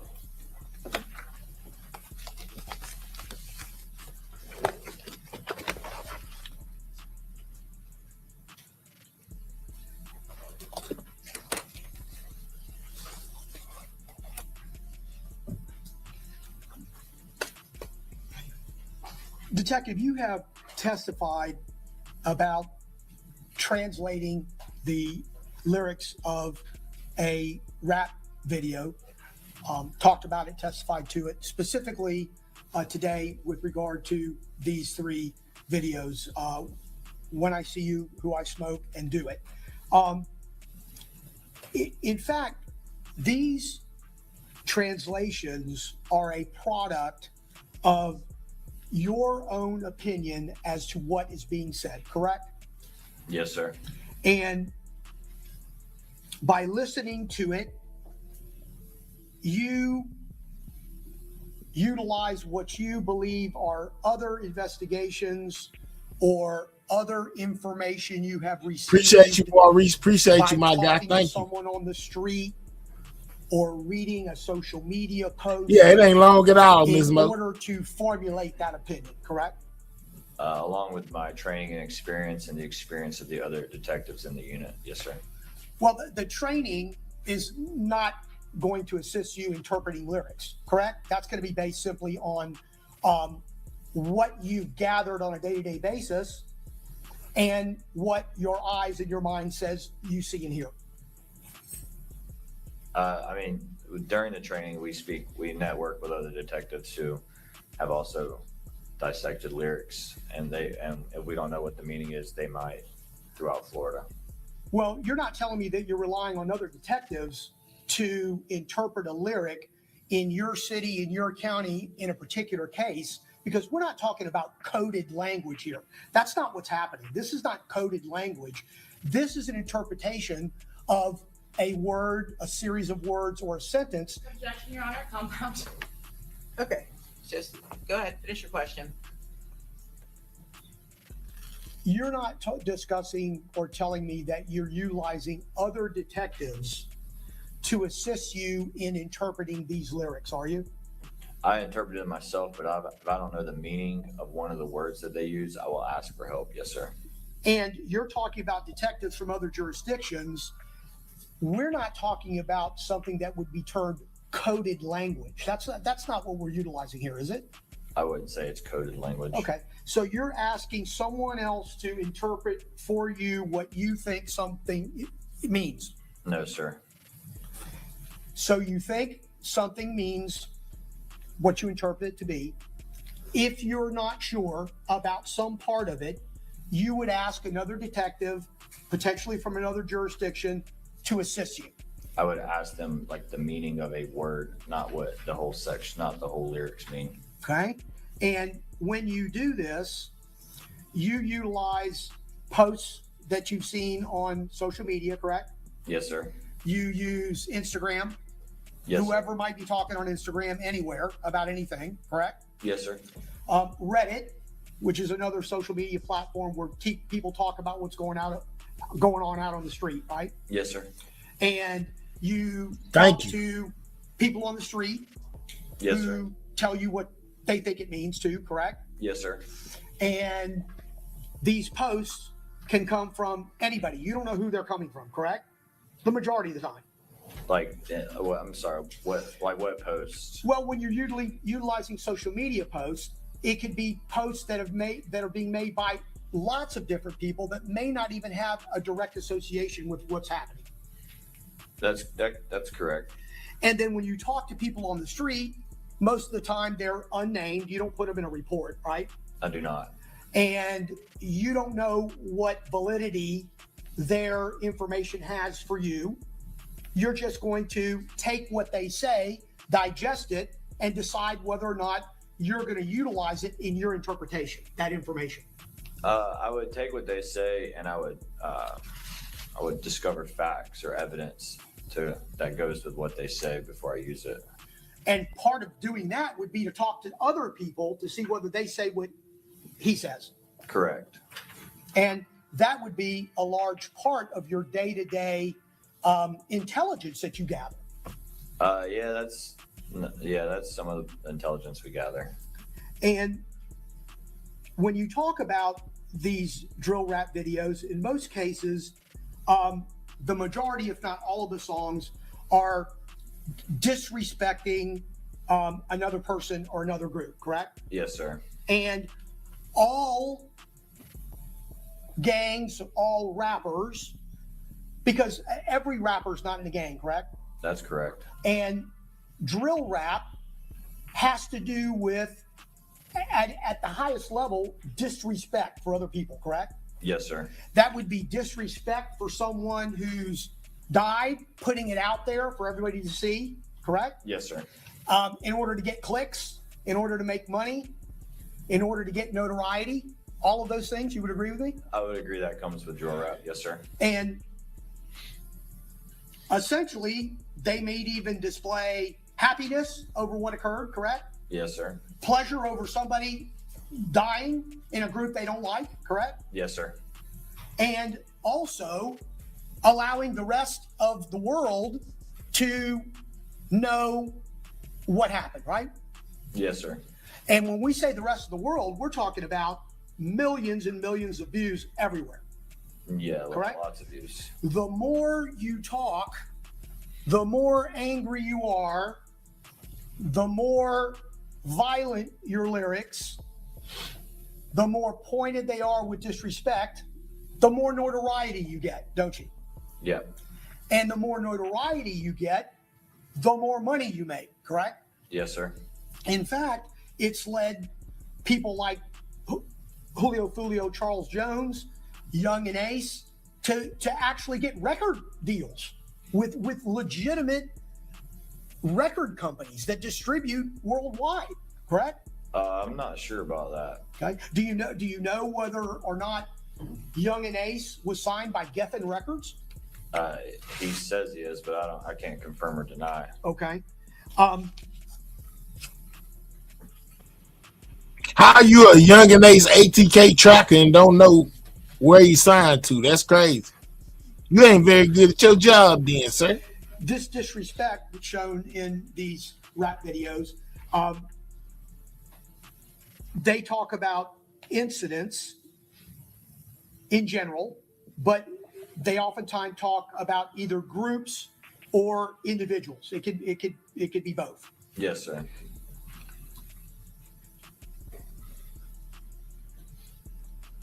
This also expands that particular rapper or performer's base of either customers or followers when they do these shocking things, correct? Such as music videos and Yes. drill rap. Yes, sir.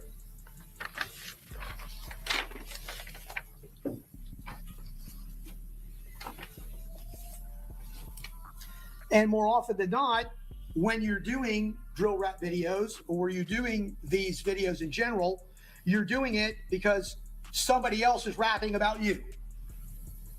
Generally, yes, sir. And so it's back and forth kind of thing. Yes, sir. And it's generating a lot of buzz and it's generating a lot of money for a lot of people. Correct? Yes, sir. I would say so. And would you agree with me that because a rapper, a drill rapper, any rapper, people that are in drill rap videos, people that post these things, if it's not a rap video, let's say it's just a post, they are not A, admitting to a murder, correct? Correct. B, they're not saying things most often that are not already everywhere over the streets, correct? Sometimes it's bounce. It's more likely that the lyrics that they rap is knowledge, like news knowledge, I would say. Maybe they've said in like their news briefing, but there is sometimes where they rap about things that it was not released to the news.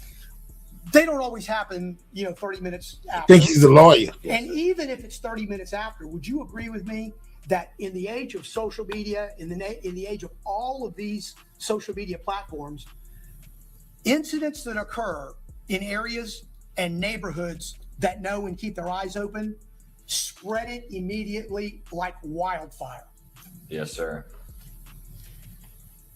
And so the majority of the time, what you're getting when you have these drill rap videos are things that are already very common knowledge. Yeah, majority of the time. So discussing these things, disrespecting these people does not necessarily mean that you were involved in any crime at all, correct? I would agree with you.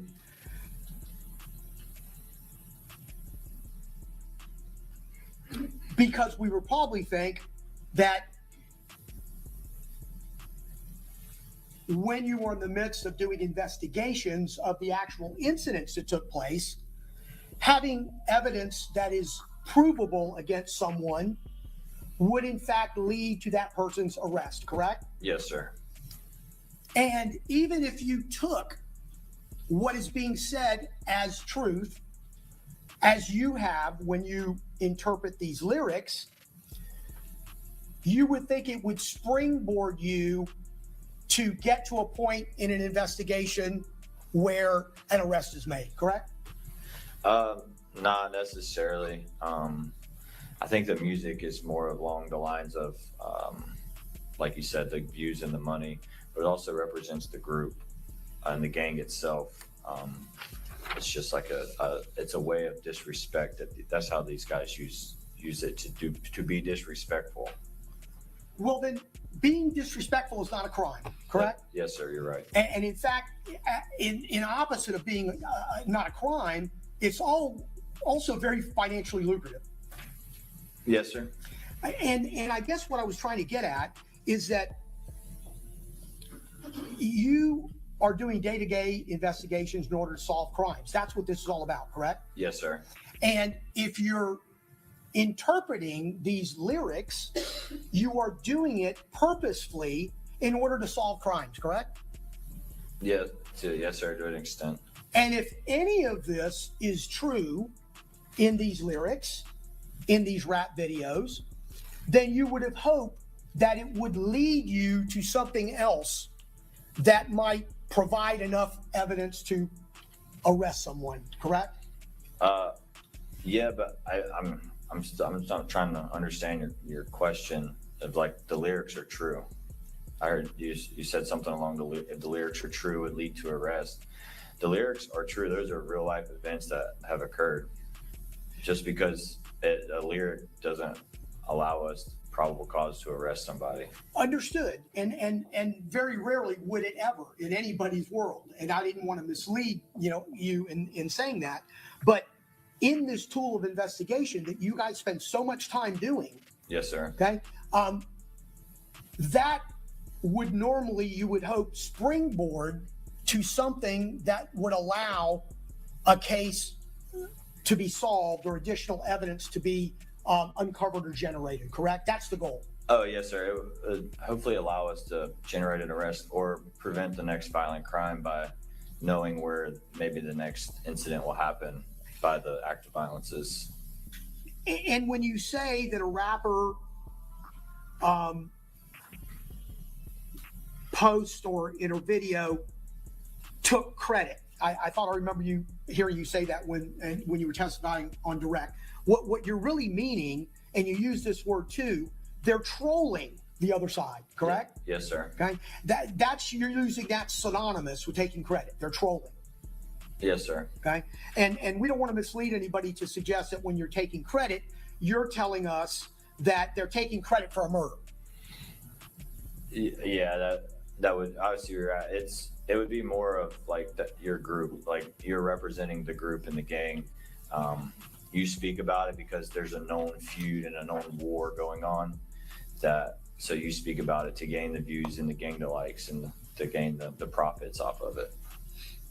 It wouldn't necessarily be like you're the guy who pulled the trigger.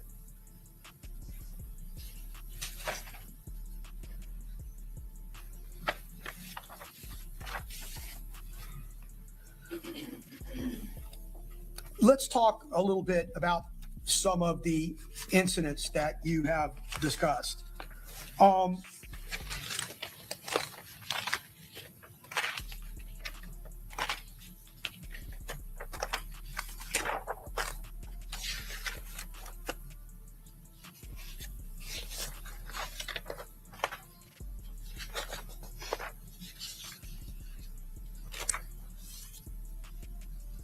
You talked about the town center murder. That occurred in 2018, correct? Yes, sir. That was going to be probably 5 years or so before Mr. Jones's death, correct? June of 18 versus his death being June of 24, correct? I'm terrible at math. Yeah. Six. That's 6 years. More than 5. That murder is unsolved to this day, correct? Yes, sir.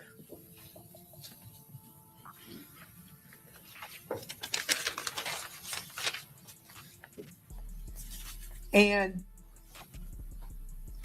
the Joe Rod Adams Spaz murder, August 24th, 2018, again, about 6 years from Mr.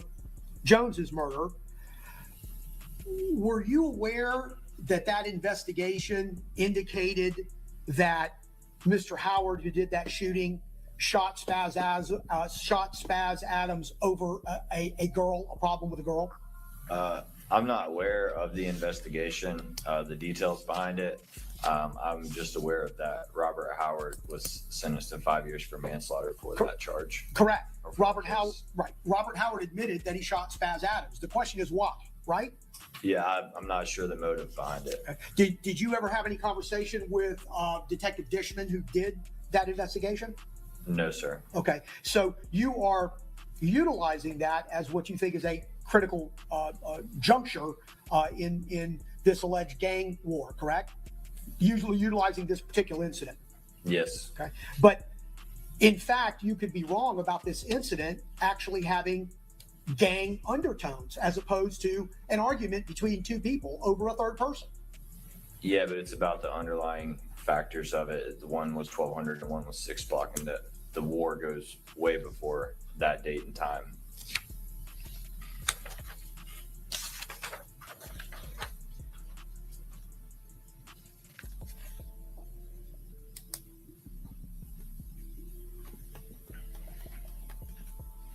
Was Bibby Gaynor a documented member?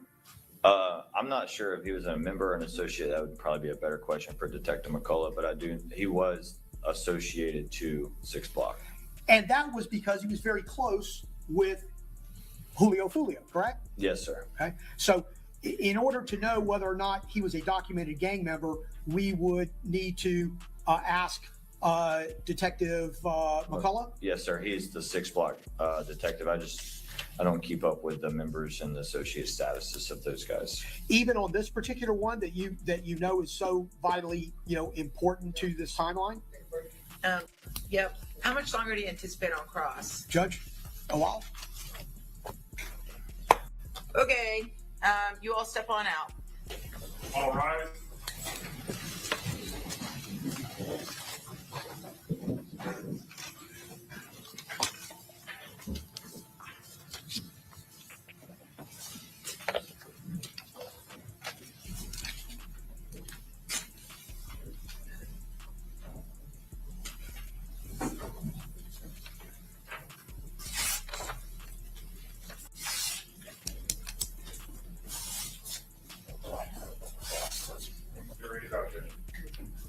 Okay. So what does while mean? Because let me just tell you this. you can take whatever time you need as far as cross goes, but we're not going to replow all of this territory again when it comes time for the gang enhancement portion of this. So my understanding is Detective Nieder's going to come back for that. Yes, Your Honor. Okay, I'm just letting you know that we're not going to do it twice. So if you're telling me you need a lot more time, great. I'll give you whatever time you need, but we're not doing this 2 times in a row. So Well, Judge, telling me how much time do you think you're going to need? First, let me just say, Judge, I may not rehash this entire thing with Detective Nieder if he's going to be testifying to something completely different when he comes back. But all of these 6 incidents that the state's chosen to bring to the jury's attention through Detective Nieder's testimony, we're now going to get testimony from those particular gang detectives that are not going to be Detective Nieder. I know, I'm talking Detective Nieder is what I'm talking about. So at some point, depending upon what it is, when he comes back, when he testifies to, I'm going to start sustaining asked and answered, just so you know. Okay? We're not going to do this 2 times in a row. Okay, so at this point, it's already 6 o'clock, and it looks like Mr. Gonzalez is not anywhere close. And then we have 3 more lawyers that have to do cross. So we're just going to have to wrap it up for today and bring Detective Nieder back on Monday. Yes, Your Honor. May we request permission to at least have our staff communicate with Detective Nieder about plans for travel in of course. Coming back, given that he's going to be leaving the stand. Yeah, that's fine. Okay. Okay. Very good. All right, let's bring our jury back in.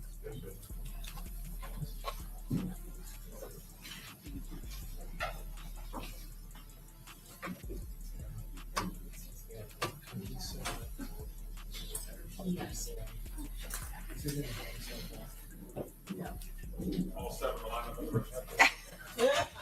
Okay. Well.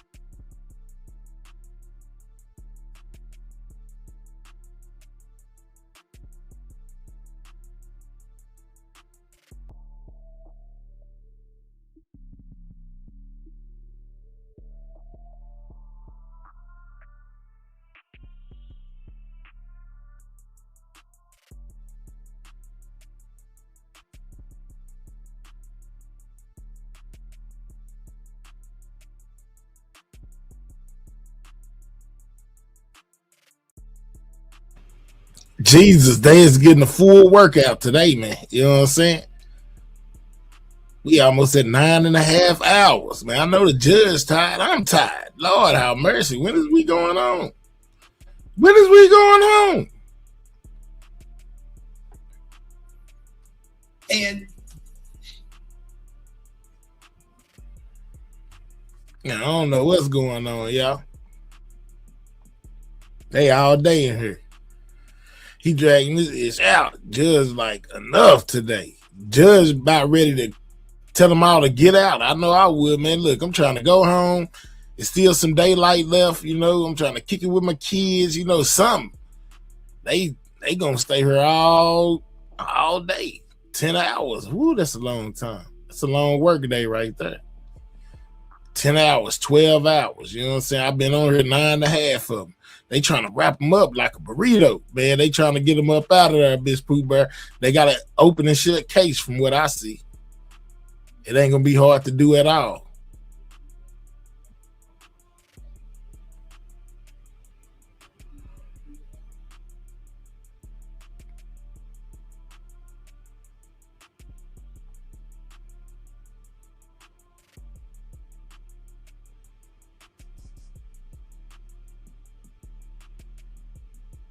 It's crazy. That's crazy. Judge like, man, come on. But I bet she learned from her last time, though. Yeah, she gonna be as polite as can be.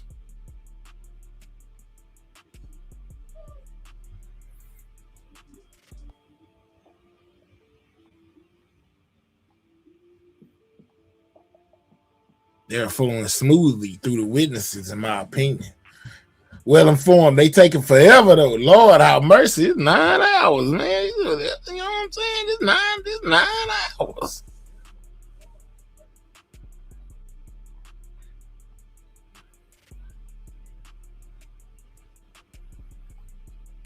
Nine whole ones and a half. Now we working on 10.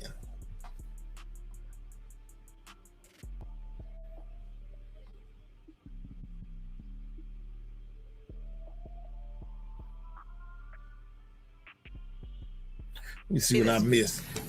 You can take whatever time you need as far as cross goes, but we're not going to replow all of this territory again when it comes time for the gang enhancement portion of this. So my understanding is Detective Nieder's going to come back for that. Yes, Your Honor. Okay, I'm just letting you know that we're not going to do it twice. So if you're telling me you need a lot more time, great. I'll give you whatever time you need, but we're not doing this 2 times in a row.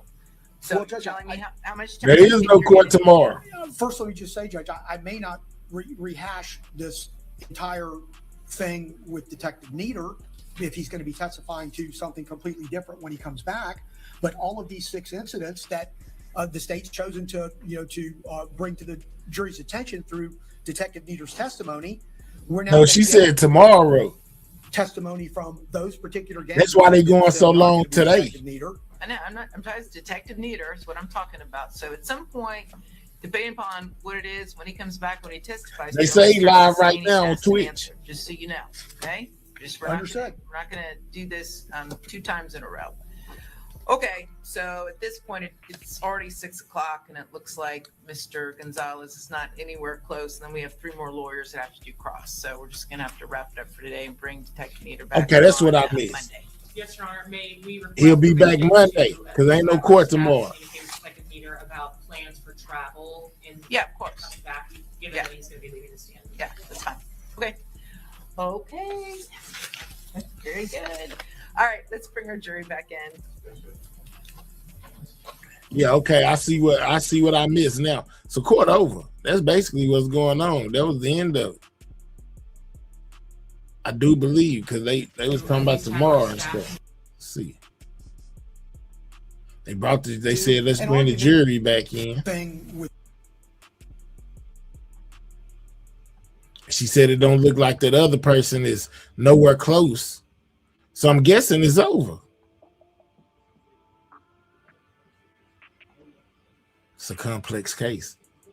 I think it's over with, y'all. Until Monday.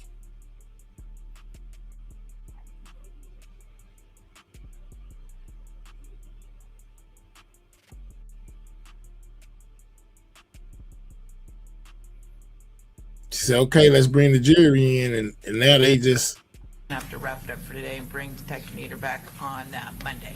Yes, Your Honor. May we request permission? Yeah, see? Yeah, I think it's over, guys. Don't do any independent. Yeah, it's over.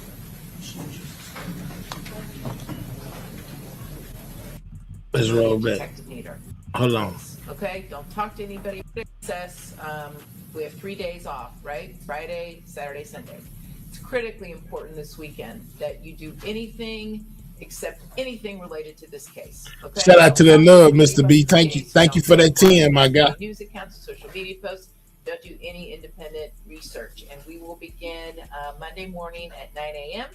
and with the resumption of the testimony of Detective Nieder. Okay? You all enjoy your weekend, all right? Very good. All right.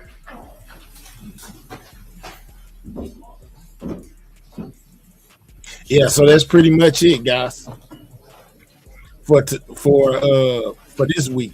Starting Monday, you know what I'm saying? Brand new setup, you know what I'm saying? Brand new witnesses, brand new things of that nature. Hold on.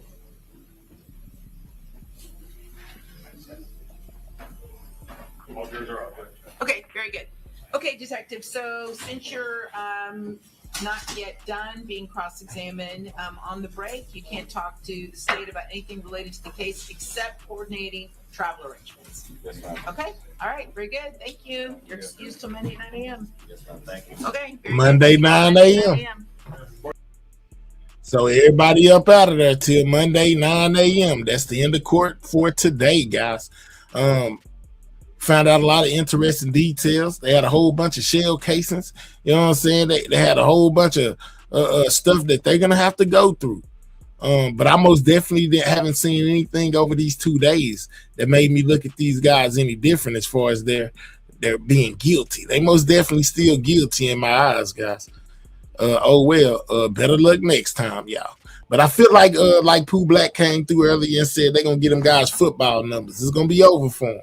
You know, in so many words, in the words of Young and Ace, it's gonna be game over. You know what I'm saying?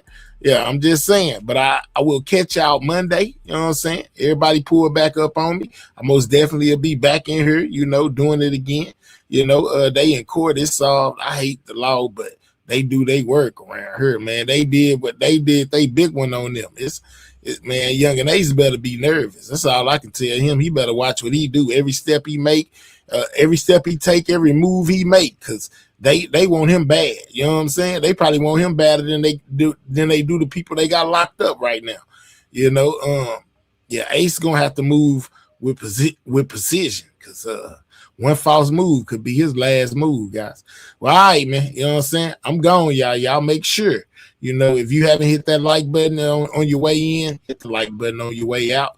We most definitely appreciate you at In the Lab Live. We'll be here Monday, you know, I guess it's 8 Central Standard Time, to basically catch up on what's going on with the Julio Foolio case. I hope y'all enjoyed. Most definitely tried to bring y'all the most and best coverage that I could of this entire situation.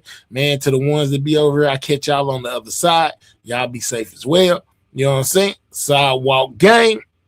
Checking out. We gone, y'all. And shout out to anybody that sent me a super sticker, a super chat, or a cash out. I most definitely appreciate y'all, man. You know what I'm saying? Most definitely made these 9 hours worth it. Shout out to y'all. Hit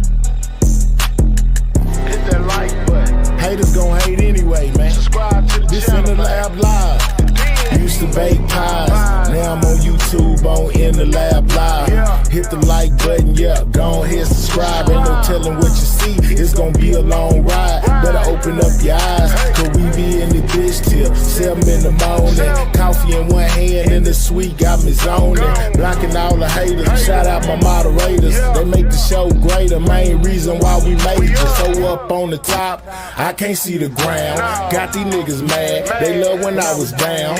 Now nigga up, and they can't tell me shit. Shout out to Scale Gang and all my people in this bitch. I got haters, I got friends, I got product, I got ends. If I ever get a plaque, I know they gon' hate me then. Still rolling in that lag slow, hotter than Tabasco. Don't matter what you buying, I can get you what you ask for. Hottest in the streets, where these niggas can't compete. We be grinding while they sleep, yeah, 7 days a week. I ain't tripping on the docks, telling niggas come box. Right, knock them out of socks, boy, you must be smoking rocks. Hey, this In the Lab Live, man. Subscribe to the channel, man.